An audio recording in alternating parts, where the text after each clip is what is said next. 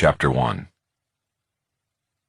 Bosch was in cell 3 of the old San Fernando jail looking through files from one of the Esme Tavares boxes when a heads-up text came in from Bella Lourdes over in the Detective Bureau.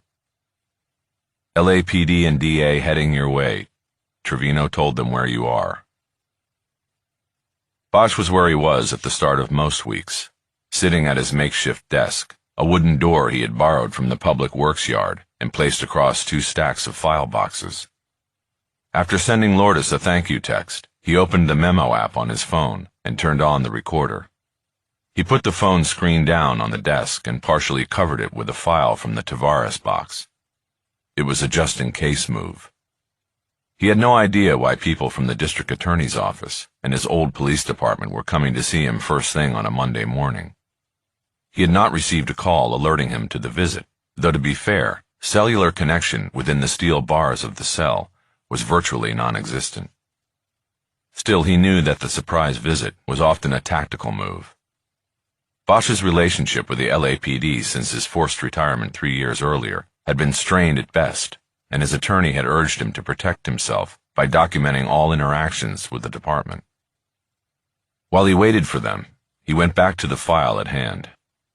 He was looking through statements taken in the weeks after Tavares had disappeared. He had read them before, but he believed that the case files often contained the secret to cracking a cold case. It was all there if you could find it.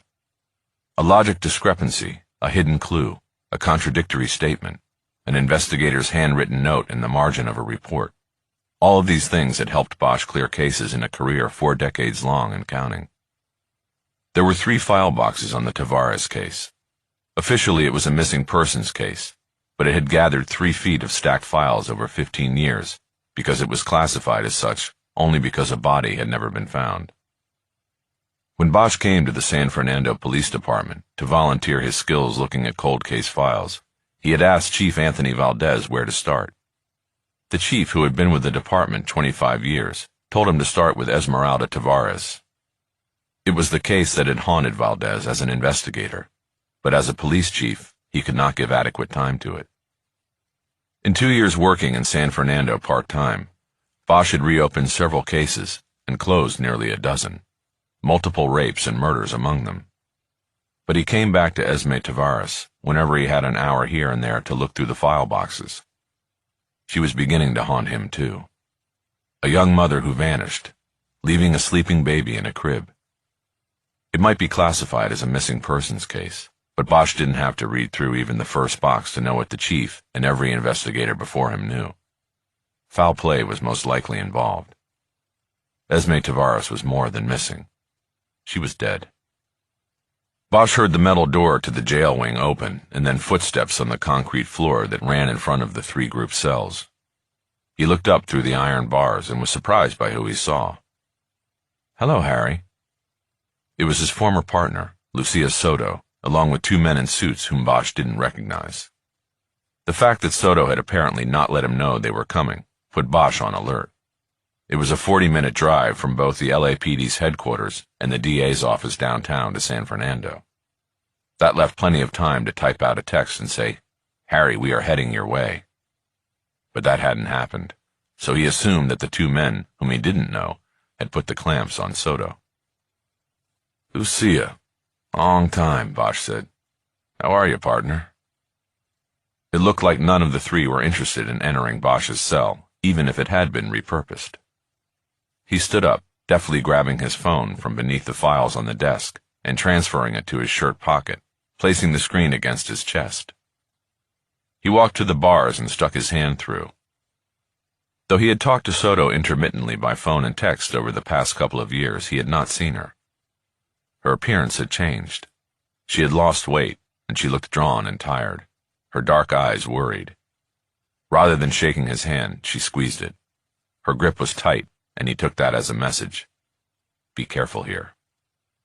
It was easy for Bosch to figure out who was who between the 2 men. Both were in their early 40s and dressed in suits that most likely came off the rack at Men's Warehouse.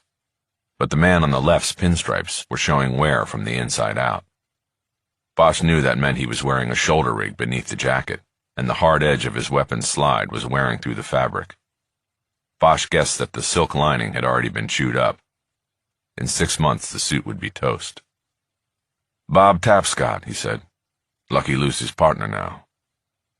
Tapscott was black, and Bosch wondered if he was related to Horace Tapscott, the late South L.A. musician who had been vital in preserving the community's jazz identity. "And I'm Alex Kennedy, Deputy District Attorney," said the second man. "We'd like to talk to you if you have a few minutes." Sure," Bosch said. "Step into my office." He gestured toward the confines of the former cell, now fitted with steel shelves containing case files.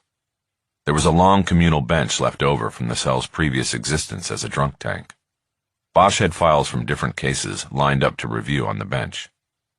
He started stacking them to make room for his visitors to sit, even though he was pretty sure they wouldn't.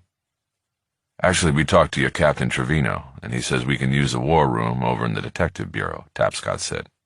"It will be more comfortable. Do you mind?" "I don't mind if the captain doesn't mind," Bosch said. "What's this about, anyway?"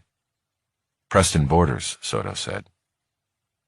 Bosch was walking toward the open door of the cell. The name put a slight pause in his step. "Let's wait until we're in the war room," Kennedy said quickly. "Then we can talk."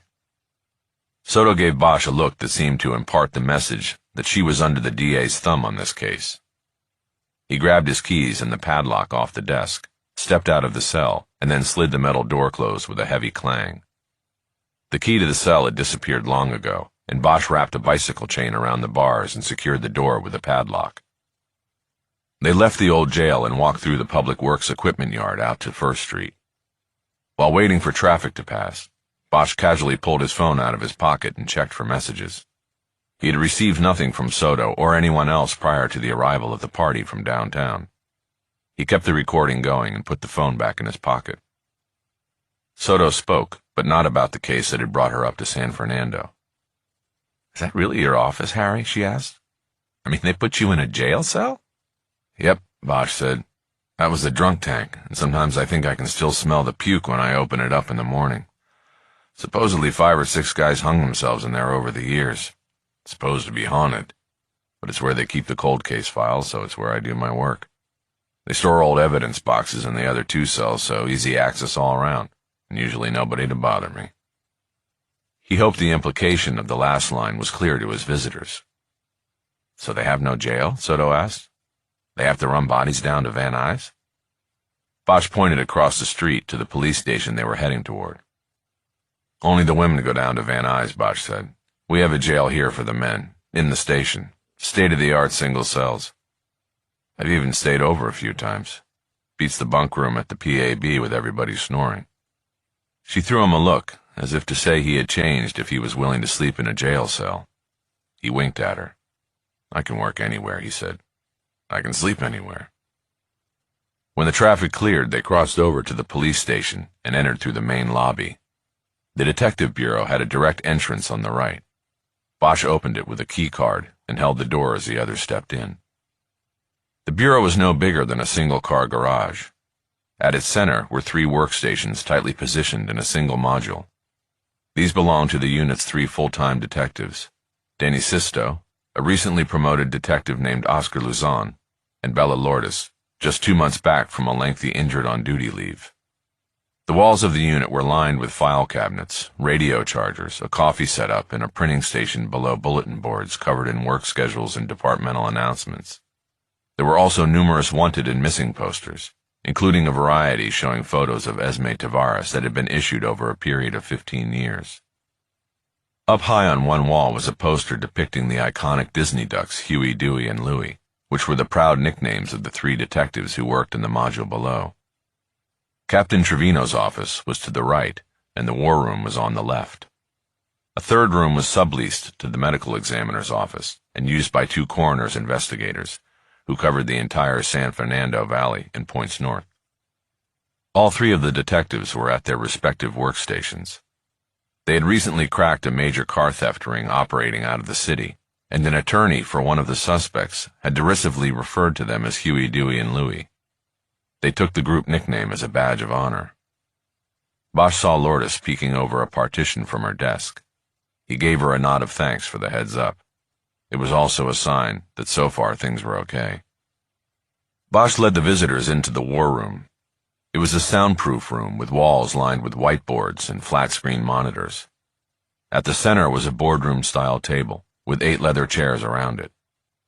The room was designed to be the command post for major crime investigations, task force operations, and coordinating responses to public emergencies such as earthquakes and riots. The reality was that such incidents were rare, and the room was used primarily as a lunchroom, the broad table and comfortable chairs perfect for group lunches. The room carried the distinct odor of Mexican food. The owner of Magali's Tamales up on Maclay Avenue routinely dropped off free food for the troops, and it was usually devoured in the war room. "Have a seat," Bosch said.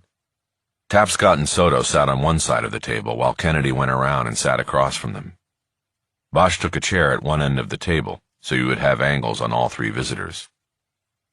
"So, what's going on?" he said. "Well, let's properly introduce ourselves," Kennedy began. "You, of course, know Detective Soto from your work together in the Open Unsolved Unit, and now you've met Detective Tapscott. They've been working with me on a review of a homicide case you handled almost 30 years ago. "Preston Borders," Bosch said. "How is Preston? Still on death row at the Q last time I checked." "He's still there." "So why are you looking at the case?" Kennedy had pulled his chair close and had his arms folded and his elbows on the table. He drum-rolled the fingers of his left hand, as if deciding how to answer Bosch's question, even though it was clear that everything about this surprise visit was rehearsed. "I'm assigned to the Conviction Integrity Unit," Kennedy said. "I'm sure you've heard of it. I have used Detectives Tapscott and Soto on some of the cases I've handled because of their skill in working cold cases." Bosch knew that the CIU was new and had been put into place after he left the LAPD. Its formation was the fulfillment of a promise made during a heated election campaign in which the policing of the police was a hot-ticket debate issue. The newly elected DA, Tak Kobayashi, had promised to create a unit that would respond to the seeming groundswell of cases where new forensic technologies had led to hundreds of exonerations of people imprisoned across the country. Not only was new science leading the way, but old science, once thought to be unassailable as evidence, was being debunked and swinging open prison doors for the innocent. As soon as Kennedy mentioned his assignment, Bosch put everything together and knew what was going on. Borders, the man thought to have killed 3 women, but convicted of only 1 murder, was making a final grab at freedom after nearly 30 years on death row. "You gotta be kidding me, right?" Bosch said. "Borders? Really? You are seriously looking at that case?" He looked from Kennedy to his old partner, Soto. He felt totally betrayed. "Lucia," he said. "Harry," she said, "you need to listen." Chapter 2. Bosch felt like the walls of the war room were closing in on him. In his mind and in reality, he had put Borders away for good. He didn't count on the sadistic sex murderer ever getting the needle, but death row was still its own particular hell, one that was harsher than any sentence that put a man in general population. The isolation of it was what Borders deserved. He went up to San Quentin as a 26-year-old man. To Bosch, that meant 50-plus years of solitary confinement, less only if he got lucky. More inmates died of suicide than the needle on death row in California. "It's not as simple as you think," Kennedy said. "Really?" Bosch said. "Tell me why." "The obligation of the Conviction Integrity Unit is to consider all legitimate petitions that come to it. Our review process is the first stage, and that happens in-house before the cases go to the LAPD or other law enforcement. When a case meets a certain threshold of concern, we go to the next step and call in law enforcement to carry out a due diligence investigation. And of course everyone is sworn to secrecy at that point." Bosch looked at Soto as he said it. She looked away. "Absolutely," Kennedy said. "I don't know what evidence Borders or his lawyer brought to you, but it's bullshit," Bosch said. "He murdered Danielle Schuyler and everything else is a scam." Kennedy didn't respond, but from his look Bosch could tell he was surprised he still remembered the victim's name. "Yeah, 30 years later I remember her name," Bosch said. "I also remember Donna Timmons and Vicky Novotny, the 2 victims your office claimed we didn't have enough evidence to file on." Were they part of this due diligence you conducted? Harry, Soto said, trying to calm him. Borders didn't bring any new evidence, Kennedy said. It was already there. That hit Bosch like a punch. He knew Kennedy was talking about the physical evidence from the case. The implication was that there was evidence from the crime scene or elsewhere that cleared Borders of the crime. The greater implication was incompetence or, worse, malfeasance, that Bosch had missed the evidence or intentionally withheld it. What are we talking about here? He asked. DNA, Kennedy said. It wasn't part of the original case in '88. The case was prosecuted before DNA was allowed into use in criminal cases in California. It wasn't introduced and accepted by a court up in Ventura for another year. In L.A. County, it was a year after that. We didn't need DNA, Bosch said. We found the victim's property hidden in Borders' apartment. Kennedy nodded to Soto. We went to property and pulled the box, she said. You know the routine.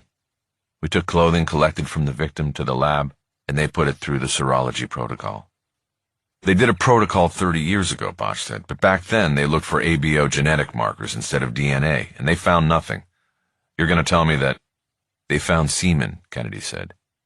It was a minute amount, but this time they found it. The process has obviously gotten more sophisticated since this killing, and what they found didn't come from Borders. Bosch shook his head. Okay, I'll bite, he said. Whose was it? A rapist named Lucas John Ulmer, Soto said. Bosch had never heard of Ulmer. His mind went to work, looking for the scam, the fix, but not considering that he had been wrong when he closed the cuffs around Borders' wrists. Ulmer's in San Quentin, right? He said. This whole thing is a... No, he's not, Tapscott said. He's dead. Give us a little credit, Harry, Soto said. It's not like we went looking for it to be this way. Ulmer was never in San Quentin. He died in Corcoran back in 2015, and he never knew Borders. We checked it 6 ways from Sunday, Tapscott said. The prisons are 300 miles apart, and they did not know or communicate with each other. It's not there. There was a certain gotcha smugness in the way Tapscott spoke. It gave Bosch the urge to backhand him across the mouth. Soto knew her old partner's triggers and reached over to put a hand on Bosch's arm. Harry, this is not your fault, she said. This is on the lab. The reports are all there, you're right. They found nothing. They missed it back then. Bosch looked at her and pulled his arm back. You really believe that, he said? Because I don't. This is Borders. He's behind this somehow. I know it. How, Harry? We've looked for the fix in this. Who's been in the box since the trial? No one. In fact, the last one in that box was you. The original seals were intact with your signature and the date right across the top. Show him the video. She nodded to Tapscott, who pulled his phone and opened up a video. He turned the screen to Bosch. This is at Piper Tech, he said.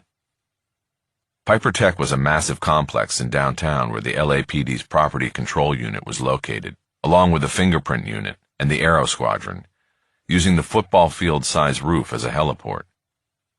Bosch knew that the integrity protocol in the archival unit was high. Sworn officers had to provide departmental ID and fingerprints to pull evidence from any case. The boxes were opened in an examination area under 24-hour video surveillance. But this was Tapscott's own video, recorded on his phone. This was not our first go-round with CIU, so we have our own protocol, Tapscott said. One of us opens the box, the other person records the whole thing. Doesn't matter that they have their own cameras down there. And as you can see, no seal is broken, no tampering. The video showed Soto displaying the box to the camera, turning it over so that all sides and seams could be seen as intact. The seams had been sealed with the old labels used back in the 80s. For at least the past couple of decades, the department had been using red evidence tape that cracked and peeled if tampered with. Back in 1988, white rectangular stickers with LAPD analyzed evidence printed on them along with the signature and dateline were used to seal evidence boxes. Soto manipulated the box in a bored manner, and Bosch read that as her thinking they were wasting their time on this one. At least up until that point, Bosch still had her in his court. Tapscott came in close on the seals used on the top seam of the box. Bosch could see his signature on the top center sticker along with the date September 9, 1988. He knew the date would have placed the sealing of the box at the end of the trial. Bosch had returned the evidence, sealed the box, and then stored it in property control in case an appeal overturned the verdict and they had to go to trial again.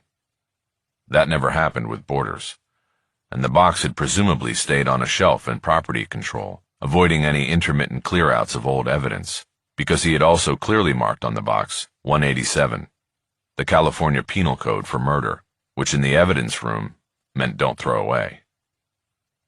As Tapscott moved the camera, Bosch recognized his own routine of using evidence seals on all seams of the box, including the bottom. He had always done it that way, till they moved on to the red evidence tape.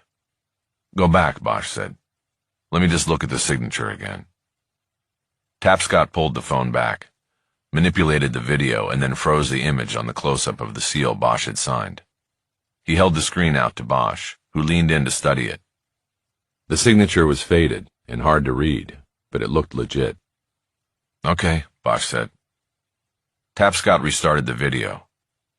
On the screen, Soto used a box cutter attached by a wire to an examination table to slice through the labels and open the box.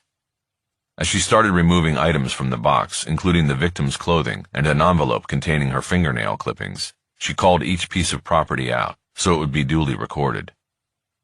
Among the items she mentioned was a seahorse pendant, which had been the key piece of evidence against Borders.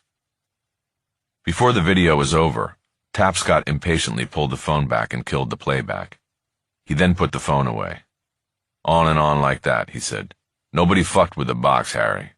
What was in it had been there since the day you sealed it after the trial." Bosch was annoyed that he didn't get a chance to watch the video in its entirety. Something about Tapscott, a stranger using his first name, also bothered Bosch. He put that annoyance aside and was silent for a long moment as he considered for the first time that his 30-year belief that he had put a sadistic killer away for good was bogus. "Where'd they find it?" he finally asked. "Find what?" Kennedy asked. "The DNA," Bosch said. "One microdot on the victim's pajama bottoms," Kennedy said. "Easy to have missed back in '87, Soto said. "They were probably just using blacklights then." Bosch nodded. "So what happens now?" he asked. Soto looked at Kennedy. The question was his to answer. "There's a hearing on a habeas motion scheduled in Department 107 a week from Wednesday," the prosecutor said.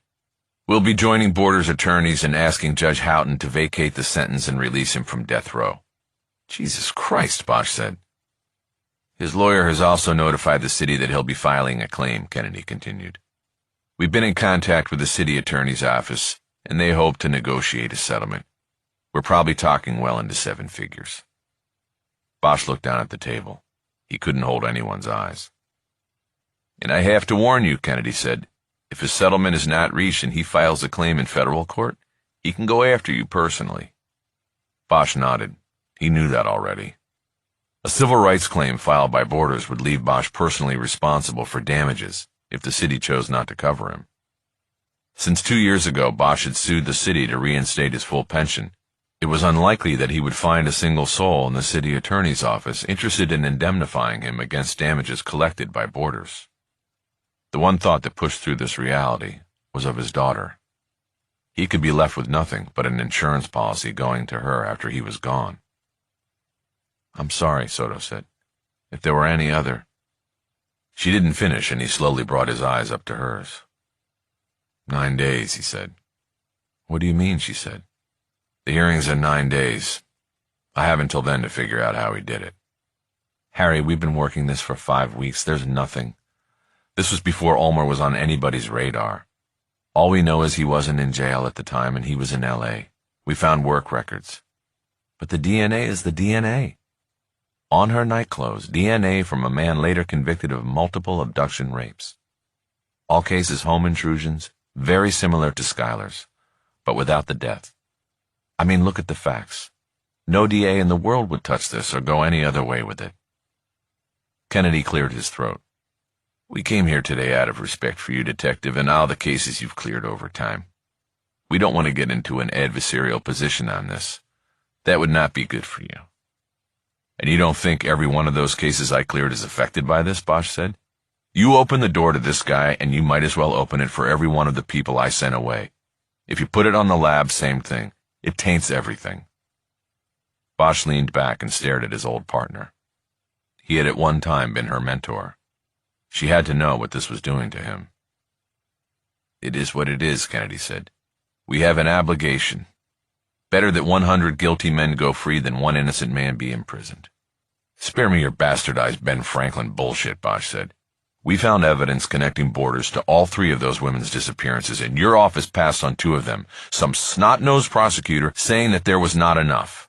This doesn't fucking make sense.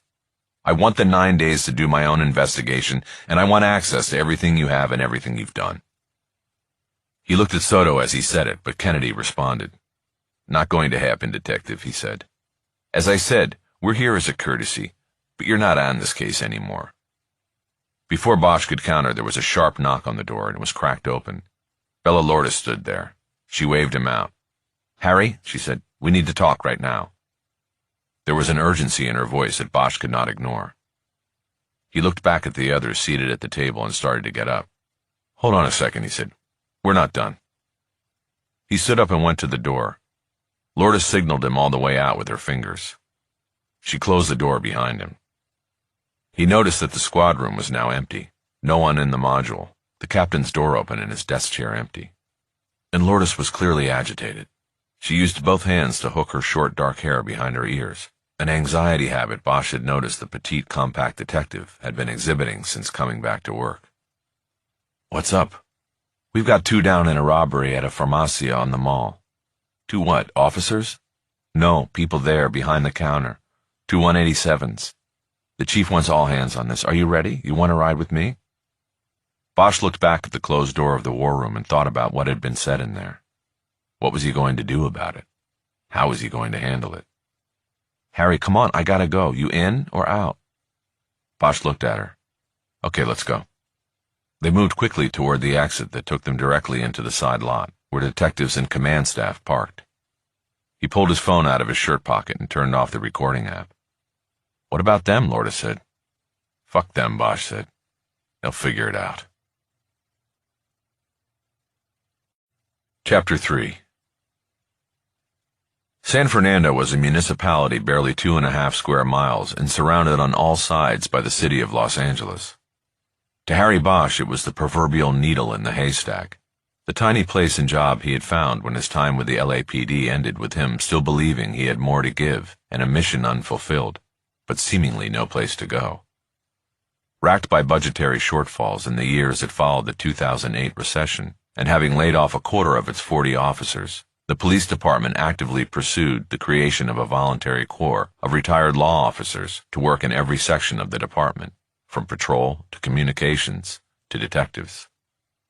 When Chief Valdez reached out to Bosch and said he had an old jail cell full of cold cases and no one to work them, it was like a lifeline had been thrown to a drowning man. Bosch was alone and certainly adrift, having unceremoniously left the department he had served for almost 40 years, at the same time that his daughter left home for college. Most of all, the offer came at a time when he felt unfinished. After all the years he had put in, he never expected to walk out the door one day at the LAPD and not be allowed back in. At a period in his life when most men took up golf or bought a boat, Bosch felt resolutely incomplete. He was a closer. He needed to work cases, and setting up shop as a private eye or a defense investigator wasn't going to suit him in the long run. He took the offer from the chief, and soon was proving he was a closer at the SFPD. And he quickly went from part-time hours, working cold cases, to mentoring the entire detective bureau. Huey, Dewey, and Louie were dedicated and good investigators, but together they had a total of less than 10 years' experience as detectives. Captain Trevino was only part-time in the unit himself, as he was also responsible for supervising both the communications unit and the jail. It fell to Bosch to teach Lourdes, Sisto, and Luzon the mission. The mall was a 2-block stretch of San Fernando Road that went through the middle of town and was lined with small shops, businesses, bars, and restaurants. It was in a historic part of the city and was anchored on one end by a large department store that had been closed and vacant for several years, the J.C. Penney sign still on the front facade. Most of the other signs were in Spanish, and the businesses catered to the city's Latino majority, mostly bridal and quinceañera salons, second-hand shops, and stores that sold products from Mexico. It was a 3-minute drive from the police station to the scene of the shooting. Lourdes drove her unmarked city car. Bosch tried his best to put the Borders case and what had been discussed in the war room behind him, so that he could concentrate on the task at hand. "So what do we know?" he asked. "2 dead at La Farmacia Familia," Lourdes said. "Called in by a customer who went in and saw one of the victims. Patrol found the second in the back. Both employees. Looks like a father and son." "The son an adult?" "Yes." "Gang affiliation?" "No word." "What else?" "That's it. Gooden and Sanders headed out when we got the call. Sheriff's forensics have been called." Gooden and Sanders were the 2 coroner's investigators who worked out of the subleased office in the detective bureau. It was a lucky break having them so close. Bosch remembered sometimes waiting for an hour or longer for coroner's investigators when he worked cases for the LAPD. While Bosch had solved 3 cold case murders since coming to work for San Fernando, this would be the first live murder investigation, so to speak, since his arrival. It meant there would be an active crime scene with victims on the floor, not just photos from a file to observe. The protocol and pace would be quite different, and it invigorated him despite the upset from the meeting he had just escaped from. As Lourdes turned into the mall, Bosch looked ahead and saw that the investigation was already starting off wrong. 3 patrol cars were parked directly in front of the Farmacia, and that was too close. Traffic through the 2-lane mall had not been stopped, and drivers were going slowly by the business, hoping to catch a glimpse of whatever had caused the police activity. "Pull in here," he said. "Those cars are too close, and I'm going to move them back and shut down the street." Lourdes did as he instructed and parked the car in front of a bar called the Tres Reyes, and well behind a growing crowd of onlookers gathering near the drugstore. Bosch and Lourdes were soon out of the car and weaving through the crowd. Yellow crime scene tape had been strung between the 2 patrol cars, and 2 officers stood conferring by the trunk of one car, while another stood with his hands on his belt buckle, a common patrol officer pose, watching the front door of the Farmacia.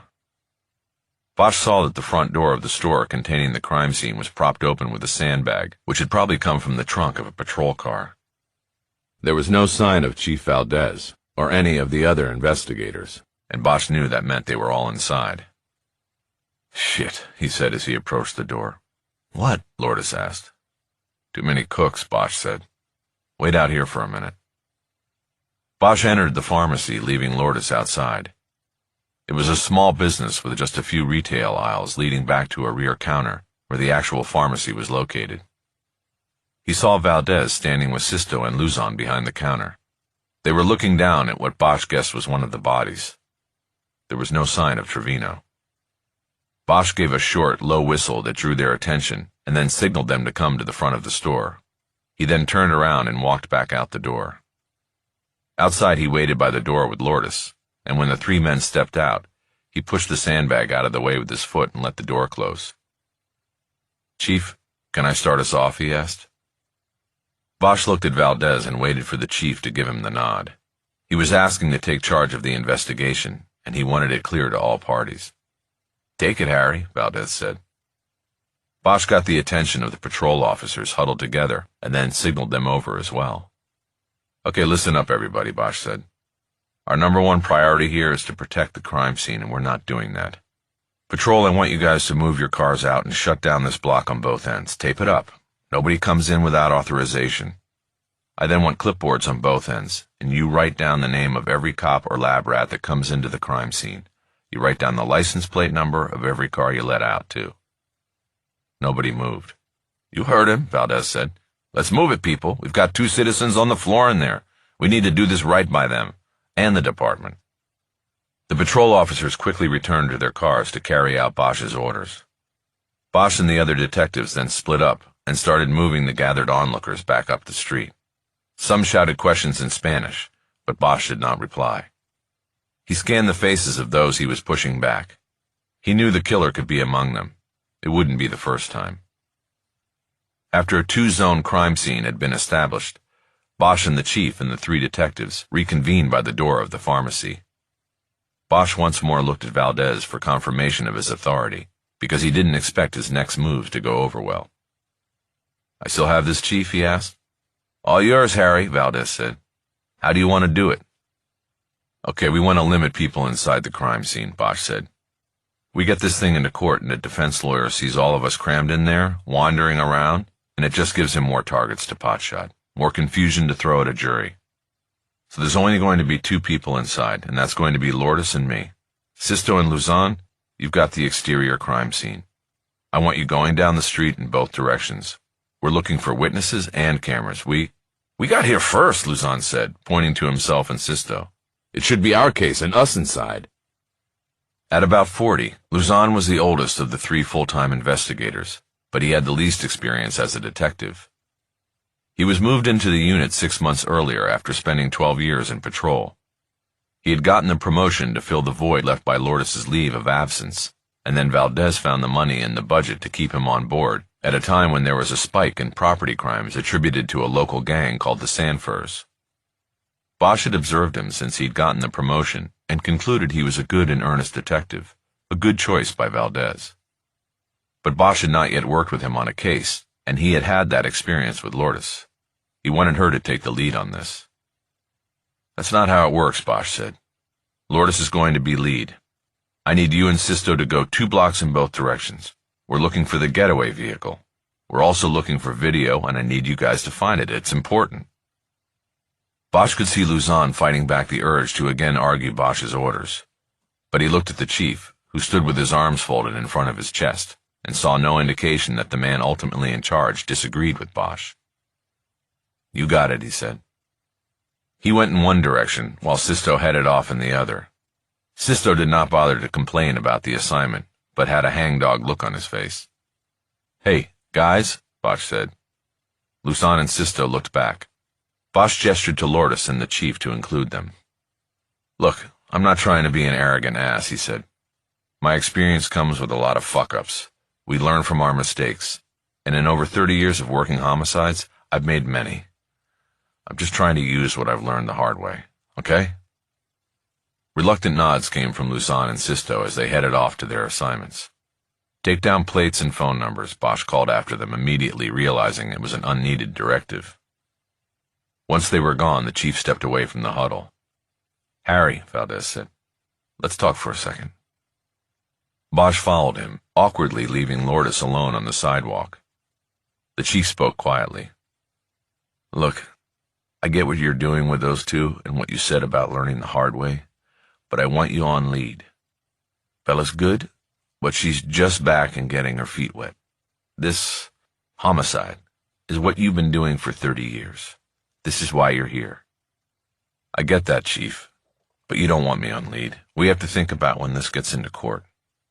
Everything's about building a case for trial, and you don't want a part-timer on lead. You want Bella. They try character assassination on her, and she'll eat their lunch after what happened last year, what she went through, and then her coming back to the job. She's a hero, and that's who you want on the witness stand. On top of that, she's good, and she's ready for this. And besides, I may have some problems coming up soon from downtown. Problems that could be a big distraction. You don't want me on lead." Valdez looked at him. He knew that downtown meant from outside the SFPD from Bosch's past. "I heard you had visitors this morning," he said. "We'll talk about that later. Where do you want me?" "Media relations," Bosch said. "They'll get wind of this soon enough, and we'll start showing up. 2 dead on Main Street will be a story. You need to set up a command post and corral them when they start coming in. We want to control what information gets out there." "Understood. What else?" "You need more bodies for the canvas. I can pull people in from patrol, take 1 officer out of every car, and run solo patrols so we get a handle on this." "That would be good. There were people in all of these shops. Somebody saw something." "You got it. What if I can get the old Pennies open and we can use that as the CP? I know the guy who owns the building." Bosch looked across the street and down half a block at the facade of the long-closed department store. "We're going to be out here late. If you can get lights on in there, go for it. What about Captain Trevino? Is he around?" "I have him covering the shop while I am here. You need him?" "No, I can fill him in on things later." "Then I'll leave you to it. We really need a quick conclusion to this, Harry, if there is one." "Roger that." The chief headed off, and Lourdes came up to Bosch. "Let me guess. He didn't want me as lead," she said. "He wanted me," Bosch said. "But it was no reflection on you." I said no. I said it was your case. "Does that have something to do with the 3 visitors you had this morning?" "Maybe. And it has to do with you being able to handle it. Why don't you go in and watch over Gooden and Sanders? I'll call the sheriff's lab and get an ETA. First thing we want are photos. Don't let those guys move the bodies around until we get the full photo spread." "Roger that.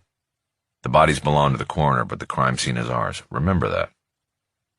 Lourdes headed toward the door of the Farmacia, and Bosch pulled his phone. The SFPD was so small it did not have its own forensics team. It relied on the Sheriff's Department crime scene unit, and that often put it in second position for services. Bosch called the liaison at the lab and was told a team was on the road to San Fernando as they spoke. Bosch reminded the liaison that they were working a double murder and asked for a second team, but he was denied and told there wasn't a second team to spare. They were getting 2 techs and a photographer-videographer, and that was it. As he hung up, Bosch noticed one of the patrol officers he had given orders to earlier was standing at the new crime scene perimeter at the end of the block. Yellow tape had been strung completely across, closing the road through the mall. The patrol officer had his hands on his belt buckle and was watching Bosch. Bosch put his phone away and walked up the street to the yellow tape and the officer manning it. "Don't look in," Bosch said. "Look out." "What?" the officer asked. "You're watching the detectives. You should be watching the street." Bosch put his hand on the officer's shoulder and turned him toward the tape. "Look outward from a crime scene. Look for people watching, people who don't fit. You'd be surprised how many times the doer comes back to watch the investigation. Anyway, you're protecting the crime scene, not watching it." "Got it." "Good." The sheriff's forensic team arrived shortly after that, and Bosch ordered everyone out of the pharmacy so the photographer could go in and take a preliminary photo and video sweep of the crime scene with only the bodies in view. While waiting outside, Bosch pulled on gloves and a pair of paper booties. Once the all-clear came from the photographer, the whole team entered the Farmacia, passing through a plastic crime scene containment curtain that had been hung by the techs over the door. Gooden and Sanders separated and continued to process the bodies. Lourdes and Bosch first went behind the pharmacy counter, where Gooden and one of the crime scene techs were examining the first body. Lourdes had a notebook out and was writing down a description of what she was seeing. Bosch leaned close to his partner's ear and whispered, "Take the time to just observe. Notes are good, but clear visuals are good to keep in your mind." "Okay, I will." When Bosch was a young homicide detective, he worked with a partner named Frankie Sheehan, who always kept an old milk crate in the trunk of their unmarked car. He'd carry it into every scene, find a good vantage point, and put the crate down. Then he'd sit on it and just observe the scene, studying its nuances and trying to take the measure and motive of the violence that had occurred there. Sheehan had worked the Danielle Schuyler case with Bosch, and had sat on his crate in the corner of the room where the body was left nude and viciously violated on the floor. But Sheehan was long dead now, and would not be taking the free fall that was awaiting Bosch on the case. Chapter 4. La Farmacia Familia was a small operation that appeared to Bosch to rely mostly on the business of filling prescriptions. In the front section of the store, there were 3 short aisles of shelved retail items relating to home remedies and care, almost all of them in Spanish-language boxes, imported from Mexico. There were no racks of greeting cards, point-of-purchase candy displays, or cold cases stocked with sodas and water. The business was nothing like the chain pharmacies scattered across the city. The entire back wall of the store was the actual pharmacy, where there was a counter that fronted the storage area of medicines and a work area for filling prescriptions. The front section of the store seemed completely untouched by the crime that had occurred there. Bosch moved down the aisle to the left, which brought him to a half door leading to the rear of the pharmacy counter. He saw Gooden squatting down behind the counter next to the first body, that of a man who appeared to be in his early 50s. He was lying on his back just behind the counter, his hands up and palms out by his shoulders. He was wearing a white pharmacist jacket with a name embroidered on it. "Harry, meet Jose," Gooden said. "At least he's Jose until we confirm it with fingerprints. Through and through gunshot to the chest." He formed a gun with his thumb and finger as he gave the report and pointed the barrel against his chest. Point blank, Bosch asked. Almost, Gooden said. 6 to 12 inches. Guy probably had his hands up and they still shot him. Bosch didn't say anything. He was in observation mode. He would form his own impression about the scene and determine if the victim's hands were up or down when he was shot. He didn't need that information from Gooden. Bosch squatted and looked across the floor around the body, and bent down further to look under the counter. What is it? Lourdes asked. No brass, Bosch said. No ejected bullet casings indicated one of two things to Bosch. Either the killer had taken the time to pick up the casings, or he had used a revolver, which did not eject bullet casings. Either way, it was notable to Bosch. Picking up critical evidence showed a cool calculation to the crime. Using a revolver could indicate the same. A weapon chosen because it would not leave critical evidence behind. He and Lourdes moved into the hallway to the left of the pharmacy counter. The 20-foot passageway led to the work and storage areas and a restroom. There was a door at the end of the hall with double locks and an exit sign as well as a peephole. It presumably led to the back alley from which deliveries would come.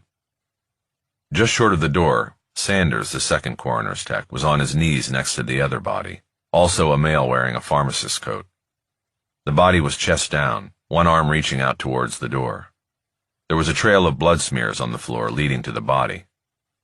Lourdes walked down the side edge of the hallway, careful not to step in the blood. And here we have Jose Jr., Sanders said. We have 3 points of impact, the back, the rectum, the head, most likely in that order.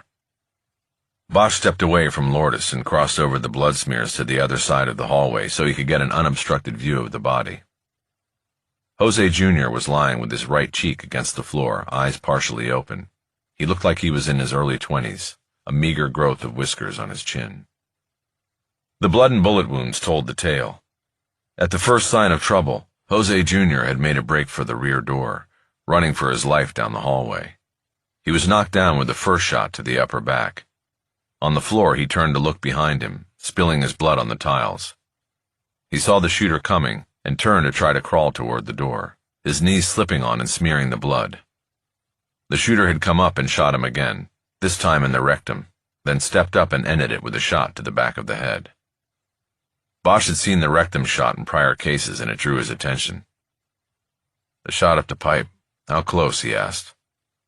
Sanders reached over and used one gloved hand to pull the seat of the victim's pants out taut so the bullet entry could be clearly seen. With the other hand, he pointed to where the cloth had been burned. You got up in there, Sanders said, point blank. Bosch nodded. His eyes tracked up to the wounds on the back and head. It appeared to him that the 2 entrance wounds he could see were neater and smaller than the one shot to Jose Sr.'s chest. You thinking 2 different weapons? He asked. Sanders nodded. If I were betting, he said. And no brass. None evident. We'll see when we roll the body, but that would be a miracle if 3 shells ended up underneath. Bosch nodded in reply. Okay, do what you have to do, he said. He carefully stepped back down the hallway and moved into the pharmacy's work and drug storage area. He started by looking up and immediately saw the camera mounted in the corner of the ceiling over the door. Lourdes entered the room behind him. He pointed up, and she saw the camera. Need the feed, he said. Hopefully off-site or to a website. I can check that, she said. Bosch surveyed the room. Several of the plastic drawers where stores of pills were kept were pulled out and dropped to the floor, and loose pills were scattered across it. He knew a difficult task of inventorying what had been in the pharmacy and what had been taken lay ahead. Some of the drawers on the floor were larger than others, and he guessed that they had contained more commonly prescribed drugs. On the work table there was a computer. There were also tools for measuring out and bottling pills in plastic vials as well as a label printer. Can you go out and talk to the photographer? He asked Lourdes. Make sure he got all of this stuff in here before we start stepping on pills and crunching them. Tell him he can start videoing the crime scene processing now, too. On it, Lourdes said. After Lourdes went out, Bosch moved into the hallway again. He knew they would need to collect and document every pill and piece of evidence in the place. A homicide case always moved slowly from the center out. In the old days, he would have stepped out at this point to smoke a cigarette and contemplate things. This time he went out through the plastic curtain just to think. Almost immediately, his phone vibrated in his pocket. The caller ID was blocked. "That wasn't cool, Harry," Lucia Soto said when he answered. "Sorry, we had an emergency," he said. "Had to go." "You could have told us. I'm not your enemy on this. I'm trying to run interference for you. Keep it below the radar. If you play this right, the blame will go on the lab or your former partner, the one who's dead." "Are Kennedy and Tapscott with you right now?" "No, of course not. This is just you and me." "Can you get me a copy of the report you turned in to Kennedy?" "Harry?" "I thought so. Lucia, don't say you're on my side, running interference for me if you're not. You know what I mean? I can't just share active files with... Look, I'm in the middle of things here. Give me a call back if you change your mind. I remember there was a case that meant a lot to you once. We were partners, and I was right there for you. I guess things are different now. That's not fair, and you know it. And one other thing, I'd never sell out a partner, even a dead one." He disconnected. He felt a pang of guilt. He was being heavy-handed with Soto, but felt he needed to push her toward giving him what he needed. Since he had finished his career with the LAPD working cold cases, it had been many years since he had worked a live murder scene. With the return of crime scene instincts came the tug of old habits. He felt a deep need for a cigarette. He looked around to see if there was anyone he could borrow a smoke from, and saw Lourdes approaching from the short end of the block. She had a troubled look on her face. "What's wrong?" "I came out to talk to the photographer and got signaled up to the tape. Mrs. Esquivel, the wife and mother of our victims, was stopped at the tape and she was hysterical. I put her in a car and they're taking her to the station." Bosch nodded. Keeping her away from the crime scene was the right move. "You up for talking with her?" he asked. "We can't leave her over there too long." "I don't know," Lourdes said. "I just ruined her life. Everything that's important to her is suddenly gone, her husband and her only child." "I know, but you have to establish rapport. You never know. This case could go on for years. She's going to need to trust the person carrying it. You've got Spanish and a lot of years ahead of you here. I don't." "Okay, I can do it." Focus on the son, his friends, what he did when he wasn't working. Enemies, all that stuff. Find out where he lived, whether he had a girlfriend, and ask the mother if Jose Sr. was having problems with him at work. The son is going to be the key to this. "You get all of that from a shot up the ass?" Bosch nodded. "I've seen it before, on a case where we talked to a profiler. It's an angry shot. It has payback written all over it." "He knew the shooters?" "No doubt. Either he knew them or they knew him, or both." Chapter 5. Bosch didn't get to his home until after midnight. He was beat from a long day working the crime scene and coordinating the efforts of the other detectives as well as the patrol division. He had also been drawn into briefing Chief Valdez on where the investigation stood before the chief faced the cameras and reporters that had gathered on the mall. The update was concise. No suspects. No arrests. The assessment for the media was accurate, but the investigators of the Farmacia murders were not without leads. The murders and subsequent looting of the store's supplies of prescription drugs had indeed been captured on 3 cameras inside the drugstore, and the full-color videos gave insight into the cold calculation of the crime. There had been 2 gunmen wearing black ski masks and carrying revolvers. They cut down Jose Esquivel Sr. and his son with a coldness that implied planning, precision, and intention. Bosch's first thought after seeing the videos was that they were hitmen there to do a job. Stealing pills was simply a cover for the true motive for the crime. Sadly, initial viewings of the video revealed few usable identifiers of either shooter. When one of the men extended his arm to shoot Jose Sr., his sleeve pulled back to reveal white skin, but nothing else stood out. After parking in the carport, Bosch skipped the side door entrance to the house and walked out front so he could check his mailbox. He saw that the top of the box attached to the house was held open by a thick manila envelope. He pulled it out and held it under the porch light to see where it had come from. There was no return address and no postage on the envelope. Even his own address was missing. The envelope only had his name written on it. Bosch unlocked the door and carried it inside. He He put the envelope in the mail he had received down on the kitchen counter while he opened the refrigerator to grab a beer. After his first draw on the amber bottle, he tore open the envelope. He slid out a 1-inch thick sheaf of documents.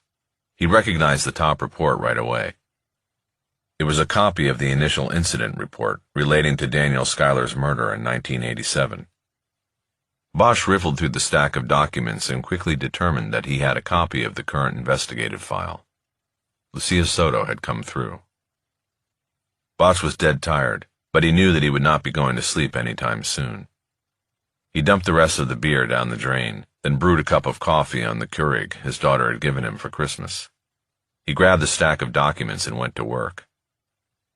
After his daughter had left for college, the family dinners became a rare occurrence. Bosch turned the dining room of the small house into a workspace.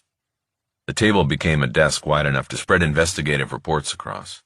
Reports from cases he was pulling out of the jail cell at San Fernando, or that he had taken on privately. He had also installed shelving on the 2 walls of the alcove, and these were lined with more files and books on legal procedure and the California Penal Code, as well as stacks of CDs and a Bose player for use when his vinyl collection and phonograph didn't cover his musical needs.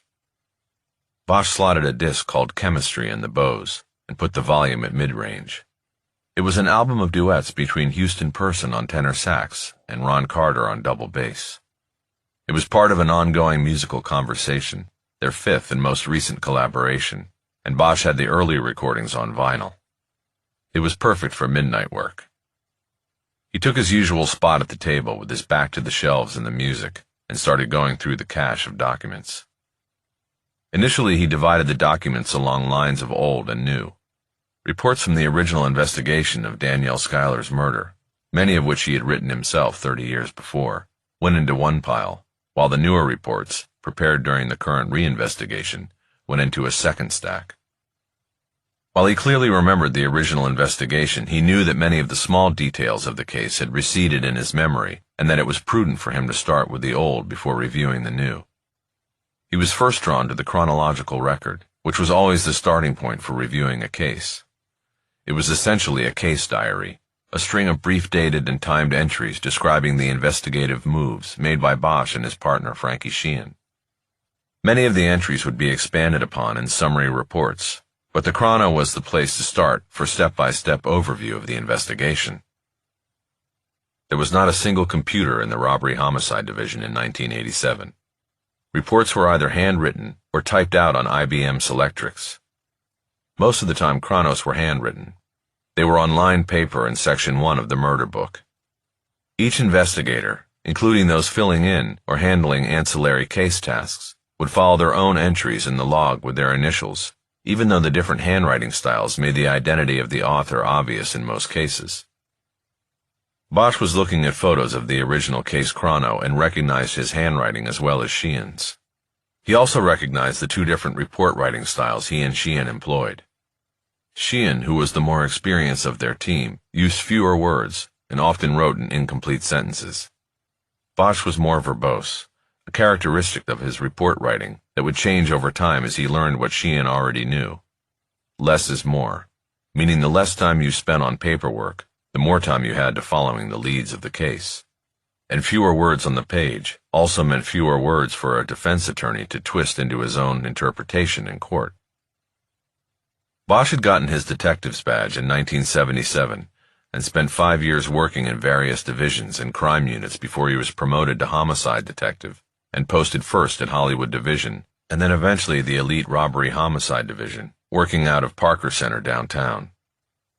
At RHD, he was paired with Sheehan, and the Schuyler case was one of the first murders they handled as lead investigators. Daniel Schuyler's story was the universal story of Los Angeles, with an added irony of origin. Raised by a single mother who worked as a motel maid in Hollywood, Florida, she filled the holes in her life with applause that came with success in beauty pageants and on the high school stage. Armed with her beauty and fragile confidence, she crossed the 3,000 miles from Hollywood to Hollywood at age 20. She found, as most do, that there was one of her from every small town in America. The paying jobs were few, and she was often taken advantage of by the leeches who were part of the entertainment industry. But she persevered. She waited on tables, took acting classes, and went to an endless string of auditions for parts that usually didn't have character names or many lines. She also built a community, young men and women engaged in the same struggle for success and fame. She saw many of them at the same auditions and casting offices. They traded tips on jobs both in entertainment and hospitality, meaning the restaurant business. By the time she was 5 years into the struggle, she had managed to amass a handful of movie and TV credits, where she was primarily cast as eye candy. She had also given numerous showcase performances in small playhouses across the valley, and had finally transitioned out of restaurant work to a part-time job as a receptionist for a freelance casting agent. The 5 years in Los Angeles were also marked by several apartment moves, several roommate changes, and several relationships with different men ranging in age from 5 years younger than her to 22 years older. When she was found raped and strangled in the empty second bedroom of her Toluca Lake apartment, Bosch and Sheehan were faced with filling out a victim history that would take several weeks to complete. As Bosch read through the case chronology, several details about Schuyler and the moves he and Sheehan had made came back to him, and the case seemed as fresh to him as the killings at La Farmacia Familia that morning. He remembered the faces of the friends and associates interviewed and listed in the chrono. He remembered how sure he and his partner were when they zeroed in on Preston Borders. Borders was also an actor who was struggling for a foothold in Hollywood, but he wasn't doing it without a net. Unlike Danielle Schuyler and thousands of other would-be artists who rolled into L.A. each year with the certainty of the tide on Venice Beach, Borders didn't have to work in hospitality or in phone sales or anywhere else. Borders was from a suburb of Boston and was staked by his parents in his efforts to become a movie star. His rent and car were paid for and his credit card bills were sent to Boston. This allowed him to fill his days auditioning for film and TV roles, and his nights moving through a seemingly endless rotation of clubs, where there were always numerous women like Schuyler hoping for someone to clear their bar tabs in exchange for a smile and conversation, and maybe something more intimate if the feeling was right. According to the chrono, Bosch and Sheehan connected Borders to Schuyler on November 1st, 1987, the 9th day of the investigation. That was when they knocked on the door of a Schuyler acquaintance named Amanda Margot. At the time, Margot was another ingenue actress. 30 years later, she could count herself among the lucky ones. She had a solid career in the film and television arenas, appearing in small roles in several films, and as a lead in a long-running show where she played a no-holds-barred homicide detective. Bosch had read interviews with her, in which she said that she drew her TV character's sympathy for victims from the real-life murder of a close friend. Bosch remembered the initial interview with Margot like it was yesterday. At the time, the young actress had none of the trappings of success in her small Studio City apartment. Bosch and Sheehan sat on a threadbare couch from a second-hand store, and Margot sat on a chair as she pulled into the living room from the kitchen.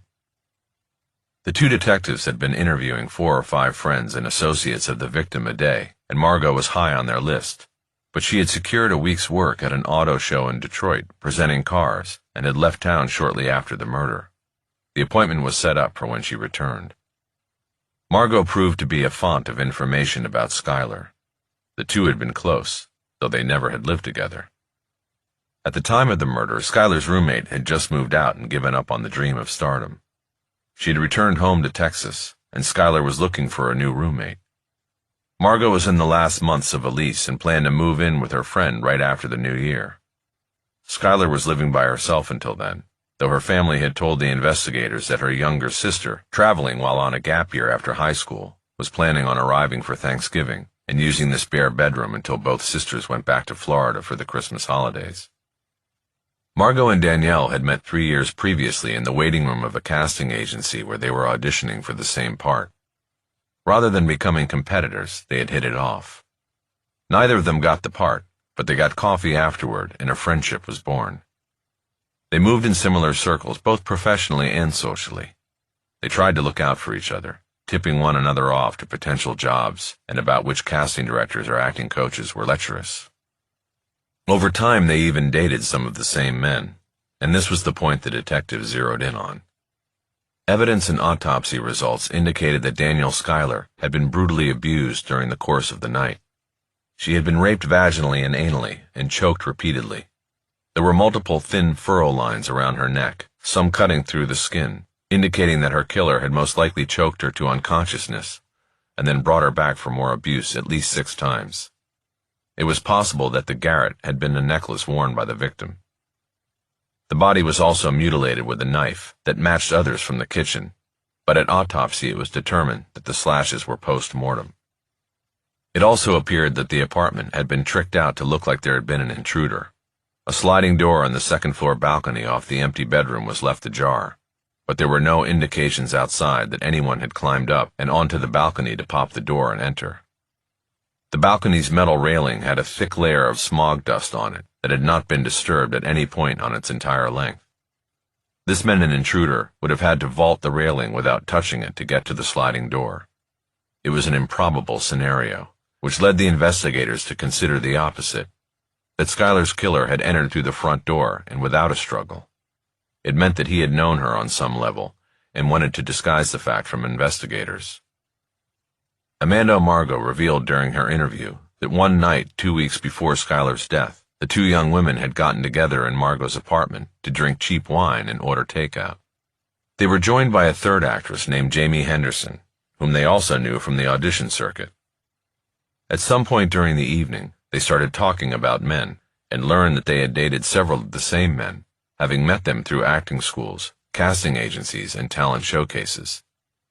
The women started making a one-and-done list of men they agreed should never be dated again. High on the list of reasons was that each man mentioned had been demanding and in some cases physically threatening when it came to wanting sex. Margot explained that many of the men they had dated expected to have sex after 1 or 2 dates. It was the men who didn't handle rejection well who were put on the one-and-done list. Here was where Bosch and Sheehan's pursuit of this angle paid off. Though the one-and-done list might have come out of an alcohol-fueled girls' night gossip session, Margot still had the piece of paper torn from a notebook and attached by a bottle opener magnet to her refrigerator door. She provided it to the detectives and was able to point out the 4 names that Danielle Schuyler had contributed to the list. They weren't full names, and some, like Bad Breath Bob, were just nicknames. But number 1 on her list was the single name Preston. Margot said it was the name of a man only Schuyler had dated, and she couldn't remember if it was the first or last name, but she did recall the story that went with it. Danielle had said that Preston was a scholarship actor, meaning he had some kind of financial support and didn't have to work a side job, and that he felt entitled to sex after a first date, in which he had paid for dinner and drinks. Danielle said that he had grown very angry upon her rejection when she was being dropped off at her apartment, and that later he came back to knock on her door and demanded to be let in.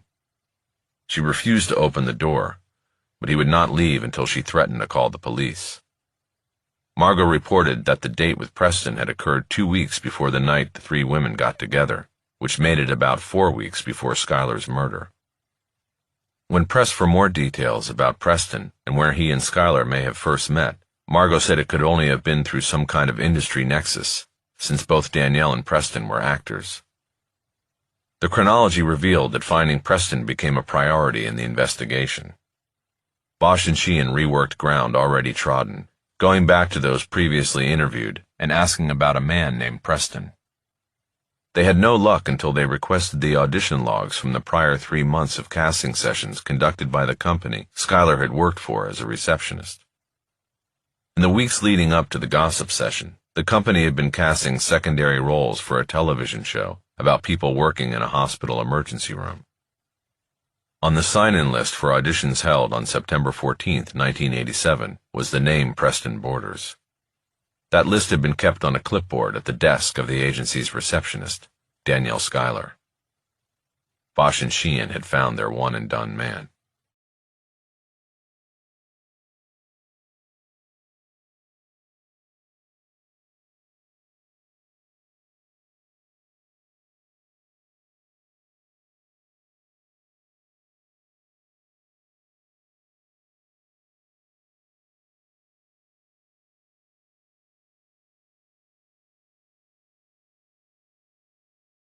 Chapter 6. The detectives carried out their due diligence and interviewed Jamie Henderson, the 3rd woman involved in drawing up the one-and-done list. She confirmed Amanda Margot's account of the evening and Danielle Schuyler's contributions to the list. They then identified and interviewed all the men Schuyler had discussed, even Bad Breath Bob. But Bosch and Sheehan saved Preston Borders for last, because their instincts told them he could rise from the level of a person of interest to a suspect. A guy who would go back to the apartment of a woman who had rejected him, pound on the door, and demand to be allowed in for sex struck both detectives as behavior indicating the kind of psychosis found in sexual predators. A week after interviewing Amanda Margot, the detectives positioned themselves on a surveillance of Borders' apartment in Sherman Oaks and waited for him to exit for the day. They wanted to approach him away from the apartment in case he revealed something in the interview that would serve as probable cause to search his home. They didn't want to knock on the door and give him the chance to hide or destroy incriminating evidence. They were also working a hunch. With the help of Danielle Schuyler's mother and friends, they had inventoried her apartment and found only one piece of personal property missing. It was a blue seahorse pennant that had been attached to a necklace made of braided twine. Her mother had given it to her on the day she left home for California. Danielle had gone to a high school that had the seahorse as a mascot, and the pennant was a reminder of the Hollywood Danielle had come from and that her mother didn't want her to forget. Her mother had attached it to a necklace she had made herself. The piece of jewelry, though not outwardly valuable, was said to be the young woman's most prized possession. Despite 3 different searches of Schuyler's apartment, Bosch and Sheehan did not find the seahorse or necklace. They were certain Schuyler had not lost it, as it was prominently shown in a new set of headshots taken a few weeks before her death. The detectives believed that the killer had taken the necklace and pennant as a souvenir after the murder. If they were found in a suspect's possession, any blood residue on the twine could be type-matched to Danielle and would be a valuable piece of evidence. Late in the morning of the surveillance, Borders emerged from his apartment on Vesper and walked a block south to Ventura Boulevard. Bosch and Sheehan gave him a lead and then followed on foot. Borders first entered the Tower Record Store at the corner of Cedros and Ventura and browsed in the video section for more than a half hour. The detectives observing him debated whether they should approach and ask for an interview, but decided to hang back and intercept him only if he started back to his apartment. After leaving the record store, Borders walked back across Ventura and went into a restaurant called Le Café, where he had lunch by himself at the bar while chatting familiarly to the bartender. Bosch had been in Le Café several times because above the restaurant and bar was a jazz club called The Room Upstairs that was open late and featured world-class performers. He had seen Houston Person and Ron Carter perform there just a few months before. When lunch was finished, Borders left a 20 on the counter and left. Bosch and Sheehan quickly approached the 3-sided bar, and Bosch drew the bartender over to one side with a question about what bourbons he had available, while Sheehan went to the other side and placed the empty beer glass Borders had drunk from into a paper bag. He headed out and waited for Bosch on the sidewalk. Borders was nowhere to be seen at first when Bosch joined him, but they checked the drugstore 2 businesses down and found him inside shopping with a plastic basket. Borders bought a box of condoms and other toiletry items at the drugstore before heading back to his apartment. As he was unlocking the security gate, Bosch and Sheehan approached him from different sides. They had a plan for talking him into agreeing to a voluntary interview. His reported behavior with Schuyler suggested a narcissistic personality, 2 hallmark traits of which were an inflated sense of self-importance and feelings of superiority. The detectives played to those traits by identifying themselves to Borders and saying they needed his help solving the murder of Danielle Schuyler. Sheehan said they were grasping at straws in hopes since Borders had dated her, he could give insight into her personality and lifestyle. Borders agreed to the interview without hesitation. Bosch and Sheehan read that as Borders believing that if he went with the detectives that he would learn more from them than they would from him. It was similar to the psychology that often led a murderer to volunteer to join the search for the missing person they had actually killed and buried. They had to get close to the investigation to learn what was going on, while hiding in plain sight also brought them psychological fulfillment. They drove Borders over to the nearby Van Nuys station, where they had previously reserved an interview room with the detective commander. The room was wired for sound, and the interview was taped. Bosch dropped off his reading of the chronologue and changed the CD as chemistry came to an end. This time he put in Frank Morgan's Mood Indigo, and soon he was hearing Lullaby, one of his favorite recordings. He then looked back through the stack of old reports for the transcript of the interview conducted 30 years earlier with Borders. It was the thickest report in the stack, weighing in at 46 pages. He quickly leafed through it to find the moment when Borders was caught in the lie that ultimately led to his arrest and conviction. It was 2/3 through the 30-minute conversation, and during a segment where Bosch was asking the questions. It was also after Borders had signed a consent form, acknowledging his Miranda rights and agreeing to talk to the detectives. Bosch: So you and Danielle didn't have sex, you just dropped her at her place and took off? Borders: That's right. Bosch: Well, were you a gentleman? Did you walk her to the door? Borders: No. It was like she jumped out and was gone, before I could even be a gentleman. Bosch: You mean like she was mad at you? Borders: Sort of. She didn't like what I had to say. Bosch: Which was what? Borders: That there wasn't any chemistry. You know, nice try, but it wasn't right. I thought she understood and thought the same thing, but then she jumped out of the car and was gone without so much as a goodbye. It was rude, but I guess she was disappointed. She liked me better than I liked her. Nobody likes getting rejected. Bosch: And you said you had not picked her up at her place earlier. Borders: Yeah.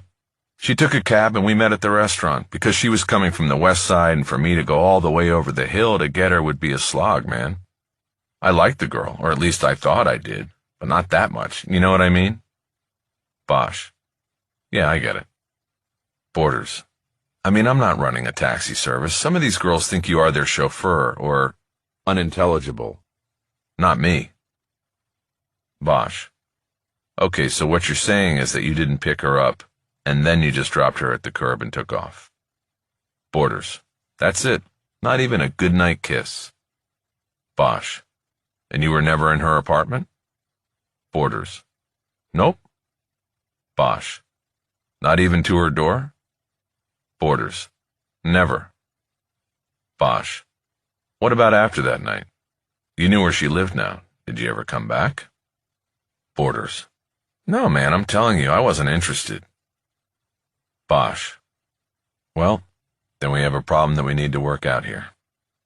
Borders: What problem? Bosch: Why do you think we approached you today, Preston? Borders: I don't know. You said you needed my help. I thought maybe one of her friends told you Skylar and I had dated.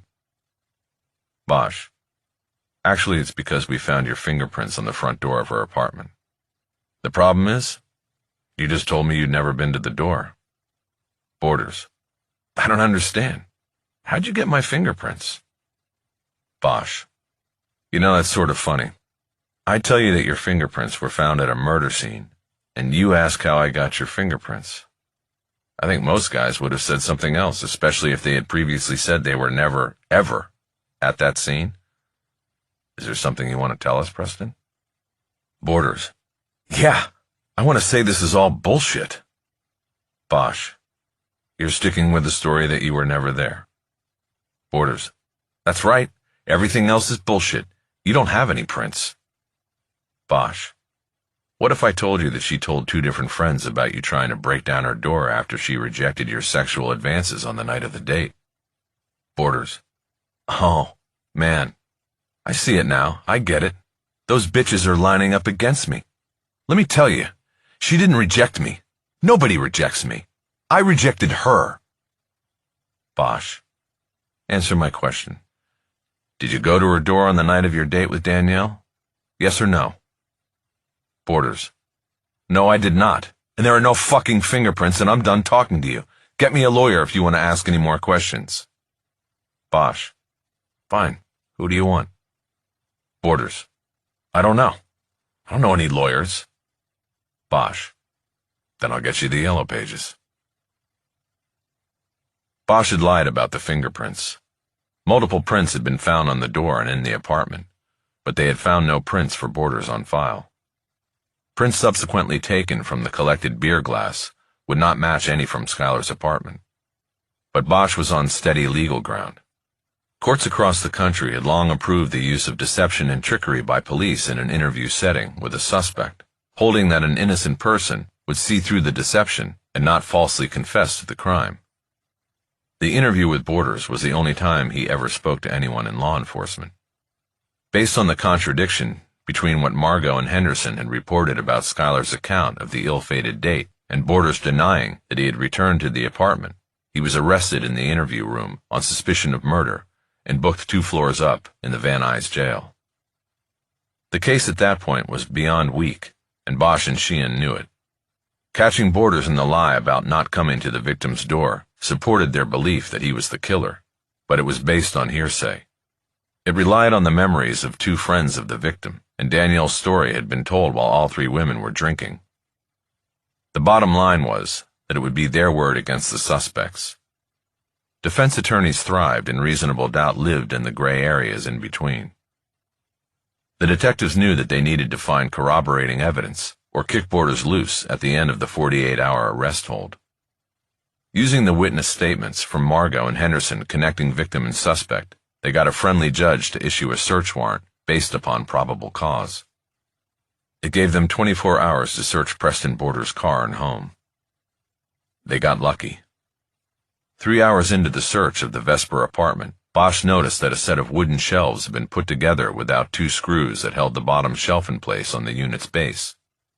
Bosch figured that if someone was going to cut corners on assembling a set of shelves, they would do it at the top, not the base. Once he removed the books and other items from the shelf, he was able to easily lift up the laminated board, revealing a hiding space within the base of the shelving unit. He found the seahorse pendant there wrapped in a tissue. The braided twine necklace was gone. He found several other pieces of women's jewelry as well, and a collection of pornographic magazines specializing in sadomasochism and bondage. With the discovery of the seahorse pendant, the case against Borders went from weak to strong. Schuyler's mother was still in town, having made arrangements for her daughter's body to be returned to Florida for burial. Bosch and Sheehan met her at the hotel, and she identified the pendant as the one she had given her daughter. The detectives were overjoyed and felt they had snatched victory from the jaws of defeat. That night, after filing the case with the district attorney's office, they would go out and click martini glasses at the shortstop in Echo Park. 30 years later, Bosch remembered the thrill of finding the key evidence. He savored the moment across time as he stacked the loose pages of the interview transcript. He remained unshaken in his confidence in the case he and Sheehan had built, and in his belief that Borders had murdered Danielle Schuyler. In the run-up to the trial, Bosch and Sheehan attempted to link the other pieces of jewelry found in the hiding place to other cases. They pulled all unsolved murders and disappearances of young women during the 4 years Borders had lived in Los Angeles. They believed he was good for at least 2 other sex slayings. Both victims were women who had tangential connections to the entertainment industry and who moved in the same Ventura Boulevard bar circuit as Borders. They found photos of the women wearing jewelry that they believed matched pieces from the hiding place in his apartment, but expert analysis could not confirm the connection, and the DA's office decided to try Borders only for the Schuyler murder. Bosch and Sheehan objected to the decision, but the prosecutor always got final call. At trial, Borders and his lawyer had to scramble to explain the seahorse pendant, but the effort seemed desperate. Defense attorney David Siegel, known in courthouse circles as Legal Siegel because of his shrewd understanding and use of the law, attempted to challenge the authentication of the piece of jewelry as Schuyler's. The prosecution had presented the victim's mother, who identified the piece and tearfully told the story behind it, as well as the photos of Schuyler taken just a few weeks before the murder, in which the pendant could be seen hanging around her neck. Siegel presented a representative of the jewelry piece's manufacturer, who testified that several thousand seahorse pendants in the exact color and style were made and distributed across the country, including hundreds in Los Angeles area retail stores. Borders testified in his own defense and claimed he had bought the pendant found in the apartment at a store on the Santa Monica Pier. He explained that he had remembered seeing a similar pendant on Schuyler during their date and liking it. He bought his own to give at some point as a gift, and that was why he had hidden the piece, as well as the other women's jewelry in the shelving unit. He kept the jewelry as potential gifts for women he dated, and didn't want the cash stolen should there be a break-in at his apartment. Siegel backed his client's testimony with the introduction of burglary statistics for the Van Nuys division, but the strained explanation for possession of the seahorse pennant did not impress the jury, particularly when juxtaposed with a playback of the audio tape from the interview with Borders. The jury deliberated for 6 hours before delivering a guilty verdict. After a separate hearing, the same jurors took only 2 hours deliberating on the horrors to which Schuyler was subjected to recommend the death penalty. The judge followed through and imposed the ultimate sanction on Borders. Bosch completed his review of the initial investigation at 4 a.m. The music had stopped without his noticing. He was tired, and he knew he had an all-hands meeting at 7:30 in the war room at SFPD to discuss where the Farmacia murder investigation stood. He decided to grab a couple hours' sleep and get to the new investigation conducted by Soto and Tapscott as soon as the next break came up in the current case. He headed down the hallway to his bedroom, remembering the moment when he had found the seahorse, and knew in the deep folds of his heart that Borders was the murderer, and that he was going to pay for his crime. Chapter 7. Bosch was on the road at 7, gulping home-brewed coffee as he drove down the ramp at Barham Boulevard onto the northbound 101 freeway. It was a cool, crisp morning, and the mountains that ringed the valley and usually trap smog under the cross-currents were clear across the northern horizon. After transitioning onto the 170, the second of 3 freeways that would take him to San Fernando, he pulled his phone and called the number he had for the Investigative Services Unit at San Quentin State Prison. The call was answered by a human voice, and Bosch asked for an investigator named Gabe Menendez. The prison had its own squad of investigators who handled inmate-on-inmate crimes, and also gathered intel on the activities of the criminals housed within the prison. Bosch had worked with Menendez in years past, and knew him as a straight shooter. After a short delay, a new voice came on the line. "This is Lieutenant Menendez. How can I help you?" He had gotten a promotion since the last time Bosch had spoken to him. "This is Harry Bosch down in L.A. Sounds like you've been moving up in the world." Bosch was careful not to say he was calling from the LAPD. He was skirting the reality of his situation because he believed he would get better cooperation if Menendez believed he was dealing with the LAPD than with the tiny SFPD. "That's been a while, Detective Bosch," Menendez said. "What can I do for you?" "One of your guys on death row," Bosch said. "Name's Preston Borders. I put him there." "I know him. Been here longer than me." "Yeah, well then you may have heard he's trying to change that." "I may have heard something about it, yeah. We just got travel orders for him. He's heading your way next week. Thought a guy like him being here so long, his appeals would have run out." "They did, but this is a new angle he's playing. What I need to know is his visitor's history and who is on his list." "I don't think that will be a problem. How far back you want to go?" Bosch thought about when Lucas John Ulmer had died. "How about going back 2 years?" he asked. "Not a problem," Menendez said. "I'll put someone on it and get back to you. Anything else?" "Yeah, I was wondering, does Borders have phone and computer access on death row?" Not directly, no. No phone and no computer, but he has access to regular mail. There are a number of websites out there that facilitate communication between death row inmates and pen pals, things like that. He connects to them through mail." Bosch thought about that for a moment before continuing. "Is that monitored?" he asked. "The mail, I mean." "Yes, it all goes through readers," Menendez said. "Somebody in this unit. It's on a rotation. Nobody can stand doing it for too long." "Any record of it kept?" "Only if follow-up action is required. If there's nothing suspicious about the letter, it's passed on." "Do you know if Borders gets much mail?" "They all do. Remember Scott Peterson? His mail is off the charts. There are a lot of fucked up women out there, Bosch. They fall in love with the bad guys. Only this is safe for them, because these bad guys aren't getting out, usually." "Right. What about letters going out?" "Same thing. It goes through vetting before it's sent.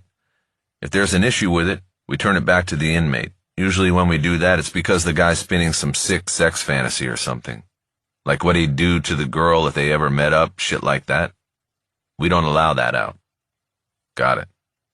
Anyway, I got your number on my Rolodex. I'm the last guy around here who still uses one. Let me find somebody to put on this and we'll get back to you. Then let me give you my cell. I'm out and about on another case, a double murder yesterday. And the cell is best. You can put it in your Rolodex. Bosch gave him the number and thanked him before disconnecting. He realized after the call that the information he was seeking might already be in the report Soto had slipped to him. The new investigation should have covered who Borders was meeting with or communicating with, but Menendez gave no indication that he had received a similar request already. It left Bosch thinking that either Soto and Tapscott had dropped the ball, or Menendez had just been playing him. Either way, Bosch would find out soon enough. Bosch next called his lawyer, Mickey Haller, who also happened to be his half-brother. Haller had handled the legal issues that had come up when Bosch left the LAPD, ultimately suing the department for a full pension payout. The department folded and Bosch received an additional $180,000 that went into the kitty he hoped one day to leave his daughter. Haller answered with what Bosch would describe as a reluctant grunt. "It's Bosch.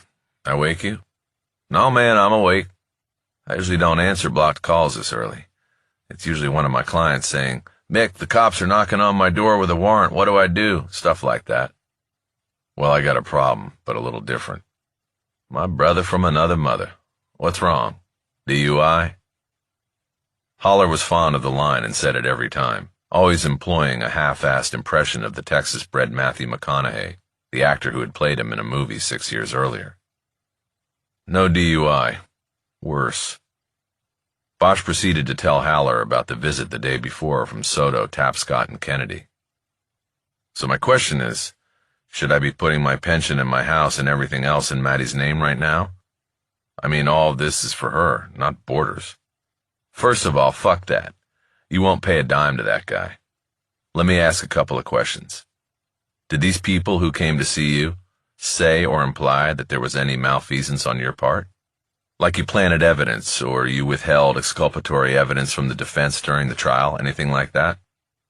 Not so far. They acted like it was a lab fuck-up, if there even was one. Back then they didn't have the same techniques they use today. No DNA or any of that. That's what I mean. So if something was missing during the due diligence and you were just carrying out your job in good faith, then the city has to cover you in any action Borders might take against you. Simple as that. We'll sue the city if it doesn't. Wait till the union gets a hold of that and realizes the city isn't covering guys just doing their jobs." Bosch thought about what Soto had said about casting blame on Sheehan. It had not come up in the meeting with Kennedy. Was she trying to tip him off to another issue raised in the reinvestigation? He decided not to bring it up until he had been able to review the entire file. "Okay," he said. He felt some relief from talking to Haller. He might soon face a career-ending humiliation, but it appeared that at least his finances and his daughter's inheritance would be protected. "What's the name of the DA from CIU who came to see you?" Haller said. "I've dealt with those people a few times." "Kennedy," Bosch said. "I can't remember his first name." "Alex Kennedy. He's a real D-bag. He may have played the respect card with you, but that guy's going to come up with a knife behind your back and try to take your scalp." So much for the relief Bosch felt. He was now on the 5 freeway and approaching the exit for San Fernando. "The good news is, fuck him," Haller said. "If this is all based on new evidence and not malfeasance of duty, then like I said, the city will have to cover you. You want me to get involved with this?" "Not yet," Bosch said. "I'm looking into it. I reviewed my own investigation. I don't think I was wrong back then. Borders did this and I'm going to find the fix. But the hearing is scheduled for next Wednesday. What are my options there? Depending on what you find out between now and then, I could always file a motion challenging the whole shooting match and asking to be heard on the matter. It might stay the ruling, give the judge something to think about for a week or so. But we'll eventually have to put up or shut up." Bosch thought about that. If he needed more time to investigate the case, that might be an option. "That would be weird, though," Haller said. "What would?" Bosch asked. Me going into court to ask a judge not to release a prisoner on death row? That would be a first, as a matter of fact. I might have to farm it out to an associate. Being on the wrong side of this could be bad for business, bro. Just saying. You wouldn't be on the wrong side. All I'm saying is DNA is the great equalizer. How often do you think the cops get it wrong and send innocent people to prison? Not very often. 1% of the time. I mean, nobody's perfect, right? I don't know. Maybe. In this country, there are 2 million people in prison. 2 million.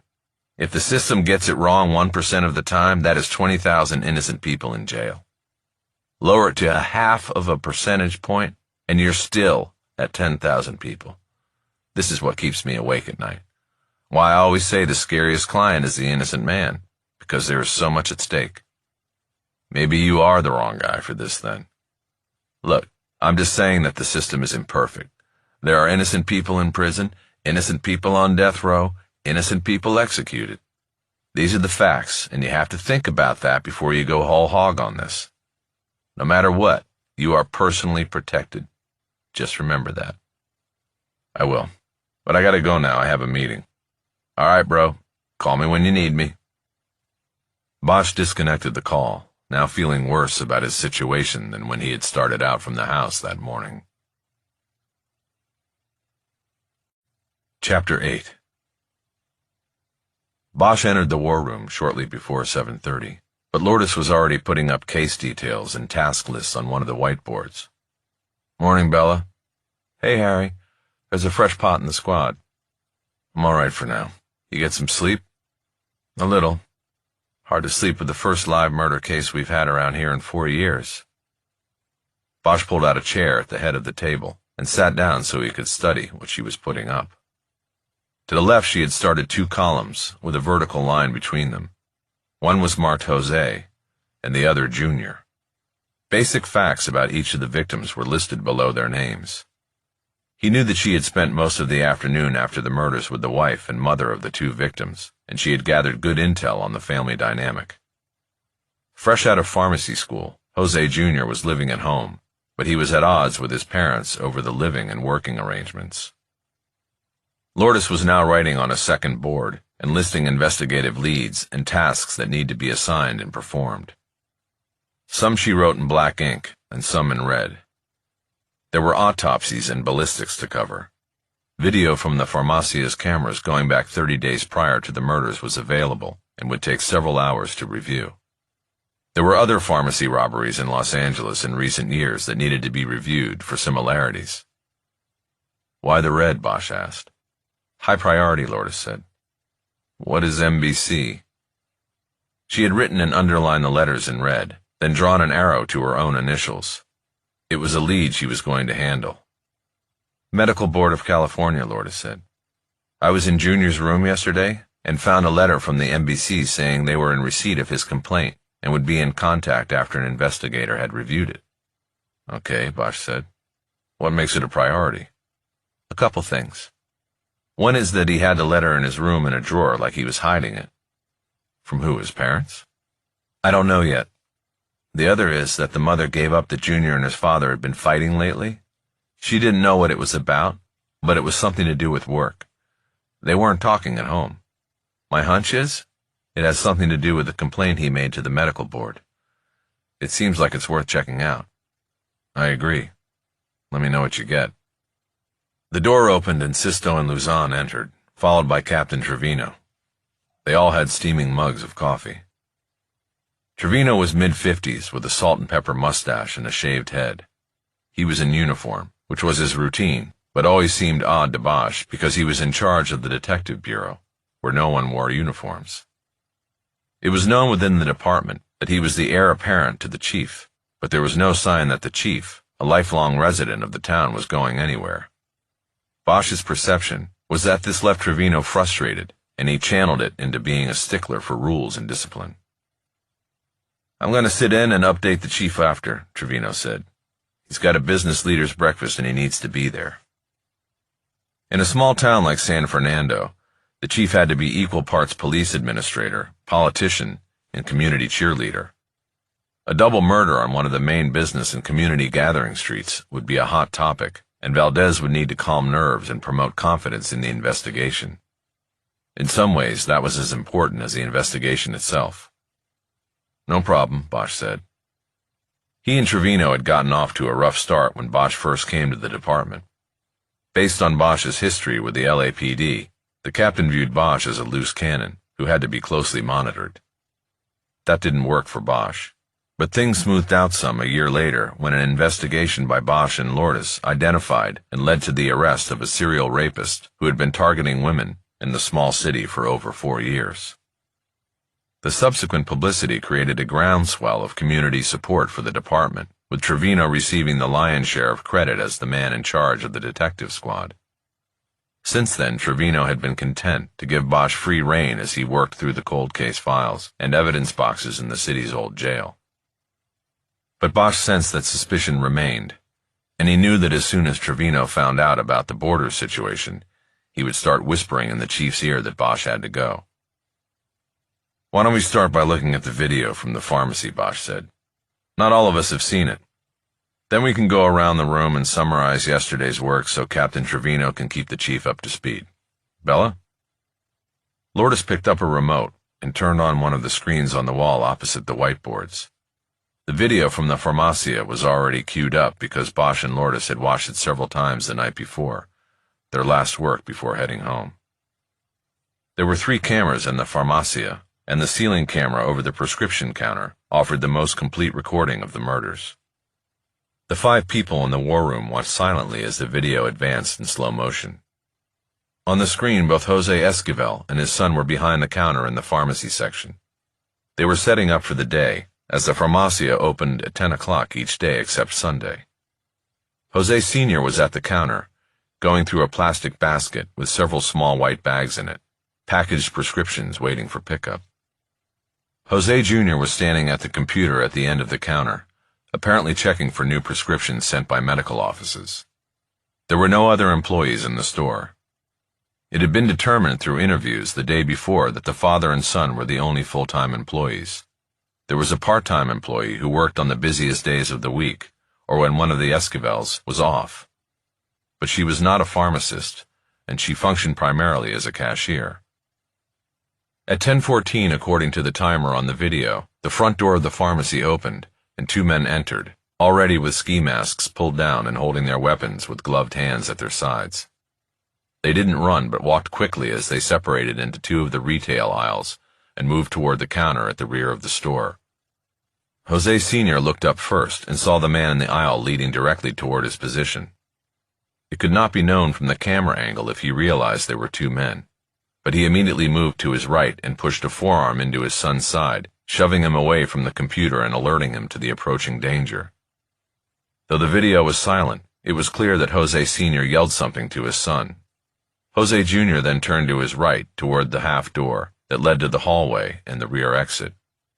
It appeared that he did not realize that this put him in the path of the man moving down the other aisle.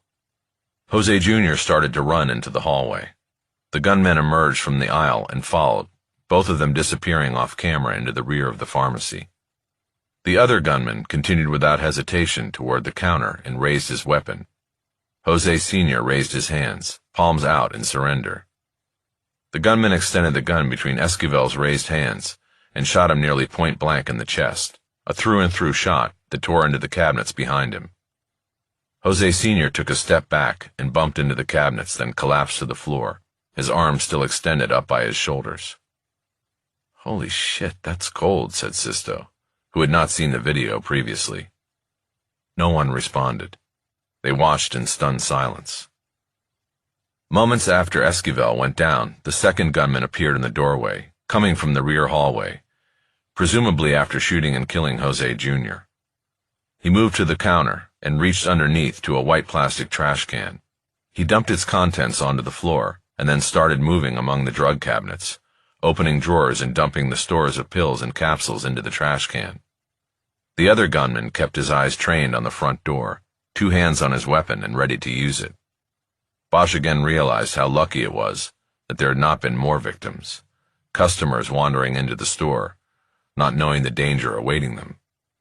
These killers were clearly not going to leave witnesses. It could have been a massacre. 90 seconds after the gunmen had entered through the front door, they moved into the back hallway and disappeared for good, having gone out the rear exit. We think they must have had a car and driver in the alley, Lourdes said. Anybody want to see it again? No thanks, Trevino said. Any video from where the sun got hit? No, the rear hallway wasn't covered by cameras, Lourdes said. What about the street? Trevino pressed. We have anything that shows those two bastards without masks on? Nothing, Luzon said. There are cameras on both ends of the mall, but they didn't pick up shit. We think they were dropped off in the alley and went in the back door of the Three Kings, said Sisto, using the English name for the bar located 2 doors down from the pharmacy. They walked through the bar and out the front door, Luzon said. Then down to La Familia and pulled down their masks before going in. They knew what they were doing, Sisto added, and where the cameras were. We got descriptions out of the Kings, Trevino asked. Not a very cooperative group in there, Captain, Luzon said. We got nothing other than the bartender saying he saw 2 guys walk through real quick. He said they were white, and that's about it. Trevino frowned.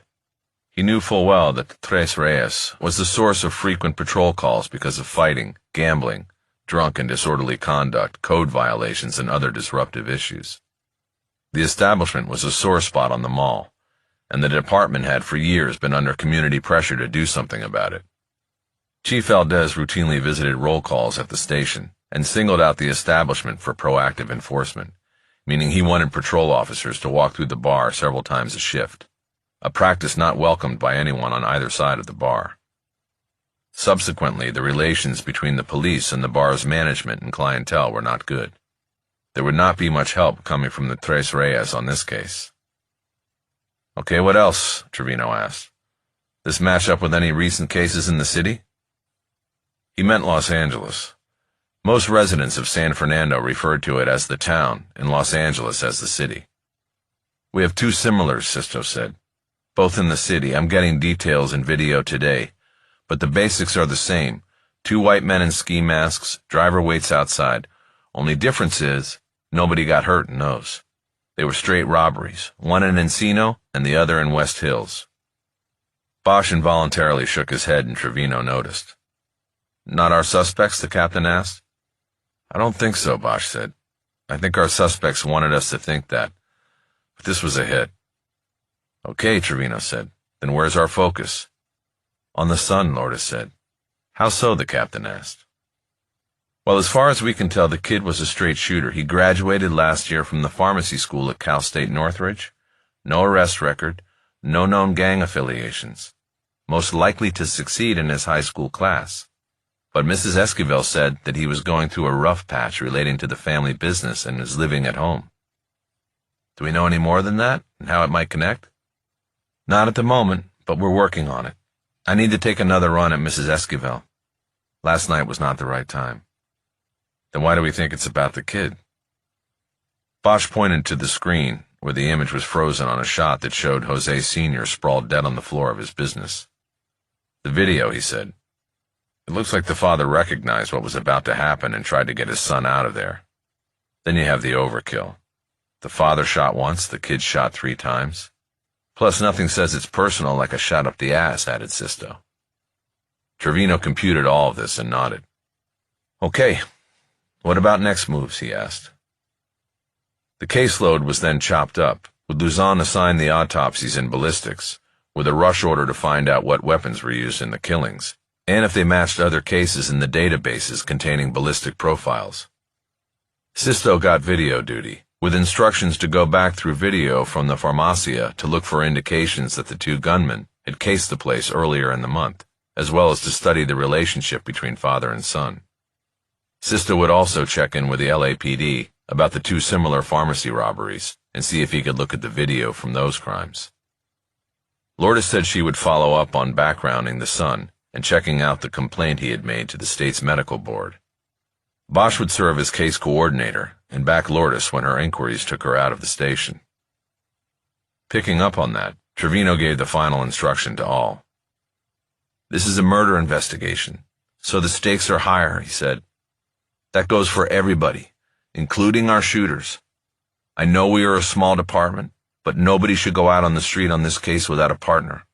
You never know what you might walk into. Roger that?" He received a chorus of confirmations back. "Okay," he said. "Let's find these guys." Chapter 9. After the war room meeting, Bosch left the station while Lourdes attempted to get hold of someone in the investigations unit of the State Medical Board. He walked 2 blocks to a shopping plaza on Truman and into a bodega that sold throwaway phones to new immigrants who could not establish addresses and the credit histories required by the big service providers. He bought a throwaway with texting capability and a full charge. He then stepped out of the store and sent a 2-word text to Lucia Soto. "Thank you." Less than a minute later, he got a response. "Who is this?" He typed in, "Go to a private spot. 5 minutes." He checked his watch and started walking back to the station. 5 minutes later, he was standing in the side parking lot and made the call. Soto took the call but said nothing. "Lucia, it's me." "Harry, what are you doing? Where's your phone?" "This is a burner. I thought you wouldn't want to have any record of talking to me." "Don't be silly. What is going on? What are you thanking me for?" "For the file." "What file?" "Okay, if that's how you want to play it, fine, I get it. I have to tell you, I got through the old case, my part in it, and it's all there, Lucia. It was a solid case. Circumstantial, yes, but solid down the line to the verdict. You need to stop this whole thing and not put this guy back on the street." "Harry," she didn't finish. "What, Lucia?" "Look, don't you understand? I'm trying to save you from getting caught in the middle of a big problem here. Somehow, some way, this is a scam. Can you get me a copy of that video Tapscott showed me of you two opening the box?" There was another long pause before Soto responded. "I think the only one with a big problem here is you, Harry." Bosch had nothing to say to that. He sensed that something had changed in her view of him. He had fallen in her eyes, and she had sympathy for him, but not the respect she'd once had. He was missing something here. He had to get back to the investigative file he knew that she had stuffed into his mailbox, whether she acknowledged it or not. He now had to consider that she had done so, not to help him, but to warn him about what lay ahead. "Listen to me," Soto said. "I'm putting my neck out here for you because we were partners. You need to let this play out without setting a fire. If you don't, you're going to get hurt in a big way." "You don't think it's going to hurt in a big way to see that guy, that killer, walk out of San Quentin a free man?" "I need to go now. I suggest you read the whole file." She disconnected, and Bosch was left holding a phone that he'd just spent $40 for and would probably never use again. He headed toward his car. He had brought the Schuyler file with him from the house and left it on the rear floorboard. Soto had clearly just directed him back to the file. There was something in the new investigation that she was pushing him toward, and that, at least in Alex Kennedy's mind, invalidated the old investigation. Bosch suspected it was more than DNA. Before he made it to the car, the side door of the station opened and Lourdes stepped out. "Harry, I was just coming to get you. Where are you going?" "Just getting something from my car. What's up?" "Let's take a ride. I just talked to an investigator for the State Medical Board." Bosch shoved the burner into his pocket and followed her to her city ride. He got in the passenger side, and she started backing out. He saw that she had put a piece of scratch paper down on the center console that said SF and Terra Bella, which he knew was an intersection in the nearby Pacoima neighborhood of Los Angeles. It was to the immediate south of San Fernando. "Pacoima?" he asked. "Jose Jr. sent an email to the medical board complaining that a clinic down in Pacoima was overprescribing oxycodone," she said. "I just want to do a drive-by, check the place out." "Got it. When did Junior send the email?" 2 months ago. He sent it to the Central Complaint Unit in Sacramento, where it sat for a while before being sent down to the Enforcement Unit in L.A. I tracked down the guy who caught it there. He said he was early stages with it. Never talked to Jose Jr. and was gathering data before making any sort of enforcement move." "Gathering data? You mean like how much the clinic was prescribing?" "Yes. Identifying the clinic, what doctors were in there, licensing, prescription accounts, all that kind of stuff. Early stages, which I think was his way of saying nothing had happened yet."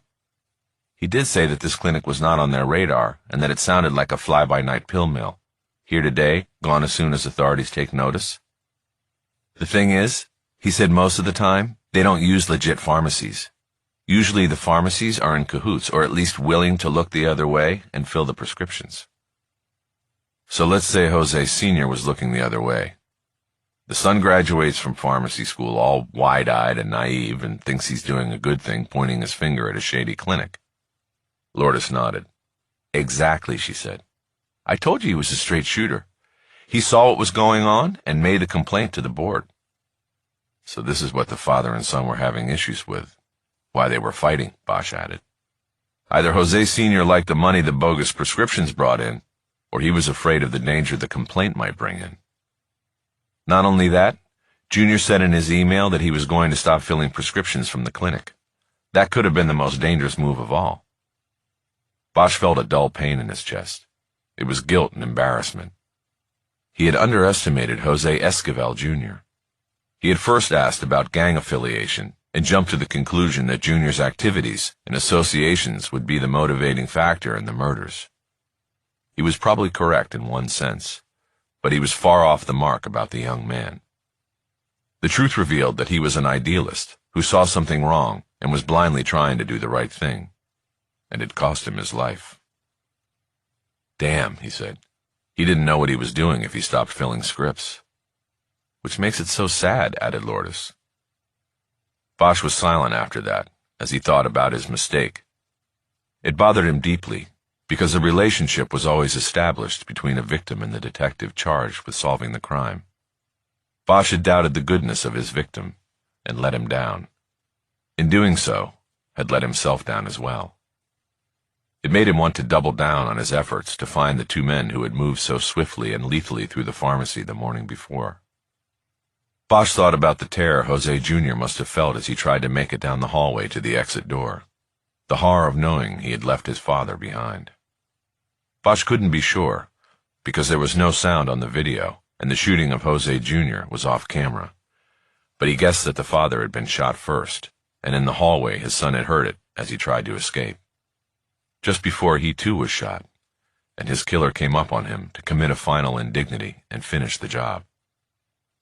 They took Truman south to where it merged with San Fernando Road, and soon they crossed the city limits and into Pacoima. There was no Welcome to Los Angeles sign, and the difference between the two communities was stark. The streets here were trash-strewn, the walls marked with graffiti. The medians were brown and weed-filled. Plastic bags were snagged on the fence line that guarded the metro tracks that paralleled the road. To Bosch, it was depressing. Though Pacoima had the same ethnic makeup as San Fernando, there was a visible disparity in the economic levels of the side-by-side communities. Soon they were driving along the south perimeter of Whiteman Airport, a small general aviation field ironically named, considering that it was surrounded by a community that was overwhelmingly brown and black. Lourdes slowed the car as they approached Terabella. Bosch could see a white one-story building on the corner. It stood out because its paint was fresh and shining in the sun, and because there was no door or any signage announcing it as a clinic or anything else. Lourdes made the turn on Terabella so they could check the side of the building. They spotted the double-door entrance on the side, but there was no indication that the clinic was in operation. The new paint and lack of signage made it appear to be a clinic not quite open for business. Lourdes kept driving south. What do you think? She asked. I don't know, Bosch said.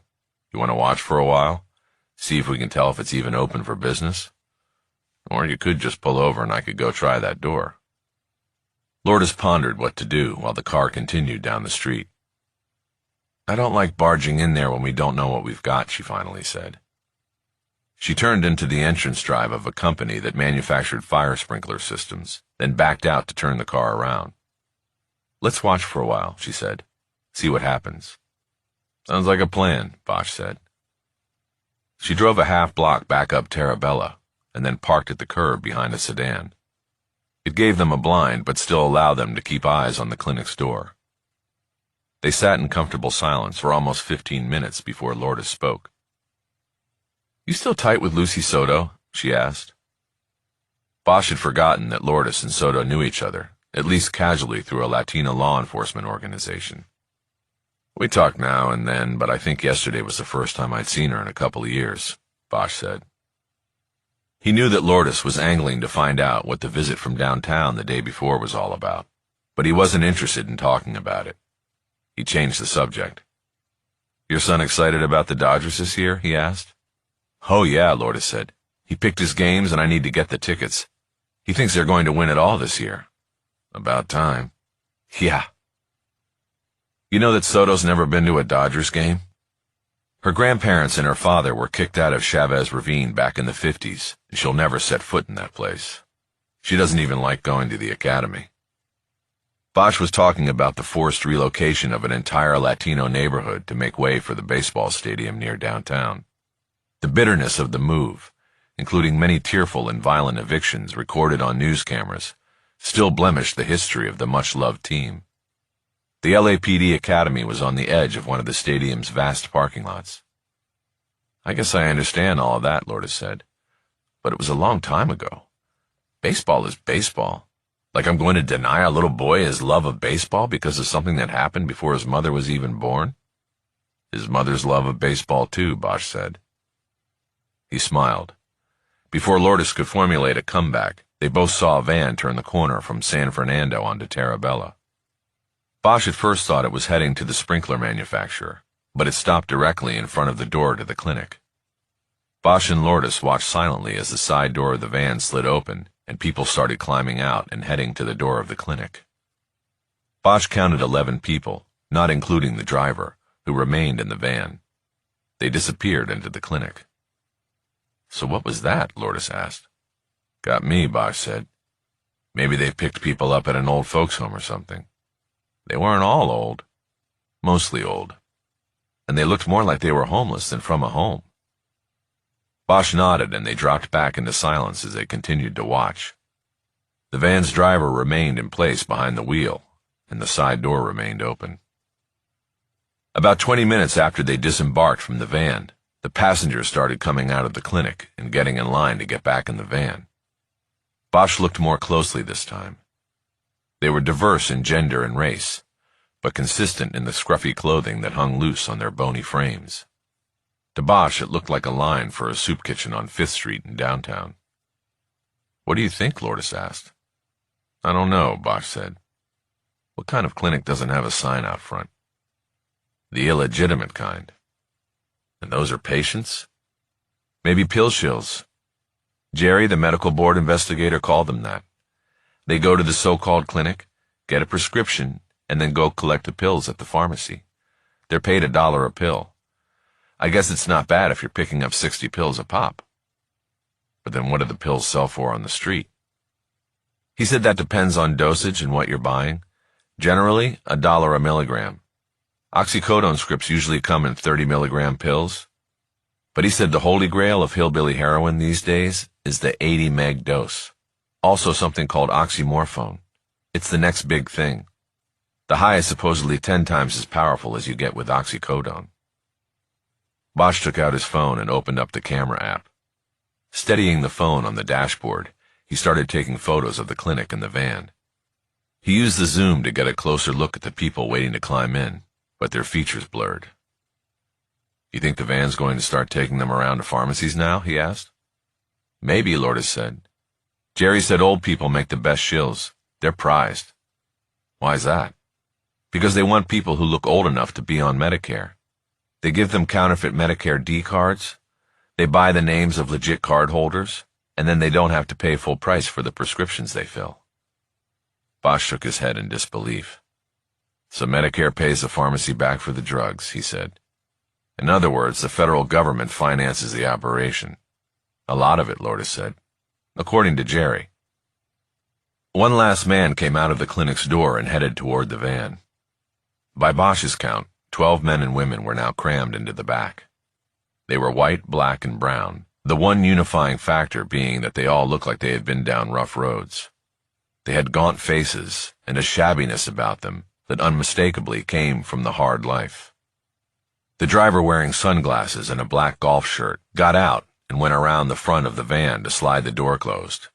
By the time Bosch had zoomed in his camera, It was too late to get the shot. The driver was in the van and hidden behind reflections on the windshield. The van pulled away from the clinic and headed down Terabella in the direction of the two detectives. Bosch pulled his phone down below the dashboard. "Shit," Lourdes said. There was no disguising that Bosch and Lourdes were in an unmarked police car. It was black and had government hubs and flashers mounted behind the front grille.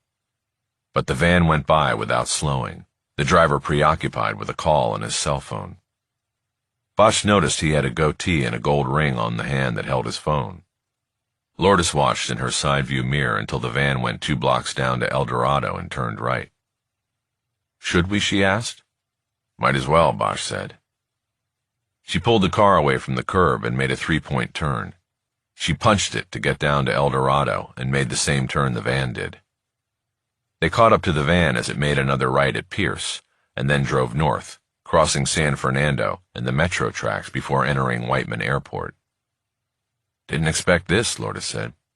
"Yeah, weird," Bosch added. The van pulled up to a gate across from an entrance to the private hangar area, and the driver's window came down. An arm extended from the window and held a key card to a reader. The gate lifted and the van went through. Lourdes and Bosch couldn't go through, but there was a perimeter road that ran parallel to the internal road and allowed them to follow the van from outside the restricted area. They watched it pull into an open hangar and then lost sight of it from their angle. They parked on the side of the perimeter road and waited. "What are you thinking?" Lourdes asked. "No idea," Bosch said. "Let's just see what happens." They watched in silence after that, and a few minutes later a single-engine plane, its prop a spinning blur, emerged from the hangar and started moving toward the runway. After it cleared the hangar, the van pulled out and headed back toward the gate. "The van or the plane?" Lourdes asked. "Let's stay here with the plane," Bosch said. "I have the plate off the van." Bosch counted 7 windows running down the side of the plane behind the cockpit. Shades were pulled down inside each window. He pulled a pen and notebook out of his pocket and wrote down the tail number of the plane. He also noted down the time. Then, raising his phone again, he started taking photos of the plane as it taxied to the runway. "What the hell are we looking at here?" Lourdes asked. "I don't know," Bosch said, "but I got the tail number. If they filed a flight plan, we can get it." Bosch checked the hangar and saw the big, wide door slowly coming down. There was an advertisement in faded paint on the corrugated metal. "Take the plunge. SFV Skydiving Club. Call today. Jump today." Bosch turned his attention back to the runway and watched silently as the plane moved down the tarmac. It was white with a burnt orange stripe running down its side. It had an overhead wing and a jump deck below the outline of a wide passenger door. Bosch switched the camera to video and filmed as the plane picked up speed and then lifted into the air. It flew off to the east and then banked south below the sun. Bosch and Lourdes watched it until it disappeared. Chapter 10. The air traffic control tower at Whiteman was up a staircase from a small general administration building. There was one receptionist between the public and the stairs, and she folded at the sight of the police badges.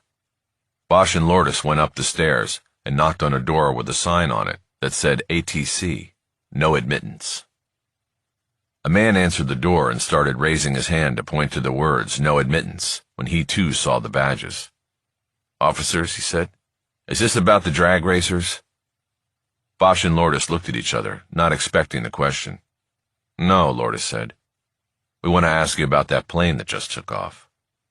The man turned and looked back into the room behind him and out the window to the airfield as if to confirm he was at an airport and that a plane had just taken off. He then looked back at Lourdes. "You're talking about the Cessna?" he asked. "The jump plane," Bosch said. "Yeah, the Grand Caravan, also known as the minivan. Not much else I can tell you beyond that." "Is there room in there for us to come in and talk? This is a homicide investigation." "No, sure. Be my guests." He held his arm out for them to enter.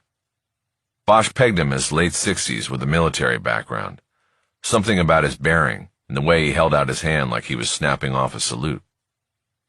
The tower was a small space with the requisite windows offering a full view of the airfield. There were 2 seats in front of a radar and communications console. Bosch signaled Lourdes to take one of the seats, and he leaned against a 4-drawer filing cabinet next to the door. "Can we start with your name, sir?" Lourdes said. The man took the remaining seat after turning it to face the 2 detectives. "Ted O'Connor," he said. "How long have you worked here, Mr. O'Connor?" she asked. "Oh, let's see, about 20 years now, over 2 different stints. Came here after the Air Force, put in 25 there, dropping napalm and shit on foreign lands. Then I came here for 10, retired, then decided I didn't like being retired, and came back after a year. That was 12 years ago. You might think sitting up here all day is boring, but you try spending a summer in a double-wide with a single-wide AC unit? You want hot and boring? Anyway, who gives a shit, really? You want to know about that Cessna. Do you know how long it's been here? Offhand, I can tell you it's been hangared here longer than I have, and it's changed hands quite a few times over the years. The owner for the past couple years is a company from down in Calexico. At least that's where Betty downstairs tells me the hangar and fuel invoices go." "What's the name of the company?" "Betty will have to get you that. She told me, but I don't remember. CLO something or other. It's a Spanish name, and I don't have much Spanish." "Is it still used for skydiving?" "I hope not. The people I see getting on that plane wouldn't make it to the ground alive." Bosch leaned forward and looked out through the windows. He saw that O'Connor had a direct line of vision into the hangar. The binoculars on the console would give him a close-up view inside when the big door was open. "So, what do you see going on in that hangar, Mr. O'Connor?" Bosch asked. "I see a lot of people coming in and out," O'Connor said. "A lot of people as old as, well, me." "Every day?" "Just about. I'm only here 4 days a week, but every day that I am, I see that plane either landing or taking off, and sometimes both." "Do you know if that plane is still configured inside for skydiving?" "As far as I know." "Long jump benches on both sides?" "That's right." "So how many people can they put in there at once?" "That plane's a stretch model with a big tail section. You can get 15, maybe 20 in there if you have to." "Did you ever report what you saw to anyone?" Lourdes asked. "Report what?" O'Connor said. "What's the crime in getting on a plane?" "Did they file a flight plan today?"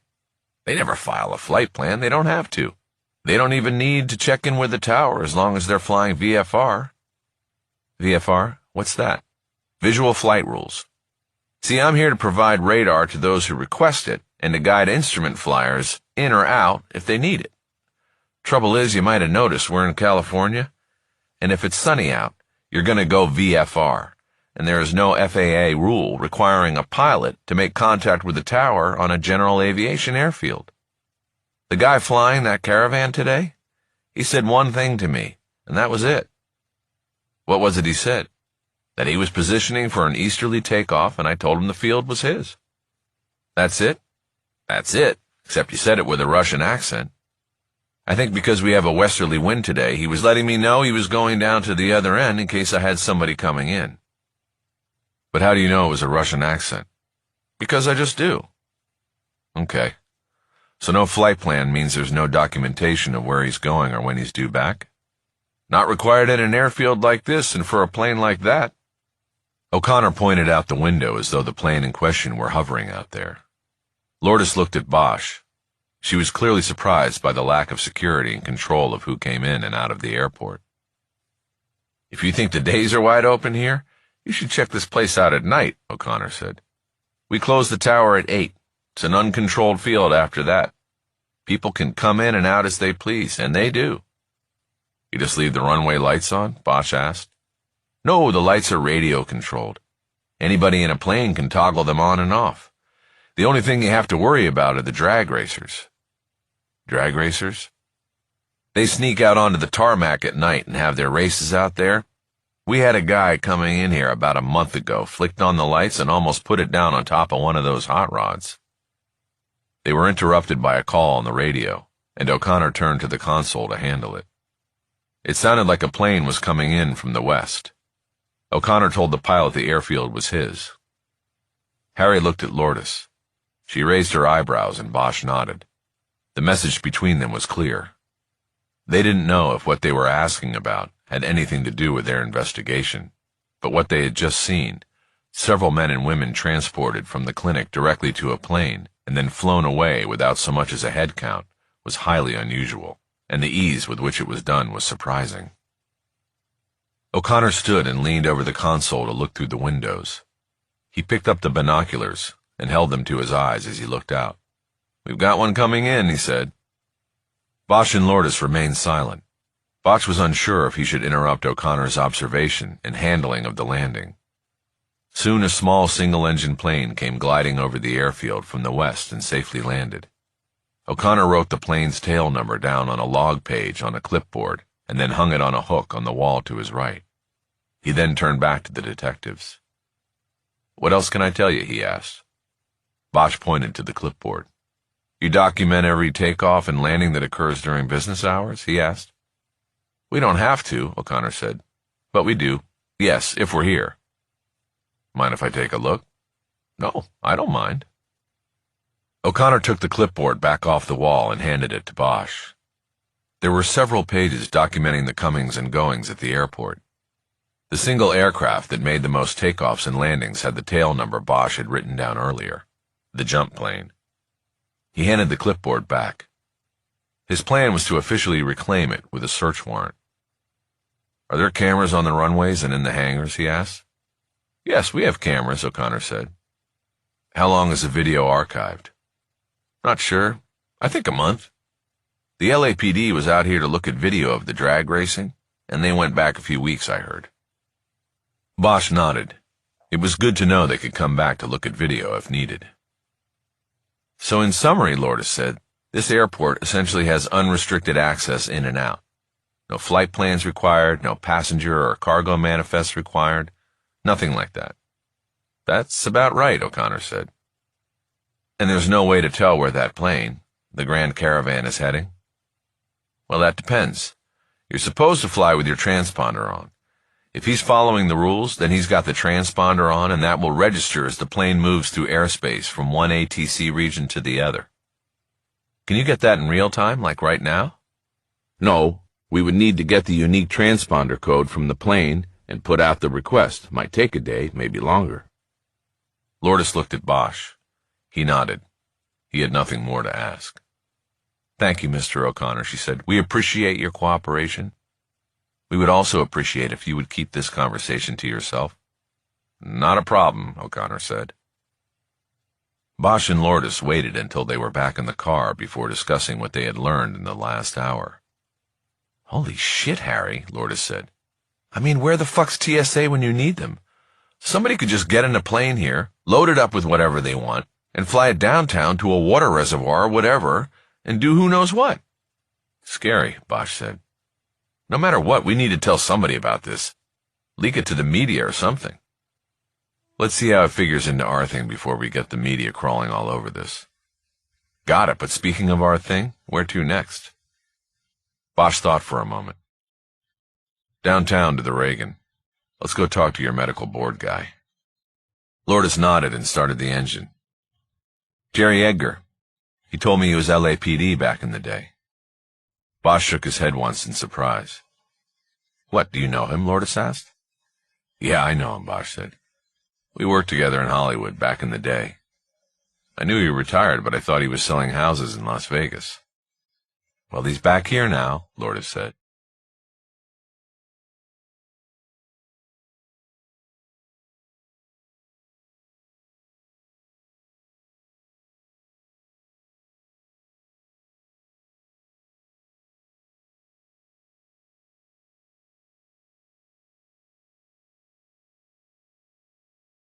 Chapter 11. The Medical Board of California had offices inside the Ronald Reagan State Office Building on Spring Street, 3 blocks from the LAPD headquarters. It was a 45-minute slog in heavy traffic down from Pacoima. Along the way, Lourdes had called Jerry Edgar and said that she and her partner were on their way to see him. When Edgar balked, saying he had a meeting to attend and wanted to set up an appointment, she identified her partner as Harry Bosch, and Edgar couldn't refuse. He said he would clear space in his schedule. They parked in a pay lot, and Edgar was waiting for them in the lobby of the State Building. He greeted Bosch warmly, but with an awkward embrace. It had been several years since they had been in each other's company, professionally or otherwise. The last message Bosch could remember coming from Edgar was one of condolences about Bosch's ex-wife several years before. Bosch had heard that his old partner had retired after that, but he had not gotten an invite to a retirement party, though he did not know if there had actually been one. Still, they had cleared several cases together while assigned to the homicide table at Hollywood Division. Now there wasn't even a homicide unit in Hollywood. All murders were handled out of West Bureau Detectives, or RHD. Things change. It was said among cops that a true test of a partnership came when there was an officer needs help call. The response is to drop everything and go, pinning the accelerator to the floor and blowing through traffic lights with the siren blaring to get to the officer in need. True partners each take one side of every intersection as they speed through. The driver takes the left, the passenger takes the right, each calling out clear as the car screams through red lights and intersections. It takes an inordinate amount of trust not to cheat and check the other side, even as your partner calls it clear. With a true partner, you don't need to check the other side. You know. You believe. When Bosch and Edgar were partners, Bosch always found himself checking the other side of the street. An outsider might view it as a distance forged in the racial divide between them. Edgar was black, and Bosch was white. But for each man it was something else, something well below the skin. It was the gap between how each man viewed the job. It was the difference between how a cop works a case, and a case works a cop. But none of that surfaced as the two men smiled at each other and tentatively hugged. Edgar's head was shaved now, and Bosch wondered if he would even have recognized him if he hadn't known it was his old partner.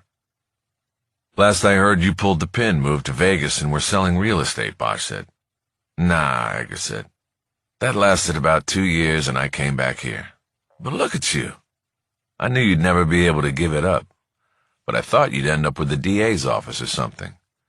SFPD. They call themselves the Mission City, right? That's perfect for Harry Bosch." Lourdes smiled, and Edgar pointed at her. "You know what I'm talking about," he said, smiling. Harry's always the man on the mission. Edgar dropped the smile and the subject when he read Bosch's frozen look, as a hint he was pushing the main difference between them too far.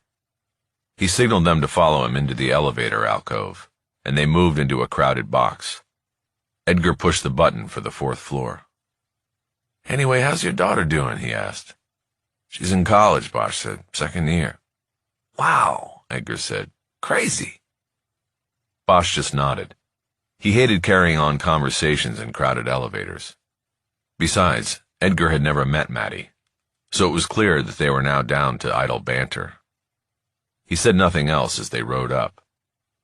They got off on the 4th floor, and Edgar used a keycard to enter a suite of offices with a large government seal on the wall that showed a 7-pointed star surrounded by the words California Department of Consumer Affairs. "My crib's back here," Edgar said.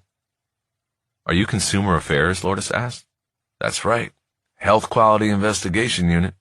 We handle enforcement for the medical board." He led them to a small private office with a crowded desk and chairs for 2 visitors. Once they were sitting, they got down to business. "So this case you're working," Edgar said, "do you think it's linked to the complaint one of your victims sent to us?" Edgar looked at Lourdes as he spoke, but Bosch and Lourdes had agreed on the ride down that Harry would take lead in the meeting, even though Bella had first made contact with Edgar. Bosch had the history with Edgar and would know best how to work the conversation to their advantage.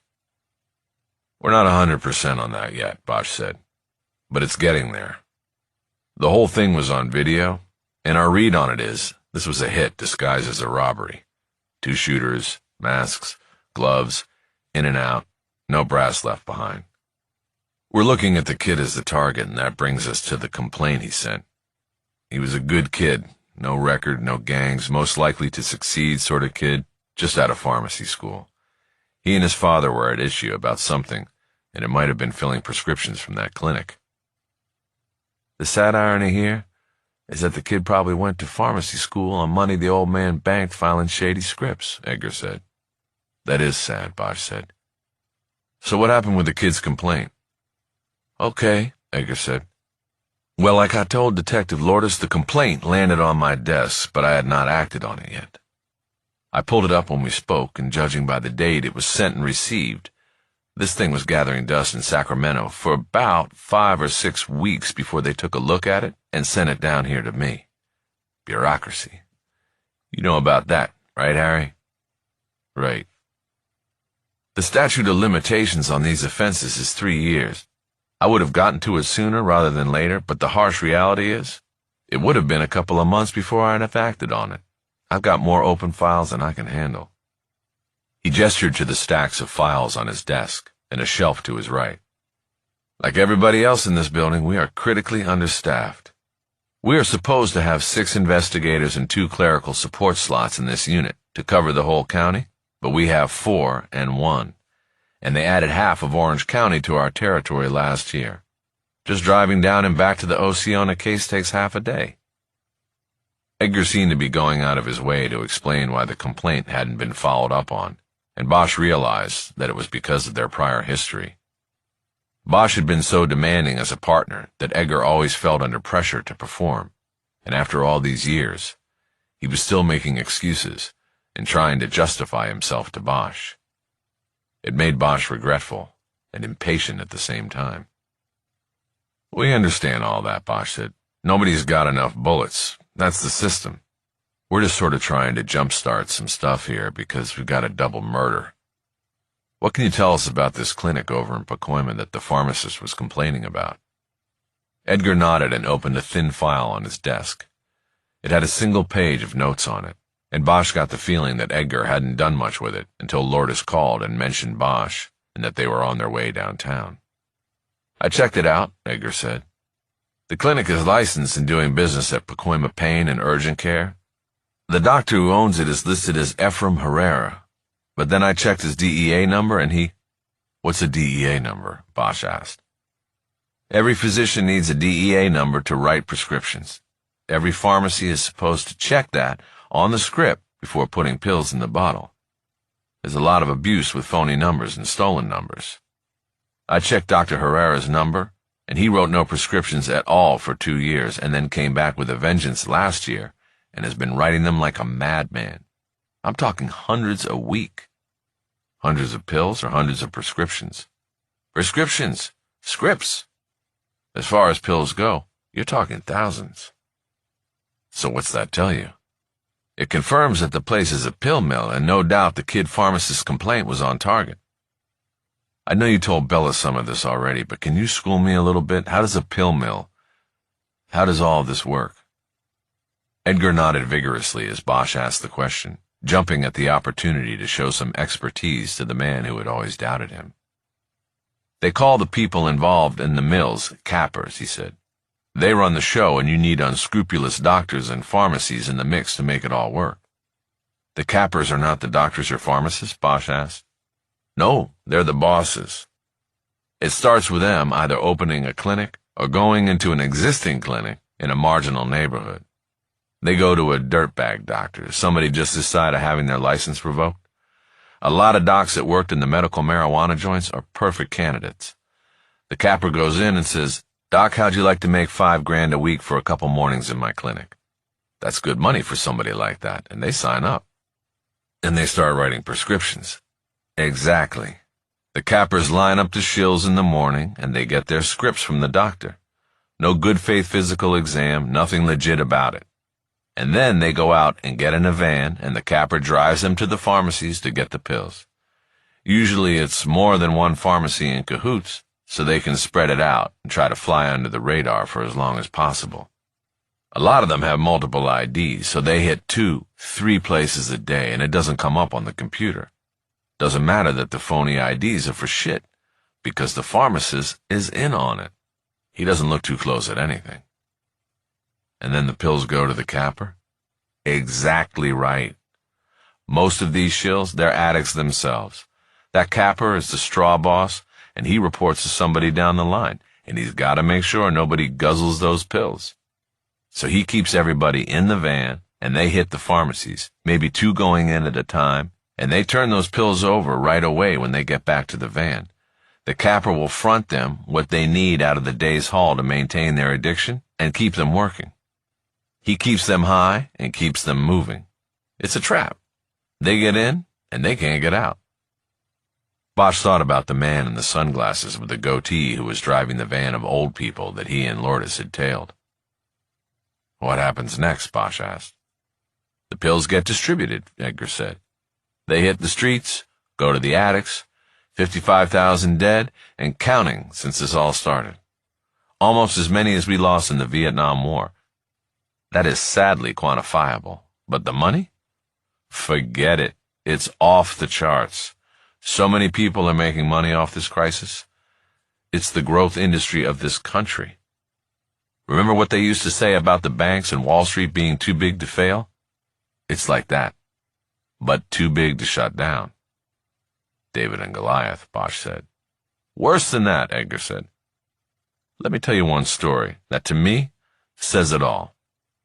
Opiate addiction, in case you don't know, clogs the pipes. It stunts the gastrointestinal tract. Bottom line is, you can't shit. So one of the big pharmaceutical companies comes up with a prescription laxative that does the job and costs about 20 times what your over-the-counter laxative runs. The next thing you know, the pharma stock goes through the roof. They're selling so much of this that they're advertising on national television. Of course, they don't say dick about addiction or anything like that. They just show some guy mowing the lawn and, oh, he can't shit, so get your doctor to give you this. So now you've got Wall Street invested and the national media selling ads. Everybody is making bank, Harry. And when that happens, it can't be stopped. I thought they were trying to change things in Washington, Lourdes offered. You know, new laws putting a big focus on this. Not likely, Edgar said. The farmers are major campaign contributors. Nobody's going to bite the hand that feeds them. Edgar seemed to be using the national picture to justify his own local inertia. Bosch wanted to keep the focus small for the moment. You always start small and go big. So going back to this particular case in Pacoima, the capper got to Dr. Herrera. He went from signing no prescriptions to doing hundreds. That's right. And these are big prescriptions, 60 pills, sometimes 90. There's nothing subtle about it. I pulled his records, and he's 73 years old. It looks like he retired, and they brought him back, reopened the clinic, and put a prescription pad in front of him. For all we know, the guy might be senile. We've seen that. They dragged some schnook out of retirement because he's still got that DEA number and a license to practice. You want to make an extra $20K a month, and so on. Bosch was quiet as he tried to digest all the information. Edgar went on unprompted. Another thing they do with these old doctors is they go through all their old records and pull legit names to phony up IDs and Medicare cards. They use real people who have no idea their names are being used in all of this. The government thinks the subsistence requests are legit. That's crazy, Lourdes said. So then what do you guys do about it? Bosch asked. When we can identify it, we can shut the doctor down, Edgar said. We work with the DEA to get the number revoked, and then we yank the license to practice. But it's a long administrative process, and most of the time these cappers have moved on to the next guy. A guy like Ephraim Herrera is left holding the bag. Not that I have any sympathy for the doctors, but the real villains here are elusive. I don't have to tell you how frustrating that is. I can see that. The pill shills, have you heard of them being moved around by plane? Bosch asked the question casually, but it came out of the blue and gave Edgar pause. Bosch read in the hesitation that they might be onto something out of the routine with the Esquivel case. Is that what you have up there? Edgar asked. It looks like it, Bosch said. We followed a van from the clinic to Whiteman Airport, and several people were loaded onto an old jump plane. It took off and headed south. They didn't file a flight plan. We checked with the tower. Guy said the plane comes in and goes out every day. The clinic is right across the street from the airport. The fuel bills from Whiteman go to a company down in Calexico, Lourdes added. Bosch could see a change come over Edgar, an added level of concern working its way into his eyes and the deep set of his brow. He leaned forward and put his elbows on the desk. Things make a little more sense now, he said. How so? Bosch asked. I mean, as far as killing the kid. One of the biggest operators in the pill mill business in the country is a Russian-Armenian syndicate. Most of the pills that come out of these small operations go to them, and they feed Chicago, Las Vegas, all the hot spots. Bosch threw a sideways glance at Lourdes. O'Connor at the Whiteman Tower had said the pilot spoke with a Russian accent. Lourdes exchanged eye contact, and then returned attention to Edgar, who was still talking. Supposedly they use planes to keep people in motion, hitting multiple clinics and pharmacies a day, he said. The planes help keep the shills in circulation, cashing out scripts for pills. Like I said before, they have multiple IDs, and they're moved through 3-4 pharmacies a day. We are talking big money, and with big money comes big danger. This kid had no idea what he was bringing on when he decided to stand tall. They would hit him just to send a message? Bosch asked. Entirely possible. If you ain't filling my scripts, you ain't filling nobody's scripts like that. Where is this syndicate based? Here? You need to be talking to DEA, Harry. This is a whole different level. I'm talking to you, Jerry. Tell me what you know. Not a lot, Harry. We handle enforcement for the medical board, man. This isn't an organized crime unit. What I heard through my contact at drug enforcement is that they're out there in the desert. Which desert? Las Vegas?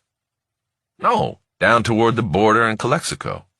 Out near Slab City, Bombay Beach, that no-man's land they call the south side of nowhere. There are all kinds of airstrips down there, abandoned by cartels, even the U.S. military. And that's what they use when they're flying people around.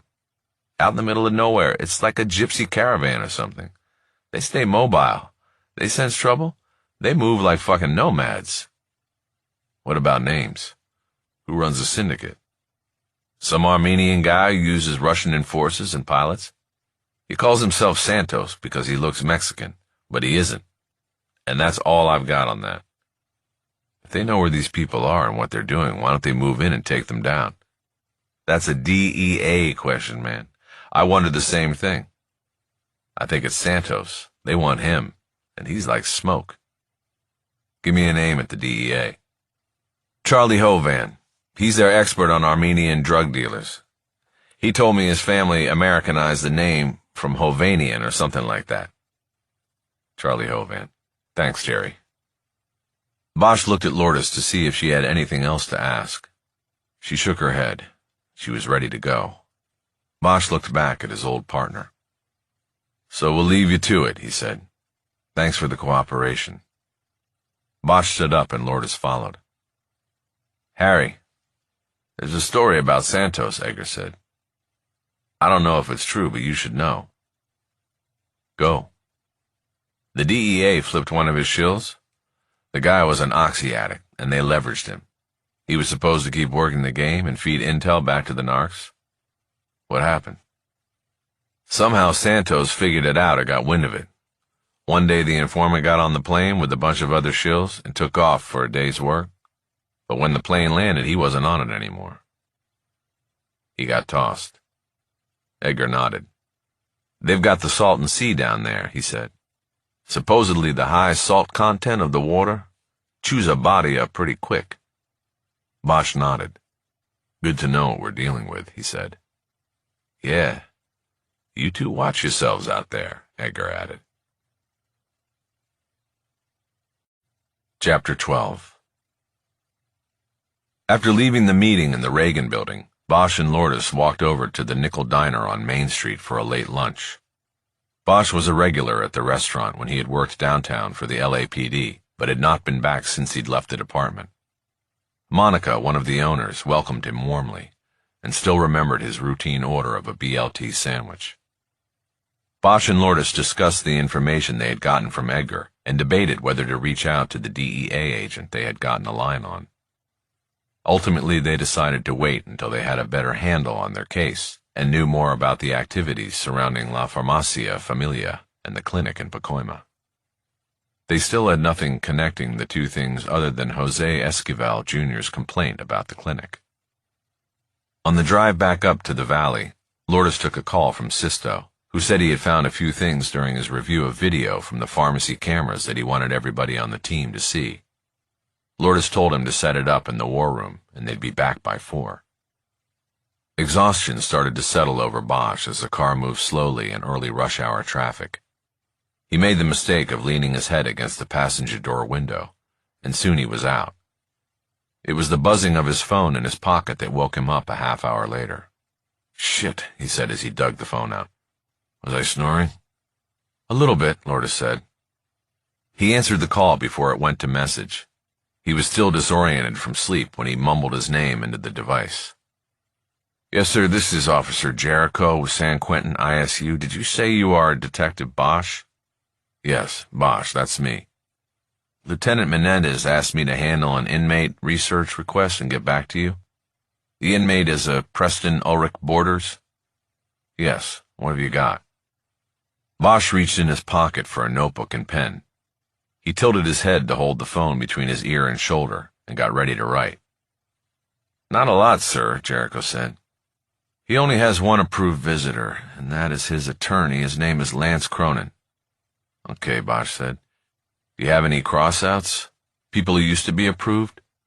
"This is off a computer, sir. We don't have crossouts."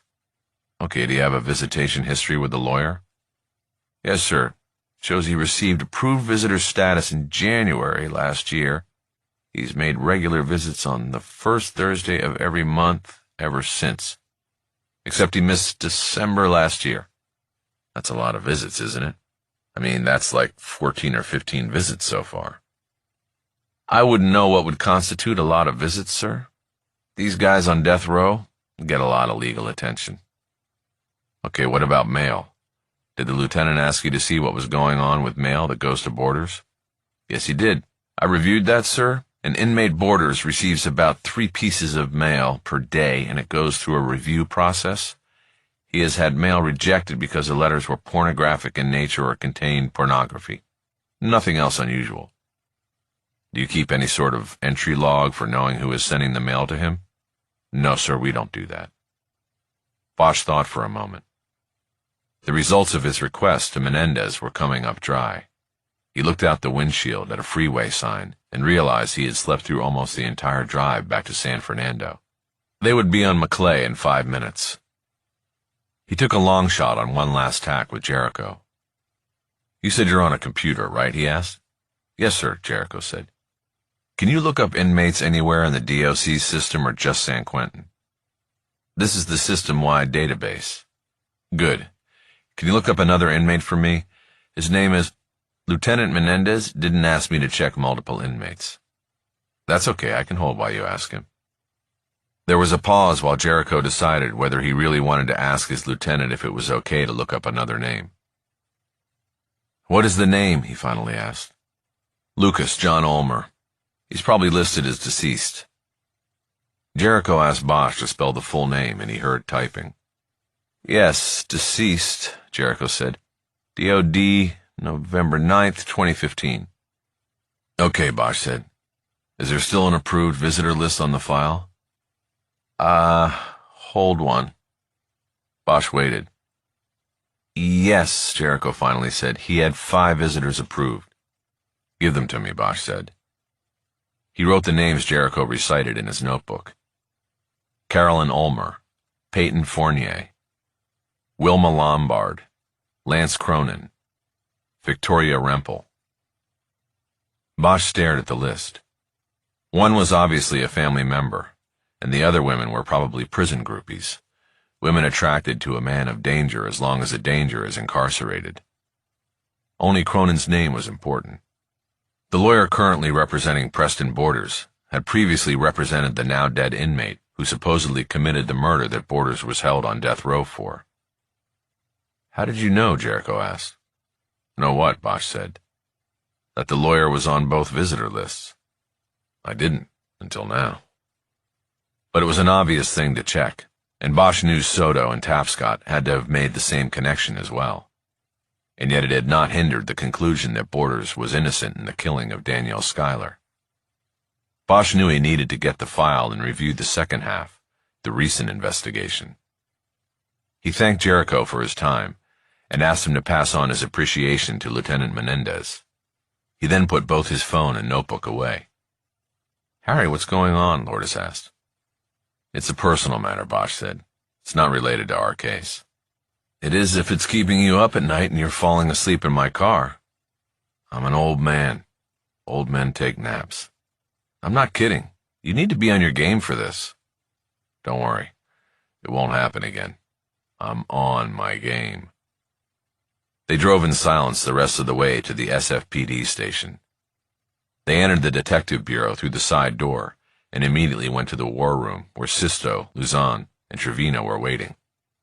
What you got? Lourdes asked. Take a look, Sisto said. He was holding the remote for one of the screens. There was a frozen image from the camera over the prescription counter at La Farmacia Familia. Sisto hit the play button. Bosch first noticed the time and date stamp. The video was recorded 13 days before the murders. Everyone stood in front of the screen in a semicircle to watch. On the screen, Jose Esquivel Sr. was standing behind the counter, his fingers on the computer keyboard. A customer stood on the other side of the counter, a young woman holding a baby. There was a white prescription bag on the counter. While the customer transaction was taking place, a man entered the store through the front door. He was wearing a black golf shirt and sunglasses and had a goatee. Bosch immediately recognized him as the man he and Lourdes had seen driving the van from the clinic to Whiteman Airport that morning, the capper. He went along two of the aisles and idly perused the shelves as if he were looking for something, but it was clear he was waiting.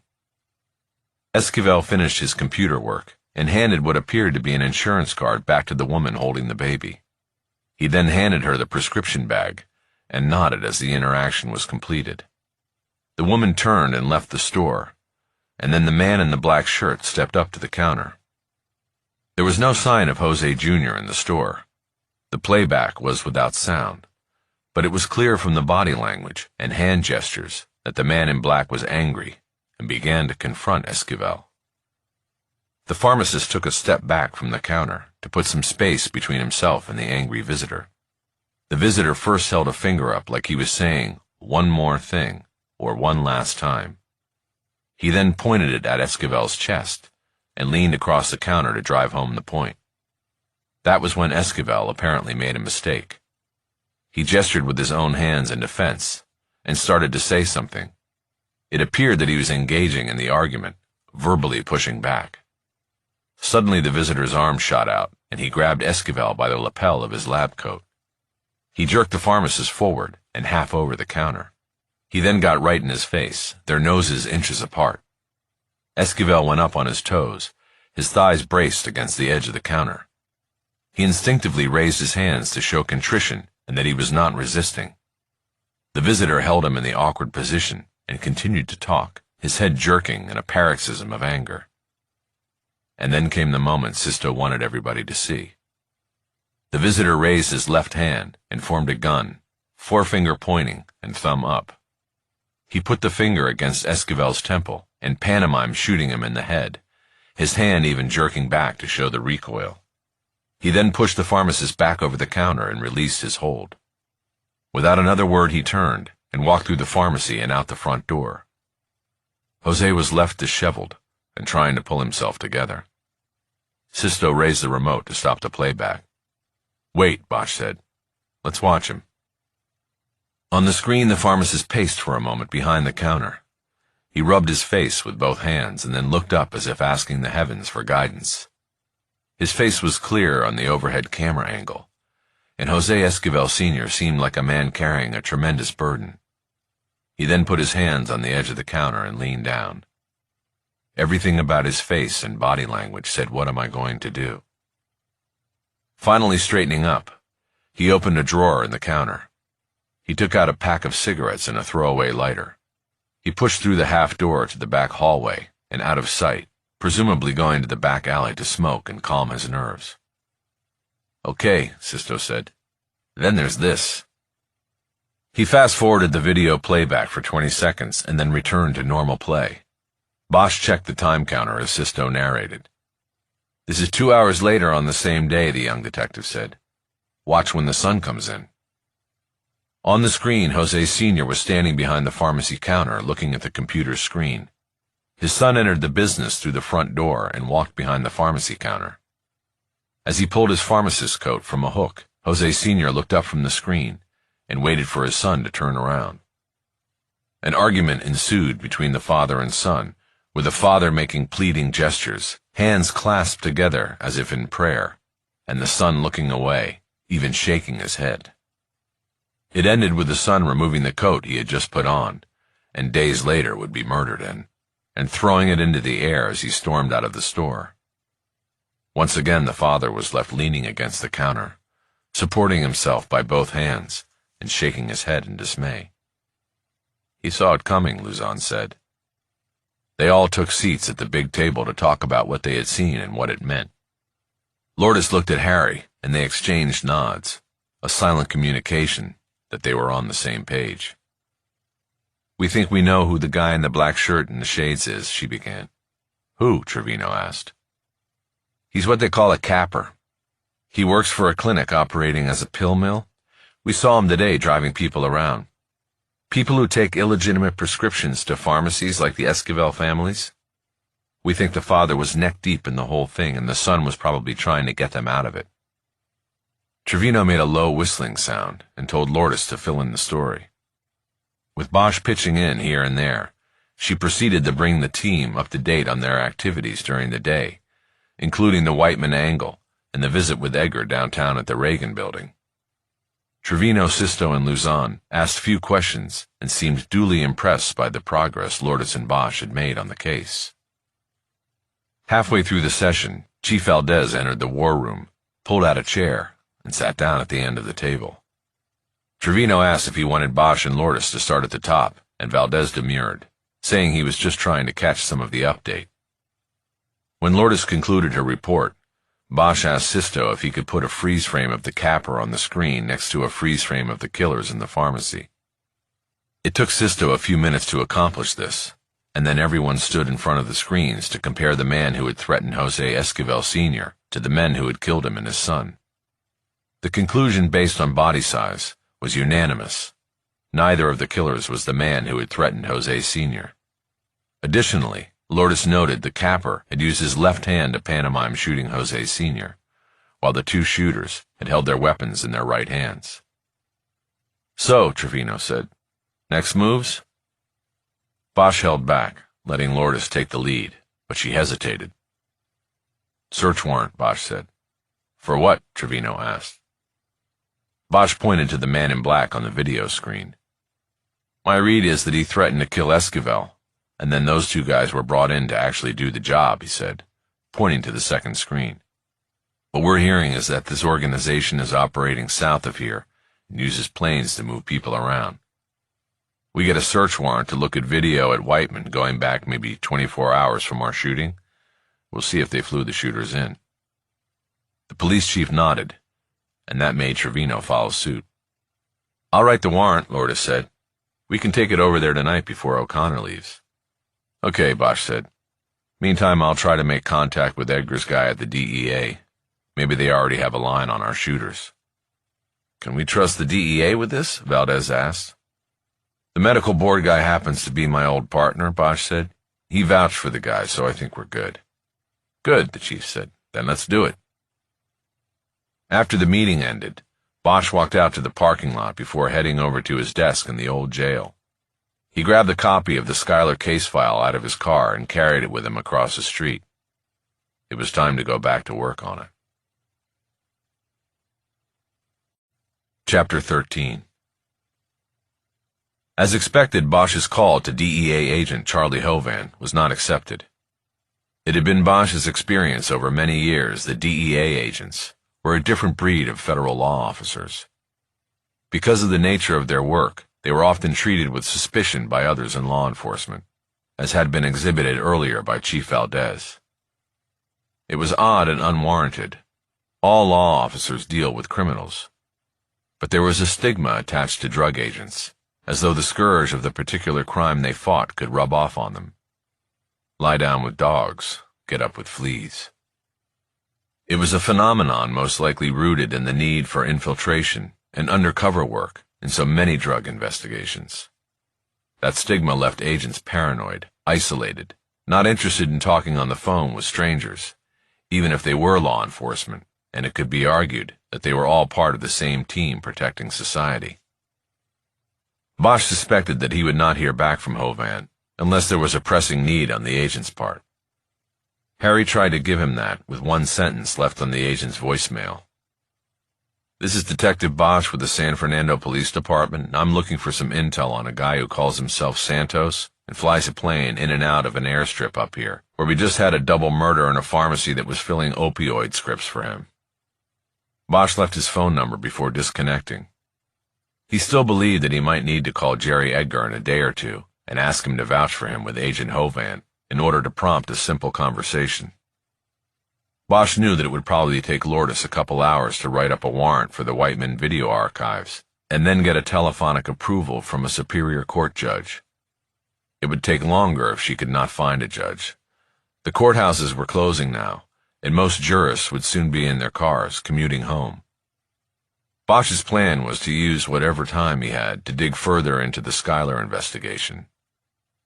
Despite the double murder being the priority of the moment, Bosch could not stop thinking about the Schuyler case and the threat it posed to his public reputation and private self-worth. In his career, he had chased down hundreds of killers and put them in prison. If he was wrong about one, then it would put the lie to everything else. It would cast him adrift. He first had to push the file boxes from the Esmeralda Tavares case to the side. When he lifted one box to put it on top of another, a photo dropped onto his makeshift desk. It had slipped through a separation in the bottom seam of the box and had fallen out. Bosch picked it up and studied it. He realized he had not seen it before. The photo was of the baby daughter, who had been left in the crib when her mother went missing. Bosch knew she would be 15 or 16 now. He'd have to get her exact birthday and check the math on that. A year after the mother's disappearance, her father decided he could not raise her. He turned her over to the county's foster care program, and she was raised by a family that adopted her and eventually moved from Los Angeles up to Morro Bay. The photo reminded him that he had long planned to go up there to find her and talk to her about her mother. He wondered if she had any distant memories of her natural mother and father, but it was a long shot, and he had never made the trip. He put the photo on top of the contents of the box, so it would serve as a reminder next time he checked into the case. Bosch split the Schuyler files in half and put the stack of copies from the original investigation to the side. He then started reviewing the chronological record that Soto and Tapscott had begun keeping once assigned to reinvestigate the case. It quickly became clear that the new look at the Schuyler case began with a letter sent 7 months earlier to the Conviction Integrity Unit from the man who was the nexus between both sexual predators involved, Attorney Lance Cronin. Bosch put the chrono aside and looked through the stack until he found the document. It was on Cronin's letterhead, showing his office address on Victory Boulevard in Van Nuys. The letter was directed to Kennedy's boss and the head of the CIU, Assistant District Attorney Abel Kornblum. Mr. Kornblum, I write to you today in hopes that you will follow your sworn duty and right a terrible wrong and miscarriage of justice that has plagued our city and our state for 3 decades. It is a wrong that in some ways I helped propagate and extend. I now need your help fixing this. I currently represent Preston Borders, who has resided in death row in San Quentin State Prison since 1988. I took on his representation only recently and, quite frankly, solicited him as a client. Attorney-client privilege in another case has prevented me from coming forward until this point. You see, until his death in 2015, I represented Lucas John Ulmer, who was convicted of multiple counts of sexual assault and abduction in 2006 and sentenced to more than 100 years in prison. He served that sentence until his death from cancer at California State Prison, Corcoran. On July 12, 2013, I had occasion to meet with Mr. Ulmer at Corcoran to discuss potential grounds for a final appeal of his conviction. During the course of his privileged conversation, Mr. Ulmer revealed to me that he was responsible for the murder of a young woman in 1987 and that another man had been falsely convicted of the crime and sentenced to death. He did not name the victim, but said that the crime had occurred in her home in Toluca Lake. As you will understand, this was a privileged conversation between attorney and client. I could not reveal this information because to do so would be to put my own client at risk of a conviction leading to the death penalty. Attorney-client privilege survives after death. However, there are exceptions to the rule of privilege. If revealing protected communication will help right a continuing wrong, or prevent serious injury or death to an innocent person. And that is exactly what I'm trying to do now. Charles Gaston, an investigator in my employ, took the facts as revealed to me by Ulmer and investigated the matter. He determined that a young woman named Danielle Schuyler was sexually assaulted and murdered in her home in Toluca Lake on October 22, 1987, and that Preston Borders was later convicted of the crime and sentenced to death after a trial in Los Angeles Superior Court. I subsequently went to San Quentin to interview Borders, and he retained me as his attorney. In that capacity, I sincerely request that the murder of Danielle Schuyler be reviewed by the Conviction Integrity Unit and that the District Attorney's Office right this wrong. Preston Borders is factually innocent and has spent more than half his life in prison under the threat of state-sanctioned death. This miscarriage of justice must be remedied. This request is the first of many options available to Mr. Borders. I intend to explore all avenues of amelioration, but I am starting with you. I look forward to your expedited reply. Sincerely yours, Lance Cronin, Esquire. Bosch read the letter a second time, and then quickly scanned a letter of receipt from Kornblum to Cronin that told him his request would be given the utmost priority, and urged him not to take any other action until the CIU had the opportunity to review and investigate the matter. It was clear that Kornblum didn't want this case spilling into the media or referred to the Innocence Project, a privately funded legal group that had a national record of overturning wrongful convictions. It would be a political blunder if the work of an outside entity instead of the district attorney's much ballyhooed unit led to a revelation of innocence. Bosch went back to the chrono. The letter from Cronin clearly got the ball rolling. Soto and Tapscott pulled the files and went to property control, where the evidence box was found and opened on camera.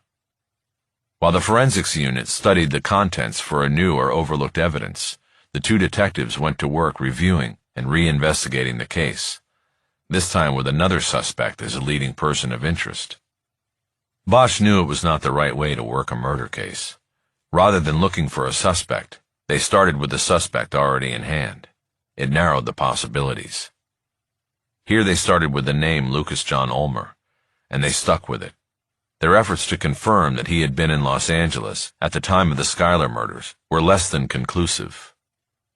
They found employment records at the billboard company where he worked as an installer that appeared to place him in L.A., but little else in terms of housing records or live witnesses who could attest to his whereabouts.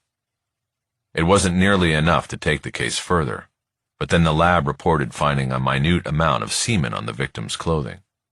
The material had not been stored under today's DNA evidence protocols, but because the piece of clothing had been in a sealed paper bag, it was in remarkably good condition and could be tested against samples from both Ulmer and Borders. Ulmer's DNA was already in the state's offender databank. It had been used at trial to link him to the rapes of 7 different women. But genetic material had never been collected from Borders, because he had been convicted and sentenced to death row a year before DNA was approved for use in California, in courts, and by law enforcement. Tapscott flew up to San Francisco to go to San Quentin and collect a sample from Borders. It was then analyzed by an independent lab, and comparisons were made between the evidence taken from Danielle Schuyler's pajamas and the samples from Ulmer and Borders.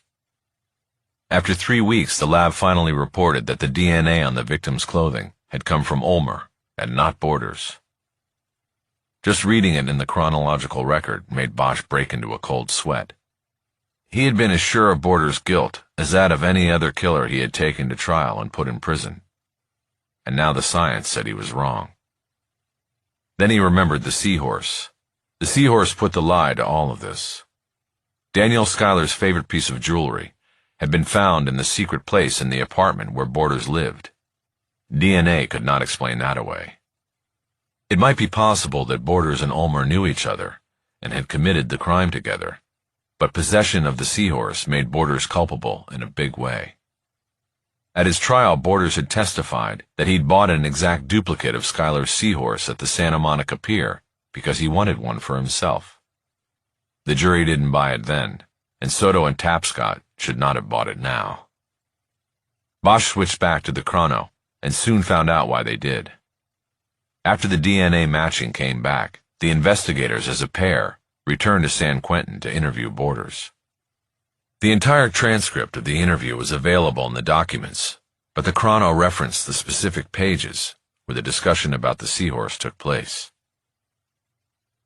Tapscott, tell us about the seahorse. Borders, the seahorse was a big fucking mistake. I'm here because of that fucking seahorse. Tapscott, what do you mean by a mistake? Borders, I didn't have the greatest lawyer, okay? And he didn't like my explanation for the seahorse. He said it wouldn't sell to a jury. So we go into court and try to sell a bullshit story that nobody on the jury believed anyway. Tapscott, so the story about you buying a matching seahorse pennant on the Santa Monica Pier because you liked it, that was a lie you told to the jury? Borders, that's right. I lied to the jury. That's my crime. What are you going to do, send me to death row? Tapscott, what was the story your lawyer said he couldn't sell to the jury? Borders, the truth, that the cops planted it when they searched my place. Tapscott, you're saying the key piece of evidence against you was planted? Borders, that's right. The guy's name was Bosch. The detective? He wanted to be judge and jury, so he planted the evidence. Him and his partner were completely bent. Bosch planted it, and the other one went along with it. Soto, wait a second here. You're saying that weeks before you were even on his radar as a suspect, Bosch took the seahorse off the body or from the murder scene and carried it around with him, so at just the right moment and with the right suspect he could plant it as evidence? You expect us to believe that? Borders, the guy was really obsessed with the case. You can check it. I found out later that his mother had been murdered when he was a little kid, you know? There's this whole psychology to it, him being this obsessed, avenging angel, but it was too late by then. I was here. Soto, you had appeals, you had lawyers. How come in 30 years you've never once brought up that Bosch planted the seahorse? Borders, I didn't think anybody cared or anybody believed me. The truth is, I still don't. Mr. Cronin convinced me to tell what I know, and that's what I'm doing. Soto, why did your lawyer back at the trial say that claiming the evidence was planted was the wrong move? Borders, remember, this was back in the 80s. Back then, the cops had a free ride. They could do anything and get away with it. And what proof did I have? Bosch was like this hero cop who would solve big cases. I had no chance against that. All I know is that they supposedly found the seahorse and a bunch of jewelry hidden in my house, and I was the only one who knew that I didn't have the seahorse. That's how I knew it was planted against me. Bosch read the short section of the transcript again and then moved on to 2 amendments that were attached. One was an obituary from the California Bar Journal for Borders' original attorney, David Siegel, who had retired from the practice of law a decade after the Borders trial and passed away soon after. The second amendment was actually a timeline constructed by Soto that showed when it was during the investigation that Bosch wrote the initial report stating that Daniel Schuyler's prize seahorse necklace was missing. The timeline showed all the days that went by and the case developments that occurred during which he would have had to hold on to the seahorse before planting it in the hiding place in Borders' apartment. The report was clearly an attempt by Soto to delineate the tenuousness of the claim that Bosch planted evidence in the case.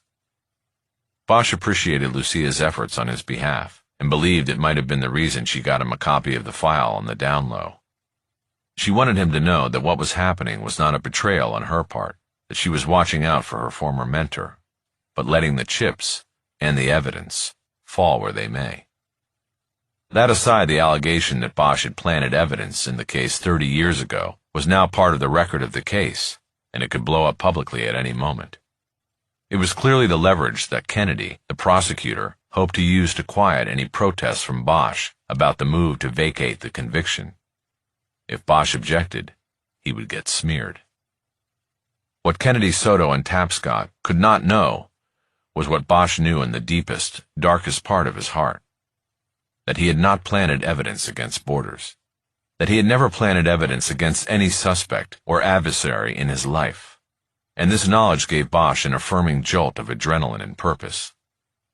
He knew that there were two kinds of truth in this world.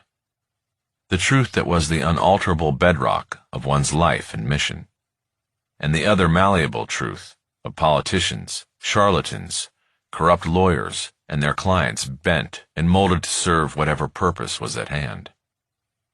Borders, either with or without his attorney's knowledge, had lied to Soto and Tapscott at San Quentin. In doing so, he had corrupted their investigation from the start. It confirmed for Bosch that this was a scam, and that it was up to him to root out those who plotted against him, wherever they were. He was coming for them now. The weight and guilt of possibly having made a horrible mistake so long ago was lifted. It was Bosch who felt like the man proven innocent and released from a cage. Chapter 14. The killers of Jose Esquivel and his son had acted in the pharmacy video with the assurance of men who had done this kind of work before. They had used revolvers, both to prevent their weapons jamming and to avoid leaving behind critical evidence. They showed no hesitation, no remorse. Bosch knew that in every large criminal enterprise, there was a need for such men, enforcers willing to do what had to be done to ensure the survival and success of the organization. In reality, such men were rare.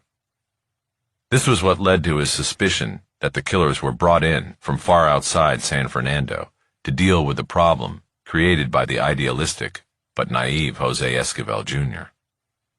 That suspicion seemed to be confirmed when Bosch, Lourdes, and Sisto returned to Whiteman Airport early that evening with a warrant to view surveillance footage from the airstrip's cameras.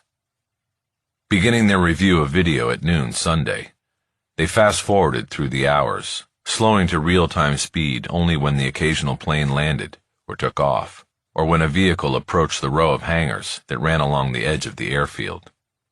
They were in the airport's cramped utility room beneath the tower. It also served as a security office. The space was so tight that Bosch could smell Sisto's nicotine gum. At 9:10 a.m. on the video, their vigil paid off when the same van they had seen pick up the lineup of pill shills at the clinic drove up to the hangar, opened its two doors wide by remote control, and then waited, its driver getting out and going inside only briefly before returning. 14 minutes later, the jump plane landed and taxied to and then into the hangar. Only two men disembarked, white men in dark clothing that appeared very similar to that worn by the Farmacia shooters. They walked directly to the van and climbed in through the side door. The van drove off before the plane's propeller had even stopped turning. "It's them," Sisto said. "Fuckers now go to the mall and kill our victims." He said it with the tone of anger Bosch liked, but he knew that emotional belief and evidence were two different things. "How do you know?" he asked. "Oh, come on," Sisto said. "It's gotta be. The timing is perfect. They fly in, do the job, and you watch. They're going to fly them out again after it's over." Bosch nodded. "I'm there with you. But what we know and what we can prove are two different things," he said. The men in the pharmacy were masked. He pointed to the video monitor. "Can we prove that's them?" he asked. "We can ask the sheriff's lab to try to clean this up," Lourdes said. "Make it clear?" "Maybe," Bosch said. "Speed it up." Sisto was handling the remote. He boosted the playback to 4 times speed, and they waited. Bosch watched the minutes go by on the video timer. At the 10:15 a.m. mark, he told Sisto to drop it back to real-time playback. The pharmacy video that had captured the murders placed the time of the killings at 10:14 a.m., and the drugstore was approximately 2 miles from Whiteman. At 10:21, the van returned to the airport. It traveled within the speed limit, no hurry as it went through the gate and approached the hangar. Once it was there, the side door slid open, and the two men exited and walked directly to the jump plane. Its prop was already turning, and it taxied back out to the runway for takeoff. In and out, just like that, and 2 people are dead, Lourdes said. Gotta get these guys, Sisto said. We will, Bosch said. But I want the guy who made the call, the man who put those 2 hitters on the plane. Santos, Lourdes said. Bosch nodded. It was a moment of true resolve for the 3 detectives. Sisto finally broke the silence. So what's our next move, Harry? He asked. The van, Bosch said. Tomorrow we bring in the driver and see what he has to say. We work our way up the ladder, Sisto said. I like it. Easier said than done, Bosch said. We have to assume that anybody working for Santos is working for him because he's a trusted soldier. He won't be afraid of prison time, and that will make him hard to crack. Then what do? We put the fear of God in him. We make him afraid of Santos if he's not afraid of us. Before leaving the airport, Bosch sent Lourdes up the tower to talk to O'Connor and used the second warrant to collect the clipboard log that documented the comings and goings of the jump plane, in particular the landing on Monday morning before the pharmacy shooting. It would be marked as evidence with the video itself. The detectives then called it a day, agreeing to meet in the war room at 8 the following morning to plan the takedown of the van driver. From there, Sisto and Lourdes headed to Magali's for a late dinner, while Bosch decided to head home. He wanted to put in some time on the border's case file before sleep deprivation caught up and knocked him down. There was a time when Bosch could easily go 2 days on a case without sleep, but that time was long gone. It was late enough for the freeway to be clear, and he moved easily into the slipstream of traffic. He called his daughter, whom he had not talked to in several days except through customary goodnight texts. She surprised him by answering. Usually at night she was too busy to talk. Hey, Dad. How are you, Mads? Stressed. I've got midterms this week. I'm about to go to the library. This was a sore subject with Bosch. His daughter liked to study at the school library because the place helped her focus, but she often stayed until midnight or later, and that left her walking by herself to her car, parked in an underground garage. They had discussed this repeatedly, but she had dug in on it and was unwilling to accept the 10 p.m. curfew Bosch had tried to impose. When he didn't respond, his daughter did. Please don't add to my stress by lecturing me on the library. It's perfectly safe, and I'll be there with lots of kids. I'm not worried about the library. I'm worried about the garage. Dad, we've been over this. It's a safe campus. I'll be fine. There was a saying in police work that places were safe until they weren't. It only took one moment, one bad actor, one chance crossing of predator and prey to change things. But he had already shared all of this with her and didn't want to turn the call into an argument. If you have midterms, does that mean you'll be coming up to L.A. after? No, sorry, Dad. Me and the roomies are going down to IB as soon as we're all free. I'll come up next time I can. Bosch knew that one of her 3 roommates was from Imperial Beach down by the border. Just don't go across, okay? Dad! She drew the word out like it was a life sentence. Okay. What about spring break? I thought we were going to Hawaii or something. This is spring break. I'm going to IB for 4 days and then back up here. Because spring break isn't really a break. I have 2 psych projects to work on. Bosch felt bad. He had fumbled the Hawaii idea, having mentioned it a few months earlier, and then not followed through. Now she had plans. He knew his time with her, and being part of her life, was fleeting, and this was a reminder. Well, look, save one night for me, would you? You name the night, and I'll come down and we can eat somewhere on the circle. I just want to see you. Okay, I will. But actually, there's a Moza down here in Newport. Can we go there? It was her favorite pizza place in L.A. Wherever you want. Great, Dad. But I gotta go. Okay, love you. Be safe. You too. Then she was gone. Bosch felt a wave of grief. His daughter's world was expanding. She was going places, and it was the natural way of things. He loved seeing it and hated living it. She had only been a daily part of his life for a few years before it was time for her to go. Bosch regretted all the lost years before. When he got to his house, there was a car parked out front with a figure slumped in the front seat. It was 9 p.m., and Bosch was not expecting company. He parked in the carport and walked out to the street, coming up behind the car blocking the front walkway to his house. As he approached, he turned on the light on his phone and shined it through the driver's open window. Jerry Edgar was asleep behind the wheel. Bosch tapped lightly on his shoulder until Edgar startled and looked up at him. Because there was a streetlight above and behind him, Bosch was in silhouette. "Harry?" "Hey, partner." "Shit, I fell asleep. What time is it?" "About 9. "Shit, man, I was out." "What's up?" "I came by to talk to you. I checked the mail on the box and saw that you're still in the same house. Then let's go in." Bosch opened the car door for him.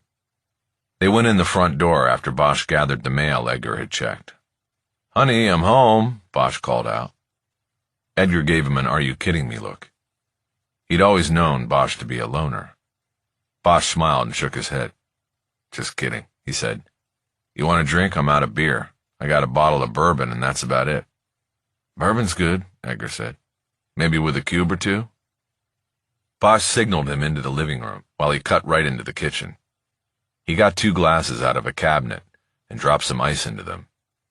He heard Edgar pull the broomstick out of the sliding door track and open the slider. Bosch grabbed the bottle of bourbon off the top of the refrigerator and went out to the deck. Edgar was standing at the railing, looking down into the Cahuenga Pass.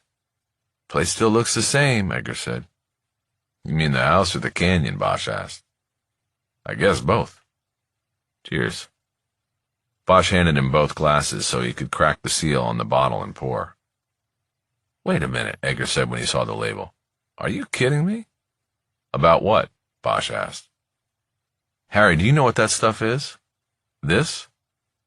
Bosch looked at the label. Edgar turned and dumped the ice over the railing. He then held the empty glasses out to Bosch. "You don't put ice in Pappy Van Winkle?"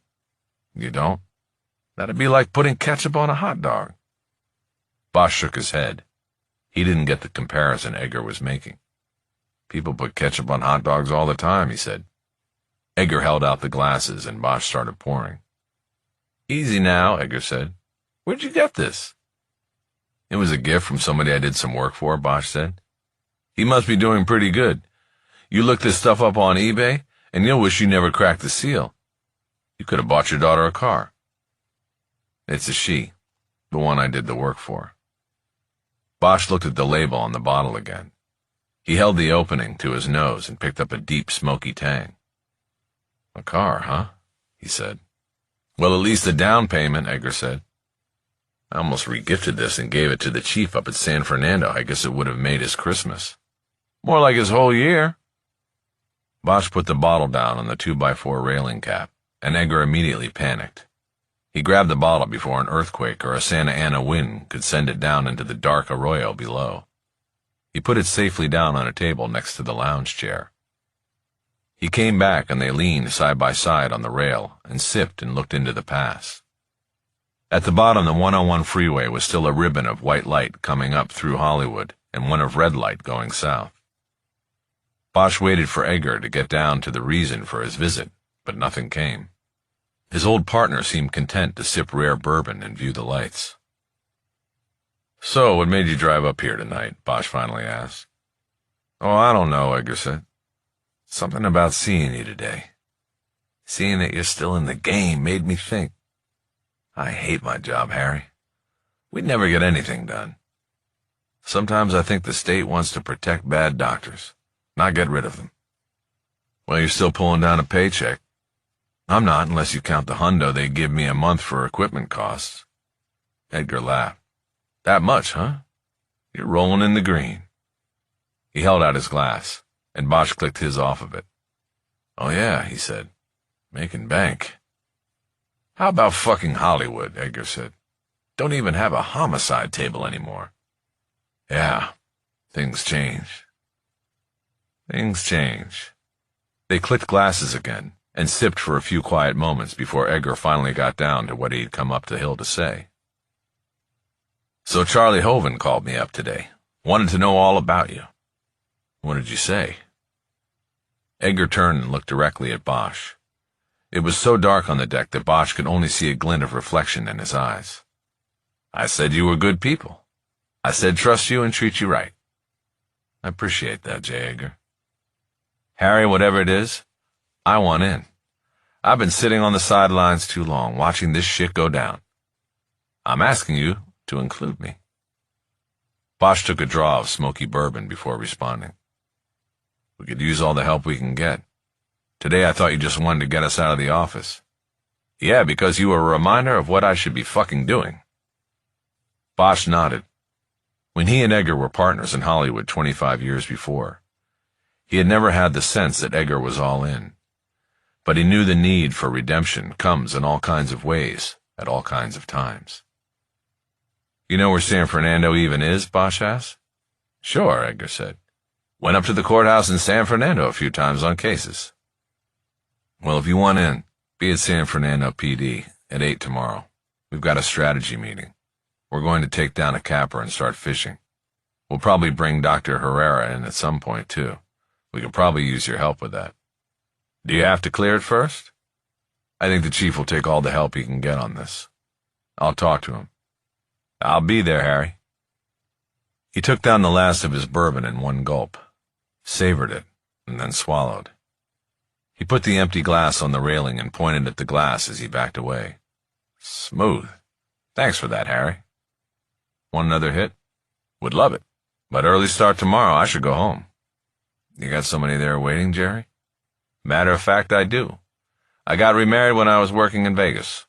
Nice girl. I got married in Vegas once. It was the first time Bosch had thought about Eleanor Wish in a long time. Edgar gave him a sad smile. Tomorrow, he said. He clapped Bosch on the upper arm and headed back into the house and toward the front door. Bosch remained on the deck, sipping his expensive bourbon and thinking about the past. He heard Edgar's car start up and pull away into the night.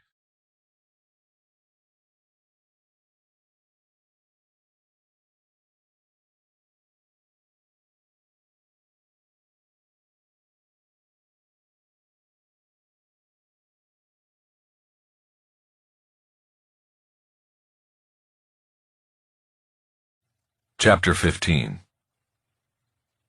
In the morning, Bosch ate breakfast at the corner at the Horseless Carriage, a diner located in the center of the vast Ford dealership in Van Nuys. It would only be a few miles from there to San Fernando, and he had grown tired of eating the free breakfast burritos dropped off in the war room each morning.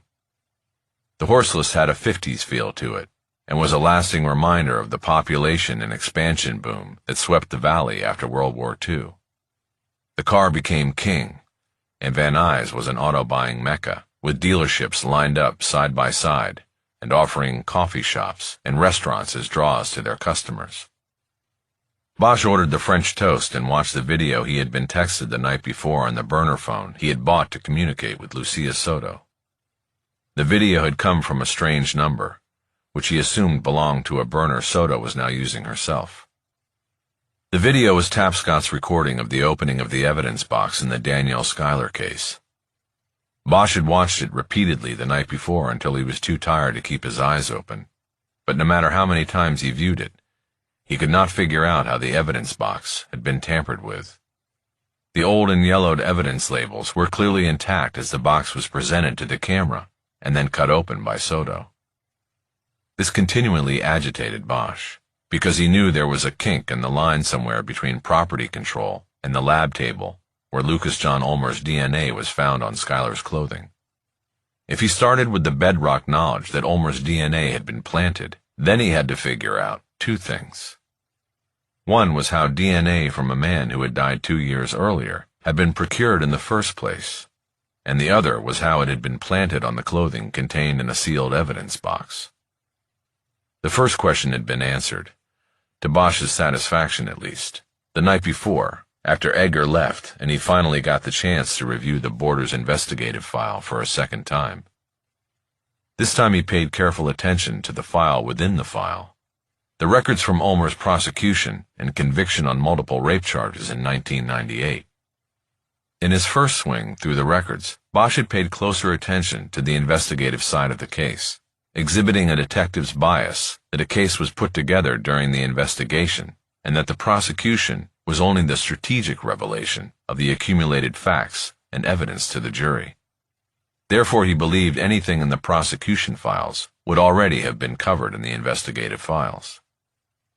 Bosch learned about how wrong he had been about this mindset when he read through a sheaf of motions and countermotions filed by both the prosecution and defense. Most were boilerplate legal arguments, motions to suppress evidence or testimony made by the prosecution or defense. Then Bosch came across a defense motion stating that it was Ulmer's intention at trial to challenge the DNA evidence in the case. The motion asked the judge to order the state to provide the defense with a portion of the genetic evidence collected during the investigation so that independent analysis could take place. The motion was not challenged by the state, and Judge Richard Pittman ordered the district attorney's office to split the genetic material with the defense. The defense motion had been written by Ulmer's attorney, Lance Cronin. It was a routine pretrial move, but what drew Bosch's attention was the witness list submitted by the defense at the start of the trial.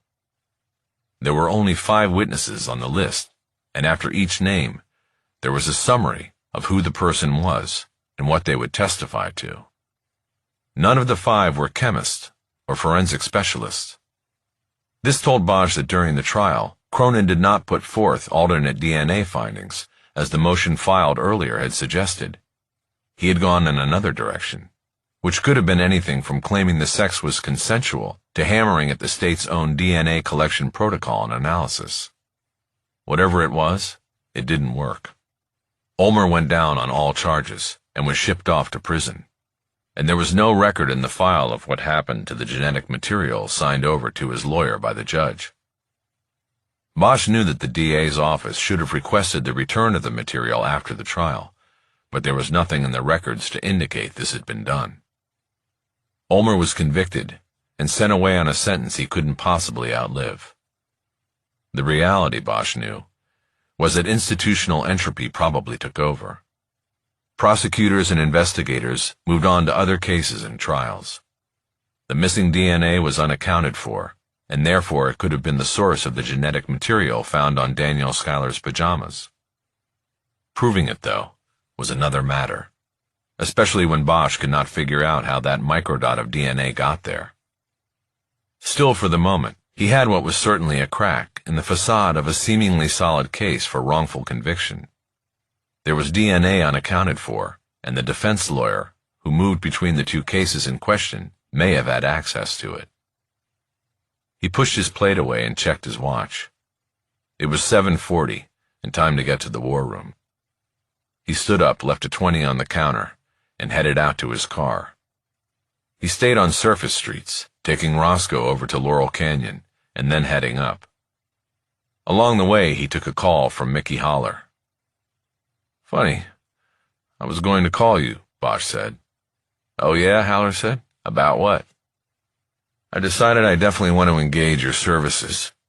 I want to come in as a third party at the hearing next week and oppose the release of Preston Borders, whatever that takes in legal terms." "All right, we can do that. You want any media on it? This is going to be an unusual hearing with a retired detective going up against the DA. It's a good story." "Not yet. It's going to get ugly when it comes up that Borders claims I planted evidence and the DA apparently agrees." "What the fuck?" "Yeah, I've been through the whole file. Borders claims that I planted the key evidence, the seahorse pennant, in his apartment. Accusing me is the only way to sell this." "Did he offer any proof of this?" "No, but he doesn't have to. If the DNA points to a convicted rapist, then the only plausible evidence of Borders being in possession of the pennant is that it was planted. Okay, understood. You're right. This is going to get down and dirty. And I see why you want to keep the media out of it if possible. But now the big question. What do you got that knocks down this house of cards? I'm only halfway there. I know where and how they could have gotten Ulmer's DNA. I just need to find out how they were then able to salt the evidence with it. Sounds like you've done the easy part if you ask me. I'm working on the hard part. Is that why you called? To encourage me? No, actually, I've got a little gift for you. What's that? Bosch was now off of Laurel Canyon and cruising up Brand Boulevard and passing the Welcome to San Fernando sign. Well, when you first told me about this, the name Preston Borders rang a bell. I remembered it, but I couldn't place it. I was in law school at Southwestern, and of course I didn't know about you at the time. Anyway, I used to go to the criminal courts building between classes and sit in courtrooms, watch defense lawyers work. Never interested in how prosecutors worked? Not really. Not with my father, our father, having been a defense attorney. The point is, I'm pretty sure I watched some of the Borders trial, and that would have put you and me in the same room without knowing each other 30 years ago. I thought that was sort of neat. Yeah, neat. That's why you called? That's the gift? No. The gift is this. Our father died young. In fact, I never saw him in a courtroom. But he had a young partner who carried on. And that's the guy I used to go watch at the CCB. You're talking about David Siegel? He was the partner? That's right. And he defended Preston Borders in that trial in 1988. I grew up calling him Uncle David. He was a great lawyer, and they called him Legal Siegel around the courthouse. He's the one that sent me to law school. What happened to his practice? Do you think there are any records still around from the trial? They might be useful. You see, that's my gift to you, my brother. You don't need records. You've got Legal Siegel. What are you talking about? He's dead. There's an obit in the file. I read it last night. Bosch had to wait at the crossing, a block from the station, for a metro train to go screaming through. Holler heard it over the phone and waited for silence before responding. Let me tell you a story, he said. When he retired from the practice of law, Legal Siegel did not want to be found by any of the, let's say, unsavory clients he represented over the years, especially those who might not have been pleased with the outcome of their interaction. He didn't want guys getting out of prison and looking him up, Bosch said. Geez, I wonder why. I've had the experience myself, and it's not pleasant. So, Legal Siegel sold his practice and pulled a disappearing act. He even had one of his sons send an obituary of his own creation to the newsletter of the California bar. I remember reading it. It called him a legal genius. That's what I read. Soto and Tapscott put it in the file because they said Siegel was dead. You're telling me he's still alive? He's going on 86 years old, and I try to visit him every few weeks or so. Bosch pulled into a parking space in the SFPD's side lot. He checked the dash clock and saw he was late. The personal cars of all the other detectives were already there. I need to talk to him, he said. In the new files, Borders throws him under the bus. He's not going to like that. I'm sure he won't, Holler said. But that's a good break for you. If you impugn the reputation of a lawyer, he's allowed to fight back. I'll set up an interview and we'll record it. What's your availability going to be? The sooner the better. You said he was pushing 86. Is he all there? Absolutely. Sharp as a stiletto mentally. Physically, not so much. He's bedridden. They move him around in a wheelchair, bring him a sandwich from Langer's or Philippe's, and he'll go on a nostalgic bender about old cases. That's what I do. I love to hear him talk cases. All right. Set it up. Let me know. I'm on it. Bosch killed the engine and opened the Jeep's door. He quickly tried to remember if there was anything he needed to ask Holler. Oh, one other thing, he said. You remember at Christmas when we got those bottles of bourbon from Viviana at the Fruit Box Foundation? Viviana Veracruz was an artist both Holler and Bosch had encountered on a private case they had worked the year before. Happy Pappy, yes I do, Holler said. I remember you offered me $100 for mine, Bosch said. I almost took it. Offer still stands, unless you finish that sucker off. No, I didn't even crack it open until last night. and that's when I found out I could have gotten about 20 times what you offered. Really? Yeah, really. You're a scoundrel, Holler. Just wanted you to know I'm on to you. Bosch could hear Holler chuckling at the other end of the line. Laugh it up, Bosch said, but I'm keeping it. Hey, there are no morals and no ethics when it comes to choice Kentucky bourbon, Holler said, especially Pappy Van Winkle. I'm going to remember that. You do that. Talk to you later. The call ended and Bosch went to the side door of the station. He walked through the empty detective bureau and opened the door to the war room. He was immediately hit with the fresh smell of breakfast burritos. It was a full house. Sitting around the table and eating were Lourdes, Sisto, Luzon, Captain Trevino, and Chief Valdez. Jerry Edgar was also in attendance with the man Bosch had never seen before. He was late 30s with dark hair and a deep tan. He wore a golf shirt with sleeves tight on his expanded biceps. Sorry I'm late, Bosch said. I didn't know it was going to be all hands on deck. We were eating while waiting, Lourdes said. Harry, this is Agent Hovan from the DEA. Chapter 16. The man with the tight sleeves stood up and reached across the table to shake Bosch's hand. As he did so, he assessed Bosch the way an art critic might look for the first time at a sculpture, or a college football coach at a high school cornerback. After freeing his hand from Hovan's grip, Bosch pulled out a chair at the end of the table and sat down. Lourdes picked up the tray of breakfast burritos and offered to pass it down, but Bosch put his hand up and shook his head. So, he said, Agent Hovan, what brings you here first thing this morning? You called. I wanted to respond, Hovan said. Since it was Jerry who referred me to you, I spoke with him yesterday about you and the case, and thought it would be best if we all met in person. To brief us all on Santos, Bosch asked. Before Hovan answered, the chief spoke up. Agent Hovan came in to see me first thing this morning, he said. He's going to brief us all, but he also has a couple of ideas about our investigation. Our investigation, Bosch said. Harry, don't get ruffled, Valdez said. It's not what you think. Just hear the man out. I think Harry's right, Sisto said.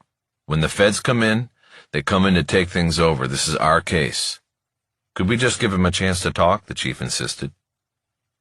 Bosch made a gesture, giving Hovan the go-ahead, but he admired Sisto for standing up. Okay. I think I got the lay of the land from your chief and Jerry, Hovan said. You've got the two-bagger, and you've zeroed in on the clinic over in Pacoima.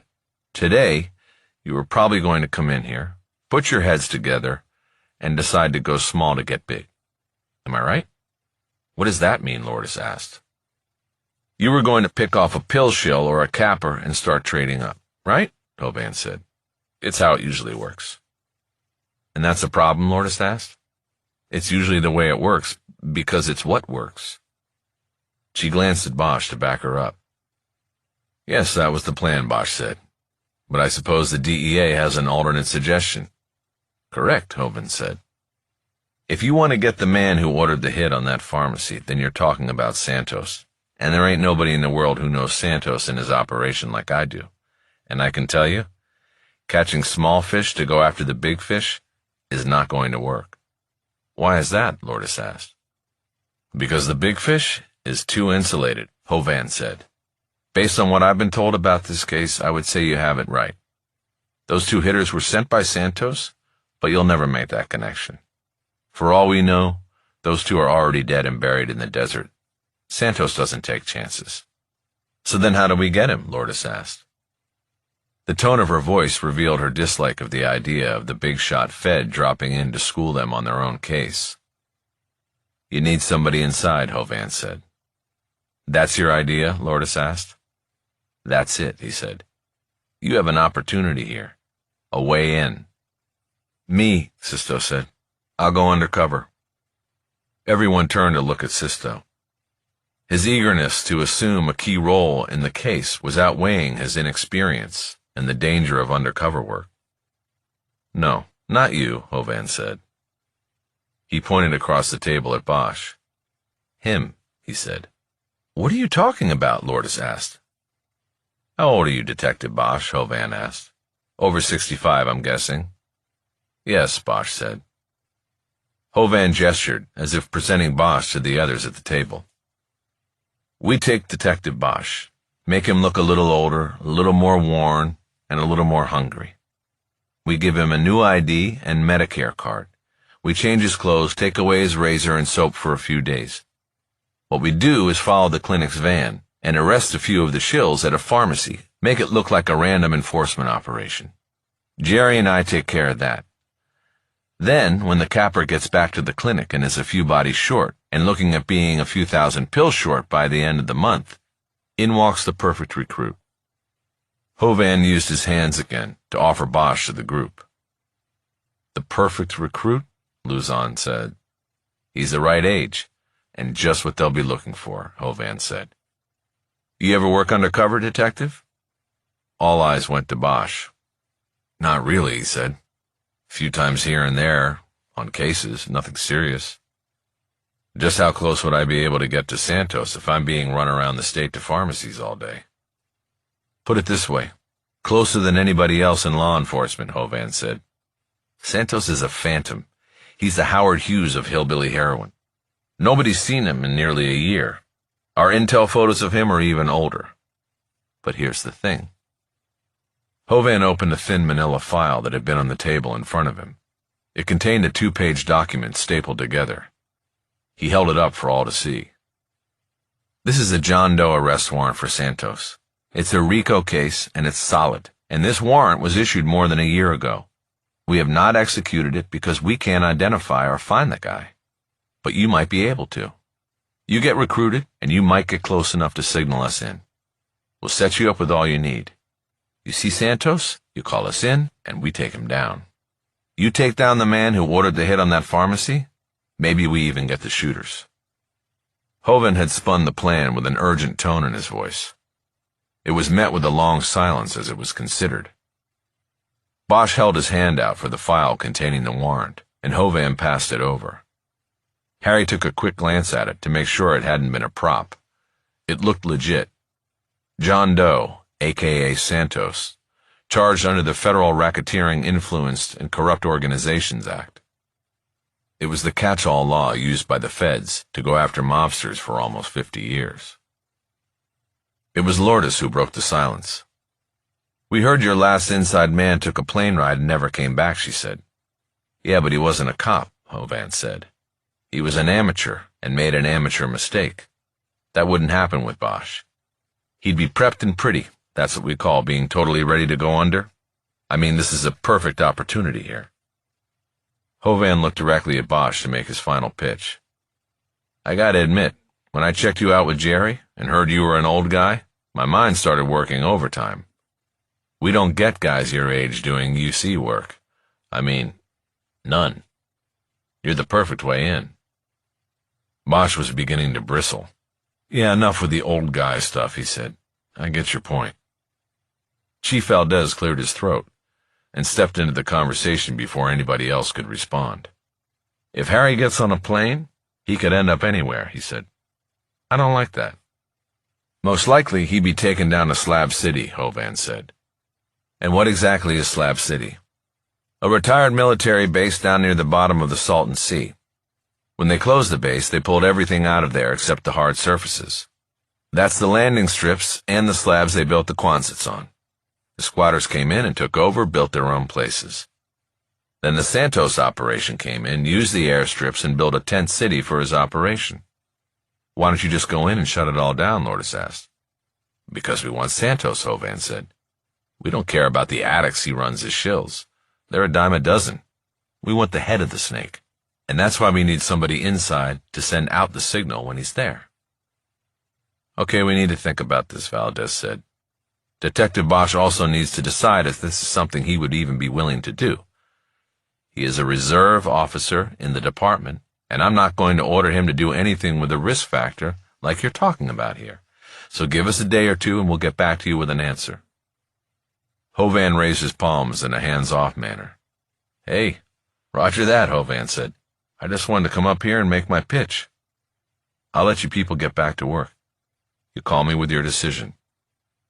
He stood up to leave, but Bosch stopped him with 3 words. "I'll do it," he said. Hovan looked at him, and a smile started to spread on his face. "Harry, wait a minute," Valdez said. "I think we should take our time and consider other options." "Harry, are you sure?" Lourdes added. "This is dangerous." "Give me a couple days to get ready," Bosch said. "I'll give it a shot." Okay, Hovan said. "Don't shave and don't bathe. Body odor is a tell. If you don't stink, you ain't a user." "Good to know," Bosch said. "I can hook you up with a user if you want to research it," the agent offered. "Nah," Bosch said. "I think I know somebody I can talk to." "When do we do this?" Bosch looked at the faces surrounding the table. The looks of concern far outweighed the look of excitement on Hovan's face. "How about we go Friday?" Hovan said.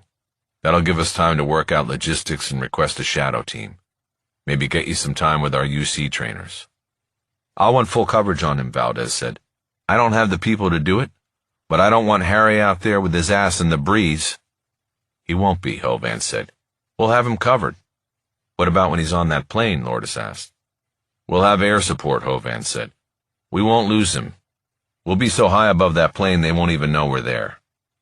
"And when he lands?" Edgar asked. "I'm not going to candy coat it.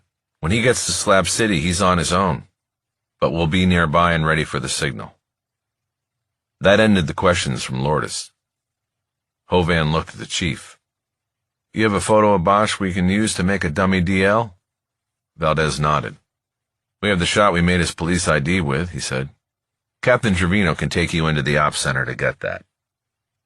Trevino got up to lead Hovan out. The DEA agent said he would be in touch and would come back Friday morning, ready to go with the undercover operation. After he was gone, all eyes returned to Bosch. "What?" he said. "I still want you to think about this," Valdez said. "Any second thoughts, and we pull out." Bosch thought about Jose Jr. and his naive bravery. "No," he said. "Let's do it." "Why, Harry?" Lourdes asked. "You've done your part for years and years. Why are you doing this?" Bosch shrugged. He didn't like all the attention on him. "I think about that kid going to college to learn how to do what his father did," he said. "Then he graduates and gets into the business and finds the corruption of it. He goes through all of that, and, big surprise, he does the right thing, and it gets him killed. People can call him stupid or naive. I call him a hero, and that's why I'm all in. I want Santos more than Agent Hovan does." He had their rapt attention now. "What they did to Jose Esquivel shouldn't just go by," Bosch added. "If this is the best shot we have at Santos, then I want to take it." Valdez nodded. "Okay, Harry, we get it," he said. "And we're with you 100%. Bosch nodded his thanks and looked across the table at his old partner, Edgar. He nodded too. He was on board.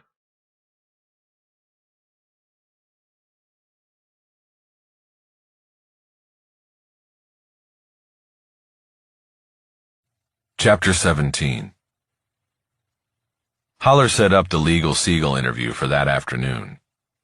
The former defense attorney, presumed dead by many, including Lance Cronin and his client Preston Borders, was living in a nursing home in the Fairfax area. Bosch met Holler in the parking lot at 2 p.m. It was one of the rare occasions Bosch saw Holler emerge from the front seat of his Lincoln, and the lawyer explained that he was between drivers at the moment. They proceeded inside.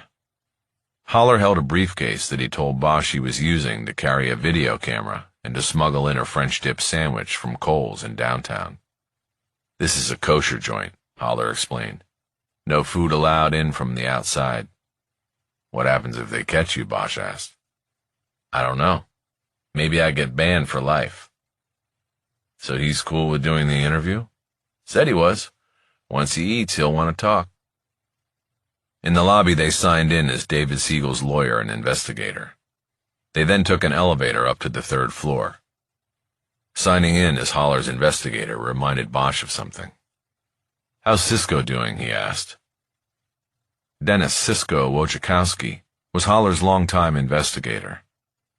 2 years earlier, he and his Harley were taken down on Ventura Boulevard in an intentional hit-and-run. He went through 3 surgeries on his left knee and came out with a Vicodin addiction that took him 6 months to recognize before he treated it cold turkey. "He's good," Holler said. "Real good. He's back and busy." "I need to talk to him." "Not a problem. Can I tell him what it's about?" "Got a friend I think is addicted to hillbilly heroin. I want to ask him what to look for and what to do." "Then he's your man. I'll call him for you as soon as we get out of here." They exited the elevator on the 3rd floor, and Holler informed the woman posted at the nursing station that he was visiting his client, David Siegel, and should not be disturbed. They proceeded down the hallway to Siegel's private room. Holler pulled a doorknob hanger out of the inside pocket of his suit coat. It said "Legal Conference. Do not disturb." He winked at Bosch as he hung it on the knob and closed the door. The wall-mounted TV was blaring a CNN report on a congressional investigation into Russia's meddling with the presidential election the year before. An old man propped up on a hospital bed was watching it. He looked like he didn't weigh more than 100 pounds, and he had wispy white hair that surrounded his head on the pillow like a halo. He wore an old golf shirt with a Wilshire Country Club crest. His arms were skinny, the skin wrinkled and mottled with age spots.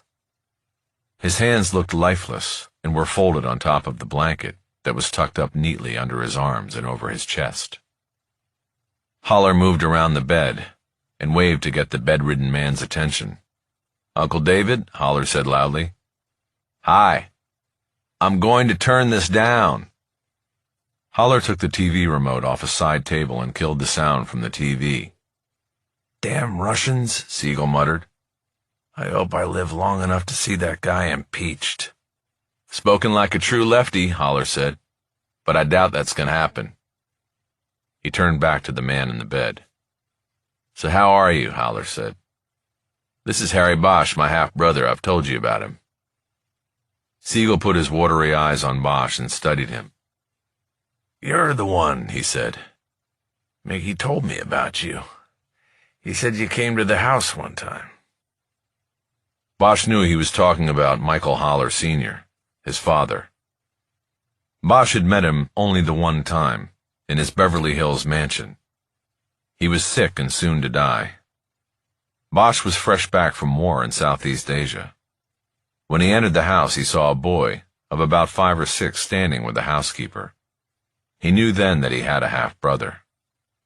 A month later, he stood on a hillside and watched as their father was put into the ground. "Yes," Bosch said, "that was a long time ago." "Well," Siegel said, "for me, everything was a long time ago. The longer you live, the more you can't believe how things have changed." He gestured weakly toward the silent TV screen. "I brought you something that hasn't changed in 100 years, Holler said.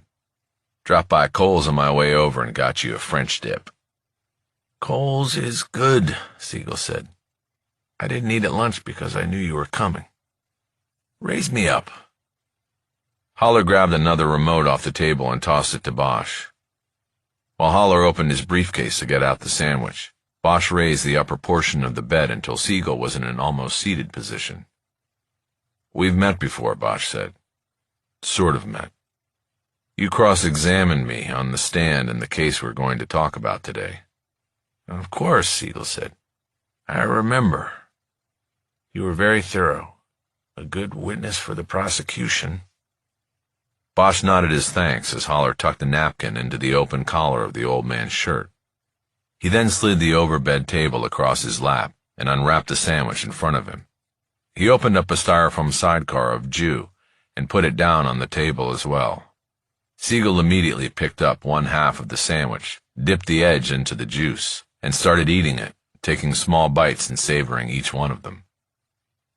While Siegel ate his sandwich and thought about the old days, Holler took the mini camcorder out of his briefcase and set it up on a mini tripod on the overbed table. He adjusted the table while looking at the framing of the shot, and then they were ready. It took Legal Siegel 35 minutes to eat his French dip sandwich. Bosch waited patiently while Holler asked the old man questions about days gone by, getting them ready for the interview. Finally, Siegel balled up the sandwich wrap and was done. He tossed it toward a trash can in the corner and came well short. Holler picked up the debris and put it back in his briefcase. "You ready, Uncle Dave?" he asked. "Been ready," Siegel said. Holler pulled the napkin out of the collar of Siegel's shirt and adjusted the camera once more before holding his finger on the record button. "All right, here we go," he said. "Look at me, not at the camera." "Don't worry, they had video cameras back when I was practicing," Siegel said. "I'm not that much of a relic." "I just thought maybe you were out of practice."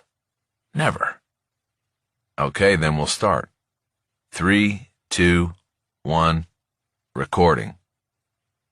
Holler introduced Siegel and stated the date, time, and location of the interview. Though the camera was solely focused on Siegel, he identified himself and Bosch as well. Then he began. "Mr. Siegel, how long did you practice law in Los Angeles County?" "Almost 50 years. "You specialized in criminal defense?"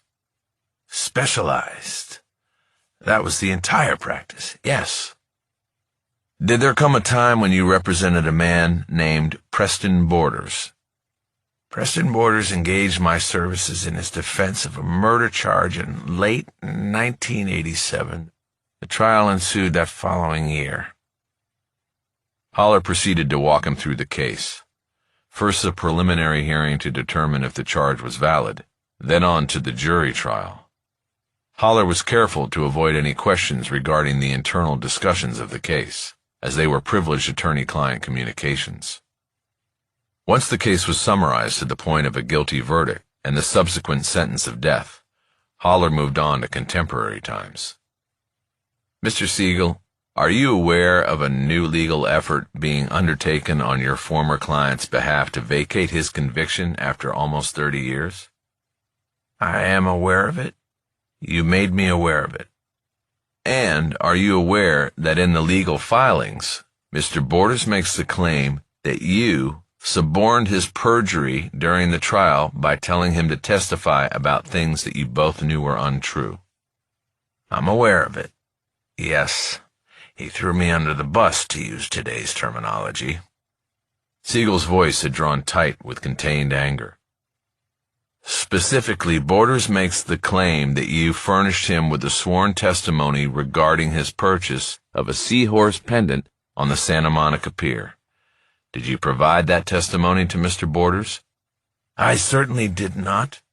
If he lied, he did so on his own and at his own counsel. As a matter of fact, I did not want him to testify during the trial, but he insisted. I felt I had no choice, so I let him, and he talked himself on to death row. The jury did not believe a word he said. I talked to several of the jurors after the verdict, and they confirmed that." "Did you ever consider putting forth a defense that included the allegation that the lead detective on the case had planted the seahorse pendant in your client's home in order to frame him?" "No, I didn't. We had both of the detectives on the case checked out, and challenging their integrity was not an option. We didn't try it." "Have you allowed me to interview you today freely and without outside pressure?" "I volunteered. I'm an old man, but you don't trash me in the integrity of a 49-year career in law without a word from me about it. Fuck them." Holler leaned away from the camera, not expecting the off-color language. He tried not to put laughter on the soundtrack. "One final question," he managed to say. "Do you understand that giving this interview today could result in an investigation and sanctions against you from the California bar?" "They can come and get me if they want. I've never been afraid of a fight. They were stupid enough to believe and print the obit I sent them. Let them come at me." Holler reached over and turned off the recorder. "That was good, Uncle David," he said. "I think it's going to help." "Thank you," Bosch said. "I know it will help." "Like I said, fuck them," Siegel said. "They want to fight, they got it." Holler started packing up the camera. Siegel turned his head slightly and looked at Bosch. "I remember you at that trial," he said. "I knew you spoke the truth, and Borders was done for. You know, in 49 years, he was the only one of mine to end up on the row, and I never felt bad about it. He was where he was supposed to be. Well, Bosch said, with any luck, he'll stay there. 20 minutes later, Bosch and Holler stood by their cars in the parking lot. So what do you think? Bosch asked. I think they picked the wrong lawyer to mess with, Holler said. I loved that "fuck them" line. Yeah, but they thought he was dead. They're going to be shitting bricks next Wednesday, that's for sure. Just need to keep all this under wraps if we can. Why shouldn't we be able to? It's about standing. I'll file for you as an intervening party. The DA will probably object, saying they represent you as the lead on the case. If I lose that battle, then I may have to file on Legal Siegel's behalf to get in the door. That's all we want. A foot in the door to make our case. You think the judge will allow the interview in? He'll look at some of it, at least. I started out with the basic stuff on purpose, to lull Cronin and Kennedy into thinking it's fluff. Then, boom, I asked a question about perjury. It crosses a line into privilege, so we'll see. I'm hoping the judge will be a little bit pregnant by then, say he wants to watch the whole thing. I checked him out. We got lucky there. Judge Houghton's been on the bench 20 years and was practicing law for 20 before that. That means he was around when legal was active. I'm hoping he'll cut the old guy a break and hear him out. I've had a number of cases before Houghton over the years. He likes to get the full story on things. I think he'll want to hear what legal has to say. What about Borders? Will he testify at this thing? I doubt it. That would be a mistake. But he'll be there, and I want to see his face when we put Legal Siegel on the video screen. Bosch nodded. He thought about facing Borders again himself after so many years. He realized that he wasn't even sure what the man looked like. In his mind and memory, Borders was a shadowy figure with piercing eyes. He had taken on the dimensions of a monster from imagination. You need to step things up now, Holler said. How so? Bosch asked. What we've got is good, but it's not good enough. We've got you, we've got Legal Siegel, and we've got the DNA in question being in Cronin's possible possession. But we need more. We need the whole frame. That's what this is. They're framing you for hanging this on an innocent man. I'm working on it. Then work harder, my brother. Holler opened his car door, ready to go. I'll have Cisco give you a call, he said. Appreciate it, Bosch said. And, you might not hear from me for a few days. I've got something I've got to do on my San Fernando case. I probably won't be available. What case, man? This should be your only case, priority one. I know, but this other thing can't wait. I've got it covered. I'll figure out the frame, and then we're home free. Famous last words, home free. Don't stay away too long. Holler dropped into his car and closed the door. Bosch watched him back out and leave.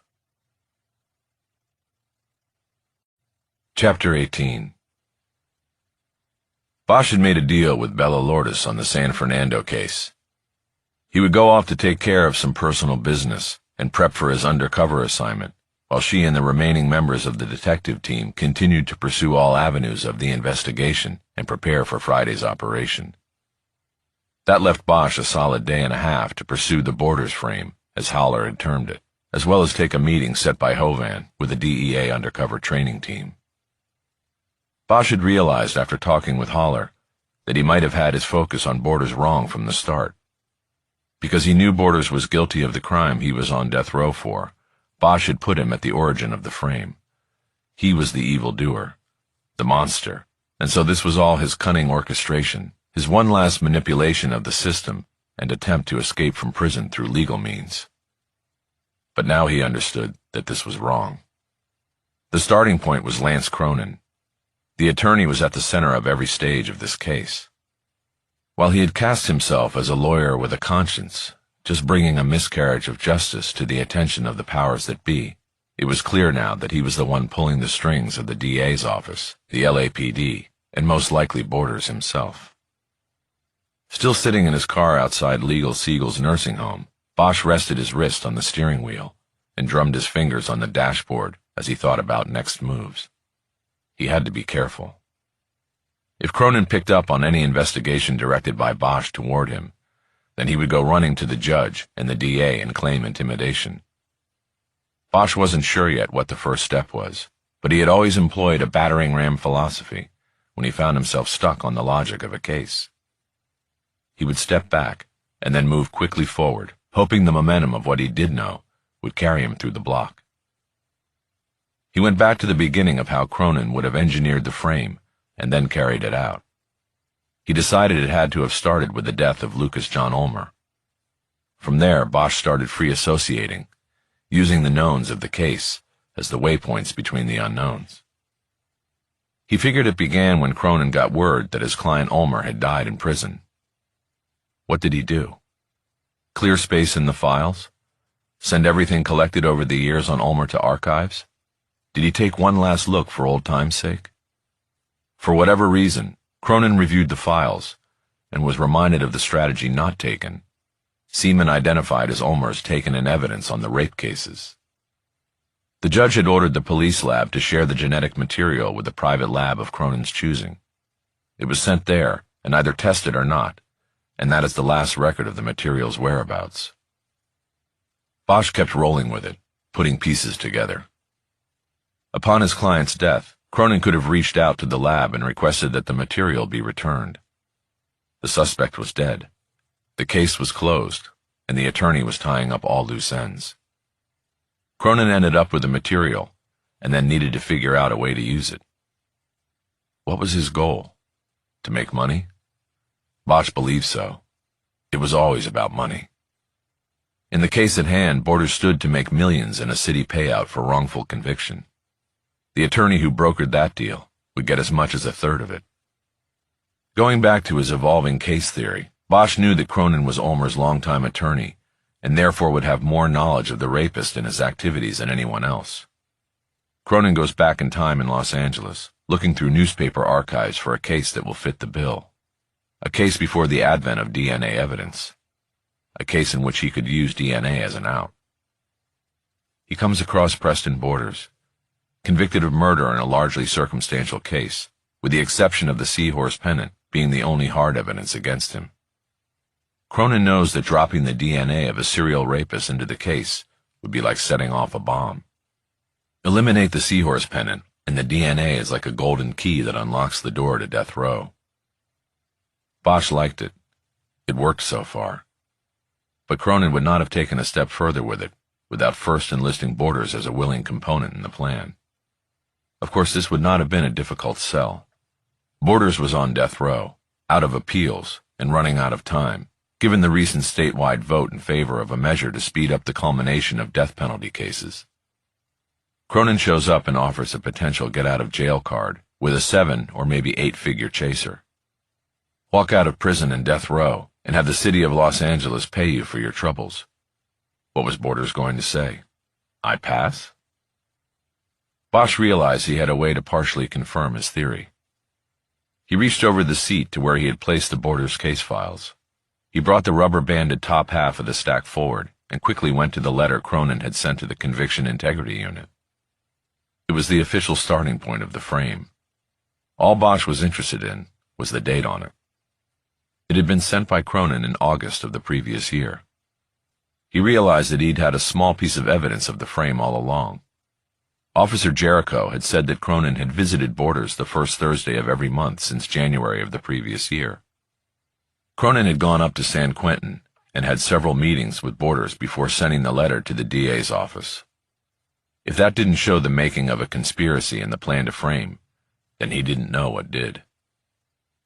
Buzzed by having made a connection that could be documented at the hearing the following week, Bosch had the battering ram moving with high velocity. The block was still the application of the plan. He had Cronin and Borders tied together. He had Ulmer's DNA in Cronin's possession. He just needed step 3, the execution of the plan. Bosch decided to break the possibilities into 2 pieces, with the separator between them being the video that Tapscott took of Lucia Soto opening the evidence box. presumably after many years of it sitting undisturbed on a shelf in LAPD property control. If the planted evidence was already in place when Soto opened the box, then the fix came before. Most likely in the window between Cronin journeying to San Quentin to meet Borders in January and August when he sent the letter to the DA's office, having presumably reached some form of agreement with Borders on the plan. That was a lot of time, and Bosch knew that realistically, he would need Soto's help in identifying who might have had access to the box. In a space the size of a football field, the archives were strictly monitored, and access was documented on multiple levels. A fleet of bonded civilian employees comprised the staff and worked under the on-site supervision of a police captain. Access to evidence was restricted to law enforcement officers, who needed to provide proper identification and a thumbprint for all requests. And there were also cameras that kept the evidence viewing areas under surveillance 24/7. If the genetic evidence was planted after Tapscott and Soto retrieved the box from property control, then there were a number of places along the chain of custody where that could have happened. The detectives could have hand-delivered the contents of the evidence box to the lab at Cal State LA for examination and analysis in the serology unit. This brought into play several lab technicians who could have had access to the clothing being examined. But it was a lot of could-haves. Bosch knew that these cases were randomly assigned to technicians, and that there were several integrity checks built into the protocols and personnel of the DNA unit to guard against corruption, cross-contamination, and evidence tampering, intended or not. In the early days of DNA use in criminal proceedings, the science and protocols were challenged from every angle, and with such frequency that over time a firewall of integrity had made the lab nearly impervious. Bosch knew this side of the equation was a long shot. The more Bosch considered the two possibilities, the more he believed that it was unlikely that the frame had occurred in the lab. The random assignment of a technician to each case alone seemed to undercut the possibility. Even in the unlikely event that Cronin had a corrupt technician in hand, there seemed to be no way for him to be sure that his tech would even get the case, let alone have access to plant DNA on Danielle Schuyler's pajamas. Bosch kept coming back to the evidence box and the possibility of it being tampered with before Soto cut through his seals and opened it under Tapscott's camera. He pulled out the burner phone he had the video on and once again watched the opening of the box. The evidence seals were intact as Soto cut through them and opened the flaps of the box. Bosch saw nothing wrong, and again it confounded him. He thought about texting Soto and asking if she had access to the archive's overhead cameras and whether she had asked to view them. But he knew such a question would likely make her suspicious of Bosch's activities. It would also make her angry. After all, Tapscott had filmed Soto opening the box because the two detectives wanted video confirmation that the box's seals were unbroken. They had filmed the process themselves as a means of avoiding having to request the footage from the overhead cameras. It was unlikely they would be interested in doing it for Bosch now. They were satisfied that there had been no tampering and that Ulmer's DNA had been in the box on the pajamas since day one. Bosch watched the video again, this time muting Tapscott's commentary, so he could concentrate on the images as Soto used a box cutter to slice through the seals. Halfway through, his real phone buzzed in his pocket, and he paused the playback and dropped the burner into a cup holder in the center console. He pulled his phone and saw a number he didn't recognize, but he took the call anyway. Hello? Harry Bosch? Yes. Cisco. Mickey said you wanted to talk to me? Yep. How are you doing? Doing good. What's up? I'd like to meet and talk to you about something. It's confidential. I'd rather do it in person. What are you doing right now? Sitting in a parking lot near Fairfax High. I'm not too far. The upstairs at Greenblatt's will be pretty quiet this time of day. Meet there? Yeah, I can head there. You don't want to give even a hint about what this is? Bosch had always felt a low-grade friction from Cisco during the times they had been in each other's company. Bosch had chalked it up to the standard hostility between those who work for the defense and those who work for the prosecution.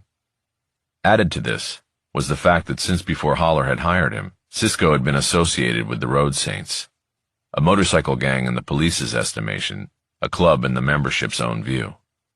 And there was also a bit of jealousy thrown in. Bosch and Cisco's boss shared a blood connection, which gave them a unique closeness that Cisco could not have. Bosch thought Cisco might be worried that one day Bosch was going to replace him as Holler's defense investigator. In Harry's mind, that was improbable. Bosch decided to give him more than a hint.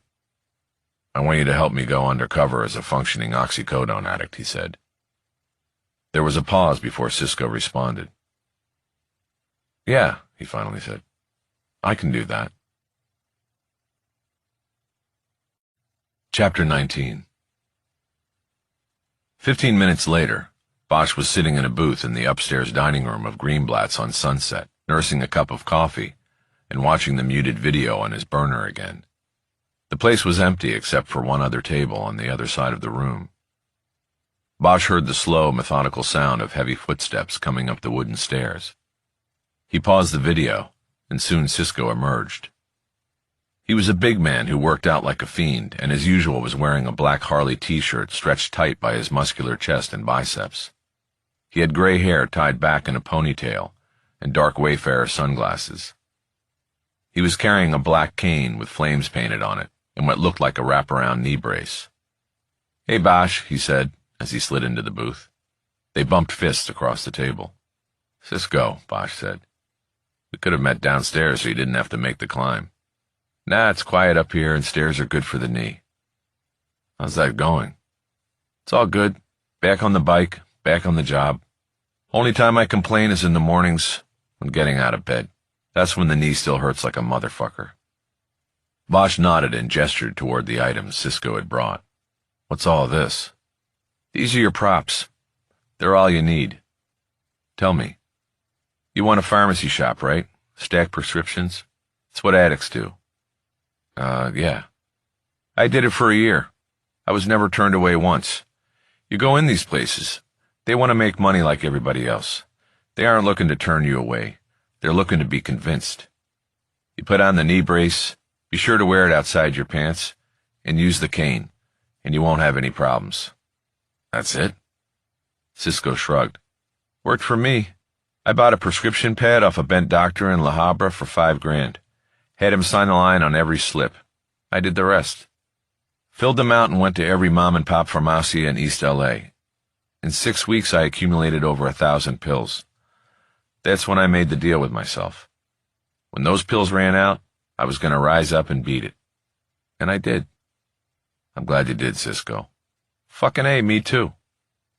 "So no help from the VA?" "Fuck them. The docs at the VA were the ones who got me hooked in the first place after my surgeries. Then they cut me loose and I'm on the street strung out trying to keep a job, trying to keep my wife. Fuck the VA. I'll never go back to them." The story was not surprising to Bosch. It was the story of the epidemic. People start out hurt and just want to kill the pain and get better. Then they're hooked and need more than the prescriptions allow. People like Santos fill the space, and there is no turning back. "When the pills ran out, what did you do?" "I bought a can opener." "What?" "A can opener and 30 days of rations. I then had a friend put me in a windowless room with a toilet and nailed the door shut.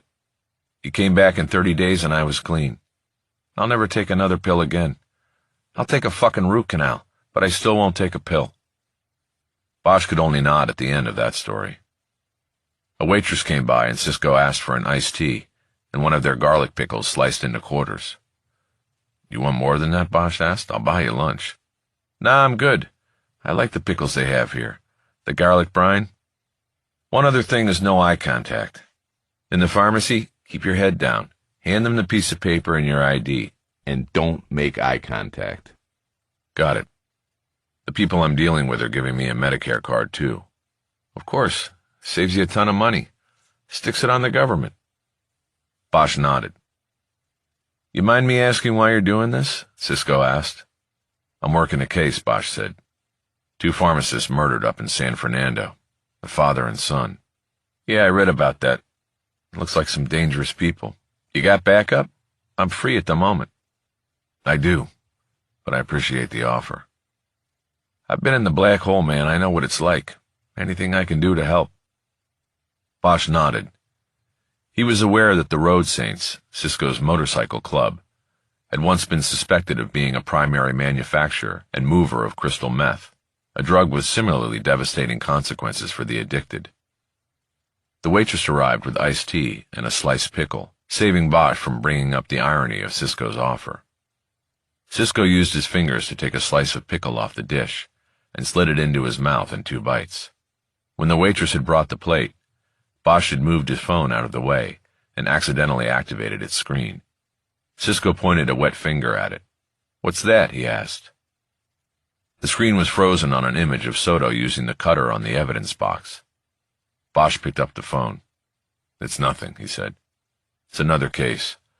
I was trying to figure something out while I was waiting for you." "Is that what you're working with Mickey on?" Cisco asked. Yeah, but I have to figure the thing out before we can go into court." "Can I see?" "No, it's kind of meant to be private. I can't show." "Well, why not?" Bosch realized he was grasping at straws when it came to the sealed box. Maybe fresh eyes would bring a fresh idea.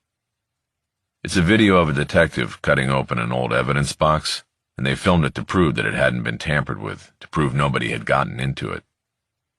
Bosch started the playback from the beginning of the video, and then put the phone down on the table and turned it towards Cisco.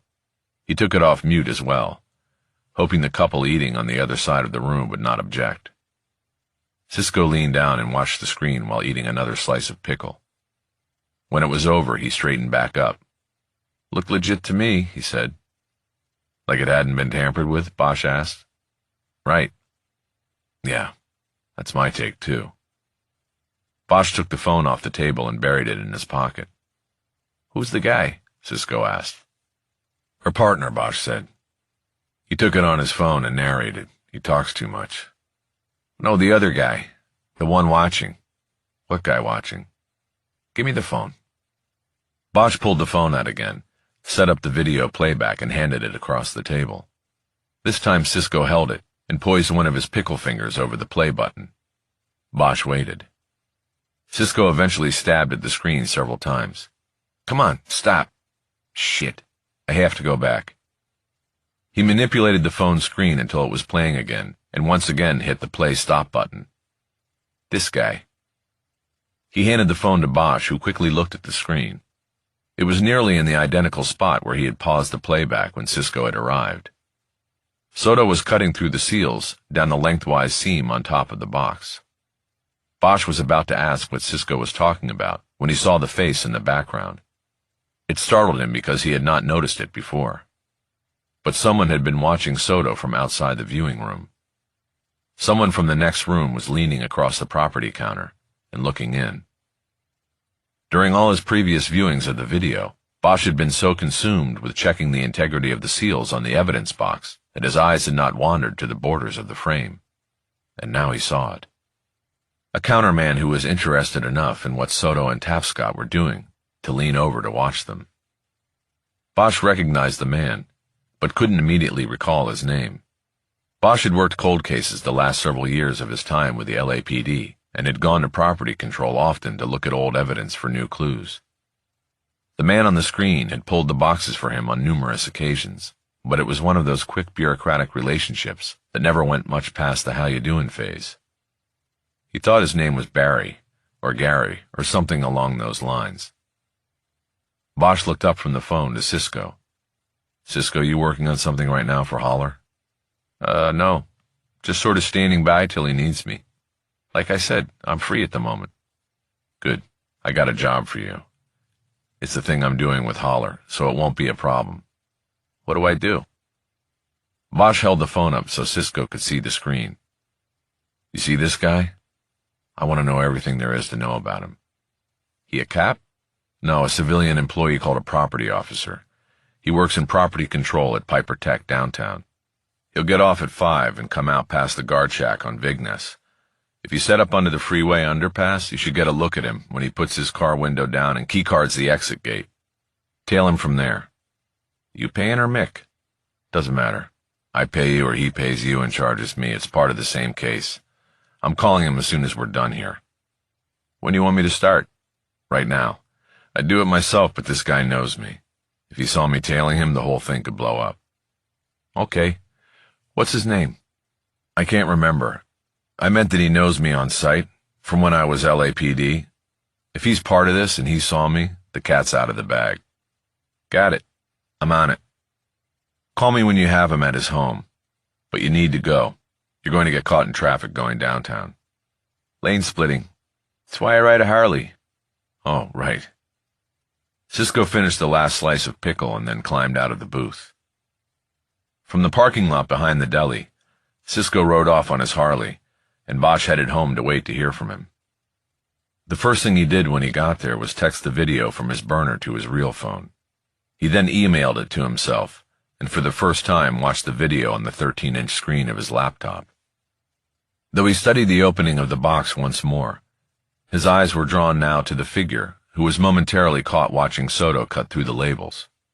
On the larger screen, Bosch saw a clearer expression on the man's face, but could not read whether he was watching out of curiosity or something more. His excitement over Cisco's find began to give way to disappointment. They were chasing a dead end, and Bosch was back to the question: how did Cronin get the DNA into the evidence box? He stepped away from the computer, taking the cane and knee brace Cisco had given him down the hall to his daughter's bedroom.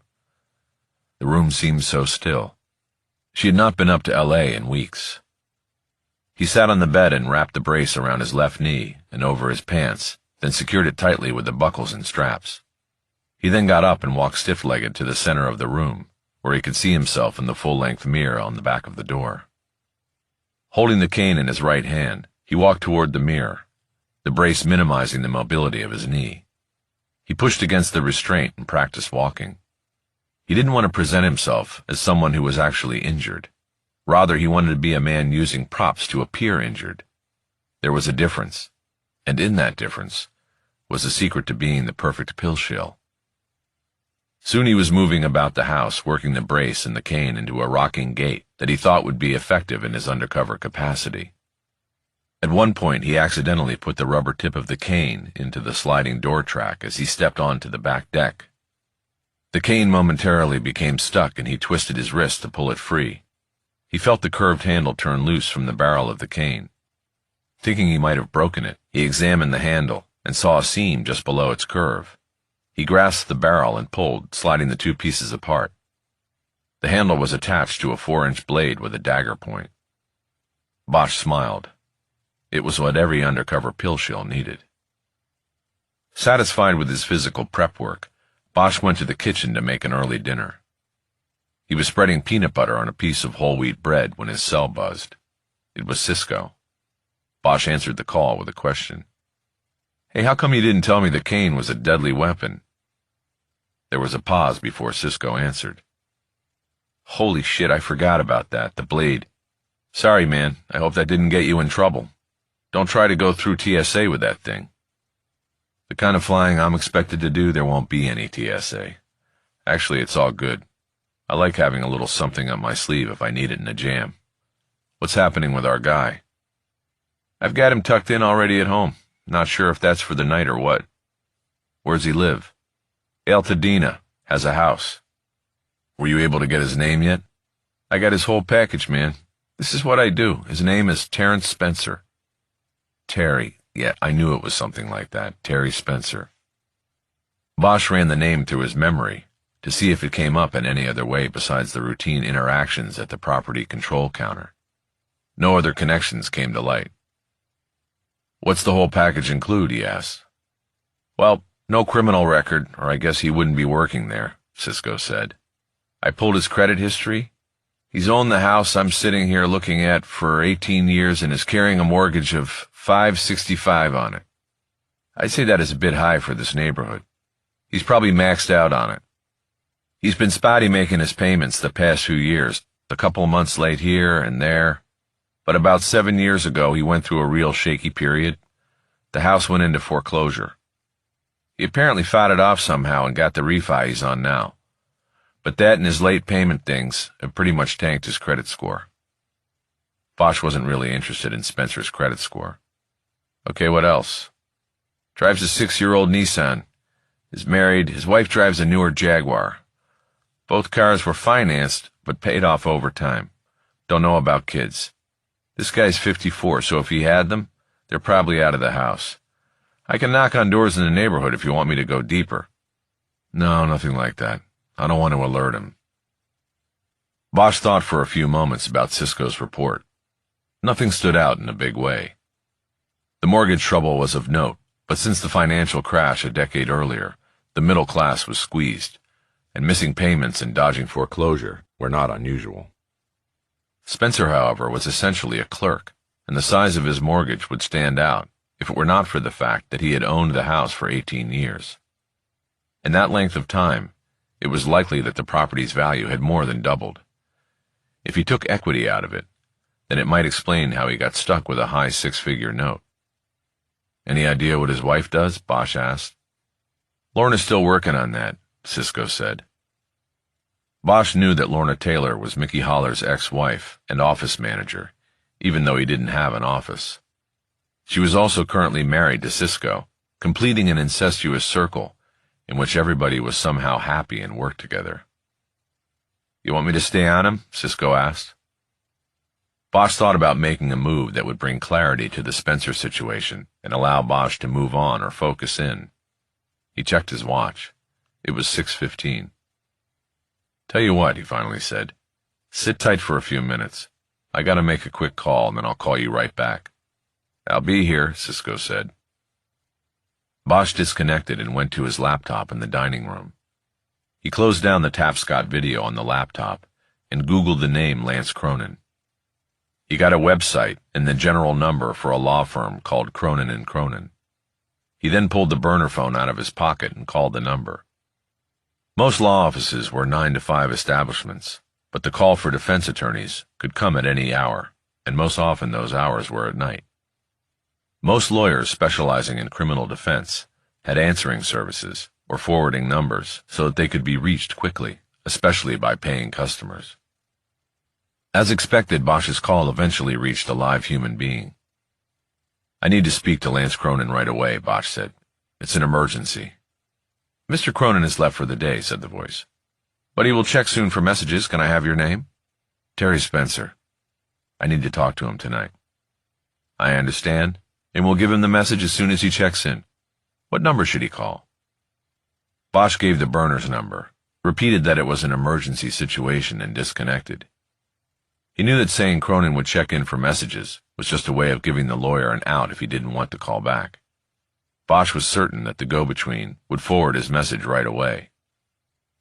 He got up and went to the kitchen to finish making his peanut butter and jelly sandwich. Before he was done, he heard the burner's generic ringtone in the other room. He left the sandwich on the counter and went to the phone. He didn't recognize the number on the screen, but assumed it was Cronin's cell phone or home number. He answered with one word spoken into the palm of his hand in an attempt to disguise it. Yes? Why are you calling me? I'm not your contact. Bosch stood frozen.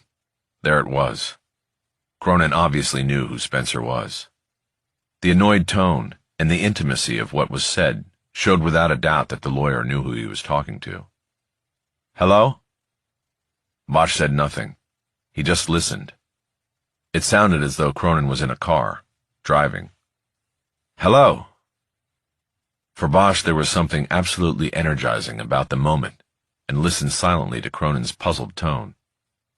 Thanks to Cisco's one-look view of the video, Bosch had now made the jump to the next level. He was closer to the frame. Cronin disconnected on his end, and the line went silent.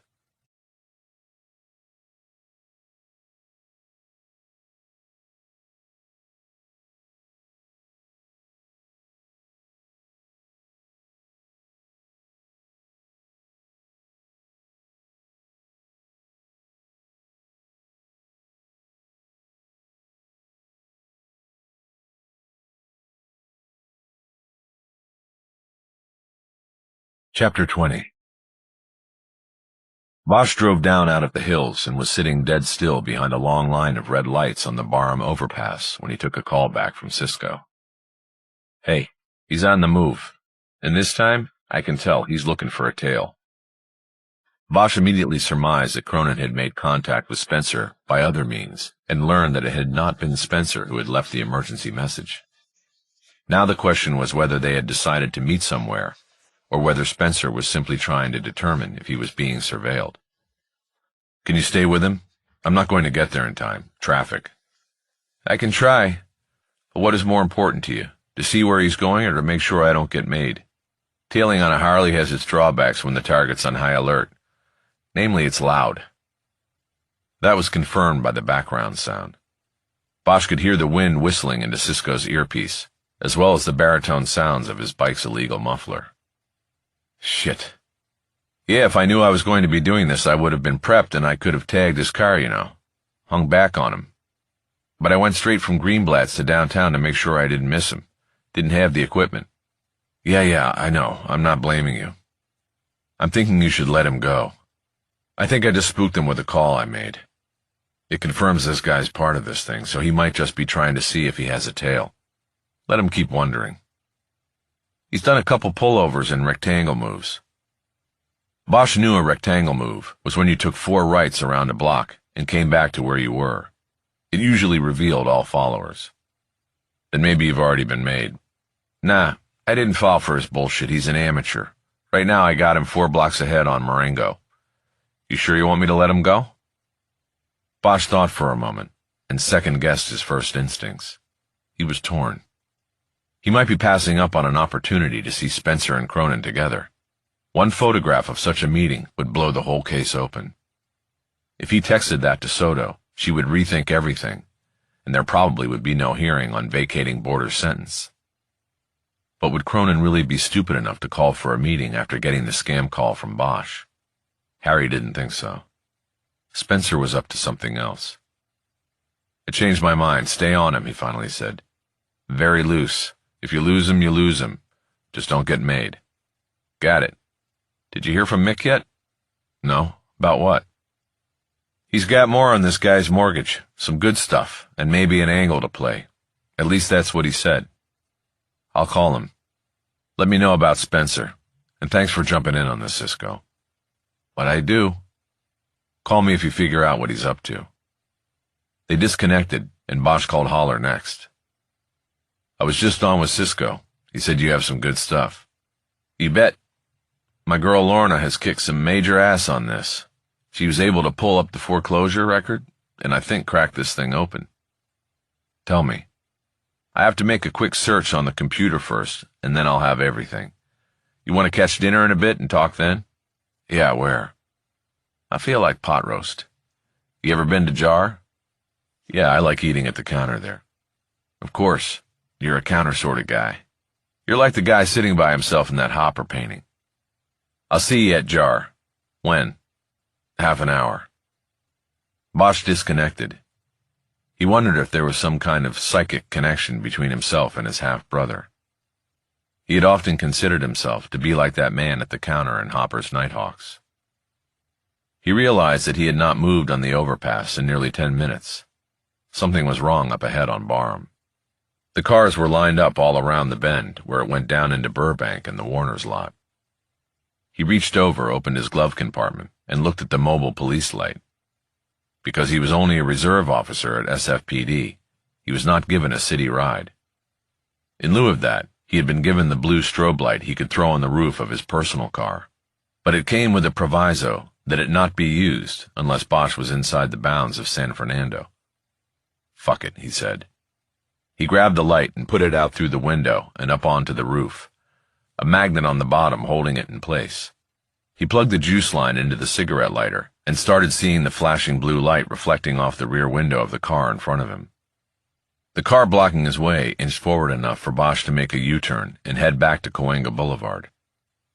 Cars stopped at the intersection and he breezed through. He started heading south. After he slipped by the Hollywood Bowl and onto Franklin, the traffic slackened off enough for Bosch to pull the plug out of the cigarette lighter. He got to Jar, down on Beverly, well ahead of Holler, and he took one of the stools at the counter. He was nursing his first martini when Holler came through the door 15 minutes later.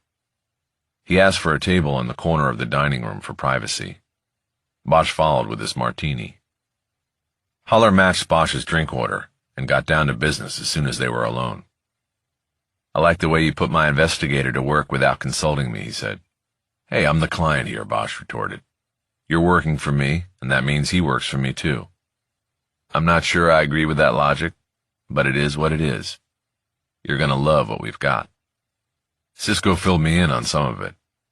Not the really good stuff. So tell me. Holler waited for his martini to be put down in front of him. The waiter was also about to hand out menus when he was cut off with a wave of Holler's hand. 2 orders of pot roast and a side of duck fried rice, Holler said. Perfect, said the waiter. He went away. I like the way you order for me without consulting me first, Bosch said. Must be something in our father's blood, Holler said. I actually already ate a sandwich. So eat again. This is the good stuff. Anyway, I don't know if you remember this, but during the mortgage crisis, I shifted a lot of my business over to foreclosure defense. I made out, too. Remember, I hired Jennifer Aronson as an associate, and we made some good money for a few years there. I remember something about that, yeah. Well, that's my way of telling you. I know the ins and outs of that illustrious time in our nation's financial history. I wasn't the only one making bank, and I know how others made out as well. Okay, so what's it have to do with our man Spencer? His foreclosure suit is public record. You just need to know how to find it, and lucky for us, Lorna does. So I've spent the past hour with it, and like I said, you're going to like it. Check that.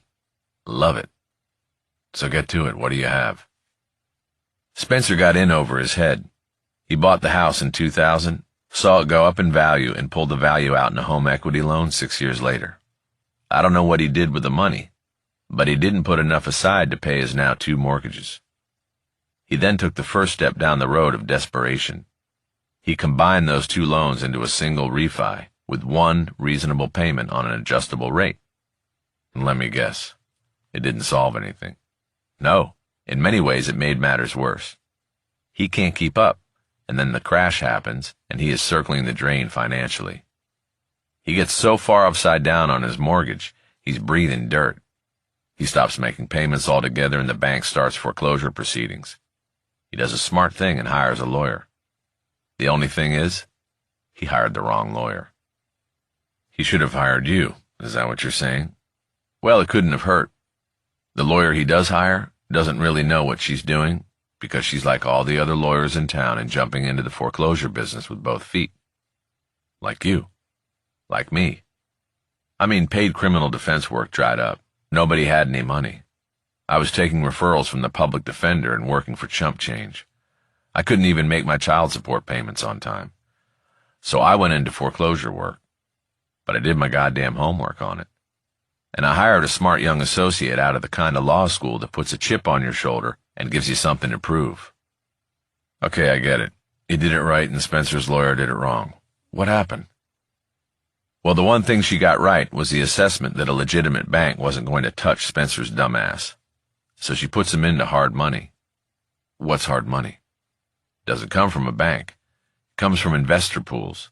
And because it's not a bank, they charge points up front and interest rates above market. Sometimes damn close to the rates the mafia guys charge for money on the street.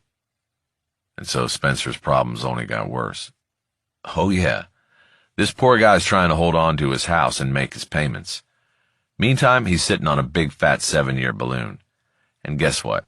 That balloon is about to pop. Back up and speak English. I paid off my house 12 years ago. I don't know what any of this means. What's the balloon?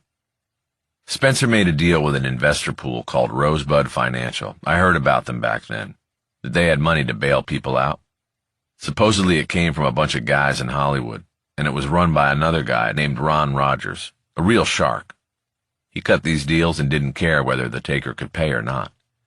If there was enough bottom-line equity in the property, he'd cut the deal, because he knew he'd get 2 shots at foreclosure, either when the poor slob homeowner couldn't make his monthly payments, or at the end of the term, when there was a balloon payment for the balance. So the deal is you pay these high monthlies, and then at the end you still have to pay off the whole note. Exactly. These hard money deals were short-term mostly. 2 years, 5 years. Spencer got a 7-year deal, which was pretty long, but the 7 years is up in July, and he'll owe all the money. Can he now go to a real bank and refinance again? Financial markets are pretty good now. He could, but he's fucked. His credit rating is shit, and Rosebud Financial is putting the boots to him. They've dinged him every time he pays late by a week. You see? They want to put him in a corner. They know he's got no money to pay the balloon, and he can't refinance the debt because of his record. In July, they're going to take the house from him. And this is where it gets good. You know what Zillow is? Zillow? No. It's an online real estate database. You can plug in a property address and get a ballpark valuation based on neighborhood comps and other factors. That was the thing I had to check before we talked, and sure enough, Spencer's property comes in at high six figures, almost $1 million. Then why doesn't he just sell it, pay off the balloon, and walk away with the profit? Because he can't. The deal he cut with Rosebud requires company approval before a sale can be made, and that's where he hired the wrong lawyer. The fine print on the contract? She either didn't read it, didn't understand it, or didn't care. She just wanted to put him into that loan and move on, maybe even getting a kickback in the process. Rosebud's not letting him sell. That's correct. So they won't let him sell. He can't pay the balloon. Rosebud's going to take the house, sell it, and split the profits among the Hollywood investors. You're getting good at this, Bosch. Bosch sipped the last of his martini and thought about the scenario. Spencer was facing the loss of his house, unless he could come up with more than $500,000 in cash to pay off the balloon. If that didn't make him vulnerable to corruption, nothing would. Holler sipped his martini and nodded as he watched Bosch track it all. Then he smiled. I saved the kicker for last, he said. What? Bosch asked. Spencer's lawyer? The dumb one? Her name was Kathy Zeldin. I knew her back in those days.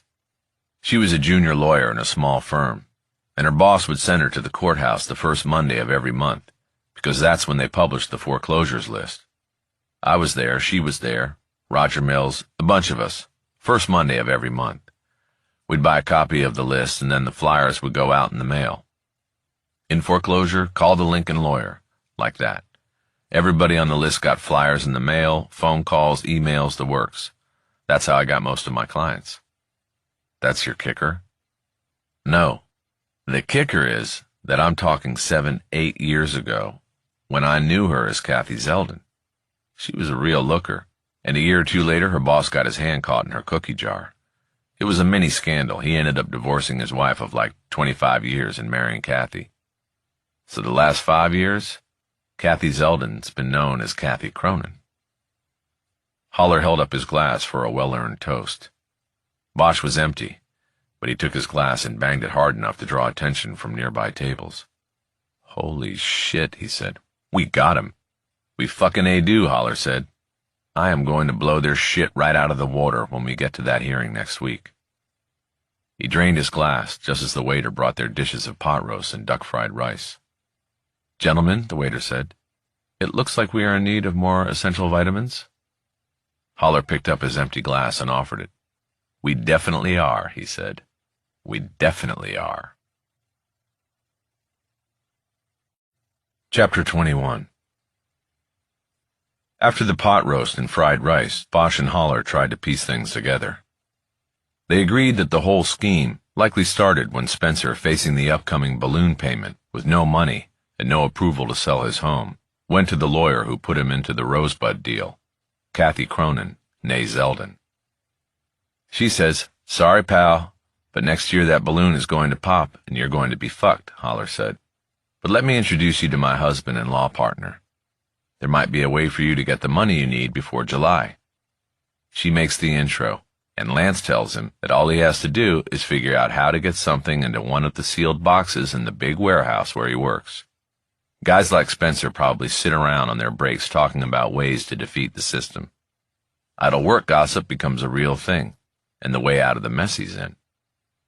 We still have to figure that out, Bosch said.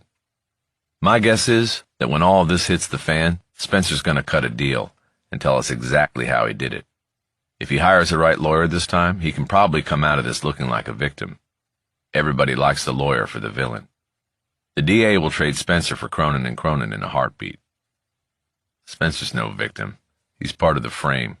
He's trying to put me in the dirt. I know that. I'm just giving you the reality of it, how it will play out. Spencer's a guy who got in over his head and was played by these people. Then we should go at him now, confront him, show him the video. Get him on our side before next week. Might be worth a try, but if he doesn't crack, then we're giving Lance Cronin a head start on Wednesday. I'd rather sandbag the whole bunch of them in the courtroom. Bosch nodded. It was probably the better plan. Just then, thoughts of confronting Spencer reminded him that the property officer was currently under surveillance. He pulled his phone. I forgot about Cisco, he said. He's watching him right now. Bosch made the call and Cisco answered with a whisper. What's happening? Bosch asked. He drove around for an hour until he was sure he had no tail, Cisco said. Then he drove down into Pasadena and met somebody, a woman, in the parking lot of Roman's. What's Roman's? It's a big bookstore with a big parking lot at the edge of Old Town. They're parked window to window, like cops do. Who's the woman? I don't know. She's got dealer blanks, so I can't run a plate. Does it look like a new car? No, it's a scratched-up Prius. Can you get a photo of her without getting noticed? I'm here with Holler, and he might know who she is. I can try. I can do the old walk-by on a call and grab video. I'll text it to both of you. Do it. Bosch disconnected. He knew the maneuver Cisco was undertaking. He'd start recording on his phone's video app, then hold the phone to his ear like he was on a call and walk by the front of the subject's car, hopefully focusing on the woman behind the wheel. Spencer is talking to a woman, he reported to Holler. Cisco's going for some video. Holler nodded and they waited. At some point I should tell Soto, Bosch said, mostly to himself. What do you mean? Holler asked. She's my ex-partner. We sandbag Cronin, we sandbag her. Do I have to remind you that she's part of a machine that's trying to take everything you have away from you? She's following a case where it goes. Well, she took a wrong turn, didn't she? It happens. Do me a favor. Don't talk to her. Not yet, at least. Wait till we're closer and we've confirmed some of these theories as facts. Don't give the LAPD the chance to flip this on us. Fine, I can wait, but she wouldn't flip things. If we set her straight with facts, we wouldn't have to go after Cronin or Spencer or Borders. She would. Before Holler could respond, their phones buzzed in unison as a text came to them both. It was the video from Cisco. They each watched on their phones.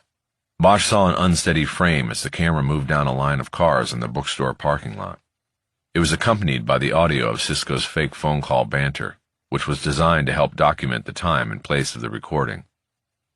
Hi, I'm at Vroman's, the bookstore in Pasadena. It's 8 o'clock Wednesday, and I'll be here for a while. Hit me back. The camera moved across a row of parked cars as Cisco spoke until it came to one backed into a spot. The camera moved across the windshield and showed a woman behind the wheel. She was in profile because she was turned toward the open side window and was talking to someone in the car parked next to her. Cisco wisely stopped his faux message as he crossed in front of the car. It allowed the camera to pick up a snippet of dialogue as it was spoken by the woman and Spencer, who could not be seen in the other car. You're overreacting, she said. Everything will be fine. I'm telling you, it better be, he said. A few steps past the two cars, Cisco turned the phone's camera on his own face and identified himself. This is Dennis Wojciechowski, California private investigator, license O262, ending this recording. Ciao. The video ended. Bosch looked expectantly at Holler.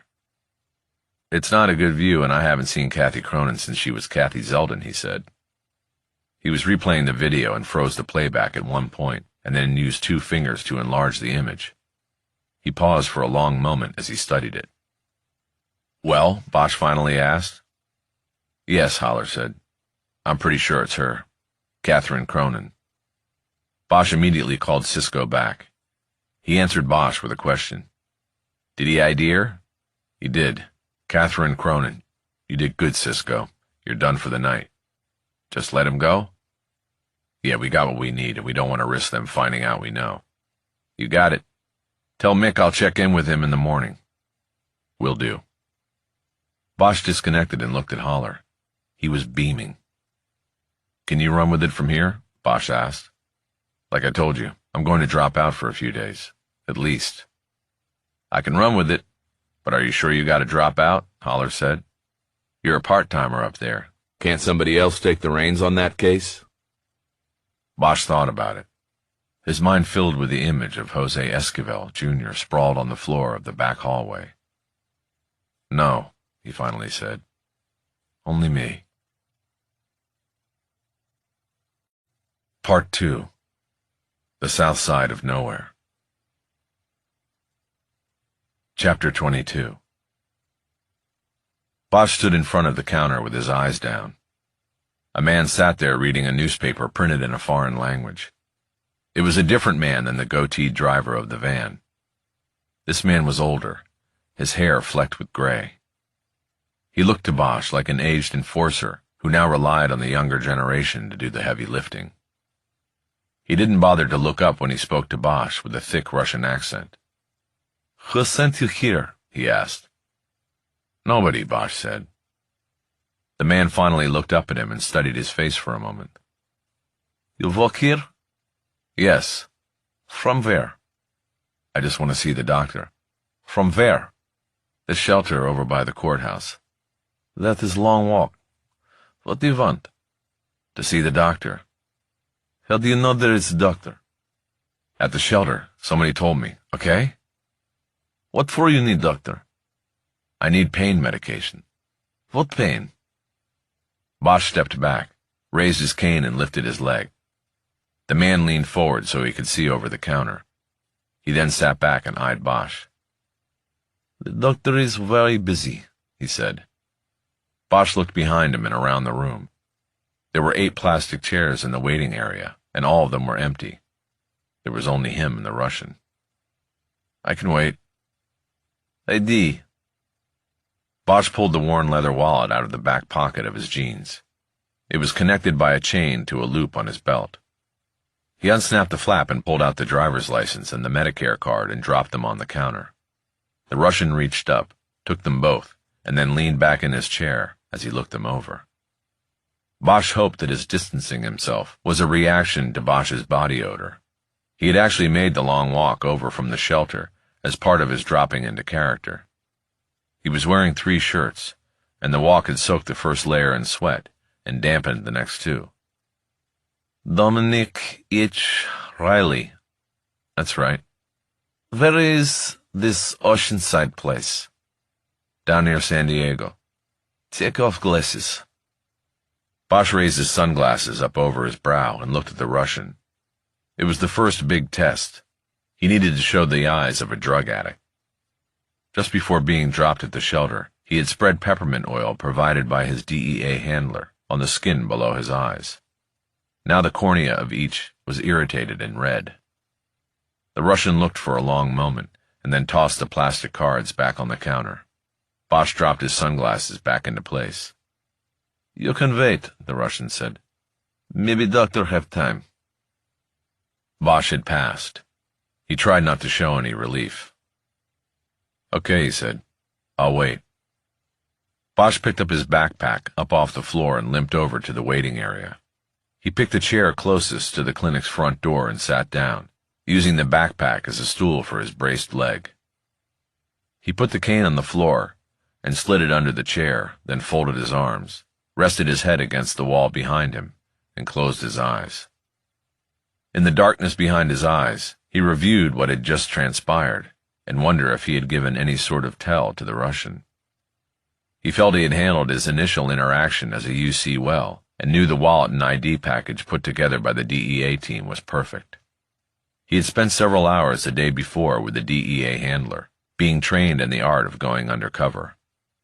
The first half of the all-day session dealt with the nuts and bolts of the operation, who would be watching, and from where, what his cover was, and what would be at his disposal in his wallet and backpack, how and when to call for an extraction.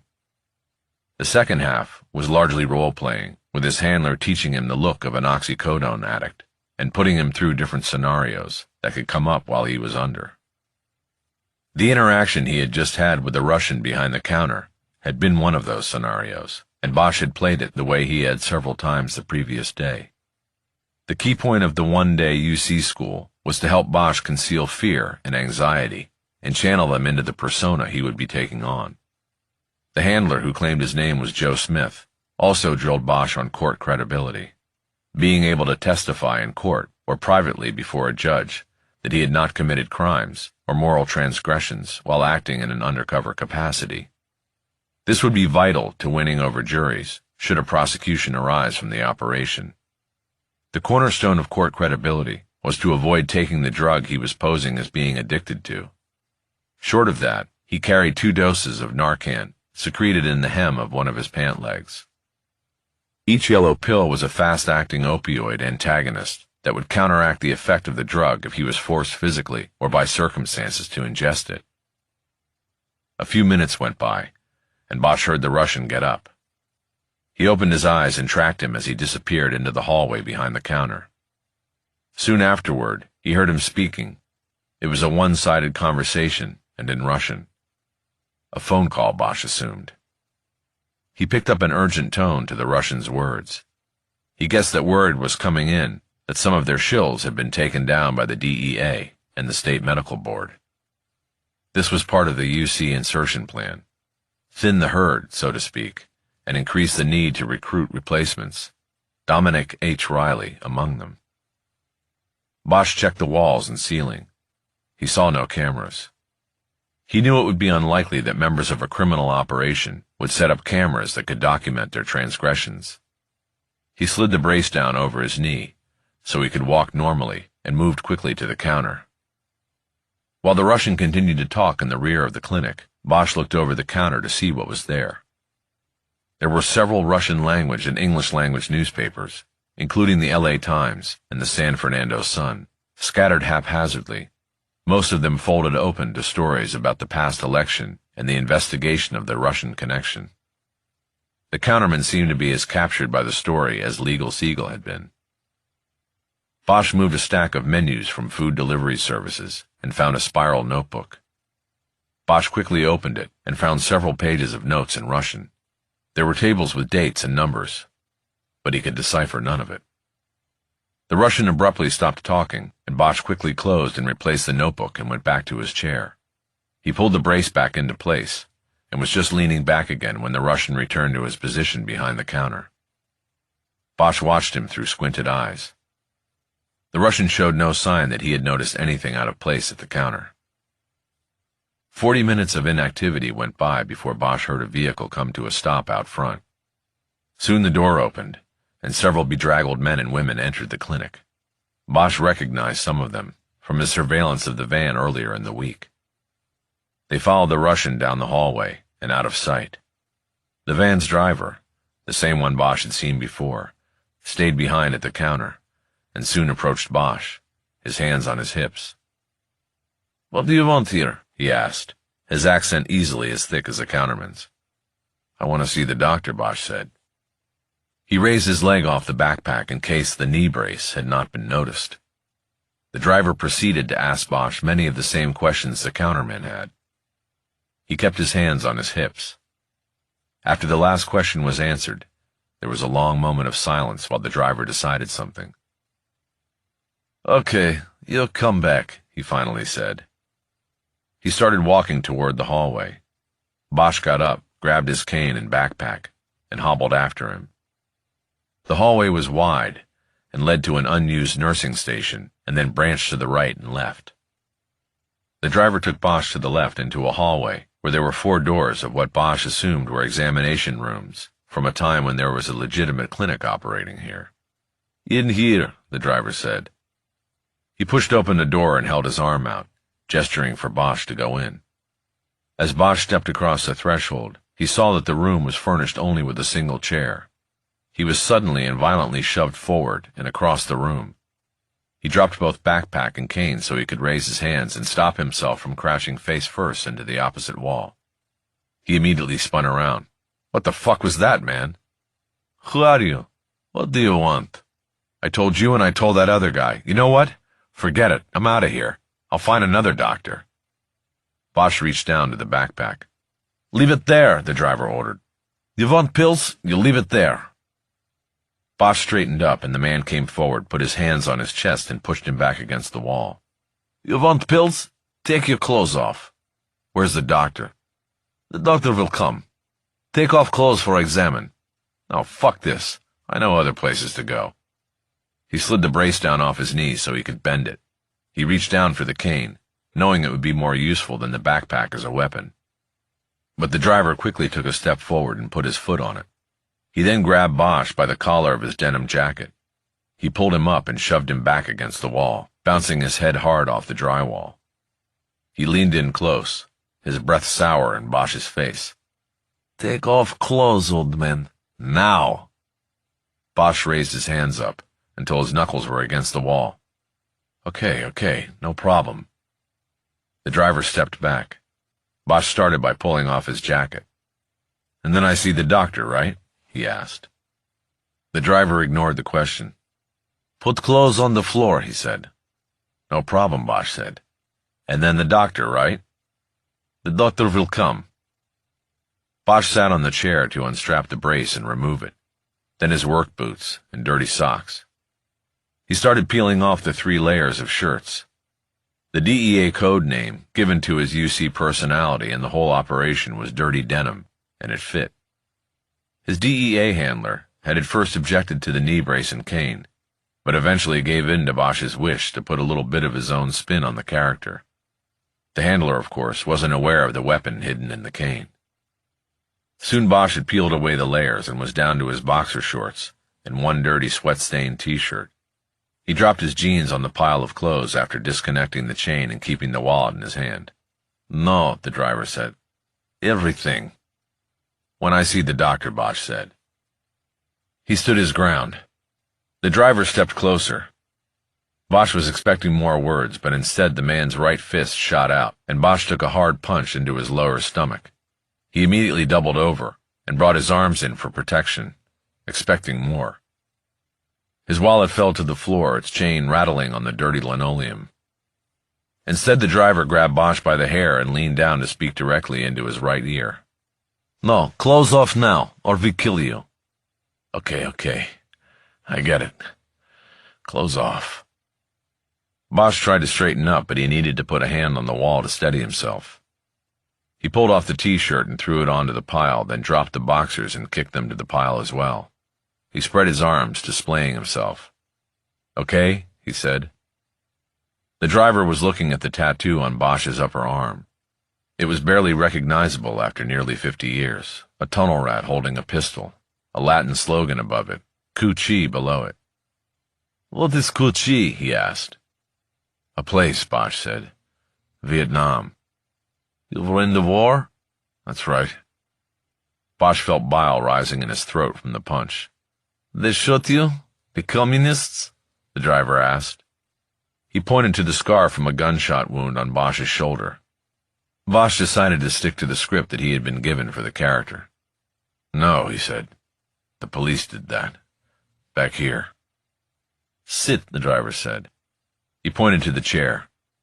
Keeping one hand on the wall for balance, Bosch made his way over and sat down, the plastic cold against his skin. The driver crouched down, grabbed the backpack, and slung it over one shoulder. He then started gathering the pile of Bosch's clothes. He left the cane on the floor. You wait, he said. What are you doing? Bosch said. Don't take my... He didn't finish. The driver was heading for the door. You wait, he said again. He opened the door and was gone. Bosch sat naked on the chair. He leaned forward and gathered his arms in close. Not for modesty or warmth. The position eased the pain in his gut. He wondered if the punch from the driver had torn muscle tissue or damaged internal organs. It had been a long time since he had taken a punch unguarded like that. He chastised himself for not having been ready for it. He knew, however, that except for the punch, things had gone exactly as planned. Bosch guessed that the driver and the other Russian were probably going through the clothes he had been wearing and the contents of the wallet and backpack. In addition to the very valid-looking driver's license, the wallet had various pieces of identification with a variety of names on them, all exemplars of things a drifter addict might carry in order to help him scam the next hit and next prescription. There was also a worn photo of a woman, long out of Dominic Riley's life, as well as cards and notes about other clinics scattered across Southern California. The backpack had been completely designed to be searched and to help convince those who looked through its contents of Dominic Riley's legitimacy as a drifter addict. They would find the paraphernalia of opiate addiction, over-the-counter laxatives and stool softeners, as well as a gun wrapped in a T-shirt and secreted at the bottom of one of the compartments. They would also find a burner cell, complete with fake text files and call log. It was all put together by careful design. Riley carried things a drifter would have. The gun was an old revolver missing one of its grips. It was loaded, but the firing pin had been filed down so that it could not function as a firearm. It was anticipated that it would be confiscated as Bosch hopefully worked his way into the Santos operation, but the DEA did not want to be responsible for giving a functioning weapon to the enemy. There was no telling how that would come back at the agency later. The reputation of the ATF was still recovering from an undercover program that ended up putting weapons in the hands of Mexican drug cartels. Most important, the backpack contained a plastic pill vial with the name Dominic Riley on the prescription label.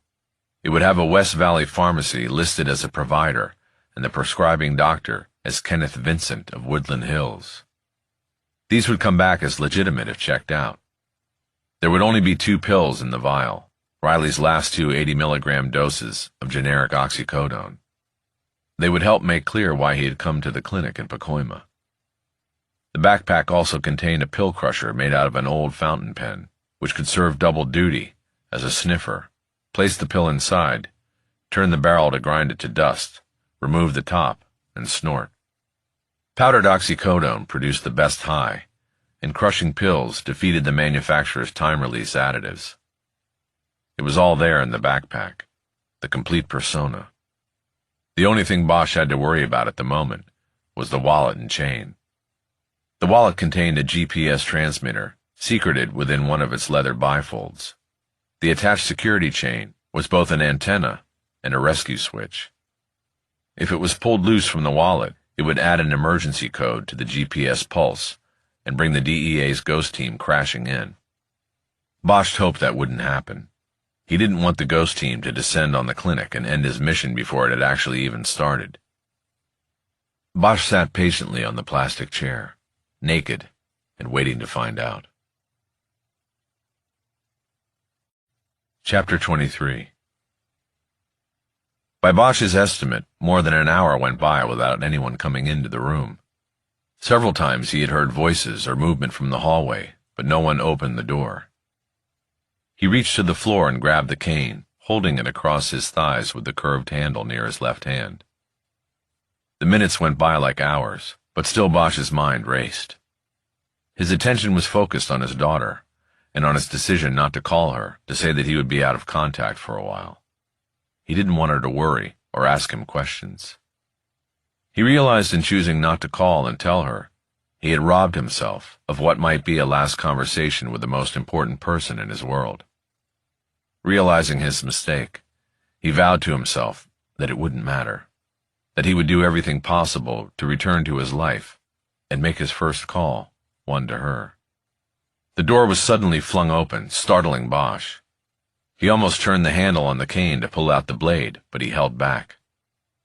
The counterman entered, carrying everything the driver had left with. He threw the clothes into Bosch's lap and dropped the backpack off his shoulder to the floor with a thud. "You get dressed," he said. "No gun, no phone." "What are you talking about?" Bosch said. "I paid for those. They're mine. You can't just take them." Bosch stood up, letting his clothes drop to the floor. He held the cane halfway down the barrel, like he was ready to start cracking heads with it, unashamed of being naked. "Get dressed," the counterman repeated. "No gun, no phone." "Fuck this," Bosch said. "Give me my gun and give me my phone and I'm out of here." The counterman smirked. "The boss come back. Talk to you," he said. "Yeah, he better," Bosch said. "I want to talk to him. This is bullshit." The Russian went back through the doorway and closed the door behind him. Bosch got dressed, but took a fresh, but still dirty T-shirt out of the backpack to put on as his first layer. He found the wallet in the backpack, chain still attached, and checked through it. He was able to determine that the seams in the partition where the GPS tracker was located had not been tampered with. He found his driver's license and Medicare card missing, however. Before he finished dressing, the door opened again, and this time both Russians entered. Bosch was on the chair lacing up one of his work boots. The counterman went to the far wall and leaned back in the corner with his arms folded as the driver stood front and center. "We have work for you," the driver said. "You mean a job?" Bosch asked. "What can I tell you? I don't work." The driver took a step toward him and Bosch braced himself this time. But the driver only held out a folded slip of paper.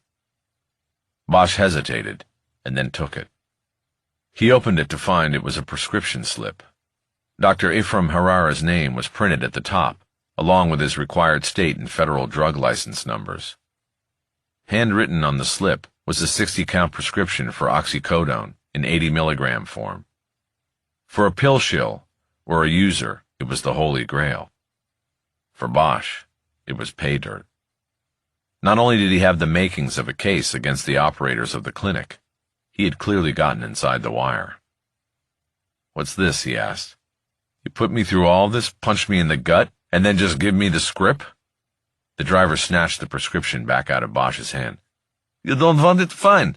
They give it to somebody else," he said. "Look, I want it, okay?" Bosch said. "I just want to know what the fuck is going on here." "We have business," the driver said. "You want pills? You work. We share." "Share what?" "Share pills. 1 for you, 2 for me. Like that." "That doesn't sound like a good deal for me. I think I'll just—" "Unlimited supply. We handle scripts. You pick up pills. Easy. We pay you $1 for each. So pills and money.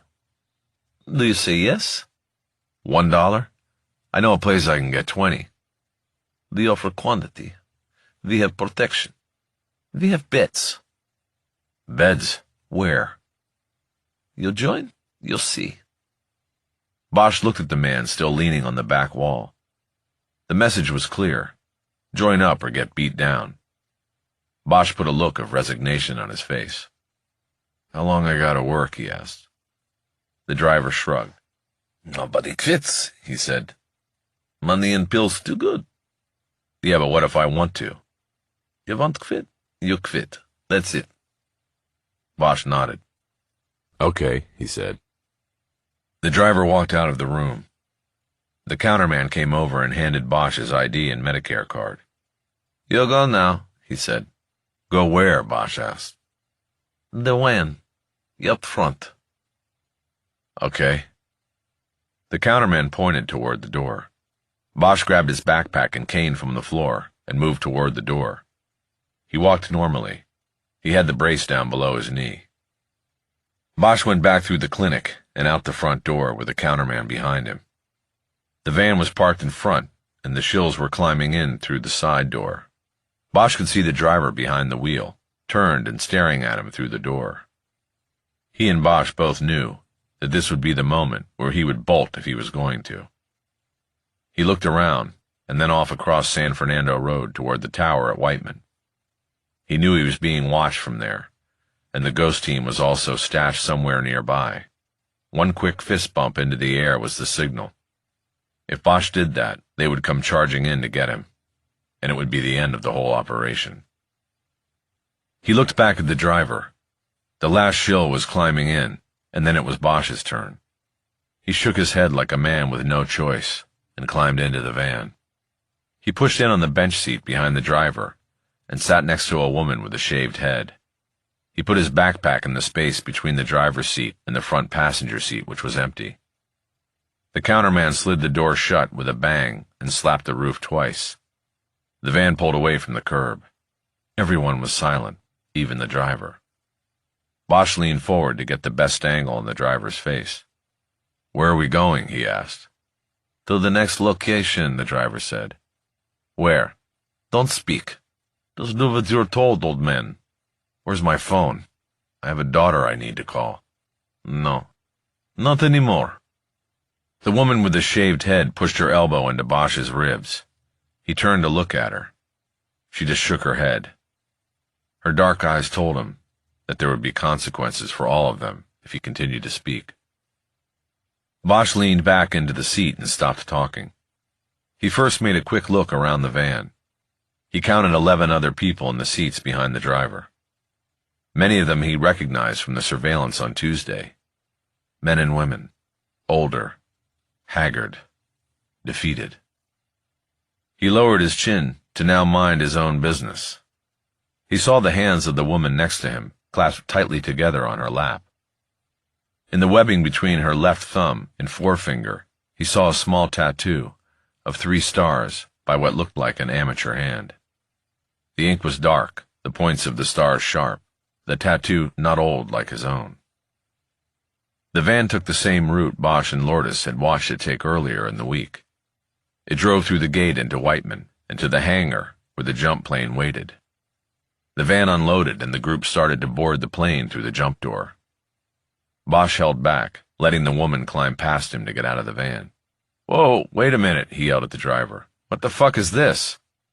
"This is the plane," the driver said. "You get on." "Where the hell are we going? I didn't sign up for this. Give me my script. I'm out of here." "No, you get on. Now." He reached down under his seat, and Bosch saw his arm muscles flex as he grasped something. He turned to look back at Bosch without revealing what it was. The message, though, was clear. Okay, Bosch said. "I'm getting on." He was the last one to board the plane. There were benches running lengthwise down both sides of the interior, with seatbelts hanging loose. People were buckling in. Bosch saw an open space next to the woman with the stars and took it, this time on her left side. Behind the noise of the plane's engine, she leaned into him and spoke into his ear. "Welcome to hell." Bosch pulled back and looked at her. He could see that she had once been a beauty, but her eyes were dead now. He guessed that she was at least 50 years old, maybe a few years younger, maybe a lot of years younger, depending on how long she'd been ravaged by addiction. He picked up an earthy smell about her. She reminded him of someone, the angle of her cheekbones. She looked like she had Indian blood. He wondered if her shaved head was part of the cell, like his cane and knee brace. She presented as someone who was sick, maybe going through radiation. Who knew? Maybe it was all legit. He didn't respond. He didn't know what to say to her. Bosch looked around the plane and noticed that in getting on, he had passed by a man sitting at the front who was obviously part of the operation. He was young and muscular and had an Eastern European look to him. His back was to a makeshift aluminum wall that separated the cockpit from the passenger hold. There was a small sliding window, but the opening was closed, and Bosch could not see the pilot. The man at the front reached back and knocked on the separation panel. Immediately, the plane started moving out to the airfield. Once on the runway, the aircraft picked up speed and seemed to effortlessly take off and climb into the sky. The steep incline and gravity pulled the woman sliding into Bosch, and he put a hand on her shoulder to steady her. It was as though she had been touched with dry ice. She violently jerked away from him, and he raised his arm in a hands-off gesture. While still climbing, the plane began to bank right in a southerly direction. Bosch leaned toward the woman without touching her, and spoke as low as he could while still being heard. "Where are we going?" "Where we always go. Don't talk to me." "You talk to me." "A mistake. Please stop talking." The plane hit an air pocket and was buffeted. She was thrown toward him again, but she managed to steady herself by gripping an overhead handle, once used by skydivers to approach the jump platform. "Okay?" he tried. "Yes," she said. "Fuck off." Bosch made a hand gesture, signaling he was finished. He had wanted to ask about the tattoo, but he could see fear in her eyes. He looked toward the front of the plane and saw the reason. His efforts to communicate with her had caught the eye of the muscle man at the front. Bosch made a hands-off gesture to assure him that he was finished trying to communicate. He turned to the window that was behind him and tried to lift the shade, but it appeared to be permanently closed. Only the jump door window was uncovered, but it was too far forward for Bosch to check the geography passing below. All he could see from his angle was blue, cloudless sky. He wondered if Hovan and the DEA were tracking the plane, as had been promised. They had already checked and knew the Cessna's transponder had been disabled. They would need to rely on visual tracking from the air. The device hidden in Bosch's wallet was for short-range ground-level tracking. He looked at the faces of the people lined along both sides of the plane. 11 men and women who looked as gaunt and hapless as the people in Dust Bowl photos of a century before. People with no hope in their eyes, no place to call home, trapped by addiction. People who couldn't fit in before and never would now, all herded like cattle at the low edge of a national crisis. He leaned back and did the math. With 12 of them on the plane, if they were each producing 100 pills a day for the Santos operation, that was 1,200 pills going for a minimum of $30 a pop on the street. That added up to $36,000 a day, coming out of this one crew, more than $13 million a year. Bosch knew there were other crews and other operations too. The money and the numbers were staggering. It was a giant corporation, feeding a demand that infiltrated every state, city, and town. He began to see why the woman with the stars had welcomed him to hell. Chapter 24. While in the air, Bosch could feel the plane going through maneuvers, making wide circles and changing altitude, going up and then down. He guessed these were efforts to determine if there was any aerial surveillance. What he didn't know was whether this was routine or because of him. He thought about the man Jerry Edgar had mentioned, the shill who had been flipped by the DEA, who had gone up in a plane, but had not been aboard when it landed. Eventually the plane went into a gradual descent and landed hard, almost 2 hours after takeoff. That was just a guess on Bosch's part. He was not wearing a watch, part of the pose of a drifter who had checked out of society. Everyone climbed out of the plane in a quiet and orderly fashion. Bosch saw that they were on a desert runway, a range of brown mountains ringing the sun-torched flats. For all he knew, they might be in Mexico, but as he followed the others to a waiting van, he looked around. The dense odor and white salty crust of the land told him they were likely close to the Salton Sea. The intel from Jerry Edgar had helped. Bosch got a window seat in the van and was able to further observe his position. He saw 2 other jump planes parked further down the strip, and beyond them, the sun hung low in the sky. It oriented him, and he soon knew the van was moving south from the airstrip. Bosch looked around for the woman with stars on her hand and saw her sitting 2 benches ahead of him. He watched her lean forward and tighten her shoulders as she crossed her arms in front of her chest. He recognized the behavior, and it was a reminder that he was only posing as an addict. Everybody else on the van was the real thing. After a 30-minute drive, the van pulled into what looked like the kind of shantytown Bosch had seen when they had followed cases into the barrios in Mexicali and other places across the border. There was a collection of RVs, buses, tents, and shacks made of aluminum sheeting, canvas tarps, and other construction debris. Before the van came to a stop, people were up from their seats and crowding toward the side door as if they couldn't wait for the next leg of the journey. Bosch stayed seated and watched as the shills that had been sitting so quietly and peacefully moments before now pushed and shoved for position. He saw the woman with stars in her hand grabbing at a man's arm to pull him away from the scrum so she could improve her position. The door slid open and the people nearly fell out of the van. Through a side window, Bosch saw why. The man who had come out from the encampment to open the door was giving each of the van riders their nightly dosage. He put pills into the outstretched hands of the shills as they came through the van door. Realizing he had to act to support his cover, Bosch got up, slung his backpack over one shoulder, and slid out of his bench seat. He moved up behind the last man in the line to get out, put his free hand on his shoulder, and yanked him backward so that he could move up into the open slot. "Hey, motherfucker!" the man yelled. Bosch felt him coming back for his place. He turned, raised the cane up, and held it crosswise in his hands. The man coming at him was much younger, but was weak from addiction. Bosch easily deflected his efforts with the cane, and the man fell backward into the open channel next to the bench seats. Bosch kept his eyes on him as he inched toward the door. Bosch was the second to last out of the van, and the man waiting put a pale green pill in his raised palm. Bosch looked at it as he stepped away from the van and saw the 80 stamped on it. The man he had struggled with came out next, and he got one pill as well. No. Wait a minute, he said. I need more. I need the 2. Give me the 2. No, 1, said the distributor. You fight, you get 1. That's it. Keep moving now. His accent was slightly different from that of the men at the clinic back in Pacoima, but he was still, Bosch believed, from an Eastern Bloc country. The addict Bosch had struggled with studied the single pill in his hand with the same look of anguish that Bosch had seen on the faces of the most desperate. Refugees he had seen decades earlier in Vietnam. Drug addicts he had seen in squats in Hollywood. The look always said the same thing. What am I going to do? Please, he said. You keep moving, Brody, or you're gone, said the distributor.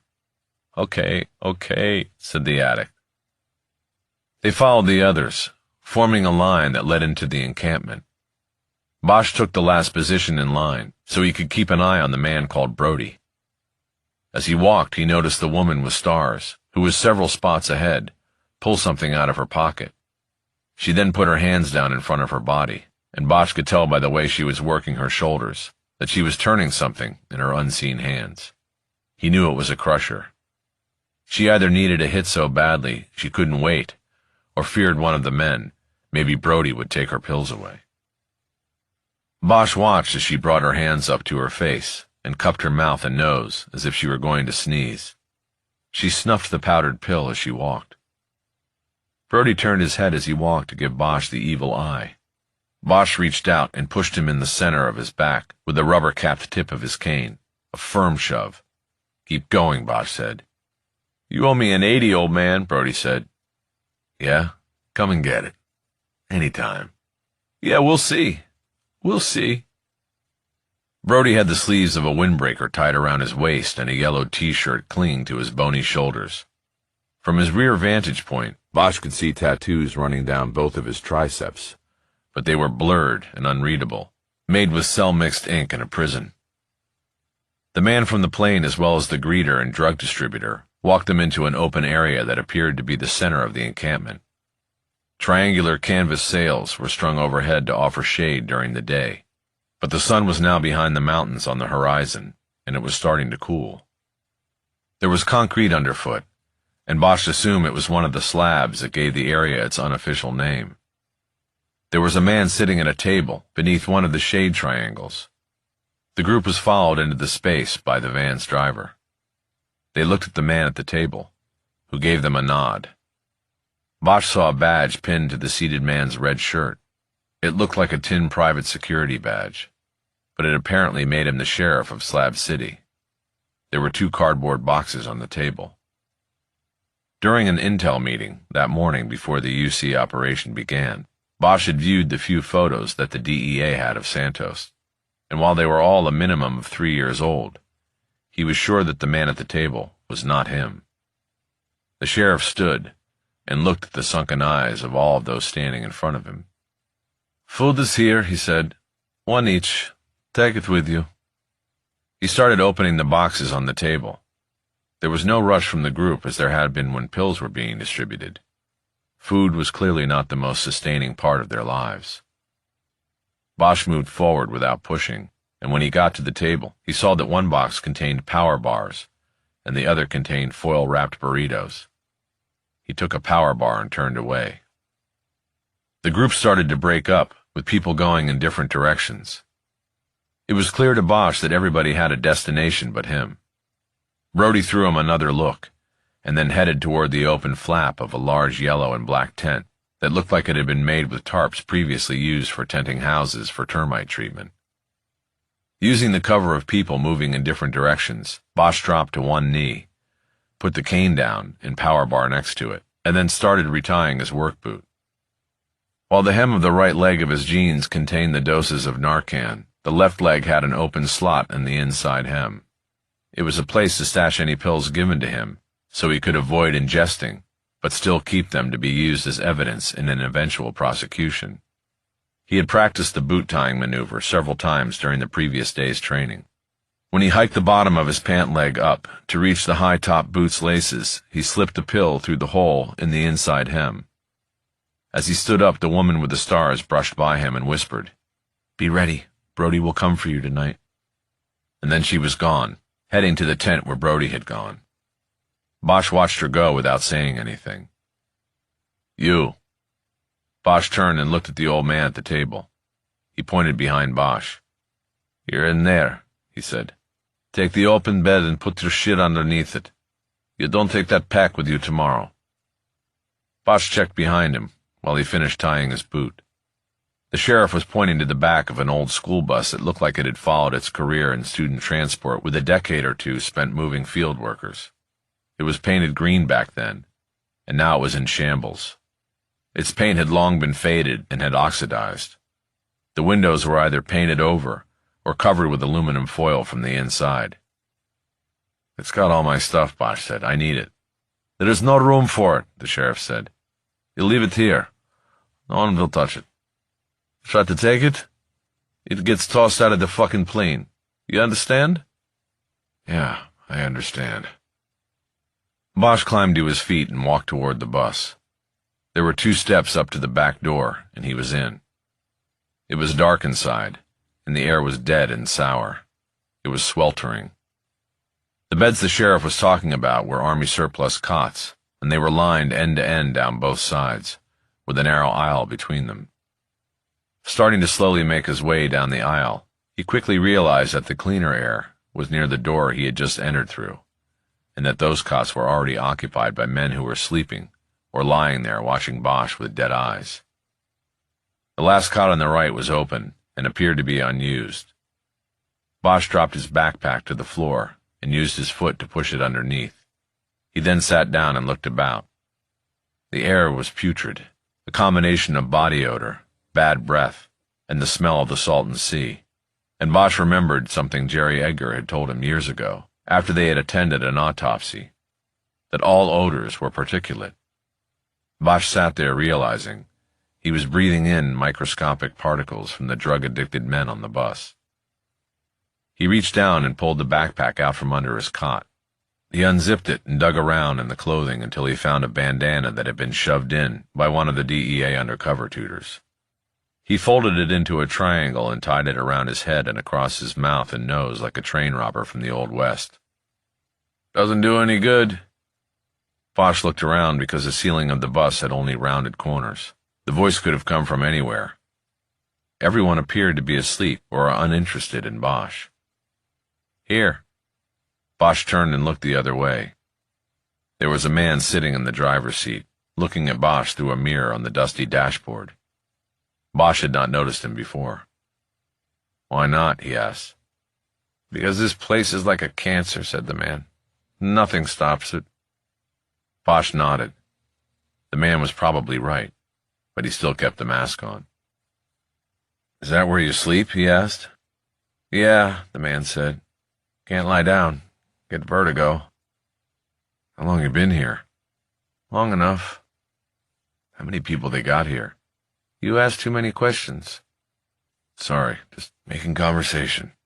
"They don't like conversation here." "So I heard." Bosch put his hands back into his pack. He took out one of the T-shirts and rolled it up to serve as a pillow. He lay down with his feet toward the rear of the bus so he could watch the door. He looked at the power bar. It was a brand he had never seen before. He wasn't hungry, but he wondered if he should eat to keep his energy up. "So what's your name?" he whispered. "What's it matter?" said the man in the driver's seat. "It's Ted." "I'm Nick." "What's the deal here?" "Here you go with the questions again." "Just wondering what I've gotten into. Feels like a labor camp or something." "It is." "And you can't leave?" "You can leave, but you need a plan. We're in the middle of nowhere out here. You wait till you're in the city. You just better be sure you're clear, 'cause they'll be watching you. Every one of us is worth a lot of money to them. They ain't gonna just let that go." I knew I should have said no. "Ain't really that bad. They keep you in food and pills. You just gotta follow their rules." "Right." Bosch let his eyes wander down the center aisle to the open back door of the bus. He pulled the bandana down below his chin and started opening the power bar.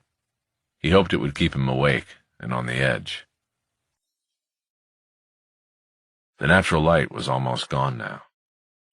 For the first time, Bosch began to feel the tension of fear in his chest.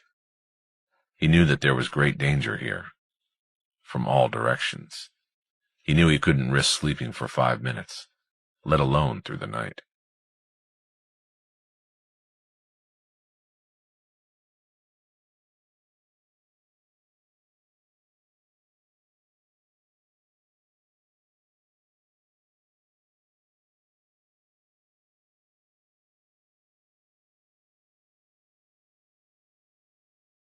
Chapter 25.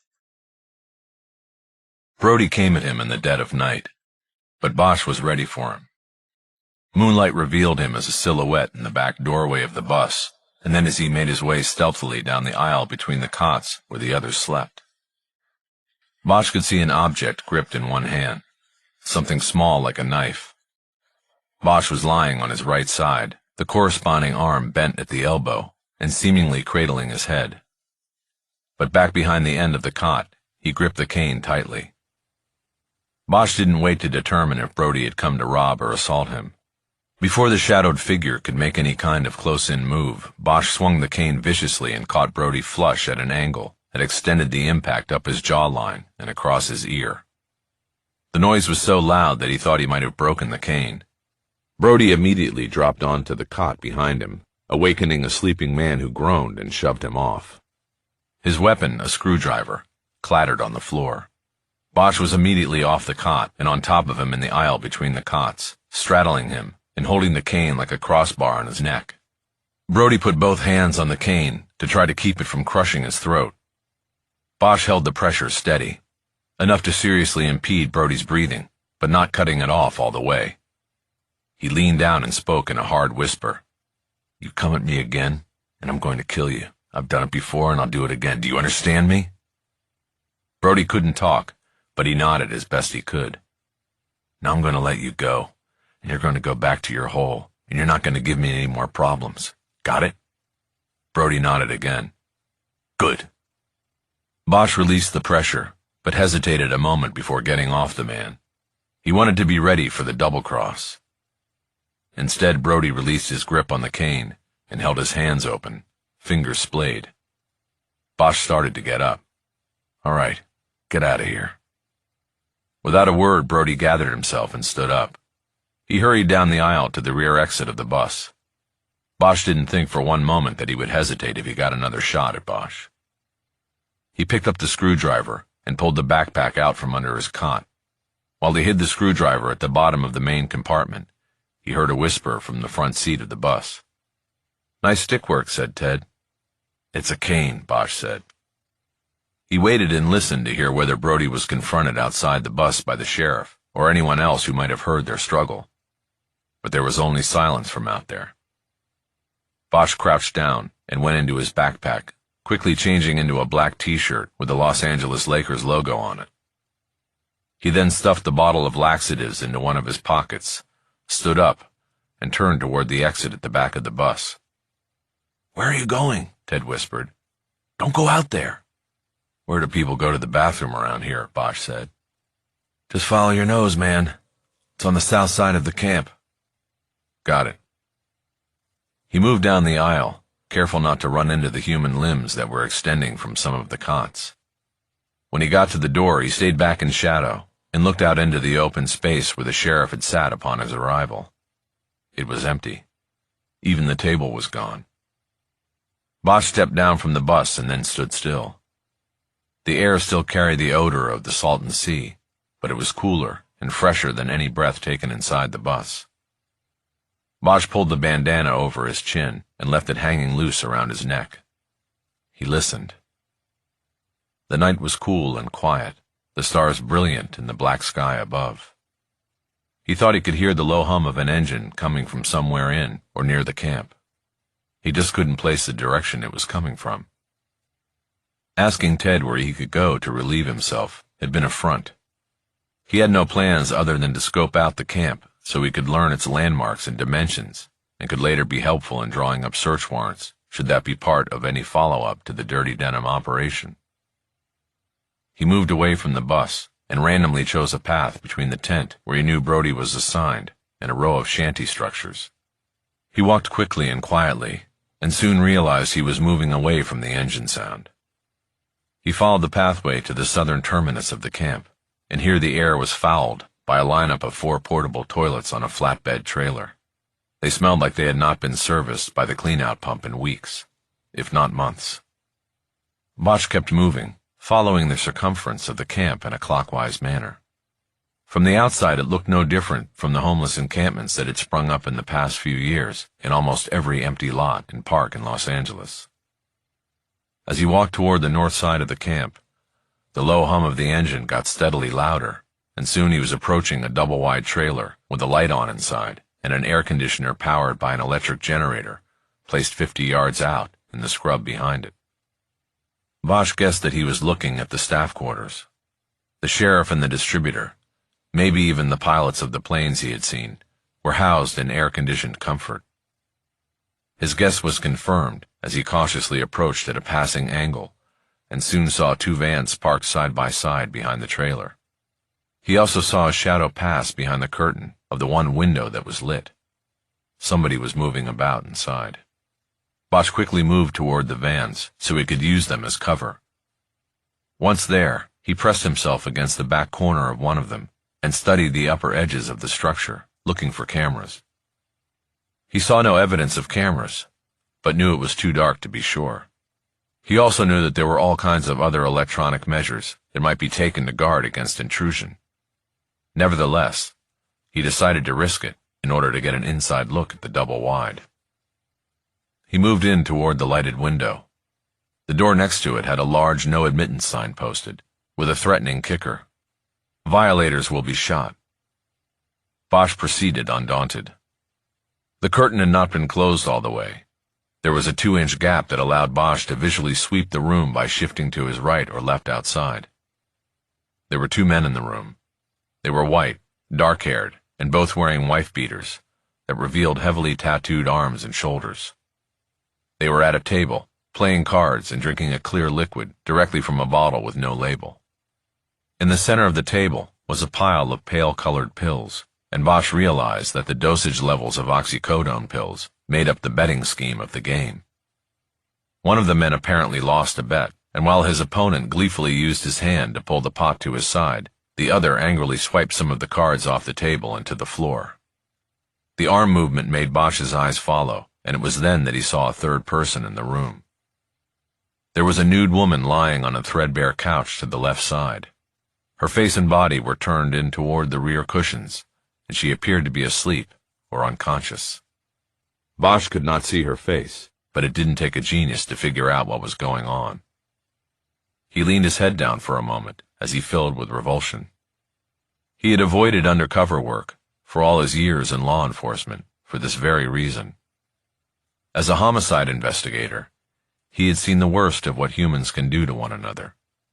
But by the time Bosch was a witness, the crime had been committed, and the suffering was over.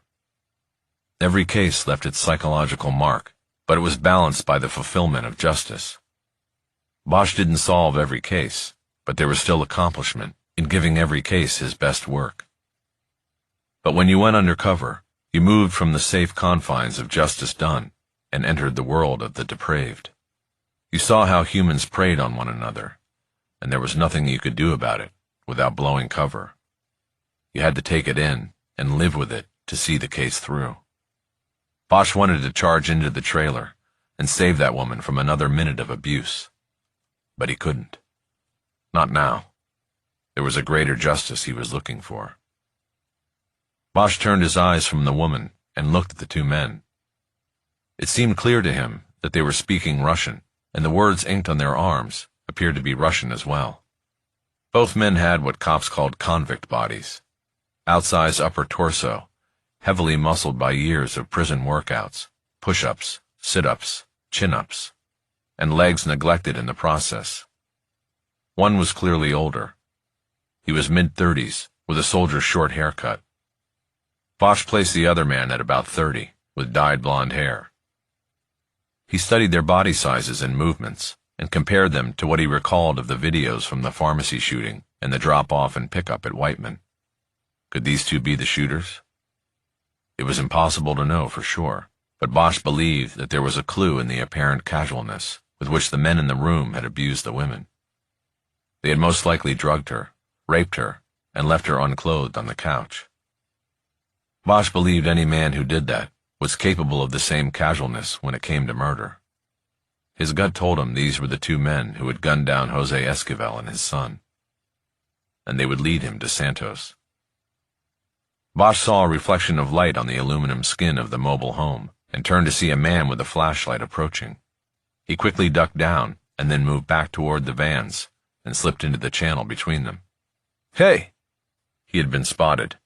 He moved to the rear of the vehicles and had to make a decision.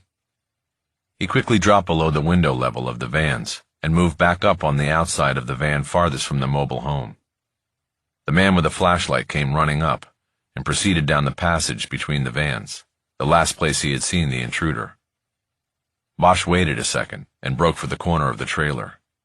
He knew if he could get there, he could use the structure as a blind between him and the flashlight. As he ran, he heard the man talking feverishly and realized he must have a radio. That meant there might be at least one other person in the camp on security patrol. Bosch made it to the corner of the trailer without drawing another shout. He pressed hard against the wall and looked around the edge. He located the flashlight out near the generator. That gave him an almost 50-yard lead. He was about to break for the encampment when he saw another flashlight moving down a pathway in his direction. Bosch had no choice. He charged to his left, hoping to get to the cover of an old RV before the second searcher spotted him. Lungs burning, he passed the back end of the RV before being hit with a light. He heard more voices and shouting and realized the commotion had drawn the Russians out of the mobile home to see what was going on. Bosch kept moving, even as fatigue from the exertion started to grip him. He followed the edge of the camp all the way around until he reached the portable toilets. He thought about hiding inside one, but decided against it. He turned and entered the camp and started following the pathway back to the bus.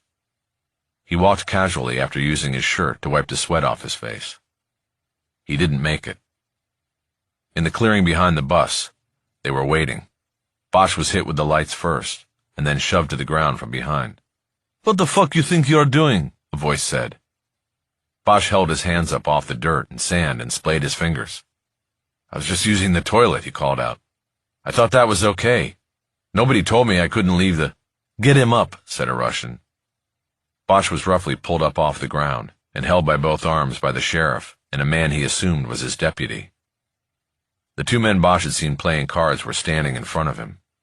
The older one came in close enough for Bosch to smell the vodka on his breath. "You like peeping Tom?" he asked. "What?" Bosch exclaimed. "No, I had to use the shitter." "No, you peeping Tom, sneaking around peeping in the window." "It wasn't me." "Who else then? You see any peeping Tom?" "No, just you." "I don't know, but it wasn't me." "Yeah, we'll see about that. Search him. Who is this guy?" The sheriff and the deputy started going through Bosch's pockets. "He is new," said the sheriff. "He is the one who had the gun." He pulled Bosch's wallet out of his pocket and was about to yank it off its chain. Wait a minute, Bosch said. He unsnapped the belt loop, so the wallet and the chain came free. The sheriff threw it to the Russian. "Give me the light," he said. The deputy held his light out while the Russian looked through the wallet. "Really?" he said. The sheriff found the bottle of laxatives and held it up for the Russian to see. The blonde Russian said something in their native tongue, but the one holding Bosch's wallet seemed to ignore it. "Why do you sweat, really?" he asked instead. "Because I need a hit," Bosch said. "They only gave me one." "You was fighting on the van," the sheriff said. "There was no fight," Bosch said, "just some pushing. It wasn't fair. I needed the hit." The Russian slapped the wallet against the other hand as he contemplated the situation. He handed it back to Bosch. Bosch thought he had made it. Returning the wallet meant the Russian would let his trespass go. But he was wrong. "On his knees," the Russian said. Strong hands gripped Bosch's shoulders simultaneously, and he was pushed down to his knees. The Russian reached behind his back and produced a gun. Bosch immediately recognized it as the one taken from his backpack. "Is this your piece of shit gun, really?" "Yes, they took it from me at the clinic." "Well, it's mine now." "Fine. Whatever." "You know I am Russian, yes?" "Yes." "Then how about we play a Russian game, and you tell me what you were doing tonight peeping in my window?" "I told you I wasn't. I was taking a shit. I'm old. It takes me a long time." The deputy laughed, but then cut it off when he was hit by a grim stare from the sheriff. The Russian opened the gun's cylinder and dumped the 6 bullets into his palm. He then held one bullet up into the light and made a show of loading it into the cylinder, snapping it closed and spinning it. "Now we play Russian roulette, yes?" He held the gun out and pressed the barrel against Bosch's left temple.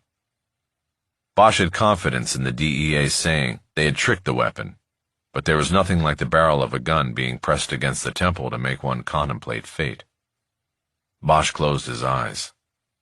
The Russian pulled the trigger, and Bosch jerked at the sound of the metal snap. In that moment, he knew the 2 Russians were the pharmacy killers. He opened his eyes and looked directly at the man in front of him. "Ah, you are a lucky man," said the Russian. He spun the gun cylinder again and laughed. "We try for 2 now, lucky man? Why were you looking in my window tonight?" "No, please, it wasn't me. I don't even know where your window is. I just got here. I even had to ask where the bathrooms were." This time the Russian pressed the gun's muzzle to Bosch's forehead. His partner spoke to him in an urgent tone. Bosch guessed that he was reminding the man with the gun of what the impact would be on pill production if Bosch was killed. The Russian withdrew the gun without pulling the trigger. He started reloading it. When he was finished, he snapped the barrel closed and pointed to the spot where the missing grip should be. "I will fix your gun and keep it," he said. "I want your luck. Do you agree, really?" "Sure," Bosch said. "Keep it." The Russian reached behind his back and tucked the gun into his pants. "Thank you, really," he said. "You go back to sleep now.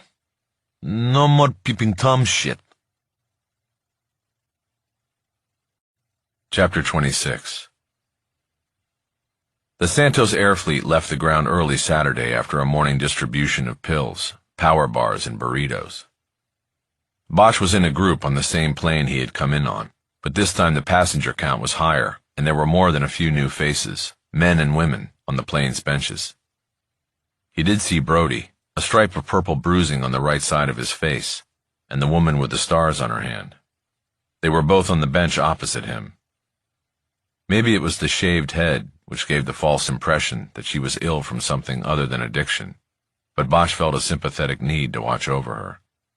At the same time, he knew never to turn his back on Brody. This time Bosch was smart enough to muscle his way to a seat at the end of the bench near the jump door and the uncovered window. He'd now have a shot at tracking where the plane was going. They took off in a northerly direction and stayed on that course, the plane maintaining an altitude of only a few thousand feet. Looking over his shoulder and down through the glass, he could see the Salton Sea below. And then he saw the bright colors painted on the man-made monument known as Salvation Mountain. From high above he saw the warning, "Jesus is the way." Next it was Joshua Tree National Park, and then the Mojave, the land below beautiful in its untouched starkness. They were in the air almost 2 hours before the plane landed hard on a strip used by crop dusters.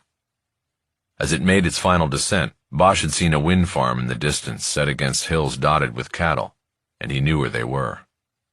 In the Central Valley near Modesto, where Bosch had worked a case a few years before, and had seen a helicopter hit one of the windmills and go down. There were 2 vans waiting, and the group was split up 7 and 7. Bosch was separated from both Brody and the woman with the stars. His van had 2 men from the organization in the front seats, a driver and a handler, both with Russian accents. They stopped first in Tulare, where they started working a series of mom-and-pop pharmacies for pills. At each stop the handler gave each of the shills, including Bosch, a new ID, driver's license, and Medicare card, as well as prescriptions and cash for the copay. The ID cards were crudely manufactured fakes that any bouncer in his first week on the job would have alerted to in any club in L.A. But that didn't matter. The pharmacists, like Jose Esquivel Sr., were part of the game, profiting from the seemingly legitimate fulfillment of seemingly valid prescriptions. The ripple effects of the Santos corruption went on endlessly from there to the halls of the government and industry. Despite there seemingly being no need for him to pose as an injured man, Bosch kept up the pretense of wearing the knee brace and carrying the cane. He did it because he did not want to be separated from the cane, his only weapon. At each stop, the group spent close to an hour, the handler usually breaking the shills into singles and couples at each pharmacy so that 7 bedraggled addicts standing in line together would not cause concern among the legitimate customers in the store. From Tulare, they moved up into Modesto and then Fresno, a steady supply of amber vials of pills going into the handler's backpack. The plane had moved and was waiting at another unrestricted airstrip outside a pecan farm in Fresno. The other van was already there, and when Bosch climbed on board, the spots on the benches in front of the windows were already taken. He did get a seat next to the woman with the stars. As previously instructed, he said nothing to her. Before the plane took off, Bosch saw the capper from his van hand his backpack through the cockpit window to the pilot. The pilot actually signed some sort of receipt or accounting statement on a clipboard and handed it to the capper. The plane then rumbled down the unpaved strip and took off to the south. They stayed on course without banking or taking any anti-surveillance measures. Bosch kept his counsel for a half hour before finally leaning toward the woman next to him and speaking in a voice just loud enough to be heard over the engine noise. "You were right," he said. "He came last night. I was ready." "I can tell," she said, referring to the bruise running the length of Brody's face. "Thank you. Forget it. How long have you been trapped in this?" She turned her body on the bench to literally give him the cold shoulder. Then, as if thinking better of it, she turned her head back to him and spoke. "Just leave me alone. I thought maybe we could help each other out, that's all." "What are you talking about? You just got here. You're not a woman. You don't know what it's like." Bosch flashed on the image of the woman lying discarded on the couch while the Russians gambled for the pills that were the source of all this degradation and disaster. "I know," he said, "but I've seen enough to know this is like being a slave." She didn't respond and kept her shoulders turned to Bosch. "When I make a move, I'll let you know," he tried. "Don't," she said. "You're just going to get yourself killed. I want nothing to do with it. I don't want to be saved, okay? Like I said from the beginning, leave me alone." "Why'd you warn me about Brody if you want to be left alone?" "Because he's an animal, and one doesn't have anything to do with the other." "Got it." She tried to turn even further away from Bosch, but the lower edge of the pale yellow jacket she wore was trapped under his leg. The move pulled the jacket down over her shoulder, exposing the tank top below it and part of a tattoo. ISY-2009. She angrily jerked her jacket out from under his leg and back into place, but Bosch had seen enough to know it was part of an RIP tattoo on the back of her shoulder. She had lost someone important 8 years before, important enough to always carry the reminder. He wondered if it was that loss that ultimately put her on the plane. Bosch leaned away from her and caught Brody watching them from the bench on the other side of the plane. He gave Bosch a knowing smile, and Bosch realized he had made a mistake. Brody had recognized Bosch's attempt to connect to the woman. He would now realize that he could get to him through her. The plane landed an hour later with an easier glide pattern and touchdown. Bosch couldn't tell where they were until they climbed out of the jump door and recognized that he was inside the hangar at Whiteman. There were 2 vans waiting, and this time he tried to stick close to the woman with the stars. When the group was split, he ended up in a van with her, as well as Brody. From Whiteman, the van turned right on San Fernando Road, but then took Van Nuys Boulevard to the first pharmacy stop. They were in Pacoima, and apparently staying clear of San Fernando. The driver, who was the same Russian who had punched Bosch while in the clinic the day before, broke his 7 shills into 2 groups, and sent Bosch and 2 others into the pharmacy first. Brody and the woman with the stars were left in the second group. Bosch went through the process of providing a prescription and bogus ID to the pharmacist, and then waited for the pills to be put into the bottle. In most of the previous stops, the pills were already bottled and ready, the pharmacist wanting to limit the time the shills spent in the drugstore. But in this store, Bosch was told to either wait outside or come back in 30 minutes. Bosch went outside and told the Russian. He was not happy. He told Bosch and the 2 other shills to go back and wait inside the drugstore in order to hurry the pharmacist along. Bosch did as instructed and was milling about in the foot care aisle, within full view of the pharmacist, when he turned around and saw another shopper looking at the Dr. Scholl's insole cushions. It was Bella Lourdes. She spoke in a low voice without looking at Bosch. "How you doing, Harry?" Bosch checked the location of the other 2 shills before responding. They had separated, and one was looking in the Mexican apothecary aisle, and the other was maintaining a vigil at the prescription counter. "I'm good. What are you doing in here?" "Needed to check. We lost contact with you last night. Didn't pick you up till you landed at Whiteman." "You shitting me? Hovan said they were the eye in the sky. They lost the plane?" "They did. Hovan claimed upper atmospheric interference. Valdez hit the ceiling about it." "Where'd they take you?" "Jerry Egger's intel was on the button. It's an encampment near Slab City, southeast of the Salton Sea." "And you're okay?" "I am, but I almost wasn't. I think I met the 2 shooters. One of them played Russian roulette on me with that revolver the DEA gave me." "Jesus." "Yeah, lucky it was tricked out." "I'm sorry. Do you want out? I give the word and we'll swarm this place and pull you out and make it look like a bust." "No, but I want you to do something else." "Where's Jerry?" "He's out there watching. We obviously freaked last night when they lost you, but now we're on you and won't drop the ball." Bosch checked the shills again. They were not paying attention to him. He checked the front door of the drugstore and saw no sign of the Russian driver. "Okay, as soon as we get our scripts filled and are out of here, they're going to send in 4 more. A woman and 3 men." "Okay." "Have Jerry swing in on random enforcement and bust them for fraudulent IDs, prescriptions, the whole works." "All right, we can do that." "Why?" "The guy named Brody is causing me a problem. I need him gone. He's got a line of purple down the right side of his face." Bosch proffered the cane in explanation. "And the woman? I want to get her into detox and rehab." For the first time, Lourdes looked up from her shelf shopping and tried to get a read on him. "You sound sympathetic. Is this getting personal? You heard what the DEA undercover trainer said about that." "I've only been under 24 hours and I don't even know her name. It's not personal. I just saw some stuff down there in Slab City and I want her pulled out.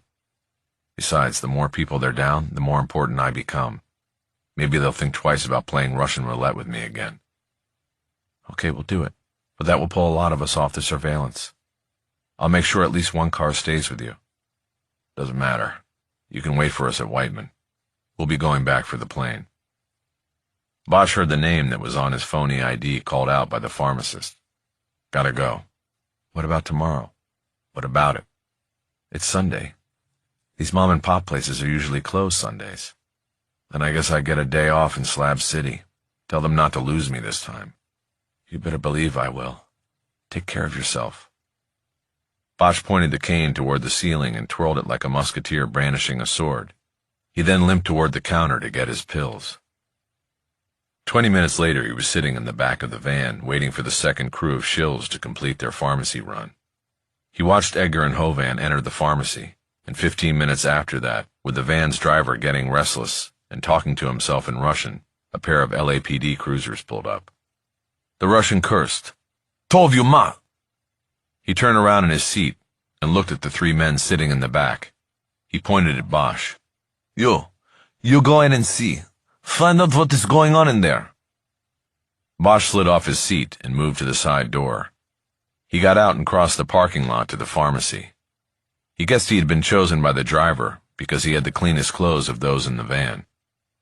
He walked in, saw the 4 shills lined up and in handcuffs by the pharmacy counter. The uniformed officers were checking their pockets. Bosch's entering had rung an overhead bell. The woman with the stars on her hand looked over her shoulder and saw Bosch.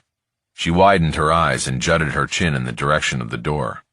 Bosch turned around and walked back out. Acting as though he had just seen a ghost, Bosch quickly legged it back to the van, dropping any gentleness about his knee. He jumped in through the side door. "The cops got them. They're all in handcuffs. Close the door! Close the door!" The van was moving before Bosch could pull the sliding door closed. The driver took an exit onto Van Nuys Boulevard and headed back toward Whiteman. He hit a speed dial on his phone and soon was yelling in Russian at someone at the other end of the line. Bosch looked through the back windows at the Plaza Shopping Center as it retreated in the distance. For all her fuck-offs and leave-me-alones, the woman with the stars on her hand had warned him about Brody and then about the bus going down. It made him believe that there was still something inside her worth salvaging. Chapter 27. There was no calamitous wake-up call on Sunday morning.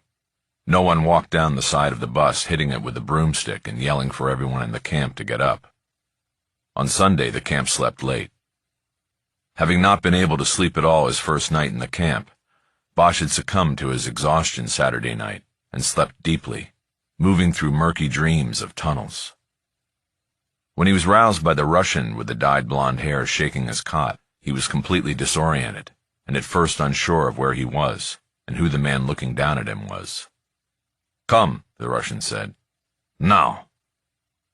Bosch finally came to and realized that the guy was the one who spoke the least English and had hung back on Friday night when his partner had put a gun against Harry's head and pulled the trigger.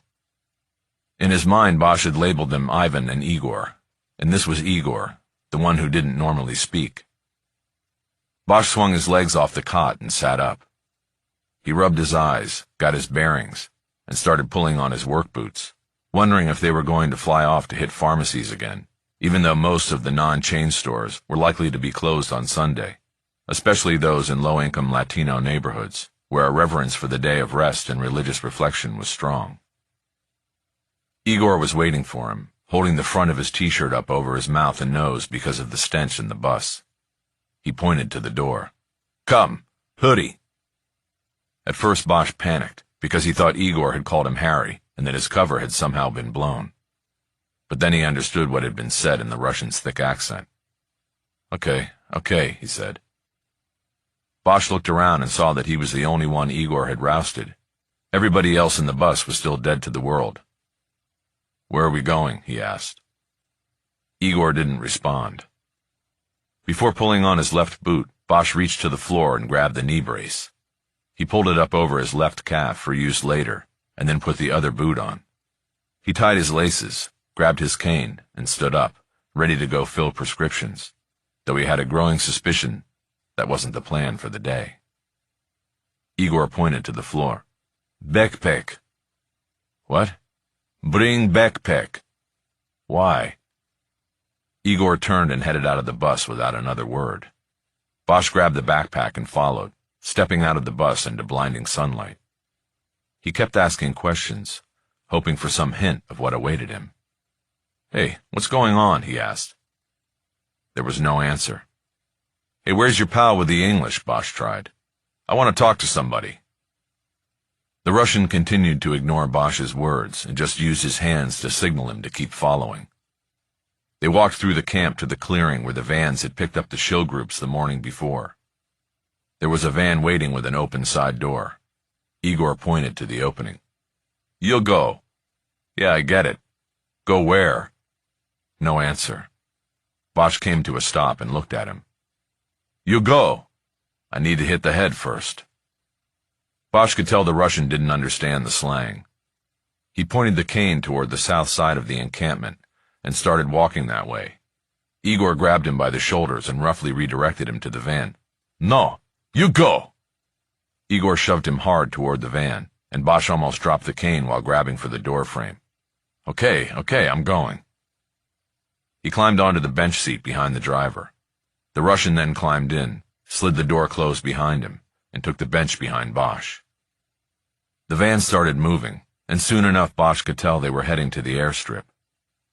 He knew the man behind him did not have the language skills to answer questions, but Bosch's growing concern over what was happening left him unable to stop asking. He leaned forward to catch the driver's peripheral vision. "Hey, driver, what are we doing? Why am I the only one going to the plane?" The driver acted like he neither saw nor heard him. In less than 10 minutes, they were at the airstrip. The van pulled up to a plane with an already spinning prop. It wasn't the minivan Bosch had taken all of his previous flights on, but still clearly a jump plane that could carry several passengers. The other Russian, Ivan, was standing next to the open jump door, using the overhead wing to shade his face from the sun. Igor got up and opened the van door. He grabbed a handful of Bosch's shirt and yanked him toward the opening. "You go plane." "Yeah, I figured." Bosch nearly tumbled out of the van, but used his cane to keep upright. He immediately started walking toward Ivan. He carried the cane by the barrel, rather than walking as if he needed it. He wanted to dispense with any sign of weakness in front of the man he was about to confront. "What's going on?" he demanded. "Why am I the only one going?" "Because you go home," Ivan said. "Now." "What are you talking about? What home?" "We take you back. We don't want you here." "What? Why?" "Just get on plane." "Does your boss know this? I got you 400 pills yesterday. That's a lot of money. He's not going to like losing that." "What boss? Get on plane." "All you guys do is say the same thing. Why? Why should I get on the plane?" "Because we take you back. We don't want you." Bosch shook his head like he didn't get it. "I heard people talking. His name is Santos. Santos is not going to like it." Ivan smirked. "Santos, long gone. I am boss. Get on plane." Bosch stared at him for a moment, trying to get a read for a sign of truth. "Whatever. Then I want my money and pills. We had a deal." Ivan nodded and pulled a plastic bag from his pocket. It contained pills and currency, the outside bill 100. He shook it and handed it to Bosch. "There. You're good. Get on plane." Bosch climbed through the jump door and went to the back of the plane, as far from the door as he could get. He sat down on the bench that ran along the rear bulkhead and looked back. Both Ivan and Igor climbed on board and took seats on benches on either side of the plane at the front. They looked like they were guarding the exit. Bosch knew he was in trouble. Giving him the money was the tell. They could have easily gotten away with stiffing him, but giving him what he had earned was a move designed to put him at ease, to make him believe they were actually taking him home. Ivan knocked a fist on a small aluminum door that separated the cockpit from the passenger compartment, and the plane started to taxi to the head of the airstrip. Bosch thought of what Ivan had said about Santos, and saw where it made sense. The DEA had no current intel on the man who had set up this operation. Hovan said the last known photo they had was almost a year old.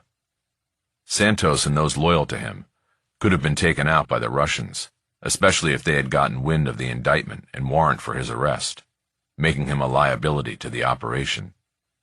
This would also help explain why the operation seemed to be short on manpower and why the two apparent bosses were doing the wet work. Bosch realized that if Ivan and Igor were indeed the killers who had wiped out the pharmacy in San Fernando, then they had made the call themselves. The end of the case was right in front of him. The plane turned and positioned for a run down the airstrip. Bosch felt he knew how this ride was supposed to end for him. He put the cane across his thighs and pulled out his wallet, yanking it off the chain seemingly by accident. He hoped the pulse alert was delivered to the DEA team that supposedly was watching over him. Bosch made a show of taking the currency from the plastic bag and putting it into his wallet. He then put the wallet and the bag of pills into his pockets. The plane started moving down the runway, gathering momentum. Wind started blasting through the compartment. The Russians hadn't closed the jump door. Bosch pointed at the opening and yelled, "You're going to close that?" Ivan shook his head and gestured toward the opening. "No door," he yelled back. Bosch hadn't noticed that before. The plane took off. It rose steeply, and Bosch was pushed back against the rear wall of the passenger compartment. Almost immediately, the craft started to bank left while still in its climb.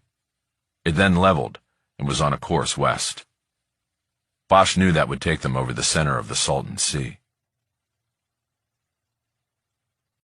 Chapter 28. The unseen pilot throttled back once the plane leveled off. The engine whine lowered significantly, and that served as a signal to Ivan. He got up and started moving toward Bosch at the back of the plane. He had to hunch down to keep his head from hitting the curved ceiling.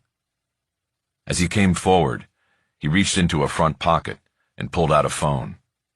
When he got to Bosch, he crouched on his haunches like a baseball catcher. He looked at Bosch, then at the screen of his phone, and then back at Bosch. "You cop," he said. It wasn't a question. It was a statement. "What?" Bosch said. "What are you talking about?" Ivan referred to his phone again. Over his shoulder, Bosch could see Igor still in his seat watching. "Harry Bosch," Ivan said. "You cop." "I don't know what you're talking about," Bosch said. "I'm not—" "San Fernando PD. It says so." "What says so?" Ivan turned the phone so Bosch could see the screen. On it was a photo of a folded section of a newspaper. There was a photo of him that he could tell had been taken last week outside La Farmacia Familia on the day of the murders. It was the continuation page of a story, but not a story on the pharmacy murders. The headline across the body of the story continuation and his photo told Bosch all he needed to know. DNA clears death row inmate. DA moves to vacate conviction. Somebody had leaked the story to the Times. Kennedy. He had gotten word that Bosch and Haller were going to make a move in the Borders hearing and had acted to push Haller back on his heels and vilify Bosch. The story had included his current employment, and the photo of him outside the pharmacy had been a big glaring tip-off to the Russians. Ivan lowered the phone and put it back in his pocket. A crooked smile formed on his lips as he grabbed hold of the barrel of Bosch's cane, and they struggled for control of it. Ivan reached his free hand behind him and pulled a gun from under his shirt. With his other hand, he pushed the barrel of the cane in on Bosch and leaned into him. "Get up, cop," he said. "You're going to jump now. Maybe you'll find your friend Santos, yeah?" Bosch checked the gun. It was a chrome-plated automatic, not the disabled revolver the DEA had planted in Bosch's backpack and that Ivan had brandished on Friday night. He riffed off the Russian's last words, hoping to distract him. "You killed Santos, didn't you? You killed him and took over. And that boy in the pharmacy, you killed him and his father." "That boy was punk. He did not listen to his father, and the father could not control the son. They got what they deserved." Ivan tilted his head back toward Igor, as if to acknowledge their work on eliminating the problem of Jose Esquivel, Jr. For a split second his attention was divided, and that was all the time Bosch needed. He twisted his wrist and turned the curved handle of the cane. He heard the release snick, and in one motion pulled the handle and stiletto free, then drove the point into Ivan's right side with an upward thrust. The thin, sharp blade punctured the skin and went through the ribs and deep into the Russian's chest. Ivan's eyes widened, and his mouth formed a silent O. The two men stared at each other for a second that seemed to last a minute. Then Ivan dropped the gun to clutch at the stiletto's handle. But blood had already spilled over the weapon in Bosch's hand. The surfaces were too slippery for Ivan to find purchase. He brought his left hand up and grabbed Bosch's throat, but he was weakening, and it was the desperate move of a dying man. Bosch looked past Ivan to Igor, who was still seated at the front. He was smiling because he had not seen the blood yet and thought that his partner was sadistically choking Bosch out before throwing him from the plane. Bosch had killed men face to face before. As a young man in the tunnels back in Vietnam, he knew what he needed to do to finish the job. He pulled back on the stiletto and went in again, 2 quick thrusts up into the neck and near the armpit, where he knew major arteries waited. He then pushed the Russian back. As Ivan fell to the floor dying, Bosch grabbed the gun. He stood up, the stiletto dripping blood in his left hand, the gun in his right. He started moving up the plane toward Igor. Igor rose from his seat, ready for battle. Then his eyes fell to the pistol. He made a stutter move, first to one side, then the other, as if his body were moving ahead of his mind and seeking escape. Then inexplicably, he lunged to his left and went through the jump door. Bosch held still for a moment, stunned by the move, then quickly went up to the door, dropping the stiletto and grabbing the steel handle that skydivers hold before stepping out onto the jump platform. He leaned out. They were flying over the Salton Sea at about 200 feet. Bosch guessed that they had flown low to cut down on the chance that someone might witness Bosch's drop from the plane. Bosch leaned further out to look down on the water behind the plane. The sun's reflection off the surface was almost blinding, and he could see no sign of Igor. If he had survived the jump, he was miles from shore. Bosch went to the cockpit door and rapped hard on it with a pistol. He figured the pilot took it as a signal that the disposal of Bosch had been completed. The plane throttled up and started to climb. He then tried the door and found it locked. He grabbed on the overhead handles for leverage and kicked his heel into the door, bending it on its frame enough that the lock snapped loose. He quickly flung the door open and thrust himself through the narrow opening, leading with the gun. "What the fuck?" the pilot yelled. He then did a double take when he saw that it was Bosch and not one of the Russians. "Oh, hey, wait! What's going on?" he yelped. Bosch dropped into the empty co-pilot's seat. He reached over and put the muzzle of the gun against the pilot's temple. "What's going on is, I'm a police officer, and you're going to do exactly what I tell you to do," he said. "You understand me?" The pilot was late 60s and white, with gin blossoms across his nose. A pilot no one else would hire. "Yes, sir, no problem," he said. "Whatever you say." His English was unaccented. He was likely native-born American. Bosch took a chance, noting the man's age and the blurred tattoos on his arms. "You remember the A-6 from Vietnam?" he asked. "I sure do," the pilot said. "The Intruder. Great plane. I flew him back then and haven't flown since, but you make one wrong move and I'll put a bullet in your head and have to learn to fly all over again." Bosch had never flown a plane before, let alone an Intruder, but he needed a believable threat to keep the pilot in line. "No problem, sir," the pilot said. "Just tell me where you want to go. I don't have any idea what was going on back there. I just fly the plane. They tell me where." "Save it," Bosch said. "How much fuel do we have?" "I tapped it this morning. We're full." "What's the range?" 300 miles, easy." "Okay, take me back to L.A. Up to Whiteman." "Not a problem." The pilot started going through maneuvers to change course. Bosch saw the radio mic hooked to the instrument panel.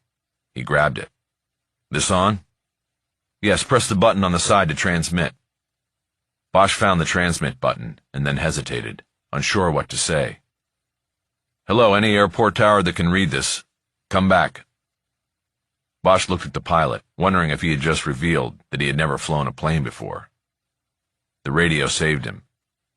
"This is Imperial County Airport, go ahead." "My name is Harry Bosch. I'm a detective with the San Fernando Police Department.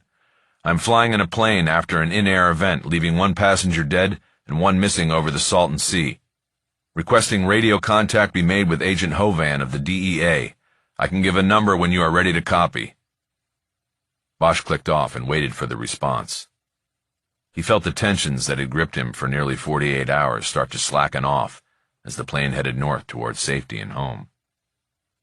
From 2,000 feet up, the land below looked beautiful to Bosch, and nothing like the Badlands he knew it to be. Chapter 29.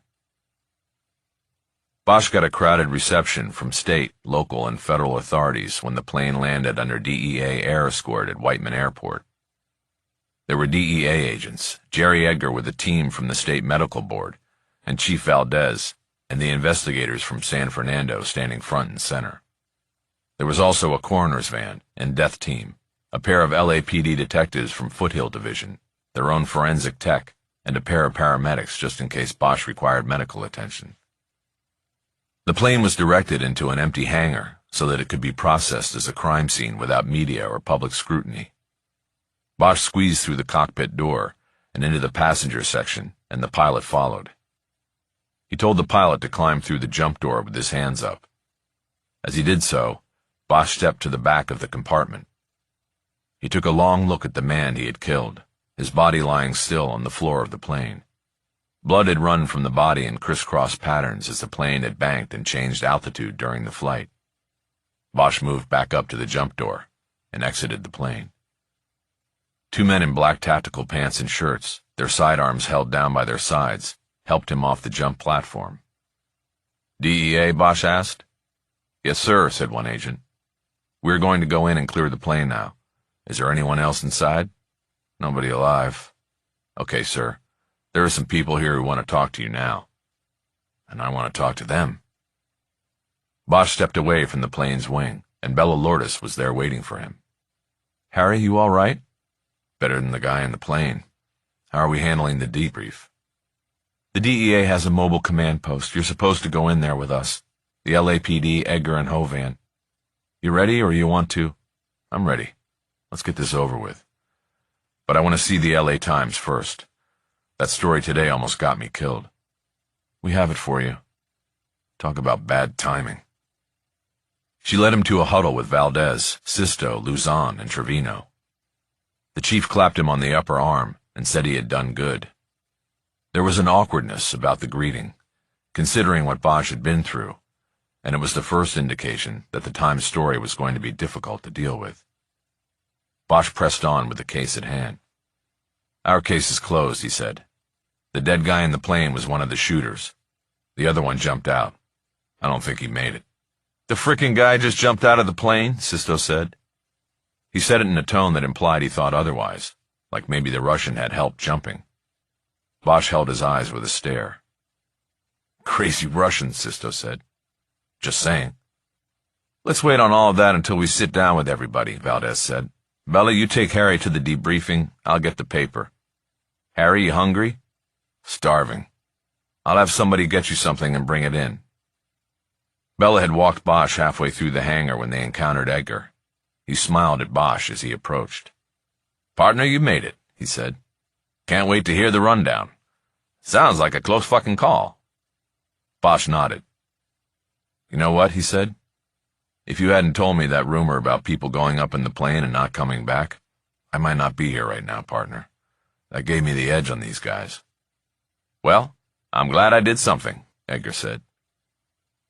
The mobile command post was an unmarked RV that had probably been seized in a drug case, then gutted on the inside and re-equipped. Bosch and Lourdes stepped into what looked like a mini board of directors meeting room. There was a separation wall with a door that led to an electronics nest. Agent Hovan stepped out of the nest, shook Bosch's hand and welcomed him back. "Anything on the second Russian?" Bosch asked. Bosch had reported on Igor's jump without a parachute while on the plane flying toward Whiteman.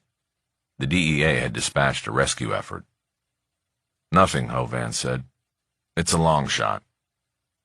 Hovan instructed Bosch to sit at one end of the table so he would be visible to all who would gather for the briefing. Lourdes took the seat to his right, and the rest of the SFPD team took the chairs down that side of the table. Valdez came in and dropped the A section of the Times on the table in front of Bosch, and then sat down. The story had been a front-page lead, its headline a kick to Bosch's gut. He tried to read it as agents and officers started to file into the command post and take seats. DA cites DNA. Police misconduct. Will vacate death penalty. By David Ramsey, Times staff writer. A man sentenced to death for a 1987 rape and murder of a Toluca Lake actress may walk free as early as Wednesday when prosecutors cite new DNA evidence and misconduct on the part of the Los Angeles police and ask a judge to vacate the conviction. The Los Angeles County District Attorney's Office has requested the Superior Court hearing in the case of Preston Borders, who has been imprisoned since his arrest, almost 30 years ago.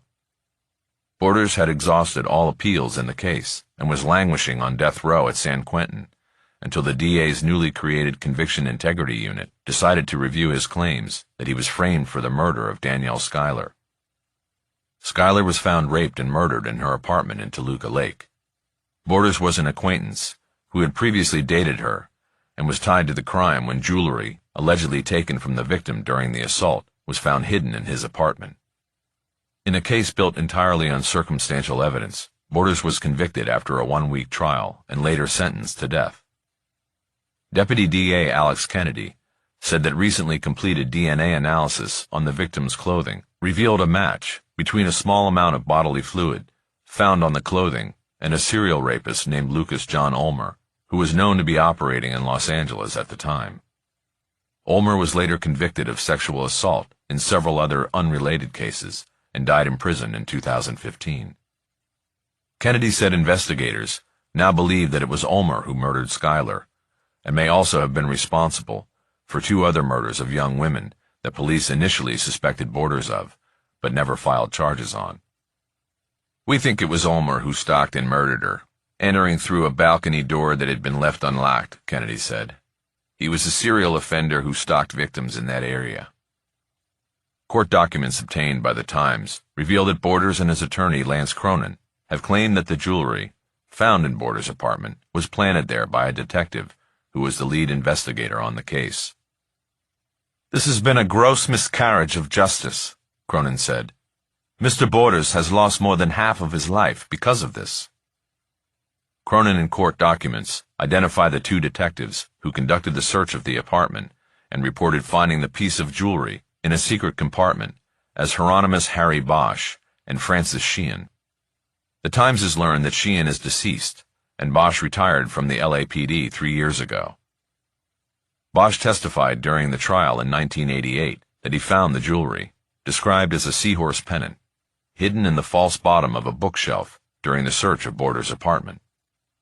Borders, an actor who knew Schuyler from auditions and workshops, was arrested shortly after the discovery. Bosch could not be reached for comment for this story. He was well known as an LAPD detective for more than 3 decades and was involved in many high-profile investigations. He now works as a volunteer detective for the San Fernando Police Department. Last week he was involved in the investigation of 2 pharmacists who were murdered during a suspected robbery at a drugstore in the main shopping area of the small town in the San Fernando Valley. The story jumped inside from there, but Bosch had read enough and was not inclined to unfold the section to the page with his photograph. He was aware that everyone crowded into the room now was watching him and knew what the newspaper reports said about him. He put the paper down on the floor next to his chair. It had no doubt been a hit piece orchestrated by either Cronin or Kennedy. There was no mention, before the jump at least, of an opposing view of Borders' innocence. No mention that Mickey Haller had by now hopefully filed a motion seeking to stop the DA's action. Bosch looked up at the faces lining both sides of the table. Opposite him at the other end was Hovan, and next to him was Joe Smith, his UC trainer. "Okay, 2 things before we start," Bosch said. "I haven't had a shower since Wednesday, and I apologize for that. If you think it's funky from where you're sitting, just be glad you're not where I am. The other thing is that the story today in the Times is complete bullshit. I planted no evidence in that or any other case, and Preston Borders will never walk free. You can check back after the hearing Wednesday, and the Times will be running a story that says so." Bosch checked the faces in the room. There were a few nods of approval, but for the most part, the investigators in the room gave no indication whether they believed him or not. It was what he had expected.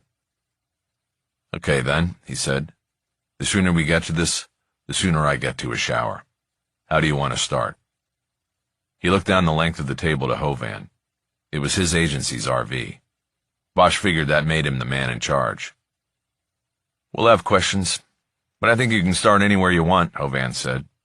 "Why don't you give us the headlines and go from there?" Bosch nodded. "Well, the big headline is that there is no Santos anymore," he said. "The Russians threw him out of a plane into the Salton Sea. One of them told me that right before they were going to do the same to me." "Why would he tell you that?" asked an agent Bosch didn't know. "Russians don't usually break so easy." "He didn't break," Bosch said. "He was about to kill me. He had the upper hand and wanted to gloat, I guess. He also indicated that he and his partner, the one who jumped, killed the father and son in the pharmacy Monday." "Indicated?" Lourdes said. "Yes, indicated," Bosch said. "I asked him straight out if they had killed the father and son. He didn't deny it. He said that they got what they deserved. He was smiling when he said it. But soon after that, things changed, and I got the upper hand. That's when I killed him."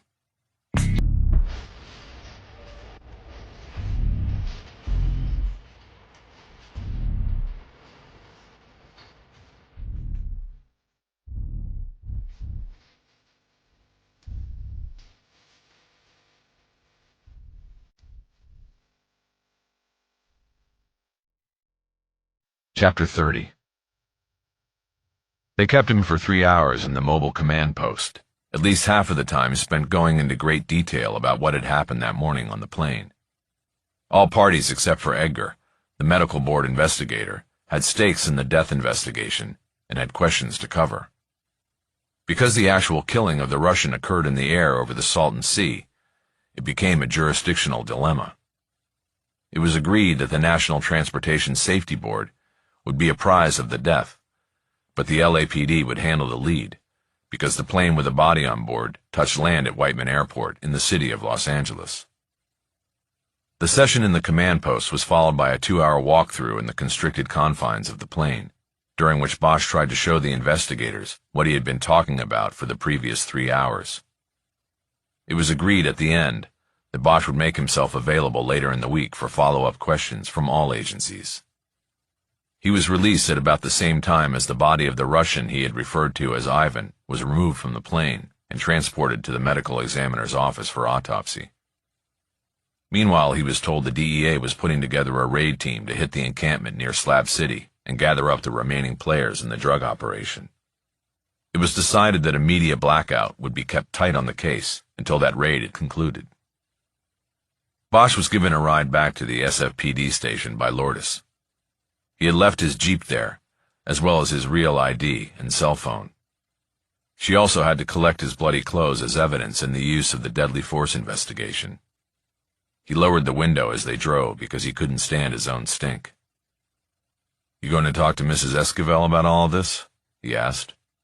"I think we should wait until we get the all clear from the DEA," Lourdes said. "You want to go with me?" "No, she'll be more comfortable with you and speaking Spanish. It's your case." "Yeah, but you cleared it."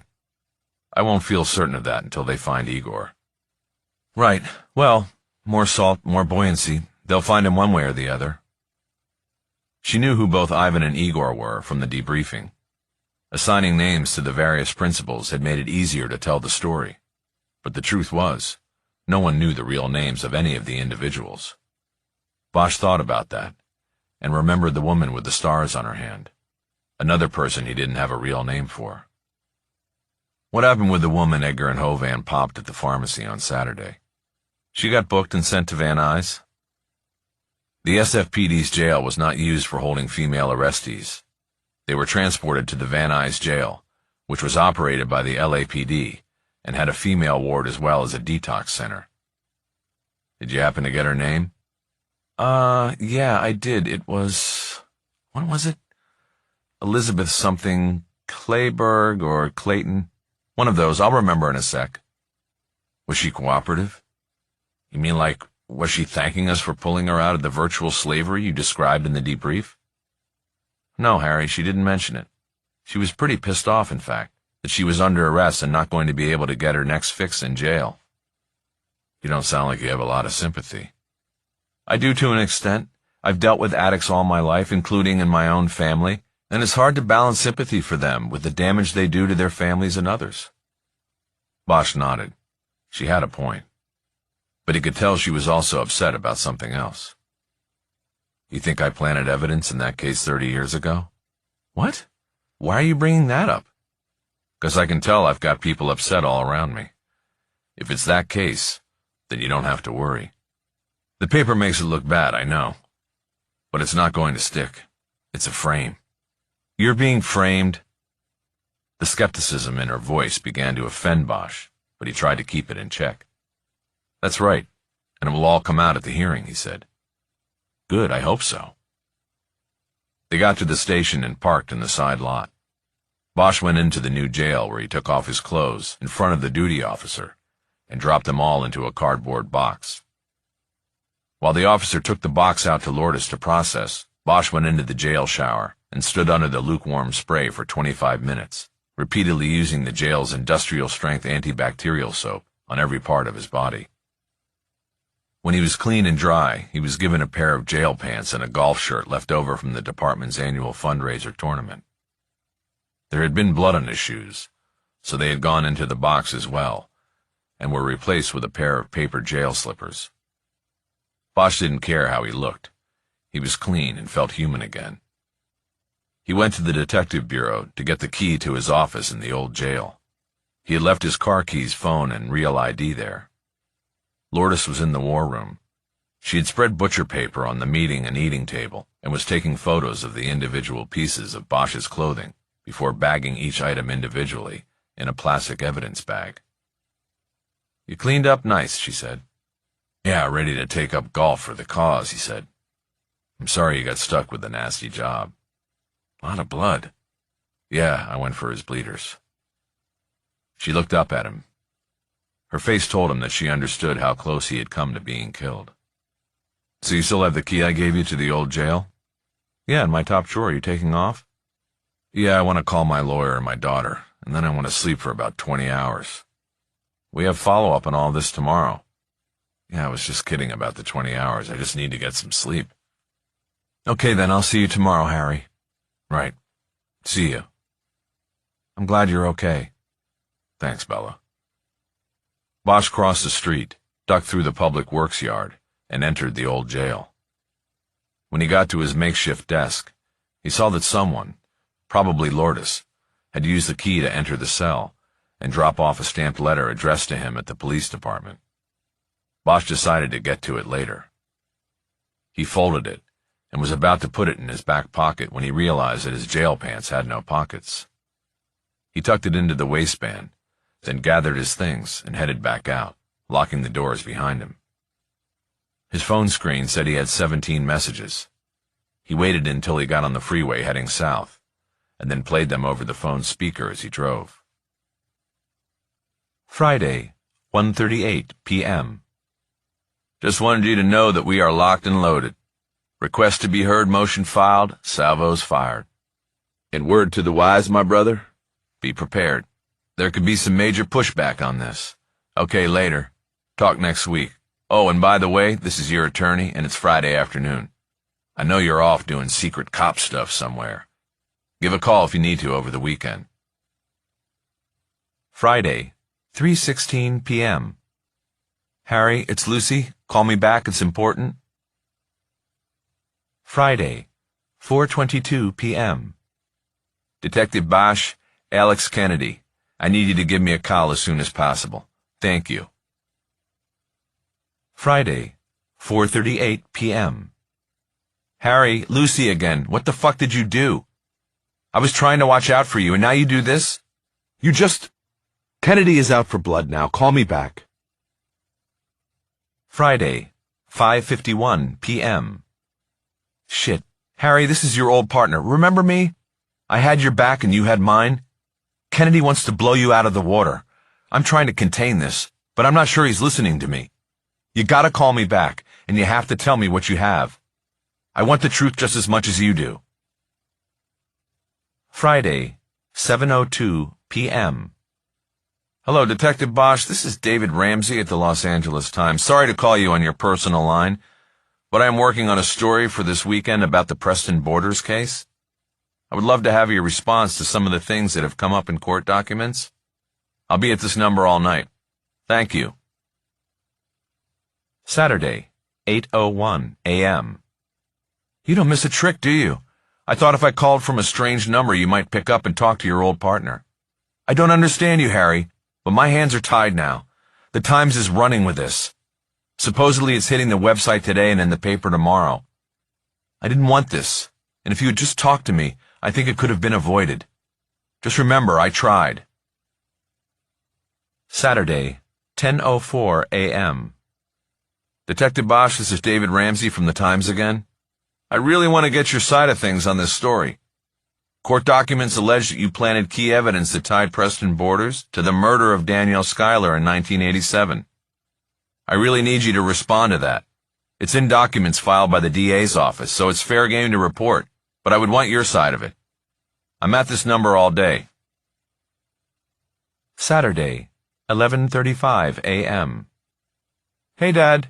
Just wanted to say hi and see what you're up to this weekend. I was thinking of coming up today. Okay, love you. Saturday, 2:12 p.m. Dad, oh Dad, hello. This is your daughter, remember me? Are you there? My window for coming up is closing, call me back. Saturday, 3:00 p.m. David Ramsey again. We aren't holding the story any longer, Detective Bosch.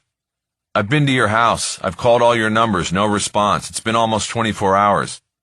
If I don't hear back from you in the next couple of hours, then my editors say we go with the story without your response. We will, however, out of fairness, document our many efforts to reach you. Thank you. I hope you will call back. Saturday, 7:49 p.m. Holler here. Have you seen the fucking Times online? I knew there would be pushback, but this is beyond the pale. They didn't even call me. They make no mention of our petition or our side of it. This is what you call a hit job. This asshole Kennedy is trying to stack the deck. Well, he just poked the wrong fucking beehive. I'm going to eat his lunch. Call me, bro, so we can put our heads together on this. Saturday, 9:58 p.m. Dad, now I'm getting worried. You're not answering either phone, and I'm getting scared. I've called Uncle Mickey and Lucy, and both said they've been trying to get you too. Mickey said you told him you were going off the grid. I don't know what's going on, but call me back. Please, Dad? Sunday, 9:16 a.m. Dad, I'm really scared. I'm coming up there. Sunday, 11:11 a.m. Call me as soon as you get this, my brother. We need an attorney-client meeting. I have a few ideas about how to bolster our case and go right at these fucks. Call me. Sunday, 12:42 p.m. Dad, I saw the paper and I know what's going on. Nothing is that bad. It doesn't mean a thing. You have to come home. Right now, I'm here. Come home. Sunday, 2:13 p.m. Call your attorney. I'm waiting. Bosch was overcome by the emotion he heard in his daughter's voice. She was holding back tears, being strong for him. She thought the worst, that the professional humiliation and suspicion promulgated by the Times story had caused him to disappear, or worse. In that moment, he vowed to make those behind the story pay for their crime against his daughter. His first call was to her. Dad, where are you? I'm so sorry, baby. I haven't had my phone. I've been working and... How could you not get all those messages? Oh my God, I thought you were... I don't know. I thought you did something. No, they're wrong. The paper's wrong and the DA's wrong and your uncle and I are going to show it in court this week. I promise you I did nothing wrong, and no matter what, I would not do anything to myself. I wouldn't do that to you. I know. I'm sorry. My mind just went crazy when I couldn't reach you. I went undercover for a couple of days on a case and I... What? You went undercover? That's crazy. I didn't want to tell you ahead of time because you'd worry, but I didn't have my phone. I couldn't carry it. Anyway, where are you? Are you still at the house? Yes, I'm here. There was a business card in the front door from the reporter who wrote that story. Yeah, he was trying to call me too. He got used. I'll deal with that later. I'm on my way home. Will you wait for me? Of course, I'm here. Okay, I gotta go and make some other calls. I'll be there in less than 30. Okay, Dad. Love you. Love you too. Bosch disconnected. He took a deep breath, and then hit the heel of his palm hard on the steering wheel. The sins of the father, he thought. His life and his world had once again clobbered his daughter. If he vowed to make those who did this pay, didn't that include himself? He called Haller back next. Bosch, where you been, man? Out of the loop, obviously. I was without a phone. And of course, the shit hit the fan. I'll say, I think the whole thing is actionable. Careless, reckless, you name it. You talking about the newspaper? Yeah, the Times. Let's go at them. Defamation of character. Forget it. That guy Ramsey was used. I want Kennedy and Cronin. Maddie couldn't reach me either. She thought I rolled up in a ball somewhere and killed myself. I know, she called me. I didn't know what to tell her. You didn't tell me. Cronin and Kennedy are going to pay for this. Somehow, some way. Wednesday, baby. We take them down Wednesday. I'm not so sure about relying on a judge to do the right thing. Well, we gotta meet. What are you doing right now? I'm heading home, and I have to spend some time with my daughter. Okay, call me. I'm free tonight if you want to get together. Otherwise, what's your schedule tomorrow? I can meet in the morning. Why don't we just do that? You take Maddie to dinner and we meet tomorrow. Dupars at 8? Which one? You pick. Holler lived just off the edge of Laurel Canyon, which put him within striking distance of the Dupars' locations in Studio City and the farmers market in Hollywood. Let's do Studio City in case they need me up at the PD tomorrow morning for follow-ups. I'll be there. Listen, before you go, I got calls from you, Maddie, Kennedy, and the reporter. I also heard from Lucy Soto. Sounded to me like she saw the bullshit in what Kennedy was doing and isn't happy about it.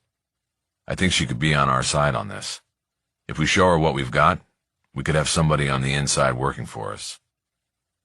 There was silence. You there, Holler? I'm here. I'm just thinking. Let's wait on that till tomorrow. We'll figure it out over pancakes. All right. Bosch disconnected. He started to even out, now that he had spoken to his daughter and his lawyer. There was a good short-term plan in place. He thought about Lucy Soto and whether he should reach out to her on his own and under the radar. They had only been partners for a brief period during his last year on the job for the LAPD, but unlike in his partnership with Edgar, they had gotten to the point of deep trust. He could blow through an intersection on her clear without hesitation, any day. His gut told him that hadn't changed. Chapter 31. Maddie came charging out of her room as soon as she heard the front door close. She grabbed Bosch in a desperate embrace that made him feel like he was on top and at the bottom of the world at the same time. Everything's all right, he said. He held her head against his heart, then he let her go. She stepped back and appraised him while he did the same to her. He could see dried tracks from tears on her face. She also somehow seemed more grown up since the last time he had seen her. Bosch didn't know if that had come in the past 24 hours, or was just the natural course of things. It had been a month since they had been together, and she looked taller and thinner, and had changed her sandy blonde hair into a shorter layered cut. There was something professional about it. "OMG, what are you wearing?" she exclaimed. Bosch looked down at himself. The jail pants and paper slippers were indeed shocking. Yeah, well, it's a long story," he said. "They had to take my clothes for evidence, and this is all they had." "Why would your clothes be evidence?" she asked. "Well, that's the part that's a long story. What are you doing about dinner? You staying up here, or do you have to go back? I know you've got your trip to IB, right?" "We're not leaving till tomorrow, but it's my Sunday to cook." Bosch knew that his daughter and her 3 roommates had a Sunday evening tradition of rotating cooking duties. The only night of the week they had promised to always eat together. Maddie was up and couldn't let the others down. "But I want to hear the story, Dad," she said. "I've been waiting here all day and deserve to hear it." Bosch nodded. She was right. "Okay, give me 5 minutes to change into my own stuff," he said.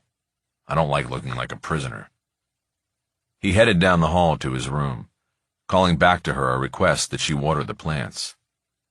Throughout her high school years, she had insisted on buying several potted plants for the back deck. She had dutifully maintained them with a watering cycle, but then went off to college, and Bosch was left holding the responsibility, which proved difficult for a man with his schedule. "Already did," she called back down the hall to him. "I was so nervous I did it twice." "Good," he called down the hall. "I won't have to worry about it for a week." It felt good to get out of the jail pants and slippers. As he did so, the envelope that had been mailed to him at the police station fell to the floor. Bosch put it on the bed table to open and read later. Before putting on his own clothes, he slipped into the bathroom and shaved 5 days of stubble off his face. He pulled on blue jeans, a white button-down shirt, and a pair of black running shoes. On his way back up the hall, he stopped in the kitchen to put the jail pants and slippers in the trash can under the sink. He then went to the refrigerator for a beer, but there was none, and his leaning down to look into the far recesses of the box didn't change that. He straightened up and looked at the bottle of bourbon on top of the refrigerator. He decided against it, even though he could have used something to help chill things out. Seeing the bottle, however, made him think that he should give what remained of the precious brand to Edgar to thank him for his warning about the plane ride over the Salton Sea. "Dad?" "Yeah, sorry." He went out to the living room to tell the story. There was no one in the world Bosch trusted more than his daughter. He told her everything, more detail than he had even told the collective in the mobile command post. He felt the details would mean more to her, and at the same time, he knew he was telling her about the dark side of the world. It was a place she had to know about, he believed, no matter where she went with her life. He ended the story with an apology. "Sorry," he said. "Maybe you didn't need to know all of that." "No, I did," she said. "I can't believe you volunteered for it. You were so lucky. What if you'd gotten killed by those guys? I would have been all alone." "I'm sorry. I guess I figured you'd be all right. You're strong. You're on your own now. I know you have roommates, but you're independent. I thought..." "Thanks a lot, Dad." "Look, I'm sorry, but I wanted to catch these guys. What that kid did, the son, it was noble. When this all comes out, people will probably say he was stupid and naive and didn't know what he was doing. But they won't know the truth. He was being noble. And there isn't a lot of that out there in the world anymore. People lie, the president lies, corporations lie and cheat. The world is ugly, and not many people are willing to stand up to it anymore. I didn't want what this kid did to go by without. I didn't want them to get away with it, I guess." "I understand. Just think of me next time, okay? You're all I have." "Right. I will. You're all I have, too. So now tell me the other story, about what's in the paper today." She held up the business card from David Ramsey she had found left at the front door. It reminded Bosch that he had not read the full-time story. He now told her about the Danielle Schuyler case and the move by Preston Borders to get off death row and frame Bosch for planting evidence in the process. This story ran right up until she felt pressed for time, having to drive all the way back to Orange County. She had already decided to pick up dinner on the way instead of cooking it late. She gave Bosch another long embrace, and he walked her out to her car. "Dad, I want to come up for the hearing on Wednesday," she said. Normally, Bosch didn't like her to go to hearings on his cases, but this one would be different because it would feel like he was on trial. He could use all the moral support he could get. "What about Imperial Beach?" he asked. "I'll just come back early," she said. "I'll take the train up." She pulled her phone out of her back pocket and opened an app. "What are you doing?" "It's the Metrolink app. You keep saying you're going to take the train down to see me. You gotta get the app. There's a 6:30 I could take up. Gets to Union Station at 8:20. "You sure?" "Yeah, it says right..." "No, I mean about you coming up." "Of course. I want to be there for you." Bosch hugged her again. "Okay, I'll text you the details. I don't think court starts till about 10. Maybe we do breakfast before, unless I have to meet with your uncle." "Okay, whatever." "What are you going to pick up for dinner?" "I want to get Zanku and bring it down, but then my car will smell like garlic for about a month. That might be worth it." Zanku Chicken was a local chain of Armenian fast food restaurants that had been a favorite takeout source for them over the years. "Bye, Dad." He stayed on the curb until he watched her car make the turn and disappear down the hill. Back in the house, he looked at the business card she'd left on the table and thought about calling Ramsey to set him straight. He decided against it. Ramsey wasn't his opponent, and it would be better not to use the newspaper to let his real opponents know what was coming. The Times reporter would undoubtedly be in court Wednesday and would get the full story then. Bosch just had to nut it out for 3 days under the shadow the newspaper story had shrouded his life in. Bosch opened his phone, and after doing some research online to get the number, called the Van Nuys jail and asked for the control officer. He identified himself and said he wanted to set up an interview with a custody on the female tier. "Can it wait?" the officer asked. "It's Sunday night and I don't have people to sit on an interview room." "It's a double homicide," Bosch said. "I need to talk to her." "Okay, what's the name?" "Elizabeth Clayburgh." Bosch heard him type it into his computer. "Nope," the officer said. "We don't have her." "Sorry, I meant Clayton," Bosch said. "Elizabeth Clayton." More typing. "We don't have her either," the officer said. "She ROR'd a couple hours ago." Bosch knew that meant she was released on her own recognizance. "Wait a minute," he said. "You let her go?" "No choice," the officer said. "Capacity protocol, nonviolent offense." Countywide, The jail system was overcrowded, and nonviolent offenders were regularly released early from minor sentences or released without having to post bail. Elizabeth Clayton had apparently fallen into the latter category and was released after 1 day and before she could be placed in a drug rehabilitation unit. Wait a minute, wasn't she in detox, Bosch asked? You released early from detox now? I don't have her on the box as having been in detox, the officer said. They have a waiting list in detox anyway. Sorry, detective. Bosch held his frustration in check and was about to thank the officer and hang up. Then he thought about something else. Can you put another name in, just to see if you have him? Give it to me. Male, white, last name Brody. I don't have a first handy. Well, that might be it. Nope, I found him. James Brody, also arrested Saturday, same charge, prescription fraud. Yeah, he got kicked too. Same time as Clayton? No, earlier, by a couple hours. Most violent offenders are male, and that's who we need to make room for. So the male NVs get out sooner than the ladies. Bosch thanked the officer and disconnected. 5 minutes later, he was in his Jeep, following the winding road down to the 101. He took the freeway north, back into the valley, and over to Van Nuys. He made a call on the way to Cisco, attempting to make arrangements for Elizabeth Clayton if he could find her. The jail from which Clayton and Brody had been released was located on the top floor of the LAPD's Valley Bureau headquarters, which anchored a mini civic center where local courthouses, a library, and satellite city hall and federal buildings were located at the edges of a public plaza. Bosch parked on Van Nuys Boulevard at the western end of the plaza and started walking toward the Valley Bureau at the far end of the concrete and tree-lined concourse. It was a Sunday evening and the plaza was largely deserted, except for the homeless strays who inhabited every parcel of public property in the city. Bosch could not remember the last time he had been in the plaza, but thought it had been at least a couple of years. The bushes and shade trees around the contours of the buildings had all been cut back. Many had been replaced with palm trees that offered no cover. He knew this was a disguised effort to keep to a minimum the homeless population who were living in the plaza. He checked every corner he passed and every homeless face that looked at him. He did not see Clayton or Brody. The library, usually a bastion for those with nowhere to go, was closed. Bosch covered one side of the plaza until he got to the Valley Bureau building, and then turned back and went down the other side. His search turned up nothing, and he returned to his car. Sitting behind the wheel, he thought about things, and then called the number Jerry Edgar had given him when Bosch and Lourdes had visited his office. Edgar answered, and it sounded like he had been asleep. Jerry, it's Harry. You up? Just taking a nap. I bet you took a long one. Yeah, sort of, but I have a question. Shoot.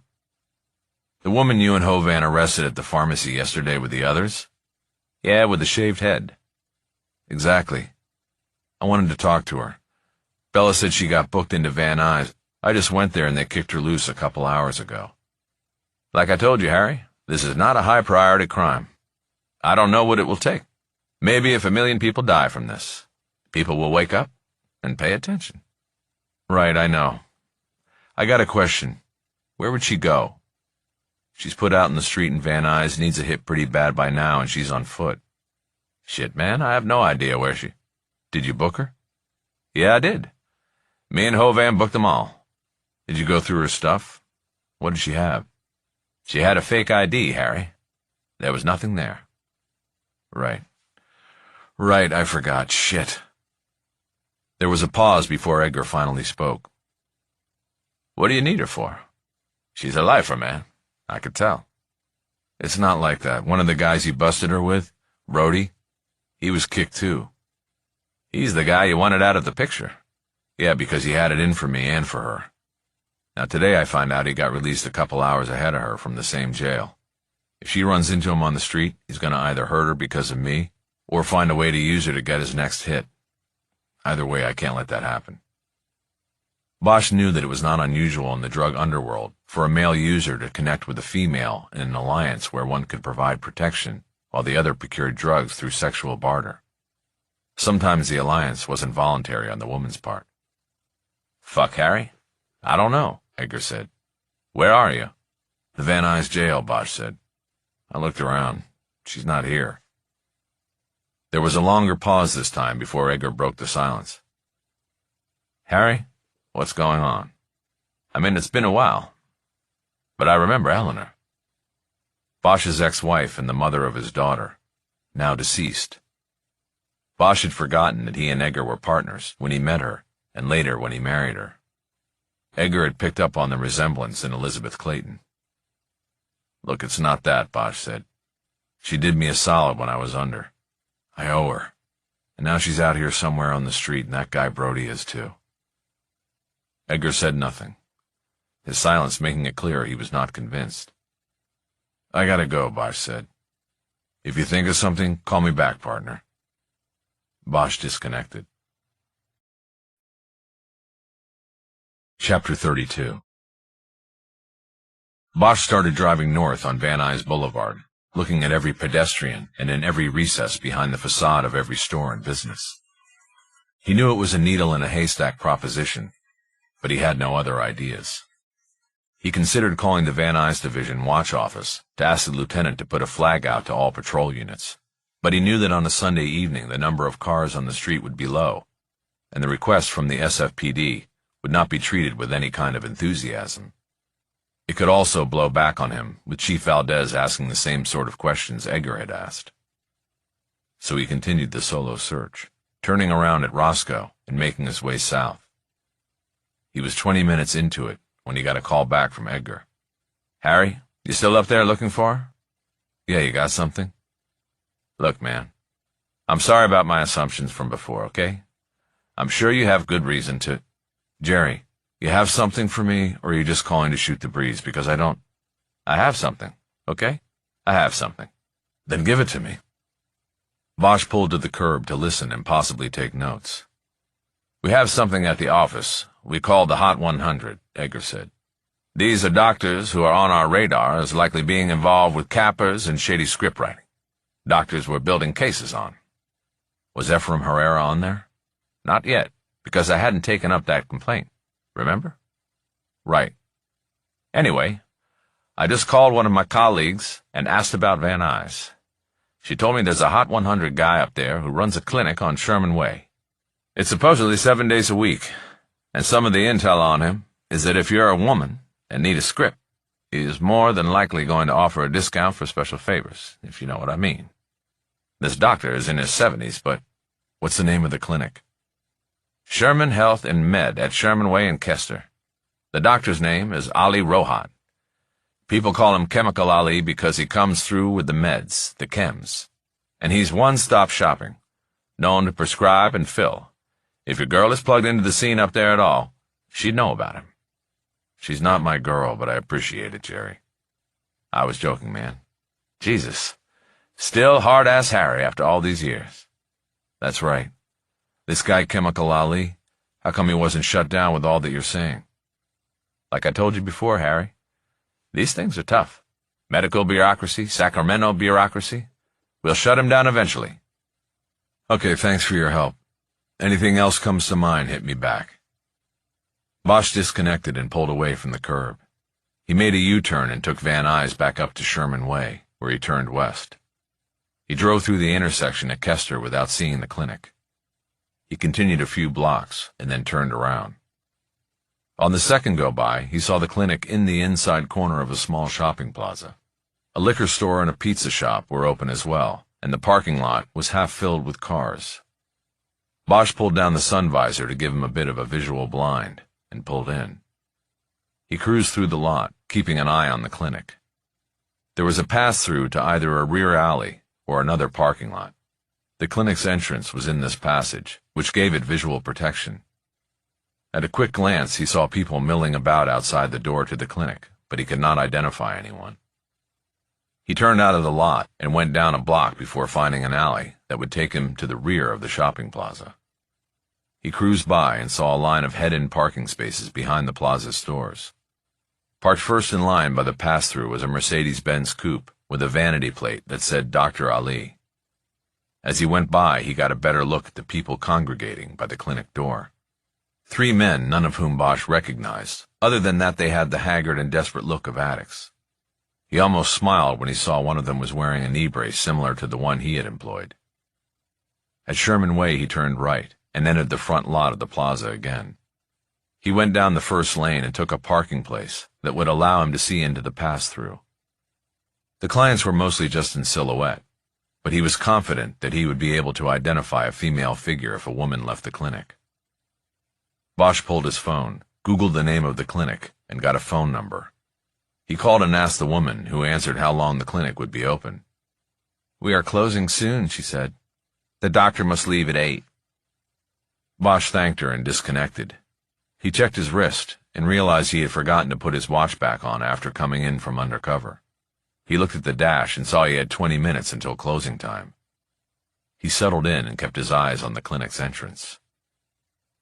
10 minutes into the surveillance, Bosch's attention was drawn to his right, to the pizza shop. It appeared to be largely a takeout and delivery operation, but 2 tables were set up on the sidewalk out front. Bosch noticed a man wearing an apron, leaning through the front door, gesturing and talking to a man sitting by himself at one of the tables. The seated man was partially hidden from Bosch's view by a row of potted plants. He would not have even noticed him if the man with the apron had not come to the door. It looked to Bosch like the apron man was telling the other man to leave. He was pointing toward the parking lot. Bosch lowered his window so he might be able to hear the confrontation, but it ended abruptly with the man behind the plant standing up and cursing the pizza man.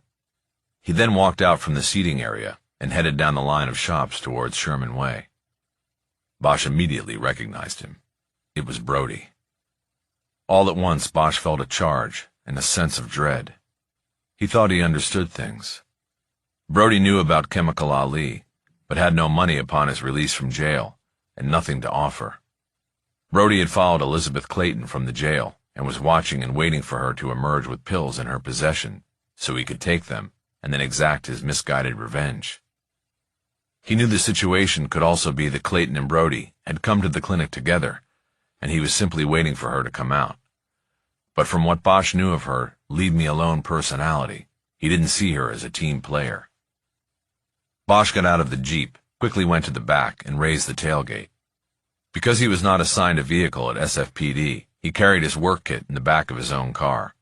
This was a duffel bag filled with personal equipment he might need in any circumstance that might come up during an investigation. He looked back over his shoulder and caught sight of Brody making it to the end of the plaza and turning the corner heading west. Bosch knew that would take him to the back alley and possibly down to the pass-through where Clayton would emerge if she was in the clinic. Bosch quickly unzipped the go bag and rummaged through it. He found a Dodgers baseball hat and, putting it on, pulled the brim down over his forehead. Then he found the plastic zip ties and took 2. He coiled them so they would fit in the back pocket of his jeans. He zipped the bag closed and dropped the tailgate. He was ready. After checking the corner of the plaza for any sign of Clayton, Bosch headed to the end of the plaza where he had last seen Brody. He quickly covered the distance and turned onto the sidewalk fronting Sherman Way. There was no sign of Brody, and that confirmed for Bosch that he had slipped down the alley behind the plaza. He moved quickly to the alley entrance and made the turn as well. Again, there was no sign of the man. The alley was much darker than when Bosch had driven through earlier. The dimming light of dusk was reduced to shadow because of the structures on either side of the alley. Bosch proceeded cautiously, trying to hold to the shadows himself as he moved along. "Where's your cane now, shitbird?" Bosch turned at the sound of the voice in time to see Brody stepping out from between 2 dumpsters and swinging a broomstick. Bosch was able to cock his left arm like a chicken wing, raise it, and take the main force of the blow across the forearm. The impact sent a jolt of pain shooting up Bosch's arm, but it only served to sharpen his response. Rather than step back, Bosch stepped into Brody, whose momentum was carrying him forward.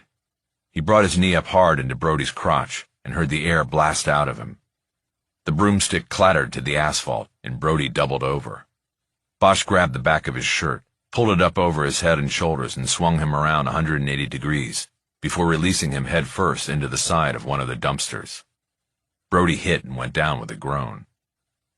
Bosch moved in. Because Brody's arms and wrists were tangled in the shirt, Bosch went to his ankles. "Nice move," Bosch said. "Warning me like that. Smart." Bosch pulled the zip ties out of his back pocket and secured Brody's ankles tightly, using both plastic strips to double down on the bindings. Of course, Brody could easily work his hands free of the shirt, Bosch knew, but then he would be faced with the dilemma of how to free his feet. He would have to pogo out of the alley and find someone willing to cut him loose. It would slow him down long enough for Bosch to do what he needed to do. The quickest way to the clinic was to continue down the alley. As Bosch went along, he noticed two figures moving away in the darkness from the pass-through. It was too dark for him to determine their gender, so he picked up his pace to a trot, and soon he got close enough to see they were men.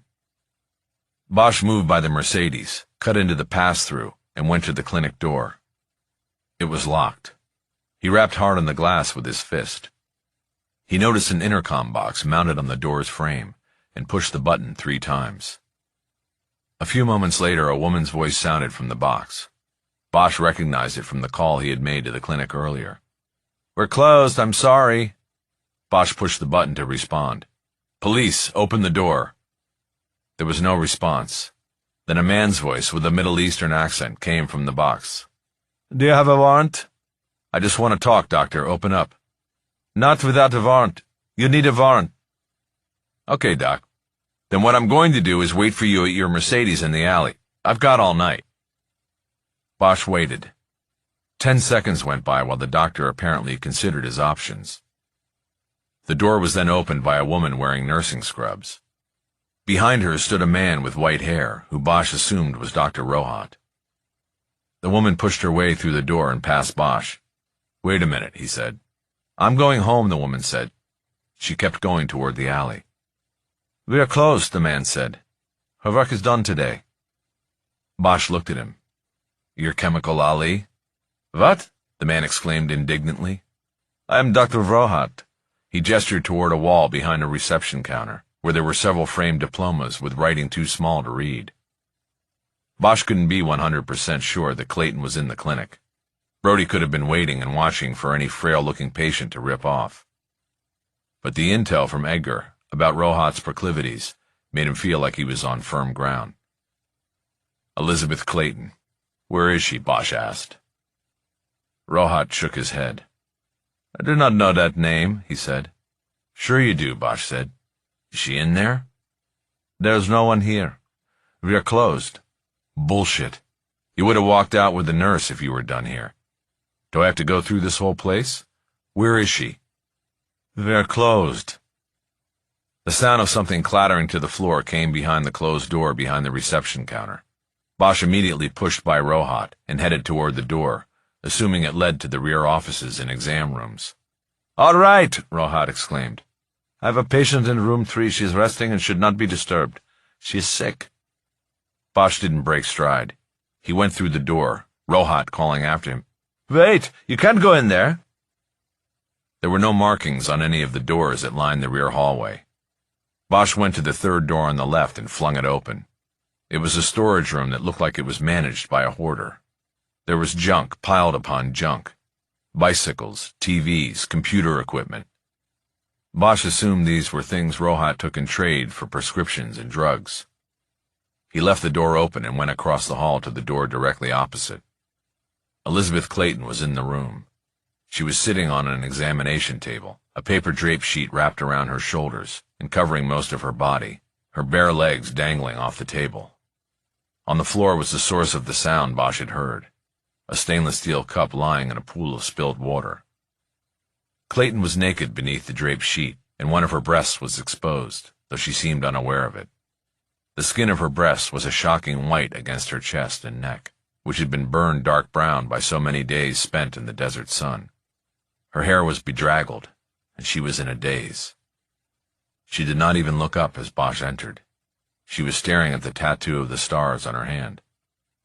"Elizabeth!" She slowly raised her chin as Bosch came to her. She dropped her hand into her lap, and her eyes held on his. He saw recognition in them, but no understanding of where she knew him from. "I'm going to take care of you. How much did he give you?"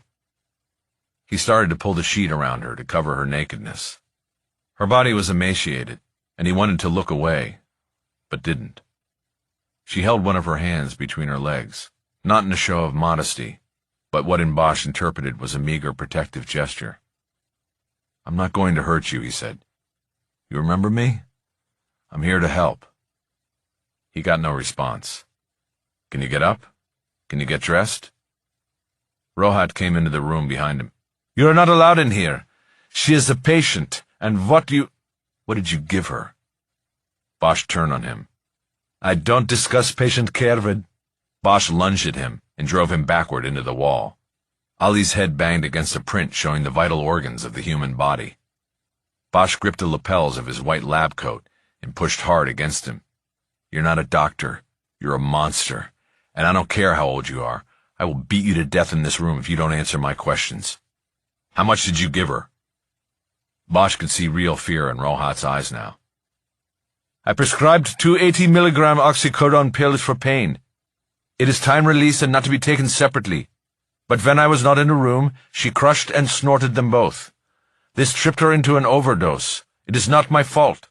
Bullshit, not your fault. How long ago? 2 hours. I am treating her with naloxone, and she'll be fine, as you can see by her sitting up. And what'd you do to her while she was out? You fucker, you piece of shit? I did not. Yeah, well, we'll see about that when I take her to the rape center. We had sex before, yes. She agreed. It was completely consensual. Fuck you, consensual. You're going to jail. Bosch's anger overcame him, and he swung Rohat away from the wall so that when he punched him, he'd have the satisfaction of seeing Rohat's head snap back before he dropped like a wet blanket. Bosch pulled his left arm back to deliver the blow. But before he brought his fist forward, there was a loud beep from the intercom box on the wall next to the door. Bosch hesitated. That gave Rohat time to bring his hands up to block or at least slow down the coming impact. Please, the doctor begged. Hey, I know you, Elizabeth said. Bosch dropped his left hand and used his right to shove Rohat toward the intercom. Tell them to get lost. Rohat pushed the intercom button. We are closed, sorry. He looked back at Bosch for approval. Then a voice Bosch recognized came through the intercom. Jerry Edgar, Medical Board of California. Open up. Bosch nodded. His old partner had come through. Go let him in, he said. Chapter 33. Edgar came into the examination room as Bosch was helping Elizabeth get dressed. Harry, I saw your car out there. I thought maybe you needed help. I do, partner. Help me get her dressed. I have to get her out of here. We should call an ambulance or something. This is crazy. Just hold her up, she's coming out of it. Bosch was trying to pull her blue jeans up her rail-thin legs. He coaxed her up into a standing position, and then Edgar held her steady as Bosch brought the pants up over the bony points of her hips. I want to leave, she said. That's exactly what we're doing, Elizabeth, Bosch said. He's a mean motherfucker, she said. Bosch was about to agree and looked around the room. Hey, where's Rohat? Edgar did the same quick survey. Rohat wasn't in the room. I've got her, go check. Edgar left the room. Bosch turned to Elizabeth, so her back was to him. He quickly reached down to the pale yellow jacket that was in the pile of her clothes on the floor. He held it around in front of her. Can you put this on? We'll take the rest of your clothes with us. She took the jacket and slowly started to put one of her arms into a sleeve. Bosch gently pulled the paper sheet off her shoulders and dropped it to the floor. He saw the full RIP tattoo on the back of her shoulder. Daisy, 1994-2009. A 15-year-old girl, Bosch thought. That gave him a clue and an understanding that made him all the more resolved to stay on this path with Elizabeth. Operating mechanically, Elizabeth managed to pull the jacket on, but fumbled with the zipper. Bosch turned her around and zipped it up. He then gently pushed her back onto the exam table so he could put on her socks and shoes. Edgar returned from his search for Rohat. He's gone. He must have slipped out after he let me in. He looked relieved, and Bosch realized it had nothing to do with Rohat. It was because Elizabeth was now fully dressed. Probably because I told him he was going to jail. Doesn't matter, we can hook him up later. Let's get her out of here. To where? No shelter's gonna take her in this condition. We have to go to a hospital, Harry. No hospital. And I'm not talking about a shelter. Hold her steady. You can't be serious, Harry. You're not taking her home. I'm not taking her home. Let's get her to the door and then I'll pull my car up. It took almost 10 minutes to move Elizabeth through the clinic and out the exit to the passage connecting the front and back of the plaza. This way, Bosch said. He led her toward the front parking area. Once there, he left her leaning against Edgar and ran across the asphalt to his Jeep. He scanned his surroundings as he went and saw no sign of Brody. Bosch brought the Jeep up to Edgar and Elizabeth and then hopped out to help her get into the front passenger seat and secured her with a seatbelt. Harry, where are you going? A treatment center. Which one? It doesn't have a name. Harry, what the fuck? Jerry, you gotta trust me. I'm doing what's best for her, and it doesn't have anything to do with what the rules are. I am past all of that, okay? What you need to worry about is how to secure these premises now that Chemical Ali is on the run. There are probably enough pills in that clinic to create an army of zombies like her. Bosch stepped back, closed the door to the Jeep, and moved around to the driver's side. And that army's gonna be here by sunup. As Bosch slipped into the Jeep, he saw Edgar glance back at the entrance to the unlocked clinic. Once inside the car, he checked Elizabeth and saw that she was leaning her head against the window of the passenger side door and already nodding off. Bosch pulled away and headed for the parking lot exit. He checked Edgar in the rear view. His former partner was just standing there, watching Bosch drive away. The good news was they didn't have to go far. He got back over to Van Nuys Boulevard and took it north to Roscoe.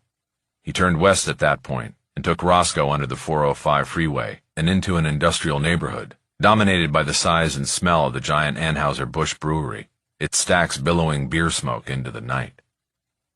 Bosch made 2 wrong turns in the neighborhood before finally finding the place he was looking for. The entrance gate in the metal and barbed wire fence that surrounded the property was open. There was no sign on the building, not even an address, but the row of 6 Harleys parked out front was the dead giveaway. Bosch parked as close as he could to the black door at the center of the structure's facade. He got out and went around to help Elizabeth. He put his arm across her back and half held her up as they approached the door. Come on, Elizabeth. Help me here. Walk. You gotta walk. The door opened before they got to it. Cisco stood there. How is she? He asked. She was able to get a heavy hit before I could find her, Bosch said. She OD'd and then was given Narcan and is coming out of it. Are you ready for her? We're ready. Let me take her. Cisco bent down and simply picked Elizabeth up and carried her inside. Bosch followed, and once past the threshold, saw what was not revealed on the outside. A clubhouse. There were 2 pool tables in a large room, as well as an unmanned bar, couches, tables, and chairs. Neon signs depicted skulls and motorcycle wheels with halos, the symbols of the road saints. A couple of large men with long beards watched Cisco and company parade through. Bosch followed Cisco down a dimly lit hallway and into a small room that was equally dim and contained only an army cot like the one Bosch had spent the past 2 nights on in the migrant bus in the desert. Cisco put Elizabeth down gently on the cot and then took a step back and looked at her skeptically. You sure you shouldn't have taken her to the hospital? He asked. We can't have her croaking here. If she does, she disappears. They aren't going to call in the coroner, you know what I mean? I know, Bosch said. If she's coming out of it, I think she'll be okay. The doctor said so. The quack doctor, you mean? He wouldn't have wanted her dying in his place either. How much did she take? She crushed 2 80s.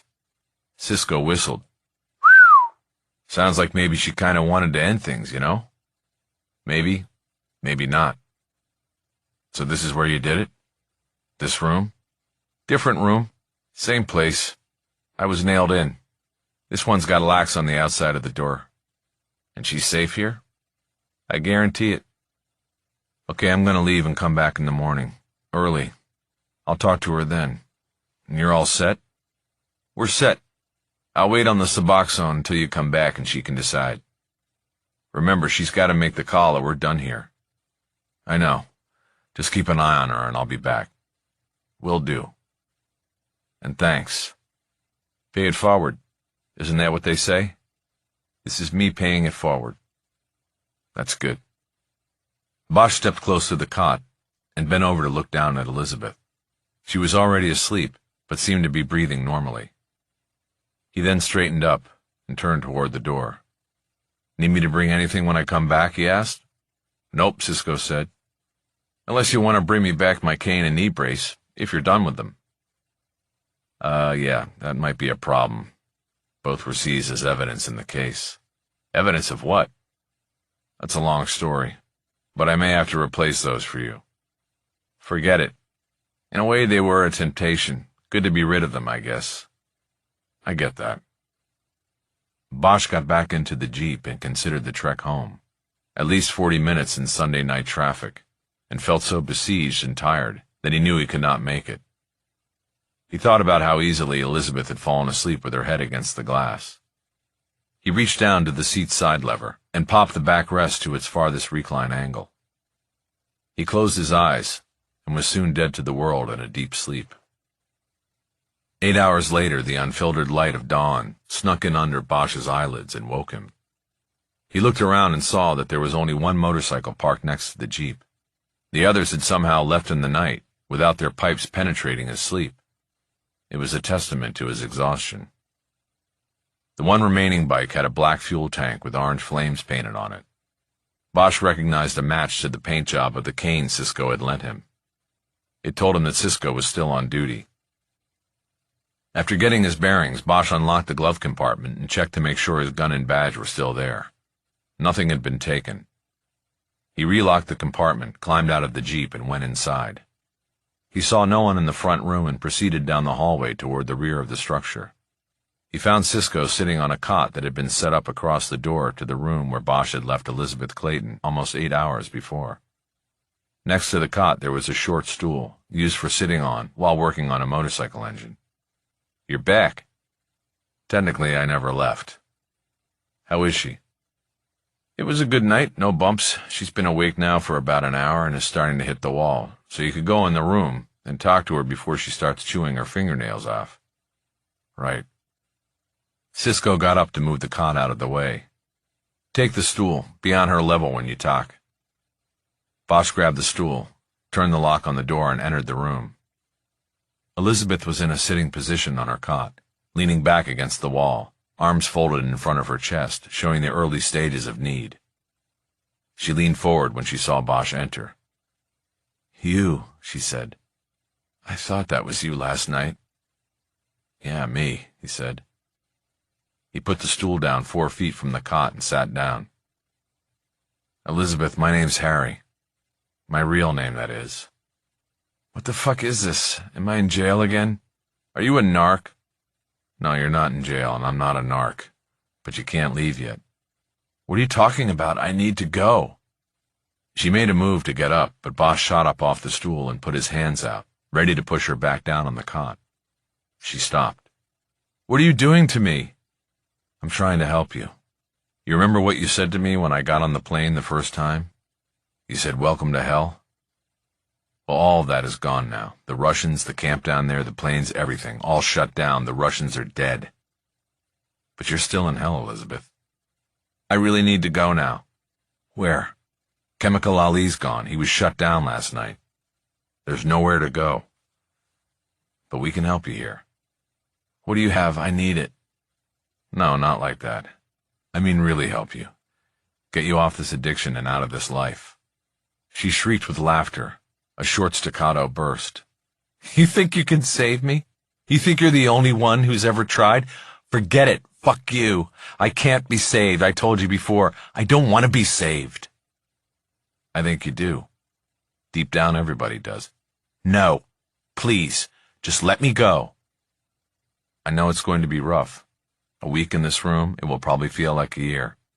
I'm not going to lie to you about anything."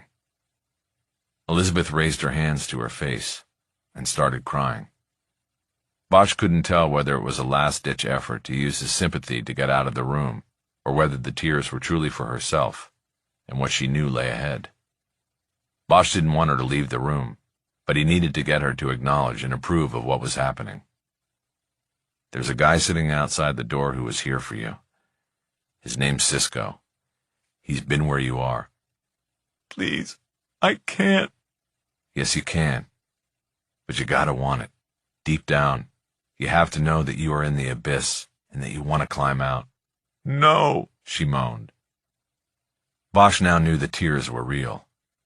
Between her fingers, he could see true fear in her eyes. Has any doctor ever put you on Suboxone? It helps. You still carry the weight of withdrawal, but it helps. She shook her head and was back to holding her arms tightly across her chest. It will help you, but you have to gut it out, and you've got to want to. I'm telling you, nothing works. I can't be saved. Look, I know you lost somebody. You got it written on your skin. I know it can drive you down into a hole. But think of Daisy. Is this the end she would want for you? Elizabeth didn't answer. She brought a hand up to cover her eyes again while she cried. Of course it's not, Bosch said. It's not what she would want. Please, Elizabeth said. I want to go now. Elizabeth, just tell me you want this to end. Give me the nod and we'll get through it. I don't even know you, she screamed. You're right, Bosch said, his voice remaining calm. But I know there is something better than this for you. Tell me you want it. For Daisy. I want to go. There's nowhere to go. This is it. Fuck. Stay here, Elizabeth. Say you want to try. She stopped hiding behind her hand and dropped it lifelessly into her lap. She looked away from him to her right. Come on, Bosch said. For Daisy. It's time. Clayton closed her eyes and held them closed as she spoke. Okay, she said. I'll try.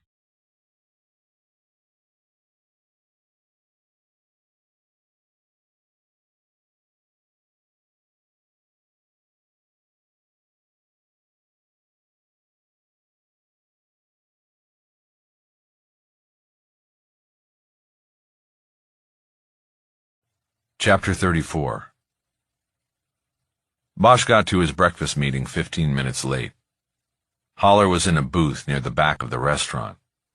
Bosch slid in across from him, wondering if he could stomach any food. He decided not. You're late and you look like shit, Holler said. Thanks, Bosch said. Let's just say the past 72 hours haven't been the best of my life. Then good news, my brother. We're here to plot your rise from the ashes. Sounds good to me. You know, a lot has happened in the past 72 hours. I wish I had Cisco here to talk about his end of it, but he seems to be off the grid. You can't fill me in? Of course I can. The main thing is, we have a strong lineup for testimony for Wednesday. As long as we can get our foot in the door, that'll be the key. The DA and Cronin are going to argue like hell to exclude us from the hearing, but I think we have a strong argument for standing. So I need you to practice your outrage. I don't need to practice it. And Borders will be there? The judge issued a transfer order. He's probably coming down in a van as we sit here. Yeah, well, if he's there, and that close to freedom, then I'll have all the outrage you need. Holler nodded. That's what he wanted to hear. Now, as upsetting as that article in the Times was, it's going to work in our favor, the lawyer said, because that kicks this thing out into the open, and the state's not going to be able to argue that your professional reputation hasn't taken a big hit. It's clear as day, right there in black and white. Good, Bosch said. I'm glad that's backfiring on that asshole Kennedy. Right.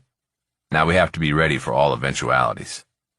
After I make my argument, the judge might want to question you back in chambers. The story yesterday guarantees full media coverage of this, so the judge may want to take you back and hear your side of it before he puts it out in front of the media. You have a problem with that? No, none. The waitress came to the table, and Bosch ordered coffee. Holler ordered a short stack of pancakes, and the waitress left them alone. You don't want to eat? Holler asked. No, not now, Bosch said. So what about Spencer, the counter guy?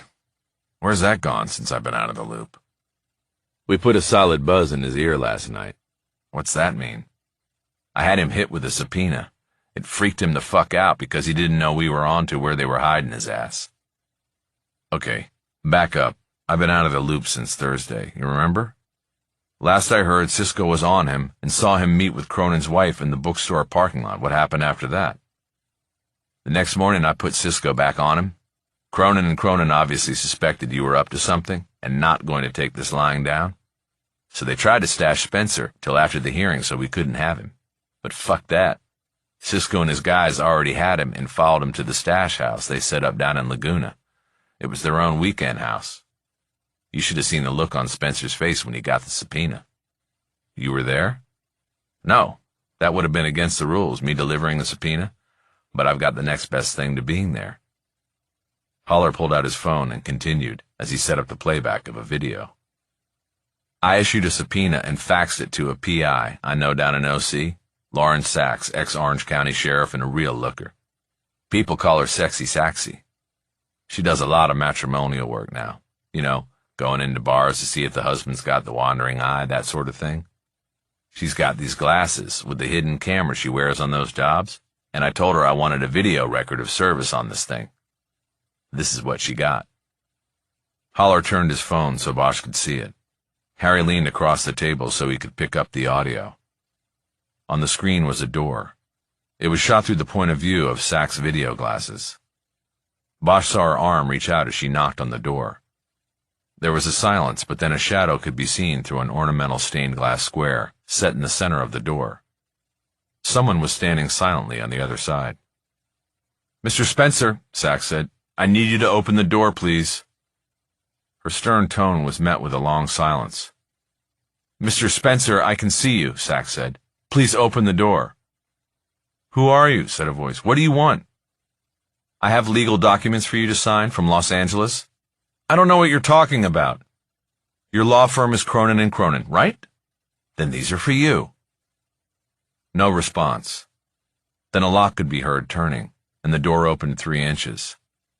A man looked out with one eye, but enough of his face appeared in the opening for Bosch and anyone else to confirm it was Spencer.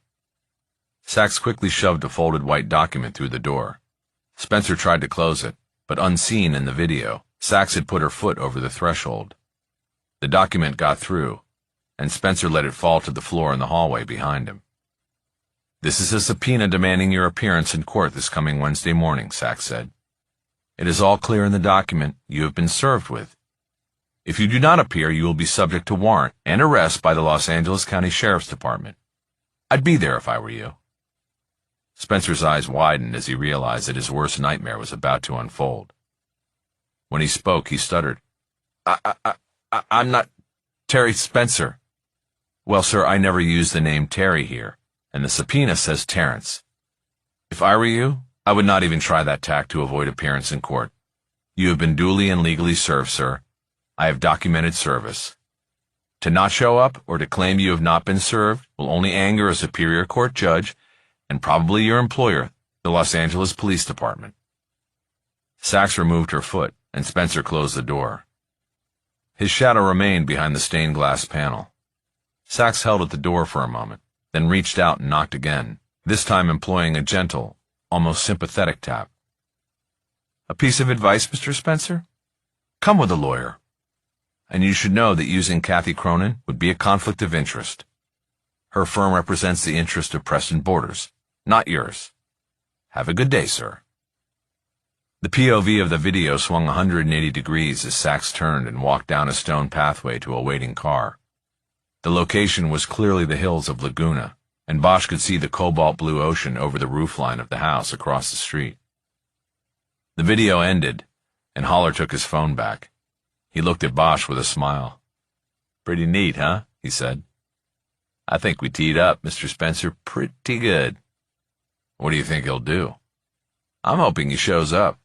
I told her to say that part about angering the judge and his employer. Maybe that will make him show." "Did you tell her to suggest he bring a lawyer? A lawyer might tell him to take the fifth." "Maybe, but I thought it was worth the risk. We need him to cut the Cronins loose. The hope is he won't let them know what's going on." "I get that, but if he takes the fifth, we'll never know how he played the evidence and got into that box. Some secrets you live with if you win your case. Know what I mean?" "I guess. What else have we got?" "Well, that's where I need you, Broham. Cisco is at large. I hope he hasn't slipped up. And I need an investigator. I want to locate, just so you know, Cisco's been working for me since yesterday afternoon, not on this. On a personal matter. Holler laughed, thinking it was a joke. I'm serious, Bosch said. A personal matter, Holler said. What personal matter? He's helping a friend of mine, and it's confidential. It's got nothing to do with this. It has everything to do with this if I don't have my investigator. What the fuck is going on? Look, it was an emergency and I needed him. He'll be clear later on, and I'll be able to tell you all about it then. But you've got me. You said you want to locate something or somebody? What? Who? Holler stared at him for a long moment before answering. It's a who, he finally said. I pulled the court file on the original trial and have been reading the transcription. I want to locate Dina Schuyler. Bosch didn't need long to place the name. Dina was Danielle Schuyler's younger sister. She was the one who had been scheduled to visit Danielle through the holidays. The visit never happened, but Dina did come out from Hollywood, Florida, during the trial to testify about the plans the sisters had for living together and taking Hollywood, California, by storm. Dina was 18 months younger, and Danielle had been protective of her. While testifying, she spoke of their loving the movie White Christmas, because it was a show business story about two sisters. She told the jury that every holiday season they would put on a rendition of the song Sisters for their parents. Dina was a powerful witness during the penalty stage of the trial.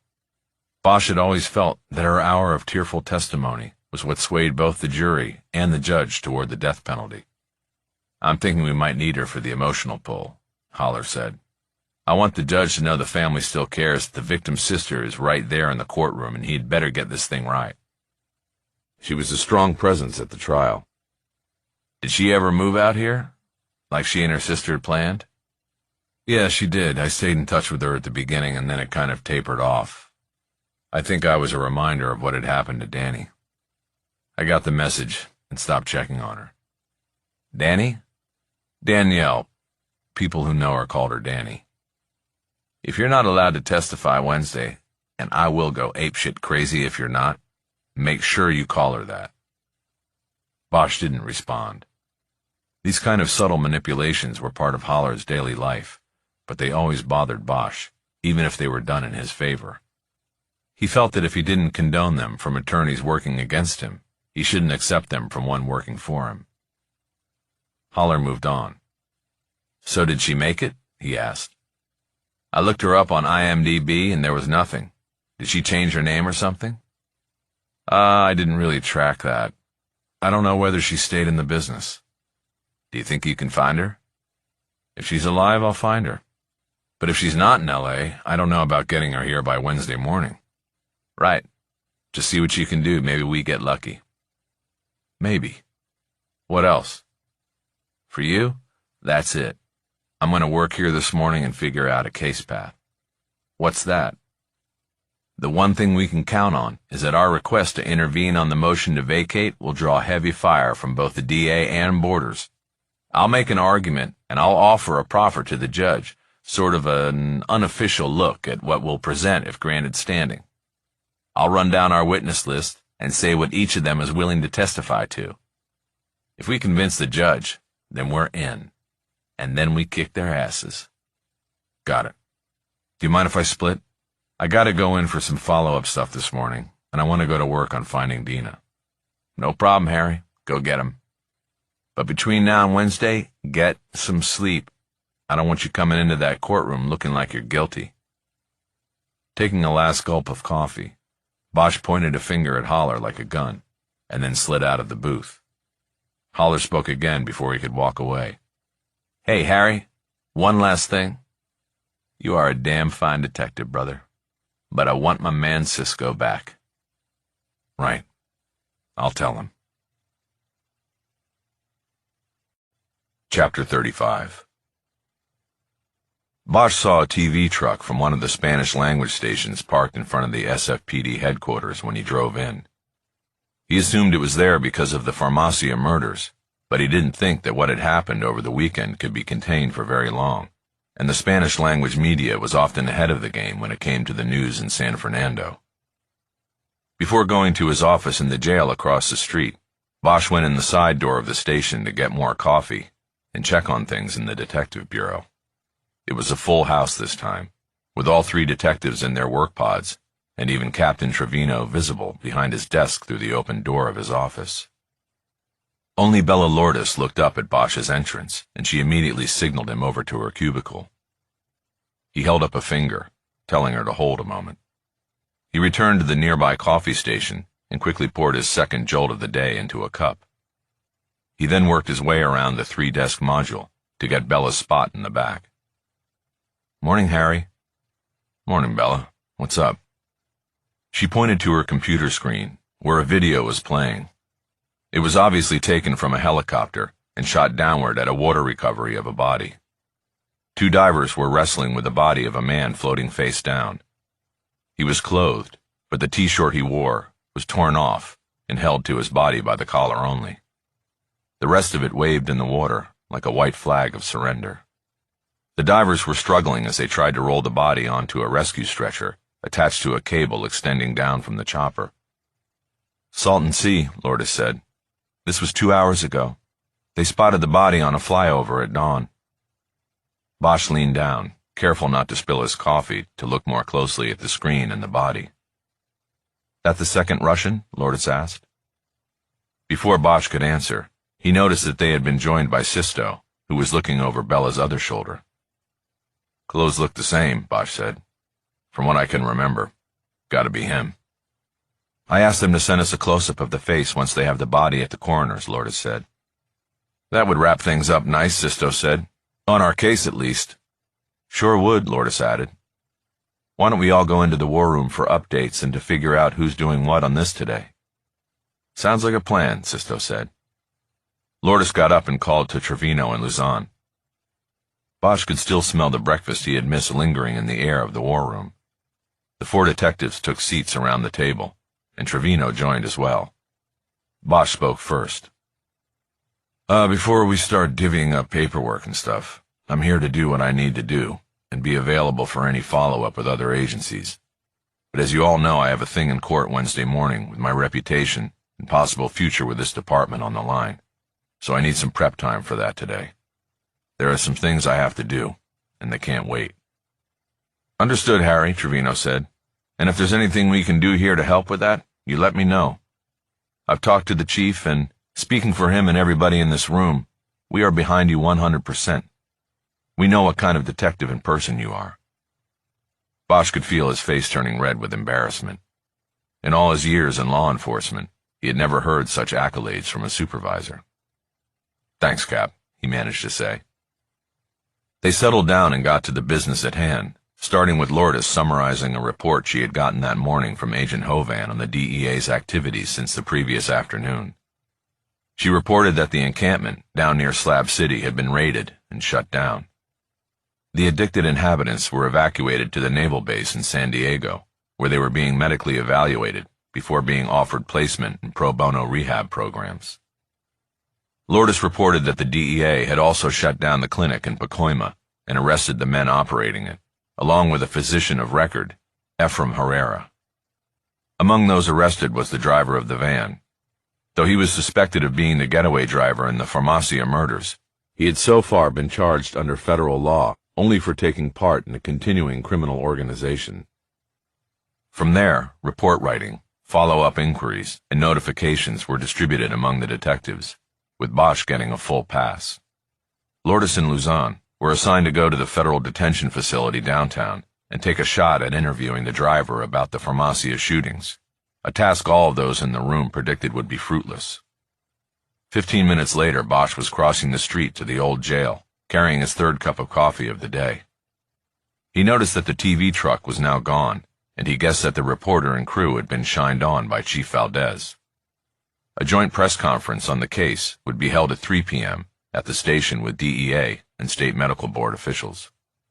It would be announced that the double murder at La Farmacia Familia had been solved and that the suspects were dead, provided that Bosch was able later to identify the body recovered that morning from the Salton Sea as the second Russian.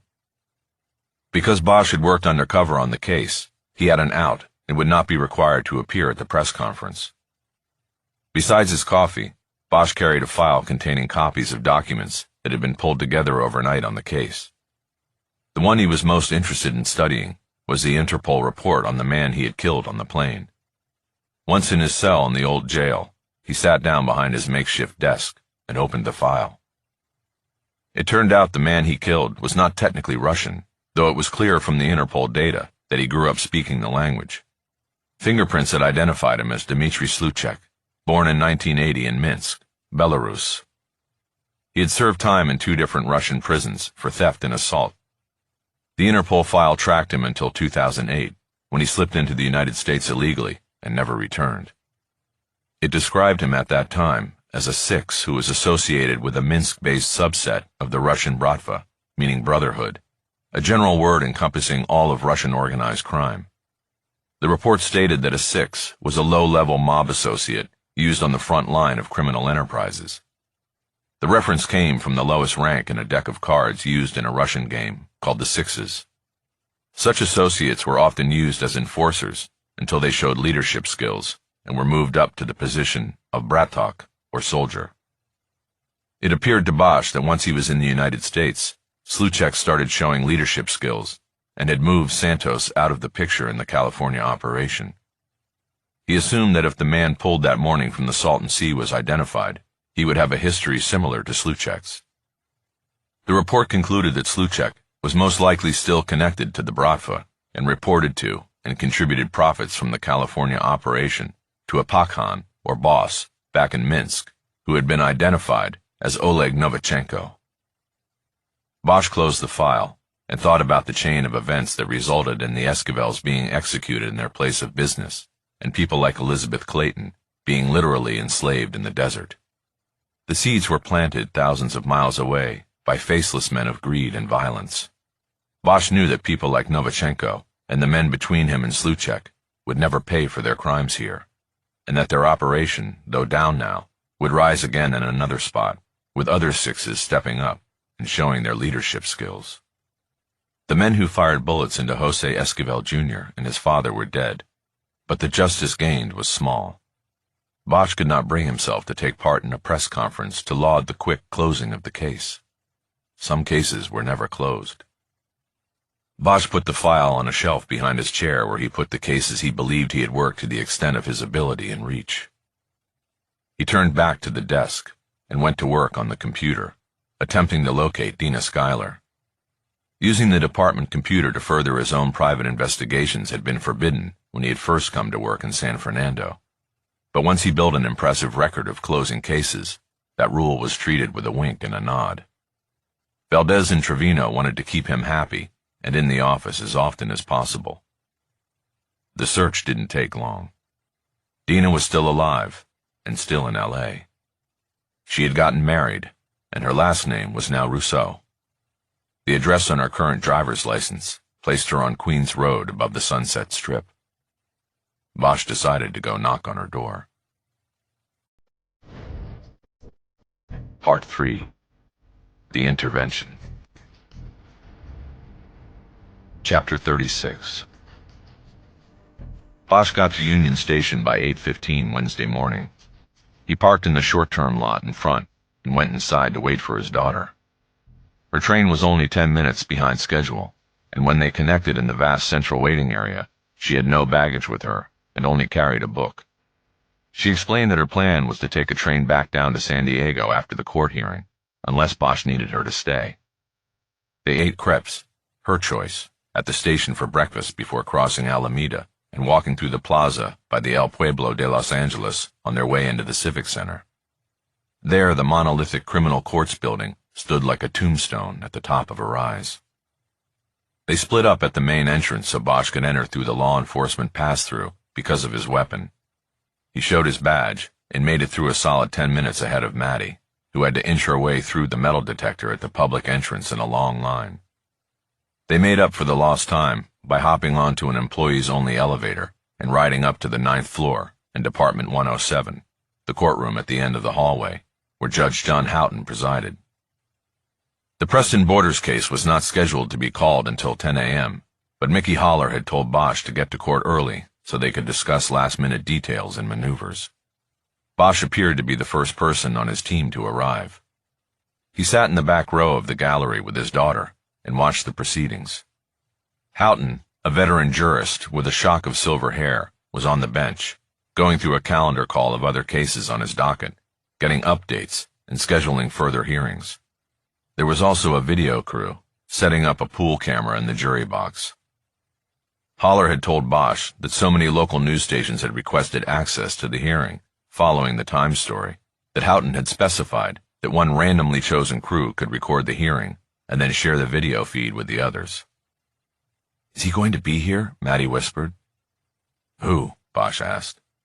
"Preston Borders." "Yes, he'll be here." He pointed to the metal door behind the desk where the courtroom deputy sat. "He's probably in a holding cell back there now." Bosch realized by her first question that she might have a fascination with Borders, the unrepentant death row killer. He second-guessed his allowing his daughter to come. Bosch looked around. While Houghton was not the original judge on the Borders case, Department 107 was the original courtroom, and it looked to Bosch like it hadn't been updated in the intervening 30 years. It was 1960s contemporary design, like most of the courthouses in the county. Lightwood paneling covered the walls, with the judge's bench, witness stand, and clerk's corral all part of one module of sharp lines in faux wood. The Great Seal of the state of California was affixed to the wall at the front of the courtroom, 3 feet above the judge's head. The courtroom was cool, but Bosch felt hot under the collar of his suit. He tried to calm himself and be ready for the hearing. The truth was, he felt powerless. His career and reputation were essentially going to be in Mickey Haller's hands, and their fate possibly determined over the next few hours. As much as he trusted his half-brother, passing the responsibility to someone else left him sweating in a cold room. The first familiar face to enter the courtroom belonged to Cisco Wojciechowski. Bosch and his daughter slid down the bench, and the big man sat down. He was as dressed up as Bosch had ever seen him, in clean black jeans and matching boots, an untucked white-collared shirt, and a black vest with stylized swirls of silver thread. Bosch introduced his daughter, and then she went back to reading her book, a collection of essays by a writer named B.J. Novak. "How you feeling?" Cisco asked. "One way or another, it will all be over in a few hours," Bosch said. "How's Elizabeth?" "She had a rough night, but she's getting there. I got one of my guys watching her. Maybe if you can, you could come by and see her. Encourage her. Might help." "Sure, but when I was there yesterday, it looked like she wanted to use my head as a battering ram on the door. You go through big changes in the first week. It will be different today. I think she's about to crest. It's an uphill battle, and then there's a point where you're suddenly going down the other side of the mountain." Bosch nodded. "The question is, what happens at the end of the week?" Cisco said. "Do we just cut her loose? Drop her off somewhere? She needs a long-range plan or she won't make it." "I'll think of something," Bosch said. "You just get her through the week, and I'll take it from there." "You sure?" "I'm sure." "Did you ever find out anything about the daughter?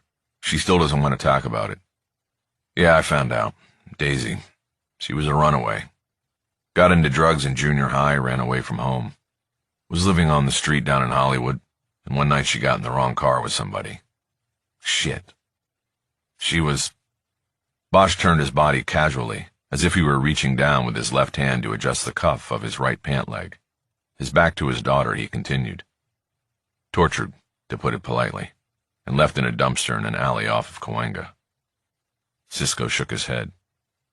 "I guess if anybody ever had a reason." "Right.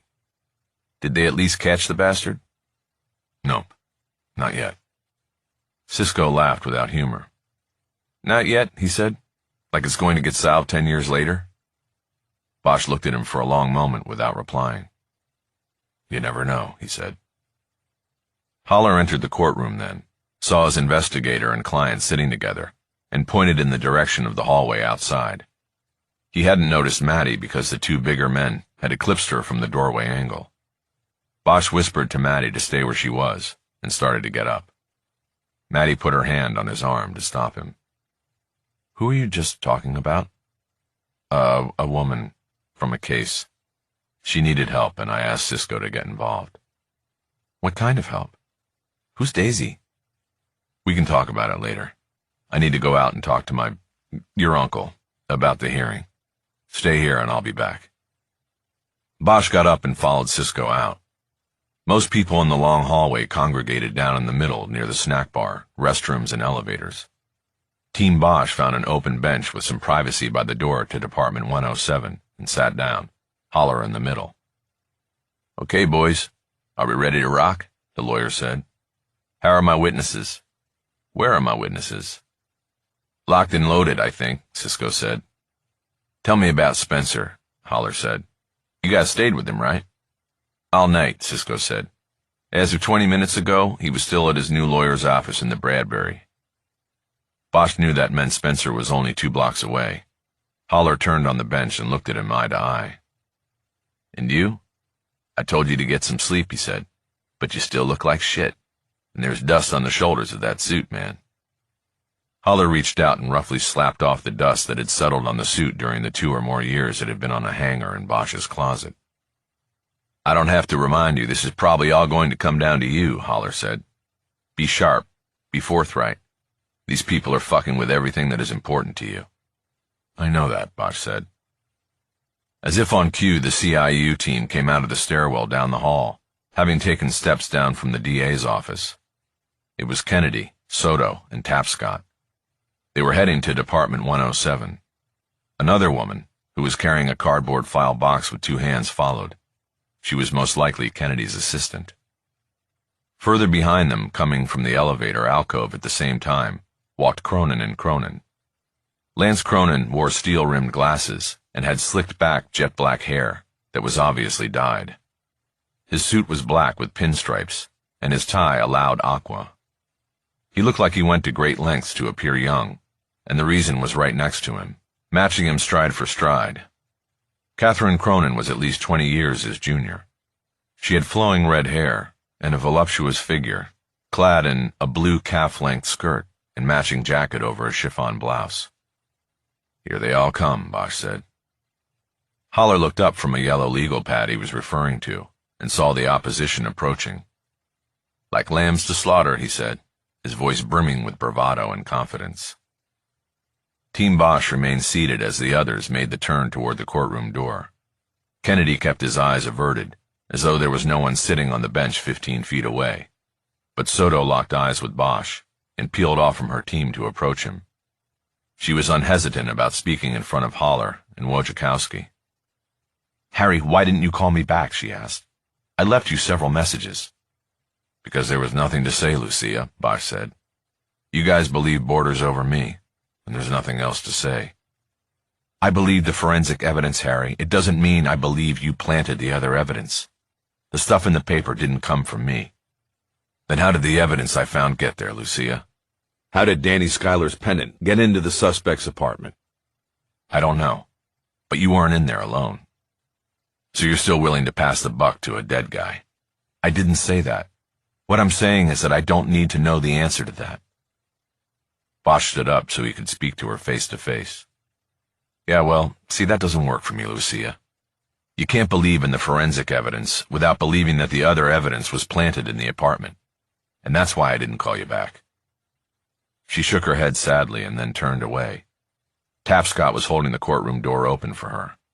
He gave Bosch the dead-eye stare as Soto went by him. Bosch watched the door silently close behind them. Look at this, Holler said. Bosch looked down the hall and saw 2 women approaching. They were dressed for a night of clubbing, with black skirts cut to mid-thigh and patterned black stockings, one with skulls on them, the other crucifixes. Groupies, Cisco said. If Borders walks out of here today, he'll probably be banging a different broad every night for a year. The first 2 were followed by 3 more, dressed similarly and with tattoos and piercings to the max. Then from the elevator alcove came a woman in a pale yellow dress appropriate for court. Her blonde hair was tied back, and she walked with a hesitancy that suggested she had not been in a courthouse since the first trial 30 years before. Is this Dina? Holler said.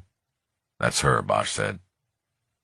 When Bosch had visited her Monday night, he thought Dina Russo was beautiful and the image of what her sister might have grown to be. She had given up on acting when she got married to a studio executive and started a family. She told Bosch she had no doubt that Preston Borders had been her sister's killer, and would not hesitate to tell a judge so, or to appear in court simply as moral support. Haller and Cisco joined Bosch in standing as she approached, and Bosch introduced her. "We certainly appreciate your willingness to come here today and to testify if necessary," Haller said. "I couldn't live with myself if I didn't," she said. "I don't know if Detective Bosch told you this, Ms. Rousseau, but Borders will be in the courtroom today. He's been transported down from San Quentin for the hearing. I hope that this is not going to cause you any undue emotional distress." "Of course it will. But Harry told me that he would be here, and I'm ready. Just point me to where I need to go." "Cisco, why don't you take Miss Rousseau into the courtroom and sit with her? We still have a few minutes, and we're going to wait for our last witness." Cisco did as instructed, and that left Bosch and Haller standing in the hallway. Bosch pulled his phone and checked the time. They had 10 minutes until the hearing was scheduled to start. "Come on, Spencer, where are you?" Haller said. They both stared down the long hallway. Because the top of the hour was approaching, the crowds were thinning as people went into the various courtrooms for the start of hearings and trials. It left the space outside of court wide open. 5 minutes went by. No Spencer. "Okay," Haller said, "we don't need him. We'll work his absence to our advantage. He defied a valid subpoena. Let's go in and do this." He headed toward the courtroom door, and Bosch followed, taking one last glance toward the elevator alcove before disappearing inside. Bosch saw that a number of reporters had slipped into the courtroom and were in the front row. He also saw that Cisco and Dina were in the last row, next to his daughter. Dina was staring toward the front of the courtroom, a growing look of horror on her face. Bosch followed the line of her vision and saw that Preston Borders was being led into the courtroom through the metal door that accessed the courthouse jail. Courtroom deputies were on either side of and behind him. He walked slowly toward the defense table. He was in leg and wrist shackles, with a heavy chain running up between his legs and connecting the bindings. He was wearing orange jail scrubs, the color given to jailhouse VIPs. Bosch had not seen Borders in person in nearly 30 years. Back then he had been a young man with a tan, in 1980s actor hair, big, full and wavy. Now he had a curved back, and his hair was gray and thin, matching papery skin that received sunlight only 1 hour a week. But he still had the flinty, dead-eyed stare of a psychopath. As he entered, he glanced out into the courtroom gallery and smiled at the groupies who longed to be held by those eyes. They were standing in a middle row, bouncing on their heels and trying to hold themselves back from squealing. Then his eyes went beyond them, and he found Bosch standing with Haller at the back. They were dark, sunken eyes, glowing like trash can fires in an alley at night, glowing with hate. Chapter 37. Once Borders was seated at the defense table between Lance and Catherine Cronin, the court clerk alerted Judge Houghton, and he emerged from his chambers and retook his seat on the bench. He scanned the courtroom, eyeing those at the front tables, as well as those in the gallery. His eyes seemed to hold on Haller as a recognizable face. He then got down to work. "Next on the docket, California versus Borders, a habeas matter, and motion to vacate set for evidentiary hearing," Houghton said. "Before proceeding, I want to make clear that the court expects the rules of decorum to be followed at all times. Any outbursts from the gallery will result in the quick removal of the offending party." As he spoke, Houghton was looking directly at the group of young women who had come to get a look at Borders. He then continued with the business at hand. "We also have a motion to be heard that was filed on Friday by Mr. Haller, who I see in the back of the courtroom. Why don't you come up, Mr. Haller? Your client can take a seat in the gallery." While Bosch slid into the row next to Cisco, his lawyer started up the center aisle toward the well of the courtroom. Before he even got to the gate, Kennedy was on his feet, objecting to Haller's motion on technical terms. He argued that the motion was filed too late in the game and was without merit. Lance Cronin stood and offered support to Kennedy's argument, adding his own description of Haller's motion. "Your Honor, this is just a stunt by Mr. Haller to curry favor with the media," Cronin said.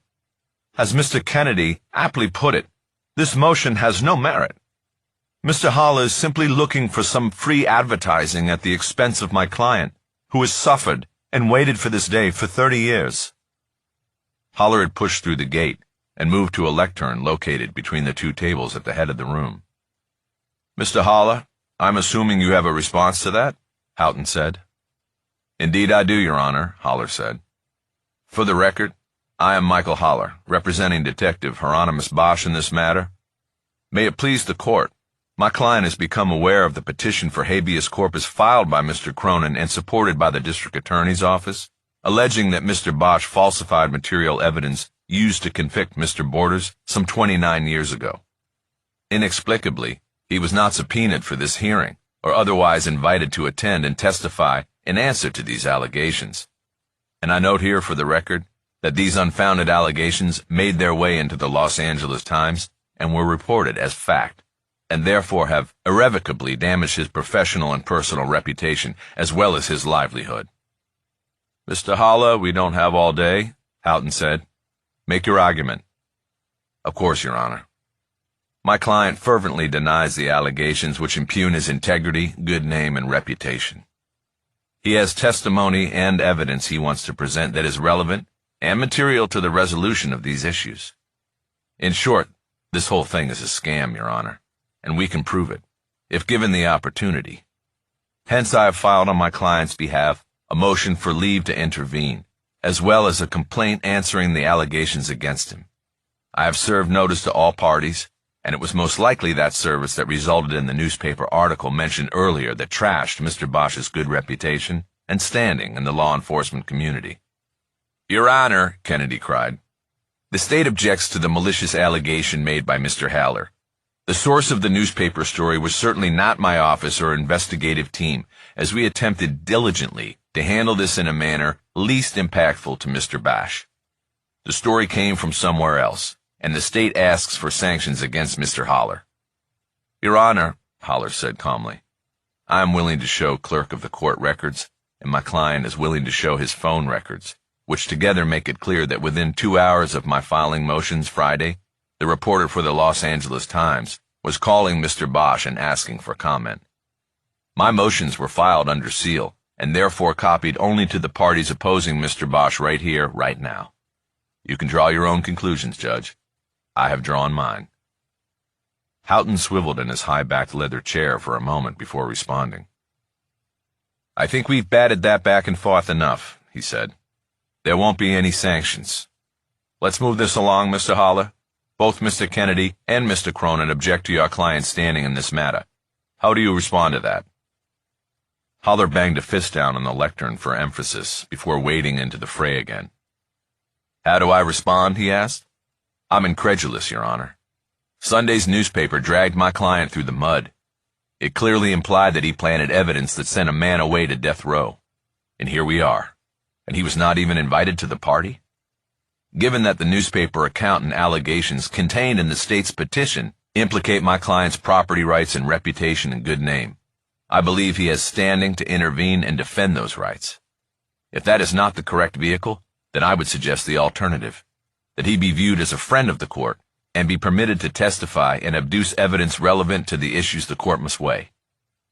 Houghton solicited responses from Kennedy and Cronin, but it became clear to Bosch that the judge found it difficult not to give him his day in court after his name and reputation were called into question by the Times and by the details of the original petitions, which the DA's office did not seek to seal from public view.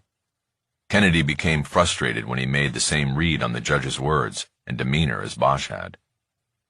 Your Honor, the state can't be held responsible for an article in the newspaper, he said. We were not the source of the story. If we made a mistake in not asking for our motion to be sealed, then okay, that is on us. But it's surely not enough of an infraction to warrant this intervention by Bosch. There is a man sitting in this courtroom who has been on death row for more than 10,000 days. Yes, I did the math. And it is our duty as officers of the court to make that injustice our priority today. That is, if it's an injustice, Haller said quickly. The evidence we seek to present tells a different story, Your Honor. It's the story of a scam carried out by cunning minds and perpetrated on the citizenry as well as on Mr. Kennedy and his office. I'm going to take 10 minutes to refer to the code, and then we'll reconvene, Houghton said. Nobody go far. 10 minutes. The judge was up and off the bench quickly, and he disappeared into the hallway behind the clerk's corral that led to his chambers. Bosch liked that about Houghton. He had been in trials with the judge in the past, and knew he was very assured as a courtroom referee, but he wasn't conceited enough to assume he knew every nuance of the law as written. He was willing to call a quick time-out, to check the code books, so that when he made a ruling, it had the solid backing of the law. Haller turned around and looked at Bosch. He pointed toward the rear door of the courtroom, and Bosch understood that he was still wondering about Spencer. It was a sign that Haller was confident that the judge's ruling was going to go his way. Bosch got up and walked out of the courtroom to check on Spencer. The hallway was practically deserted now, and there was no sign of him. Bosch went back into the courtroom. The sound of the door drew Haller's attention, and Bosch shook his head. The judge returned to the bench a minute early, and immediately shot down a request from Kennedy to provide further argument. He then proceeded with his ruling. Although the statute and rules governing habeas procedure are within the penal code, it's axiomatic that such a petition is in the nature of a civil action. Hence, an intervener under civil rules would seem to be appropriate. Detective Bosch's property, right in his good name and reputation, is an interest that he is entitled and permitted to protect, and that is, to the court's observation and research, not being protected by the existing parties to this action. So I grant the motion for leave to intervene. Mr. Haller, you can call your first witness. Kennedy, who had inexplicably remained standing after his last objection was denied, quickly objected again. Your Honor, this is unfair, he said. We are not prepared for witnesses. The state requests that we carry this over 30 days in order to seek depositions and prepare for a hearing. Cronin stood as well. Bosch expected him to protest any postponement, but instead he seconded the request. Bosch thought he saw Kennedy wince. It was probably at that moment that the prosecutor knew he had somehow been played by Cronin, or Borders, or both. What happened to the 10,000 days Mr. Kennedy mentioned earlier? Houghton said. The travesty of justice? Now you want to send the man whom your petition exonerates back to death row for another 30 days? We all know that with court calendars being what they are, there is no 30-day delay. Putting this off for 30 days might as well be 90, because my calendar is that far out. I'm not seeing a reason to delay these proceedings, gentlemen. Houghton swiveled in his chair again, and looked down from the bench at Borders. Mr. Borders, are you willing to go back up to San Quentin for another 3 months while the attorneys get into this? There was a long moment before Borders responded, and Bosch savored every second of it. There was no good answer for Borders. To accept the delay would be to reveal, as his attorney just had, that there was something wrong here. To say he did not accept his own attorney's wish for a delay would be to invite Haller to trot his witnesses to the stand and risk the whole scam being exposed. I just want to get it right, Borders finally said. I've been up there a long time. I don't suppose a little more time matters, if it means they get it right. That's exactly what the court is trying to do here, Houghton said. Get it right. Bosch caught movement in his peripheral vision and turned to see the courtroom door opening. A man in a suit, who he presumed was a lawyer, entered and was followed by Terry Spencer. They stepped in and surveyed the courtroom, and the soft bang of the door closing behind them drew the rest of the eyes in the courtroom to them. Bosch turned to check that Haller saw that their witness had arrived. Then he looked at the faces of the defense table.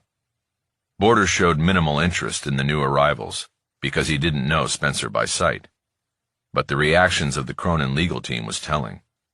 Lance Cronin pursed his lips and blinked. He looked like a chess player who knew 3 moves out that he had lost. Catherine Cronin's reaction went beyond surprise. She looked like she was seeing a ghost. Her jaw went slack and her eyes turned from the man standing at the back of the courtroom to her husband, sitting on the other side of their client. Bosch read fear in them. Bosch's eyes then hunted through the rows of benches in the gallery for Lucia Soto. He found her in the front row by the courtroom deputy's desk. It was clear that she recognized Spencer, but she had a puzzled look on her face. She genuinely wasn't sure why the man from Property Control was in the courtroom, May I make a suggestion to the court? The words came from Holler, and they drew all attention away from Spencer. Go ahead, Mr. Holler, Houghton said. What if all the lawyers and principals continue the hearing in camera? Holler said. I will give Mr. Kennedy and Mr. Cronin a verbal proffer for each witness I intend to call, and for each document and video I plan to introduce. They will then be better informed on whether to seek a delay or not. The reason I asked to move to chambers is that I would want to be shielded from the media should I not be 100% accurate in my proffers. How long will this take, Mr. Holler? The judge asked. I'll be quick. I think I can do it in 15 minutes or less. I like your idea, Mr. Holler, but we have a problem. I'm not sure if I have room in chambers for all attorneys and their clients, as well as Mr. Kennedy and his investigators. Additionally, we have a security issue with Mr. Borders, and I don't think our courthouse deputies want him moved around the building. So what I am going to do is use the courtroom for a closed in-camera conference and ask that witnesses, members of the media, and all other observers leave for 15 minutes so we can hear your proffers, Mr. Holler. Thank you, Your Honor. The pool camera can stay, but it needs to be turned off.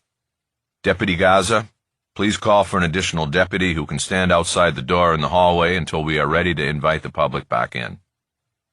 There was a commotion as several people stood at once to leave the courtroom.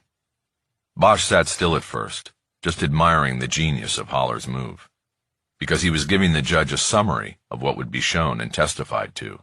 There would be no oaths taken, and therefore no consequences for any exaggerations or untruths that might be exposed later.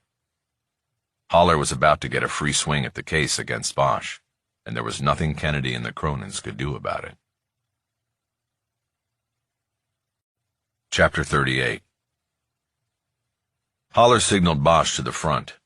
He went through the gate and took a seat against the railing. He looked around and saw he was only about 6 feet from where Borders sat shackled between Cronin and Cronin. 2 deputies were in chairs directly behind him.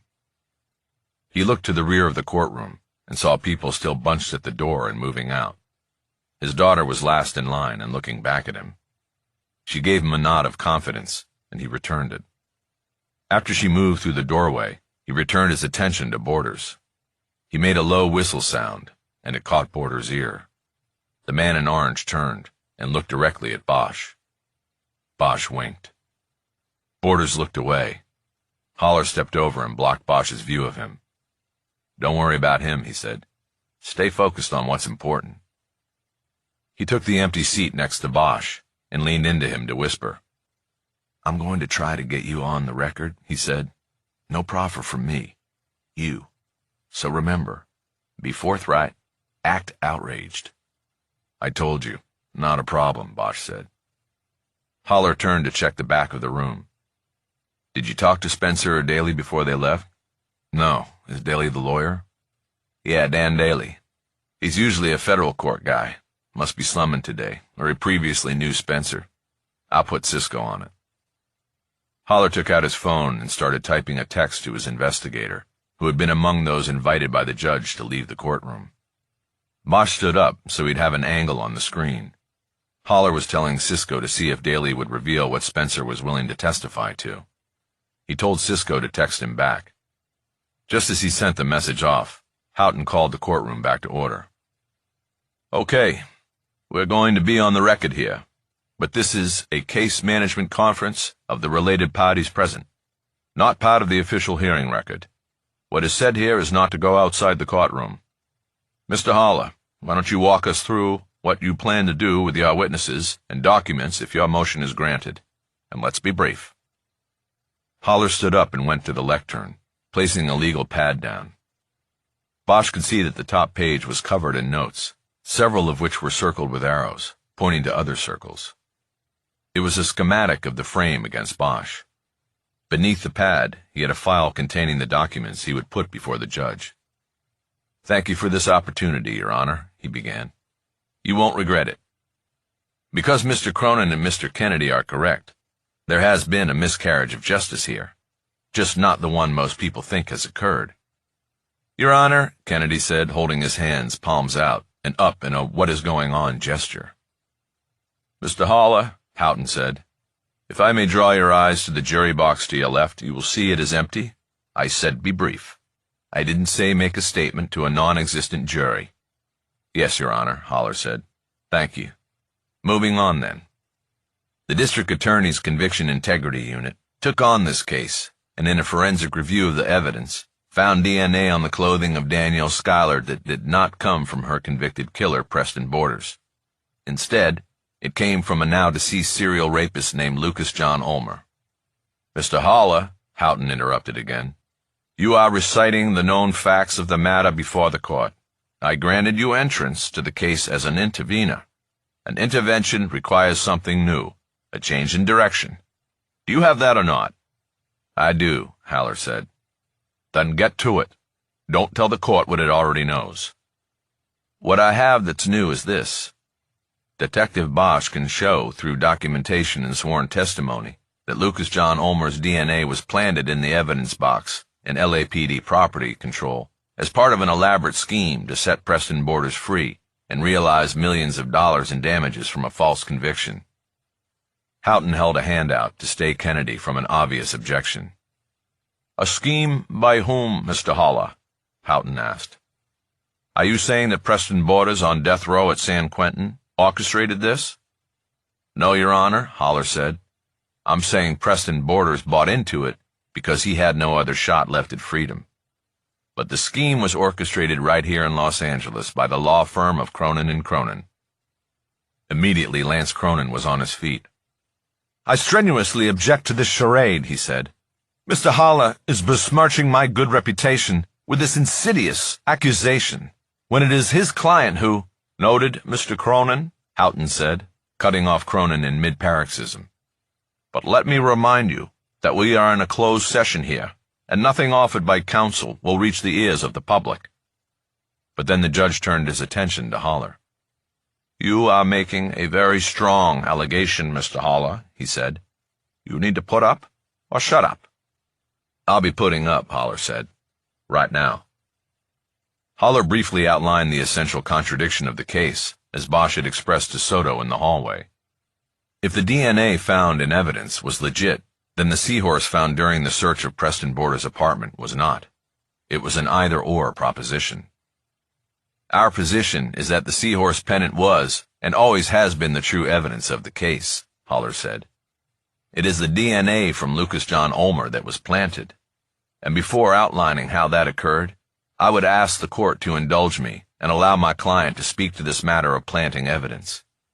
He has spent more than 40 years in law enforcement, and it is his good name and reputation that are at stake here. Both Kennedy and Cronin stood and objected to Bosch's being allowed to enter testimony without cross-examination. Houghton quickly made a decision. We are not going to go down that road in this conference, he said. If we get back in open court, and on the record, the court will entertain that. I will say this, however. Detective Bosch has appeared in this courtroom many times over the years, while I have had the honor to serve on the bench, and his integrity has never been called into question, until now. Bosch nodded his thanks for the slim measure of support from the judge. Proceed, Mr. Haller, Houghton said. Moving on, then, Haller said as he opened the file he had on the lectern. It is known to the court and all parties here that Mr. Cronin represented Lucas John Ulmer in the case that resulted in his imprisonment until the time of his death 16 months ago. Key evidence in that case was DNA evidence connecting Ulmer to a series of sexual assaults for which he was charged.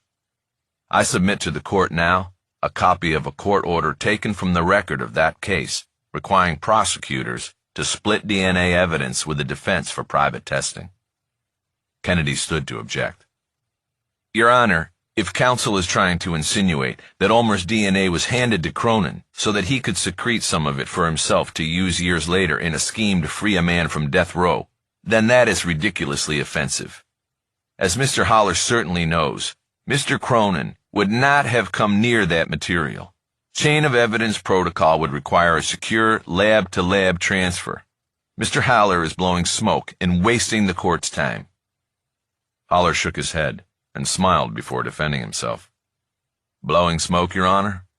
We will see who is blowing smoke. I am not suggesting that there was anything untoward in the lab-to-lab transfer before Ulmer's trial. But at trial, the DNA was not ultimately challenged, as the defense chose to claim that the sex acts were consensual. The DNA matching was even stipulated to by the defense. The evidentiary record, however, is not complete post-trial. According to Mr. Kennedy's vaunted protocol, all genetic materials not used in the private lab's analysis were to be returned after trial to the custody of the LAPD lab. There is no record of any material being returned. It's missing, Your Honor, and was last in the hands of a lab working for Mr. Cronin. Now it was Cronin's turn to stand up and protest. This is ridiculous, Judge. I never had that material, and I wouldn't know if the lab returned it or not. To have to sit here and have this sort of allegation. Again, we are in closed session here, Houghton said. Let's stay on point, Mr. Haller. What else do you have? I have a few more documents here I would like to tender to the court, Haller said. The first is a letter from Deputy City Attorney Cecil French that confirms that the city has received a complaint for damages from Preston Borders regarding what he says is his false imprisonment for murder following a corrupt investigation by the LAPD. The complaint was filed by Lance Cronin, attorney at law. The amount of damages being sought is not listed because they never are this early in the game. But common sense dictates that a man allegedly framed for murder by a city employee and sent to death row for almost 3 decades would be seeking millions of dollars in damages. Cronin started to stand again, but Houghton held up a hand like a traffic cop, and the lawyer slowly sank back down to his seat. Haller continued. Additionally, he said, we have here a copy of the visitor log from San Quentin that shows Lance Cronin has made regular visits to Preston Borders beginning in January of last year. He is his attorney, Houghton said. Is there something sinister about an attorney visiting a client in prison, Mr. Haller? Not at all, Your Honor. But in order to visit a death row inmate, you must be his attorney of record. Mr. Cronin became that as of January of last year, several months before he sent the letter to the Conviction Integrity Unit, allegedly clearing his conscience about Ulmer's confession to him. Bosch almost smiled. The timing of Cronin's beginnings with Borders was proof of nothing, but it certainly smacked of collusion, and the way Haller had walked the judge right into it was perfect. Bosch put his arm up on the empty chair next to him, so he could casually glance to his right at Soto and Tapscott. They looked like they were seriously tracking the story Haller was spinning. Additionally, Haller said, if the motion to intervene is granted, Detective Bosch is prepared to present witnesses who contradict the key elements of the petitioner's habeas motion.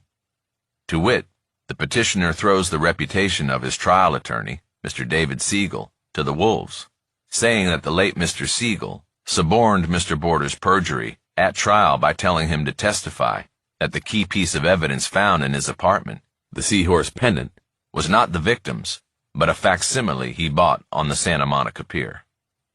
And you have a witness who contradicts that testimony? Houghton asked. I do, Your Honor, Haller said.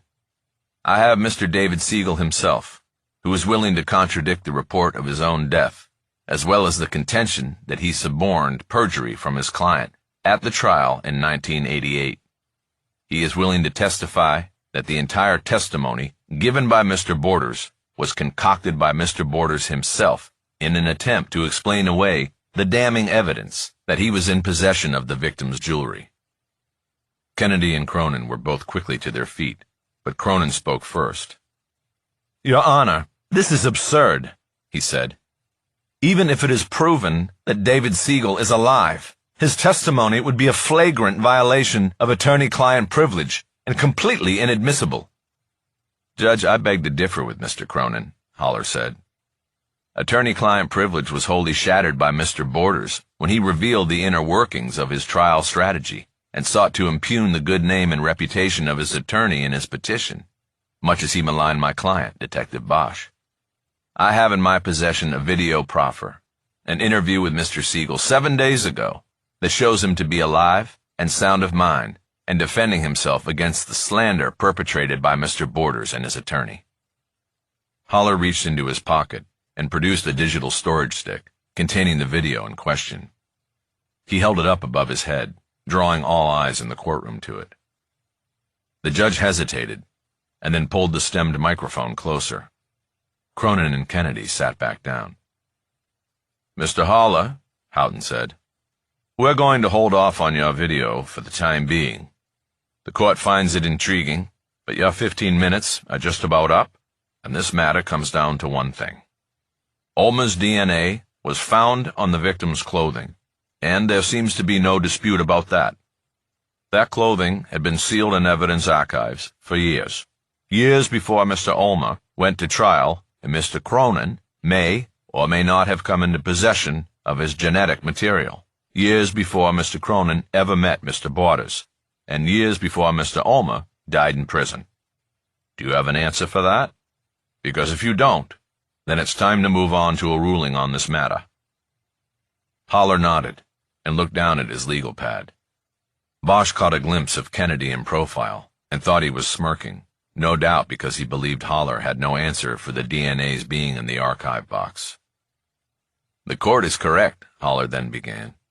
"We do not dispute the finding of DNA on the victim's clothing. Detective Bosch, and I also, have the utmost belief in the integrity of the LAPD lab. We do not suggest that the results of the analysis are to be doubted. It is our belief that the DNA from Ulmer was planted on the clothing prior to its being turned over to the lab."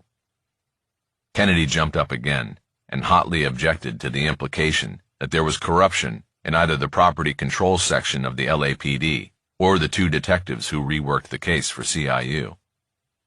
"The moves by Detectives Soto and Tapscott were well documented and above board," Kennedy said. "Knowing that desperate people sometimes make desperate claims, they went so far as to video their unsealing of the evidence box themselves in order to document that no tampering had taken place." Haller jumped in before the judge could respond. "Exactly," he said. "They videoed the whole thing, and if it may please the court, I would like to play that video as part of my proffer. I have it queued up and ready to go on my laptop, Your Honor. I ask for the court's indulgence in extending my time. I can hook up my computer to the screen very quickly." He gestured toward the video screen on the wall opposite the jury box. There was a silence as Houghton considered the request, even as others in the courtroom were probably considering how Haller got a copy of the video. Bosch saw Soto sneak a sideways glance at him. He knew he was breaking their unspoken rule of confidentiality. She had not shared the video with him so he could use it in court. "Set it up, Mr. Haller," Houghton said. "I'll consider it part of the proffer." Haller turned from the lectern and grabbed his briefcase, which was on the floor in front of the chair next to Bosch. As he opened the briefcase on the chair and retrieved his laptop, he spoke under his breath to Bosch. "This is it," he said. "Like lambs to slaughter, right?" Bosch whispered. 5 minutes later, Haller had the video playing on the wall screen. Everyone in the courtroom, including those who had already seen the video multiple times, watched with rapt attention. It ended without reaction from the judge or anyone else. Haller then passed out copies of an 8x10 screen grab from the video to all the parties and the judge, then returned to the lectern. "I'm going to play the video again, but what you have in front of you is a screen grab from the 1 minute, 11-second mark," he said. He started replaying the video and then stopped it, freezing the screen on the moment that Terrence Spencer could be seen watching the two detectives from the next room. Haller now pulled a pen-sized laser pointer from the inside pocket of his suit jacket and circled the image of Spencer with a glowing red dot. "This man, what is he doing? Just watching? Or does he have an interest that goes beyond curiosity?" Kennedy stood once again. "Your Honor, counsel's flights of fancy are getting ridiculous. The video clearly shows the box was not tampered with. So what does he do? He tries to draw the eye away from what is obvious to something and someone who clearly works in the property control unit and would have a vested interest in monitoring the unsealing of evidence. Can we please move on from this charade and get to the sad business of correcting a severe miscarriage of justice?" "Mr. Haller," Houghton said, "my patience is also wearing thin. Your Honor, if allowed to continue, my proffer will be completed in the next 5 minutes, Haller said. Very well, Houghton said. Continue. With speed. Thank you. As I was asking before being interrupted, what is this man doing? Well, we got curious and tried to find out. As it happens, Detective Bosch recognized this man as a long-time employee of the Property Control Unit. His name is Terrence Spencer. We decided to look into Mr. Spencer, and what we found out may startle the court. Haller took another document from his file and glanced over at Lance Cronin as he delivered it to the clerk, who in turn delivered it to the judge. While the judge was looking at it, Bosch saw Haller step back behind the lectern and use it as a blind as he pulled his phone from his pocket, held it down by his hip, and read a text message that was on the screen. Bosch knew it was most likely the message from Cisco about Spencer that Haller had been waiting for. Haller dropped the phone back into his pocket and continued to address the judge. What we found was that 7 years ago, Terrence Spencer almost lost his house in a foreclosure. It was a bad time in this country, and a lot of people were in the same boat. Spencer got upside down, couldn't make double mortgage payments, and the banks had lost patience. And he would have lost his house if it had not been for the efforts of his foreclosure attorney, Kathy Zeldin, whom many of us in this courtroom now know as Kathy Cronin. Bosch could literally feel the air in the courtroom go still. Houghton went from slouching in his luxurious leather chair to coming forward and leaning intently over the bench. He was holding up the document Haller had provided and intently scanning it as Haller continued. Zeldin, now Cronin, saved Spencer's house at the time, he said. But all she really did was put off the inevitable. She put Spencer into a hard money refi that carried a massive $500,000 balloon payment due in 7 years. Due, I should say, to a privately held investment fund that controlled whether or not Spencer could sell his property in an effort to get out from beneath the balloon. They chose to prevent the house's sale because they knew it would come to them in foreclosure this summer. Well, poor Terry Spencer had no way out. He didn't have $500,000 and had no way to get it. He couldn't even sell his house because the mortgage holder wouldn't allow it. So what does he do? He calls up his old lawyer, now a full partner in Cronin & Cronin, and says, "What am I going to do?" And, Your Honor, from that point on, a conspiracy began. A conspiracy to defraud the district attorney's office and frame my client for planting evidence, all in an effort to free Preston Borders and collect a multi-million-dollar settlement from the city of Los Angeles. Lance Cronin stood up, ready to argue. Kennedy was hesitantly rising, but the judge held up his hand to stop all from speaking and looked squarely at Haller. "Mr. Haller," he intoned, "those are very significant allegations. Do you plan to offer any evidence to go with them if I allow you to present this in open court?" "Yes, Your Honor," Haller said. "The last witness I would present is Terrence Spencer himself. We were able to locate him over the weekend hiding out at a home down in Laguna Beach that happens to be owned by the Cronins. I had him served with a subpoena. And at this moment, he's out in the hallway with my investigator and ready to take the stand."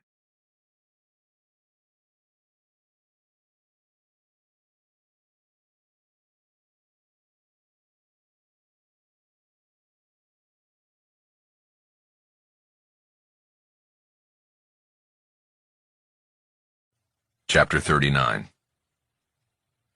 The threat of Terrence Spencer's testimony seemed to momentarily freeze things in the courtroom. Then it was Preston Borders who broke the silence with laughter. It started low and soon became a headback, full-throated burst of mirthless irony. He then cut it off, as if with the blade of a knife, and spoke to his lawyer with a deadly snarl in his voice. "You fucking moron. You said this would work. You said it was foolproof." Borders tried to stand, but forgot that the lead chain between his legs had been clamped to his seat.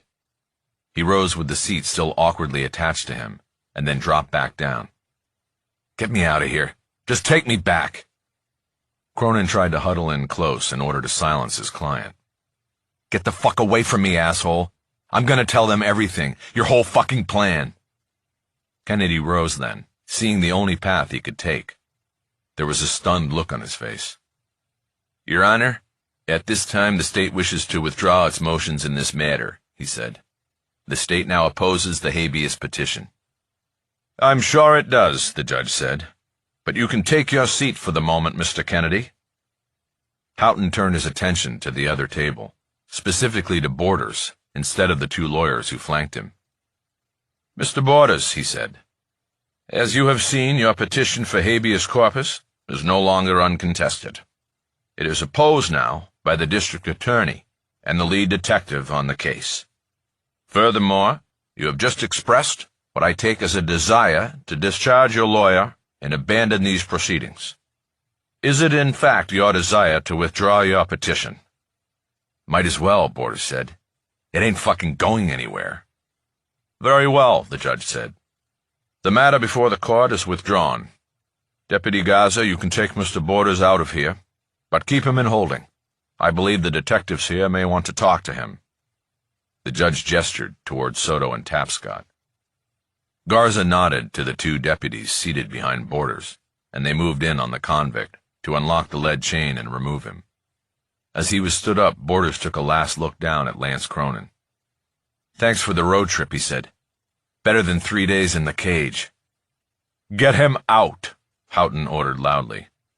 Fuck you all very much, Borders called out as he was half walked, half carried through the door into the courthouse holding area. And please tell my girls to stay in touch. The door banged closed and the sharp metal-on-metal reverb rolled through the courtroom like an earthquake. Cronin stood slowly to address the court, but Houghton cut him off as well. Counselor, I advise you not to speak, he said. Anything you say here could be used against you later in another court of law. But, Your Honor, if I may, Cronin insisted, I need to put on the record how my client threatened me and my family and— Enough, Mr. Cronin. Enough. I've heard more than I need in order to know that you, your co-counsel, and your client came in this courtroom today with the clear intent of manipulating the court for financial gain, not to mention gaining the release into society of what appears to have been a rightfully convicted murderer and tarnishing the reputation of a veteran police detective. I'm not speaking to hear myself talk, Mr. Cronin. I told you to be quiet.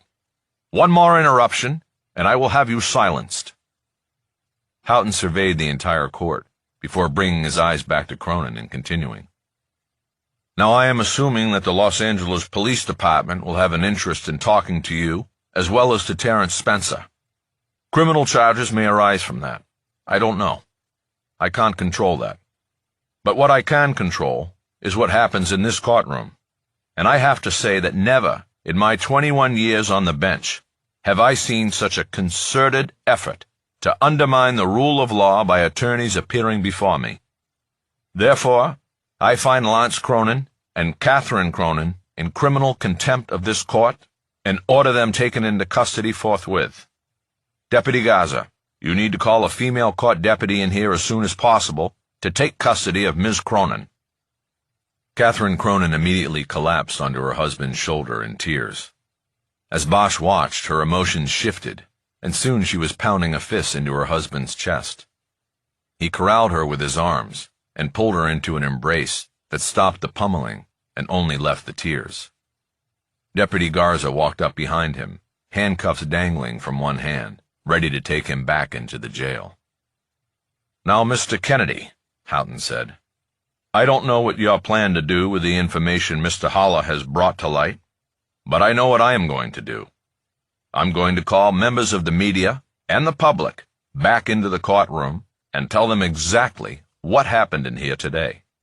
You're not going to like it, because you and your agency are not going to come off too well, considering it was a defense lawyer and his investigators who put this together under the nose of the LAPD and assorted other agencies.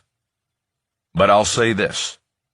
Your office owes Detective Bosch a big, fat apology, and I will be watching to make sure you give it on a big stage, in a timely manner, and without any buts, or becauses are asterisks attached.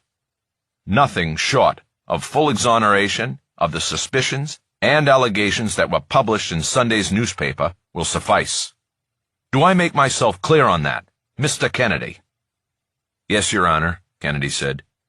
"We would be doing that even if you had not ordered it." Houghton frowned. "Knowing what I know about politics and the justice system, I find that highly unlikely."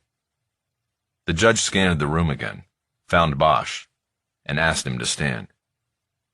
"Detective, I imagine you have been put through the ringer in recent days," he said. "I want to apologize on behalf of the court for this needless torment. I wish you the best of luck, sir, and you are welcome in my courtroom any time." "Thank you, Your Honor," Bosch said. 2 deputies, including a female, entered through the holding area door and joined Garza in taking the Cronins into custody. The judge instructed his clerk to go out into the hallway to tell those waiting that they could return to the courtroom. An hour later, Houghton adjourned his court for the day, and Kennedy was left to wade through the gaggle of reporters who demanded his comments in reaction to what the judge had just announced. Out in the hallway, Bosch watched Soto and Tapscott approach Terrence Spencer and take him into custody. Cisco came up next to Bosch, and they watched the detectives lead Spencer down the hall. "I hope he tells them how he rigged the box," Bosch said. "I really want to know."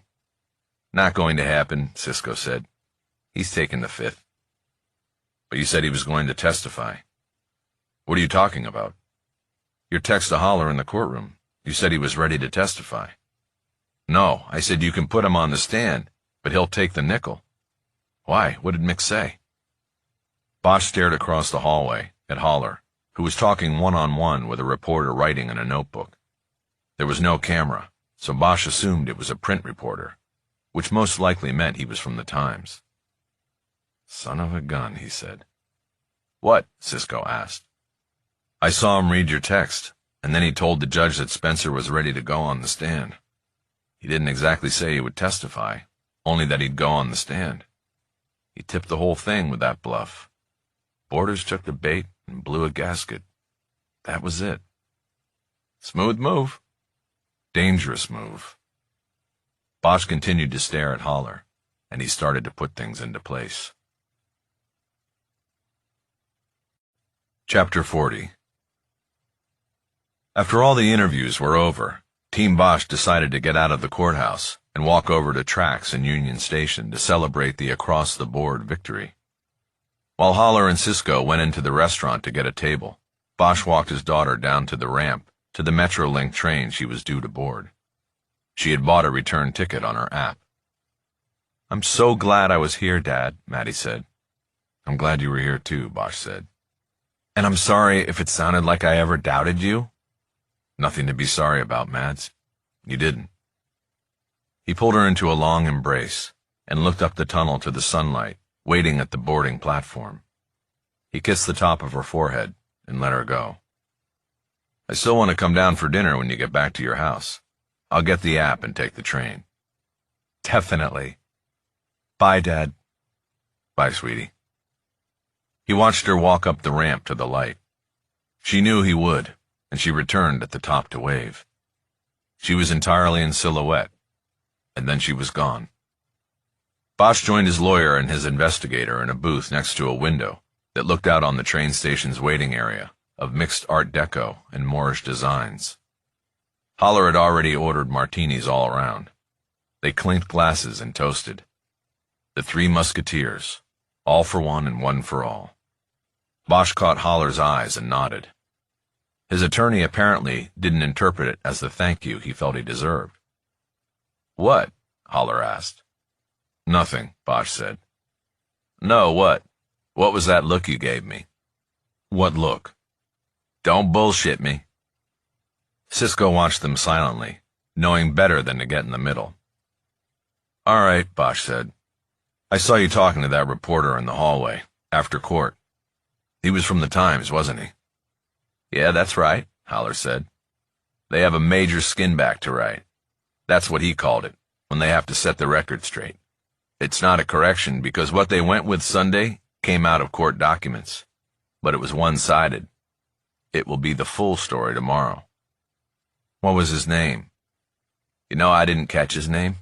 All those guys are the same. Was it David Ramsey? I just told you I didn't get the guy's name. Bosch just nodded, and Holler once again saw judgment. If you have something to say, then say it, he said, and stop with the know-it-all judgmental looks. I don't have anything to say, Bosch said, and I don't know it all, but I know what you did. For Christ's sakes, what are you talking about? I know what you did. Oh, here we go. What did I do, Bosch? Would you just tell me what the fuck you're talking about? You're the leak. You gave the story to the Times on Friday. You're the one who gave it to Ramsey. Cisco was in the middle of a second sip from his martini, the fragile stemmed glass held by his thick fingers. He almost spilled it all over his nice dress vest. No fucking way, he said. Mick would never do. Yeah, he did, Bosch said. He sold me out to the Times for a headline. Whoa, whoa, whoa, Holler said. Are you fucking forgetting something? We won the case, man. And you had a superior court judge apologizing to you and demanding that the DA's office and the LAPD do the same thing. And you're going to complain about my strategy? So you're saying it was you, Bosch said. You admit it. You and Ramsey. I'm saying that in order to win the day, we had to raise the stakes, Holler said. We needed to kick this thing out into the street so that it would become public, and it would be something that was talked about, and would then draw every goddamn news channel in the city to that courtroom today. I knew if we did that, then the judge would have no choice but to give us standing and allow us to intervene. And you would get, what, about $1 million worth of free publicity out of it? Jesus Christ, Bosch, you're like a feral cat. You don't trust anybody. I did it for you, not me. And look at what happened. Holler pointed out of the booth in the direction of the courthouse. The judge let us in over the objections of everybody in the courtroom, he said. And then we fucking won. Borders goes back up to death row for the rest of his sorry existence, and every one of those bastards who tried to set you up and frame you is going to end up disbarred, fired, and probably in jail. Cronin and Cronin are already in jail, while you're sitting here drinking a martini. You think the judge would have given us standing if the media wasn't all over this? I don't know, Bosch said. But my daughter read that shit Sunday, and has had to wonder for 3 days if her father is the kind of guy who would plant evidence and send an innocent man to death row. On top of that, that story almost got me killed. If that had happened, I'd be dead, and Borders would be walking the earth as a free man to kill again. Look, I'm sorry about that, I truly am. I didn't want that to happen, and I didn't know you were working undercover because you didn't fucking tell me. But this is one of those rare times where the end justifies the means, okay? We got the result we wanted. Your reputation came out intact, and your daughter is riding that train, knowing her dad is a hero, not a criminal. Bosch nodded, as though in agreement. But he wasn't. You should have told me, he said. I'm the client. I should have been informed and given the choice. And what would your choice have been? Holler asked. We'll never know now, because you didn't give it to me. I know what it would have been, and that's why I didn't. End of fucking story. They stared at each other for a long, hard moment. Cisco hesitantly raised his glass over the middle of the table. Come on, water under the bridge, fellas, he said. We won. Let's toast again. I can't wait to read the paper tomorrow. As if each was waiting for the other to make the first move, Holler and Bosch continued their stare-down. Holler broke first.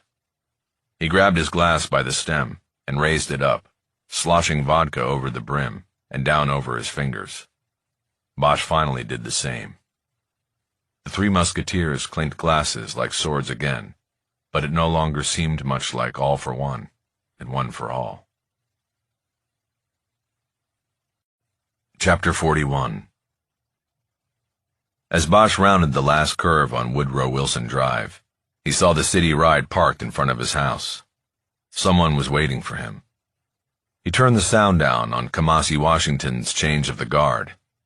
It was nearly 5, and his plan was to get out of the suit and shower and change into street clothes before heading up to the valley to visit Elizabeth Clayton in the dungeon where she was taking the cure. As he pulled into the side carport, he saw who it was. Lucia Soto was sitting on the house's front step, looking at her phone. Bosch parked and walked around to the front, rather than avoiding her and going through the side door. She stood up, put the phone away, and wiped dust from the step off the back of her pants. She was still in the dark blue suit she had worn in court that morning. "Been waiting long?" Bosch asked by way of a greeting. "No," she said. "I had some emailing to do. You should sweep your steps every now and then, Harry. Dusty. Keep forgetting. How'd they take things today down at RHD?" "Oh, you know, in stride. They always take things, good and bad, in stride." "And was it a good or bad thing?" "I think good. Whenever a former detective is cleared of wrongdoing, that's a good thing, even if it is Harry Bosch." She smiled. He frowned and unlocked the door. He pushed it open for her. "Enter," he said. "I'm out of beer, but I have some pretty good bourbon." "That sounds right," she said. Bosch entered behind her, and then moved by so he could get to the living room first and make it a little more hospitable for a visitor. The past 2 nights he had fallen asleep on the couch, watching television and trying to clear his mind of all things related to his cases. He squared up the couch pillows and grabbed the shirt draped over the arm. He headed back toward the kitchen with it. "Have a seat and I'll get the glasses." "Can we go out on the deck? I like it out there and it's been a while." "Sure, there's a broomstick in the slider track." "That's new." He put the shirt in the washer, which was located by the kitchen's side door to the carport. He grabbed the bottle off the top of the refrigerator and took 2 glasses down from a shelf before joining Soto on the deck. "Yeah, there's been a couple break-ins in the neighborhood lately," he said. "Both times a guy climbed up a tree to get on the roof and then came down on the back deck, where people sometimes don't lock their doors." He gestured with the bottle toward the house next door, which was cantilevered like Bosch's. The rear deck hung out over the canyon and seemed impossible to get to, other than from inside, but it was clear the roof gave access. Soto nodded. Bosch could tell she wasn't really interested. She wasn't visiting as part of the neighborhood watch committee. He opened the bottle and poured a healthy slug into each of the glasses. He handed one to Soto, but they didn't toast. Considering everything between them at the moment, it would not have felt right. "So did he tell you how he did it?" Bosch asked. "Who?" Soto said. Who did what?" "Come on. Spencer. How'd he rig the evidence box?" "Spencer hasn't told us jack shit, Harry. His lawyer won't let him talk to us, and he said he wasn't going to testify either. Your lawyer lied to the judge during the proffer." "No, he didn't lie. Not to the judge, at least. Check the record. He said Spencer was in the hallway and was ready to take the stand. That wasn't a lie. Whether he was going to testify once he got up there or take the fifth was another matter." "Semantics, Harry. I never knew you to hide behind words." "It was a bluff, and it worked. If it makes you feel any better, I didn't know about it. But it got the truth out, didn't it?" "It did. And it got us a search warrant. We didn't need Spencer to talk." Bosch looked sharply at her. She had solved the mystery. "Tell me." "We opened his locker. He had a stack of the 20-year-old evidence stickers they put on the boxes back then. They were supposed to be destroyed when we went to the red crackle tape, but somehow he got a leftover stack and kept it. So he opened the box, planted Ulmer's DNA, and put new labels on it. He opened the bottom seam because your signature was on the labels on top, and because his labels were old and yellow, the box looked totally legit. The thing is, we don't think it was the only time. We got a search warrant for his house, too, and we found some receipts from a pawn shop in Glendale. We checked there, and he's a regular customer, selling jewelry mostly. We think he might have been raiding boxes from closed cases looking for valuables to pawn. He probably thought since the cases were old and closed nobody would ever look. So when Cronin asked Spencer if he could get something into a box, he said no problem." "Exactly." Bosch nodded. The mystery was solved. "What about the Cronins?" he asked. "I assume they're going for a one-for-one deal, right?" "Probably," she said. "She walks and he takes the hit. He'll get disbarred, but then he'll just prop her up. Everyone will know that if you hire her, you hire him. And that's it? No jail time? The guy used the law to try to break a killer out of prison, death row no less. He gets a slap on the wrist? Well, last I heard they were still in jail because Houghton won't set bail tomorrow. Anyway, it's early in negotiations, Harry. But Spencer still isn't talking, and the only one who is talking is Borders. When your one and only witness is a murderer on death row, you don't have a case you want to take to a jury. This is going to come down to plea agreements all around, and maybe Cronin goes to jail, maybe not. Truth is, they're more interested in nailing Spencer, because he was inside the wire. He betrayed the department. Bosch nodded. He understood the thinking on Spencer. The department's management team has already moved in, Soto said.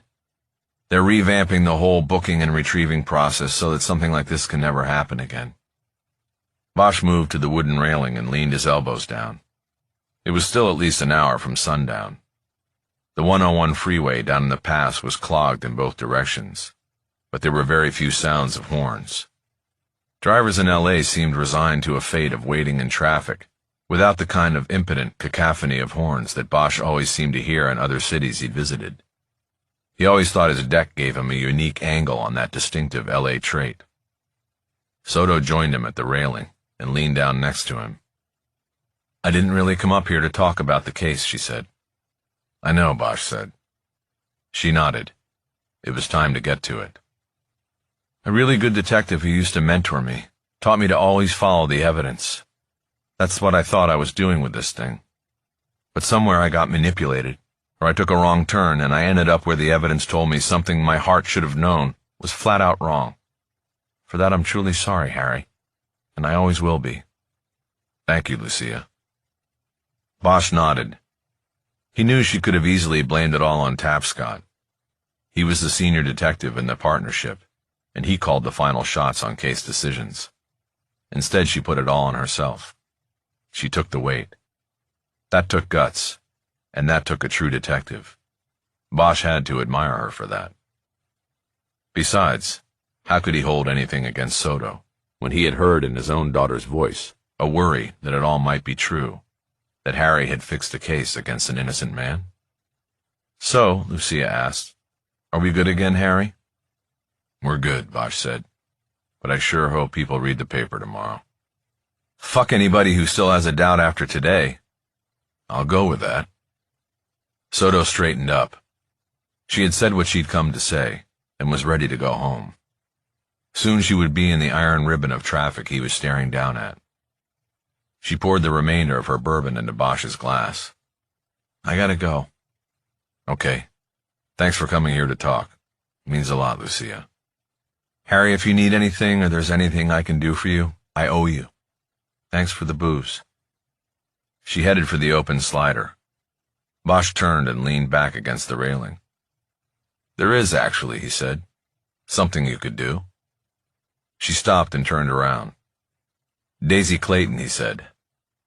She shook her head, not getting it. Am I supposed to know that name? Bosch shook his head and stood straight. No. She was a murder victim from before you ever made it to homicide. But you're on cold cases. I want you to pull the file and work it. Who was she? She was a nobody, and nobody cared. That's why her case is still open. I mean, who was she to you? I never knew her.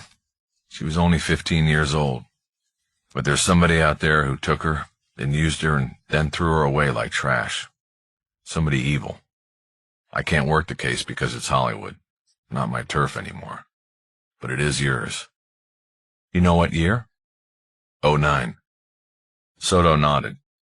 She had what she needed, at least to pull the case and review it. Okay, Harry, I'm on it. Thank you.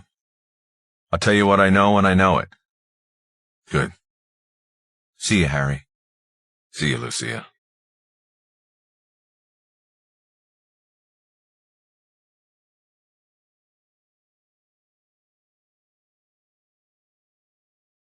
Chapter 42. After showering and changing into street clothes, Bosch went to the closet next to the front door and pulled the fireproof box off the shelf. He used a key to open it. It contained old legal documents, including birth certificates and his discharge papers from the U.S. Army. Bosch kept his wedding ring in the box, as well as his 2 Purple Hearts and the 2 life insurance policies that listed his daughter as beneficiary. There was also a faded color photo of Bosch and his mother. It was the only photograph of her he had, so he had always wanted to keep it safe, rather than display it. He looked at it now for a few moments, this time his eyes drawn to his own image at 8 years old, rather than to his mother's. He studied the hopefulness in the boy's face and wondered where it had gone. He put the photo to the side and dug further into the strongbox until he found what he was looking for. It was an old sock stuffed with a rubber-banded roll of money. Without pulling it out of the sock now, or counting it, Bosch shoved it into the side pocket of his jacket. The roll of money was the earthquake fund, mostly large bills he had been accumulating slowly, a 20 here and a 50 there, since the last big earthquake in 1994. In L.A., nobody wanted to be stuck without cash when the big one hit. ATMs would be knocked offline, and banks would be closed in a time of civic catastrophe. Cash would be king, and Bosch had been planning accordingly for over 20 years. By his estimate, there was close to $10,000 in the sock. He put the other items back into the box, taking one last look at the mother and son photo. He had no recollection of posing for the shot, or where it had been taken. It was a professional shot, with a white, now yellowed background. Maybe young Harry had tagged along with her when she had gotten headshots for her efforts to be cast as a movie extra. Maybe she then paid the photographer a little more for a quick photo with her son. Bosch drove up the hill to Mulholland, and then followed the snake to Laurel Canyon Boulevard, which dropped him down the north side into the valley. As soon as he got bars on his phone, he called Bella Lourdes on her cell. He expected she would be off duty and home by now. Still, she answered right away. "Harry, I was going to call you, but I thought maybe you'd be out celebrating." "Oh, you mean the case?" No celebration. Just glad it's over." "I'll say. Well, I was going to call you to tell you they ID'd the other Russian off his prints. You know how you were calling him Igor for the sake of keeping all the parties straight when you were telling the story?" "Yeah." "Well, the guy's name actually was Igor. I mean, what are the chances?" "Probably pretty good if you're Russian." "Anyway, Igor Golz, Golz, age 31. Interpol had him as another member of the Bratva and longtime associate of Sluchek's. They met in a Russian prison and probably came over here together." "Well, I guess that wraps things up on the Farmacia case, huh?" "I was nailing down the paperwork today. You back in tomorrow, now that your court thing is over?" "Yeah, my thingy's over, and I'll be in tomorrow." "Sorry. You know what I mean. It'll be nice to have you back around." "Listen, I was calling to ask you something. The other day you mentioned that you had been around addicts, including someone in your own family. Do you mind if I ask who that was?" "Yeah, my sister. Why do you want to know?" "Is she all right now? I mean, not addicted?" "As far as we know, we don't see her that much. Once she got clean, she didn't really want to be around the people who saw her at her low points. You know what I mean?" "I think so. She stole like crazy from my parents. Me too." "That's what happens." "So we saved her, but consequently we lost her, at least in a good way. She lives up in the Bay Area, and like I said, she's supposedly 4 years sober and clean." "That part's great. How did you get her clean?" "Well, we didn't actually do it. It was rehab." "Which one did you use? That's why I'm calling. I need to get somebody into a place, and I don't know where to start." "Well, there's the fancy ones that cost a fortune and those that don't. You get what you pay for as far as creature comforts, but my sister was basically on the streets, so the place we got her into was like heaven. A room and a bed, you know. It was a mixture of circle jerks and private sessions with the shrinks, a piss test every day." "Where was it? What was it called?" "It was called The Start. It was over there in Canoga Park. 4 years ago, it was like $1,200 a week. There was no insurance, so we all chipped in. It's got to be more now. The opioid thing has made it hard to find a bed in some of these places." "Thanks, Bella. I'm going to check it out." See you tomorrow at the station? I'll be there.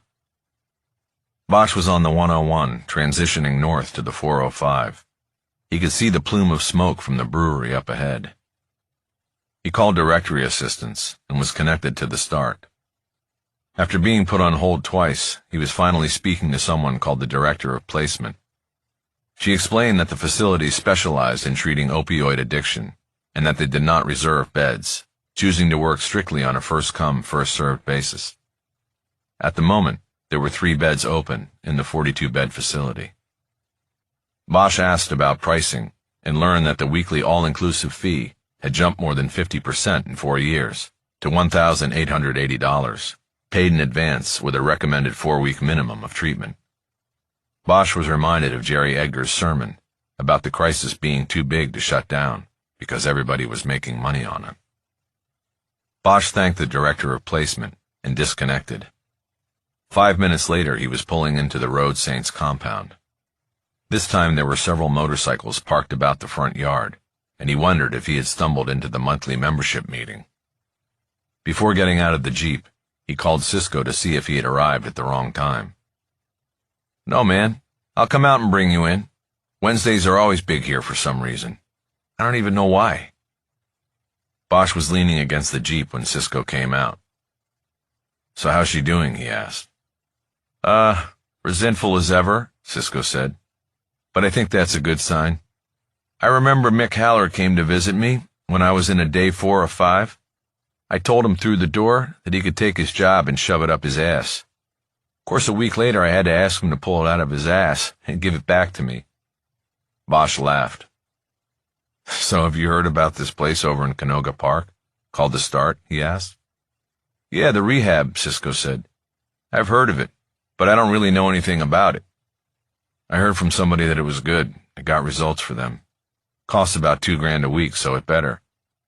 That's a lot of bread. When Elizabeth is finished here, I want you to take her there. Try to get her in. It's first come, first served, but there are beds open now. I think she's going to need at least another day here, maybe 2, before she gets cleaned up and can take that next step. That's fine. Whenever she's ready. Bosch reached into the pocket of his jacket and pulled out the sock containing the cash roll. He handed it to Cisco. Use this.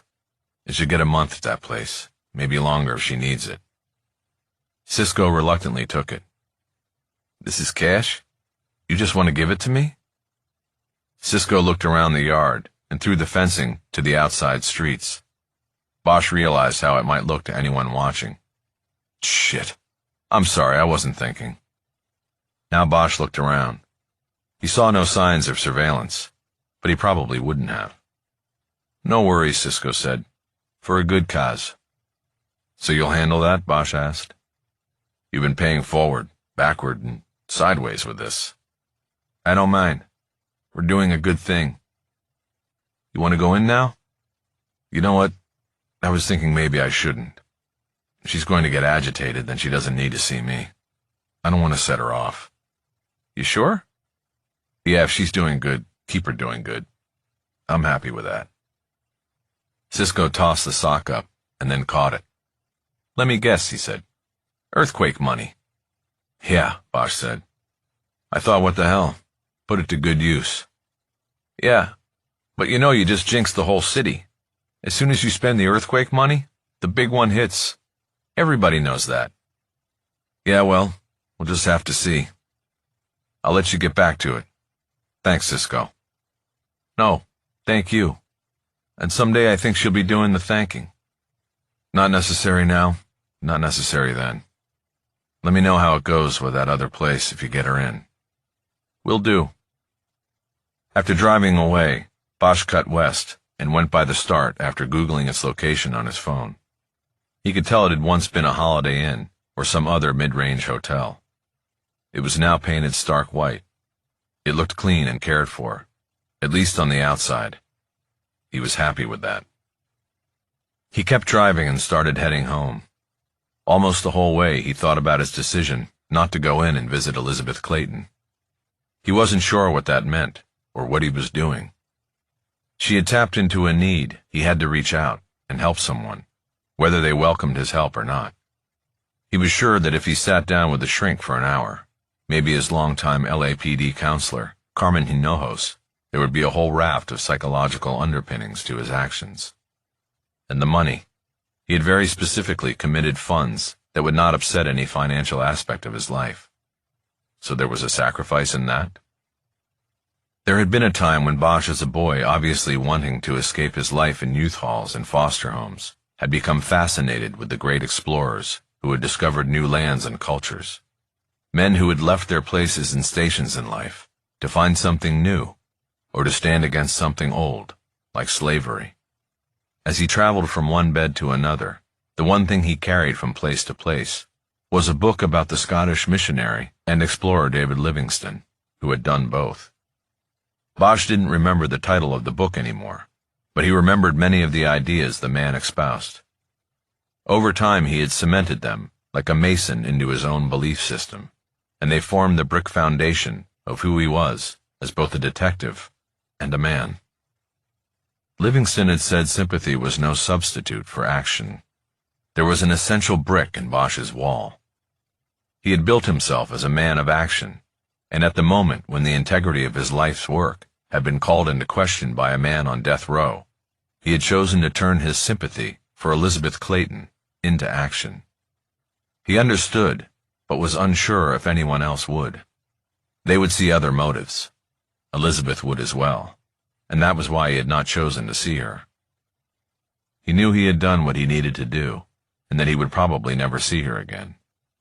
It was only 9 when he reached home, but Bosch was exhausted and looking forward to crashing into his bed for the first time in almost a week. He got in, checked the locks, and put the broomstick back into the track of the deck slider. He then walked down the hall, dropping his jacket and shirt on the floor as he went. He finished getting undressed and crawled into bed, ready to completely succumb to sleep's rehab and restoration.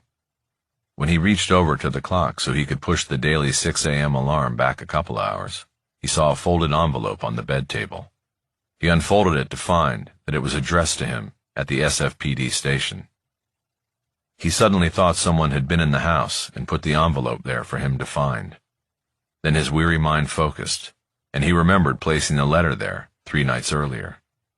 He had completely forgotten about it and had not slept in the bed since. He decided the letter could wait until morning. He adjusted the alarm, turned off the lights, and put his head between 2 pillows. He lasted no more than 30 seconds. He pulled the top pillow away, reached up, and turned the light back on. He opened the envelope. It contained a folded newspaper clip. It was a San Fernando Valley Sun story from almost a year earlier, reporting on the department's renewed effort to find out what had happened to Esmeralda Tavares. Bosch had given the interview to a reporter for the local weekly, hoping to spawn feedback and possible information from the public. A few tips had come in, but nothing of merit, nothing that panned out. And now, a year later, this letter. The clip was accompanied by a piece of white paper, folded 3 times. In a handwritten scrawl, it said, "I know what happened to Esme Tavares." The note included the name Angela and a phone number with an 818 area code. The Valley. Bosch got up and reached for his phone. Chapter 43. Angela Martinez, the author of the note to Bosch, turned out to know exactly what had happened to Esmeralda Tavares, because she was Esmeralda Tavares. On Wednesday night, Bosch called the number on the letter he had received, and the woman who identified herself as Angela said she would meet him at 9 the next morning at her home in Woodland Hills. The woman who answered the door of the condo on Topanga Canyon Boulevard was blonde and in her mid-30s. Bosch had spent a lot of time over the previous 2 years looking at photographs of the dark-haired, dark-eyed Esme Tavares of 15 years before. He had one shot of her, her lips pursed in a pout, posted in the cell so that he would always be reminded of the case. He had chosen the pout photo out of all the rest because he knew the set of a person's closed mouth changed little over time. The woman who called herself Angela wasn't smiling when she answered the door, and he knew right away that she was Esme. And she recognized that he knew. "You have to stop looking for me," she said. They sat in her living room and she told him her story. Once she got going, he could have filled in the details ahead of her, but he let her tell it just the same. Young woman caught in a bad marriage to an older, dominating man, physically abused regularly, and tied to a baby she never wanted to have, that her husband wanted only as a means of controlling her. She made the hard choice to leave everything behind, including the child, and disappear. She had help, and when Bosch probed deeper with his questions, it became clear that help came from a lover she had had on the side at the time and had now lived with for 15 years. They had first moved away and lived in Salt Lake City together. They came back 10 years later because both missed the city where they had grown up. Her story had more holes in it than a San Pedro fishing net, but Bosch thought the omissions and incongruities were designed to cast her in the best light in a place of deep shadows.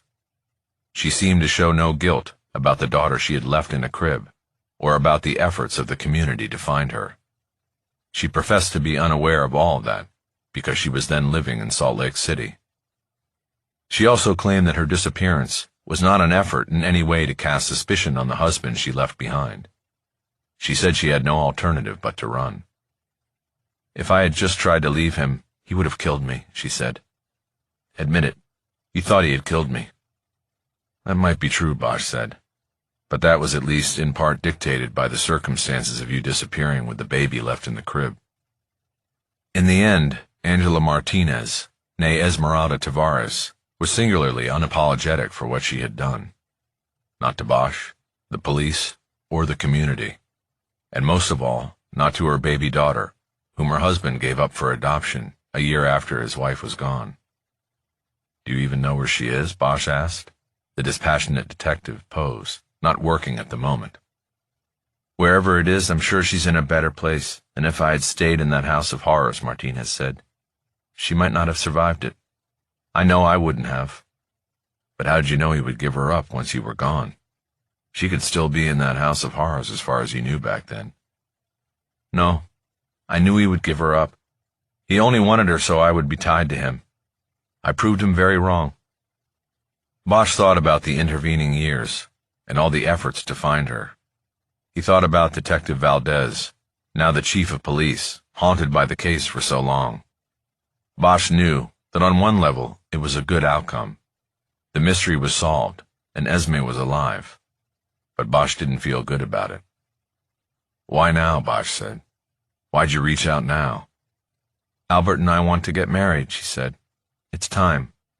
My husband never divorced me. That's how controlling he was. He never had me declared dead, but I hired a lawyer and he'll handle it now. The first step was to solve the mystery that everybody's been so worked up about for so long." She smiled as though she was proud of her actions, energized by knowing she had kept the secret for so long. "Aren't you still afraid of him? Your husband?" Bosch asked. "Not anymore," she said. "I was just a girl then. He doesn't scare me now." Her smile had now turned into the pout from the photo Bosch had hung in the cell where he worked. He stood up. "I think I have what I need to close this out," he said. "That's all you need to know?" she asked. She seemed surprised. "For now," Bosch said. "I'll get back to you if there's anything else." "Well, you know where to find me," she said. Finally. Bosch headed to the station after that. He was morose. He was coming in with another case closed, but there was nothing to feel good about. A lot of people had spent time, money, and emotions on Esme Tavares. As had always been suspected, Esme Tavares was dead, but Angela Martinez was alive. After parking at SFPD, he made a swing through the detective bureau on his way to the main interior hallway of the station. The pods were empty, and Bosch heard voices from the war room. He suspected the detectives were taking a joint lunch break. The chief of police's office was located at the center of the station and across a hallway from the watch lieutenant's office. Bosch stuck his head in the door and asked Valdez's secretary if the boss had a free 5 minutes. He knew that once he got in the room with the man, the conversation would likely last a lot longer. The secretary called back to the room behind her desk and got an approval. Bosch stepped in. Valdez was in uniform as usual and seated behind his desk. He held up the A section of the Times. "Just reading about you, Harry," he said. "They exonerated you pretty good here. Congratulations." Bosch sat down across the desk from him. "Thanks," he said. Bosch had read the story that morning before heading off to his appointment and was satisfied with it. However, he knew that more people read the Sunday edition of the Times than the Thursday paper. There was always going to be a gulf between those who had read that he was a crooked cop and those who read the never mind he's straight story. It didn't bother him too much. The one person he wanted most to read the latest story had already seen it online and had texted him, saying that she was very proud of him and happy with the outcome of the Borders case. "So," he said, "I'm not sure how to tell you this, so I'll just tell you. I just met Esme Tavares. She's alive and well and living in Woodland Hills." Valdez almost came out of his seat. He leaned violently forward across the desk, his face showing his surprise. "What?" Bosch ran down the story, beginning with him opening the letter the night before. "Mother of God," Valdez said. "I've had her as dead for 15 years. Let me tell you, many was the night I wanted to go to that house and drag that asshole husband of hers behind the back of my car until he told me where she was buried." "I know. Me too. I mean, Christ, I fell in love with her. You know how you do with victims sometimes?" "Yeah, I had a little bit of that too. Until today." "So did she tell you why?" Bosch recounted the conversation he'd had that morning with Angela Martinez. As he told it, Valdez's face grew increasingly dark with anger. He shook his head several times and wrote some notes down on a scratch pad on his desk. When Bosch was finished, the chief checked his notes before speaking. "Did you advise her?" he asked.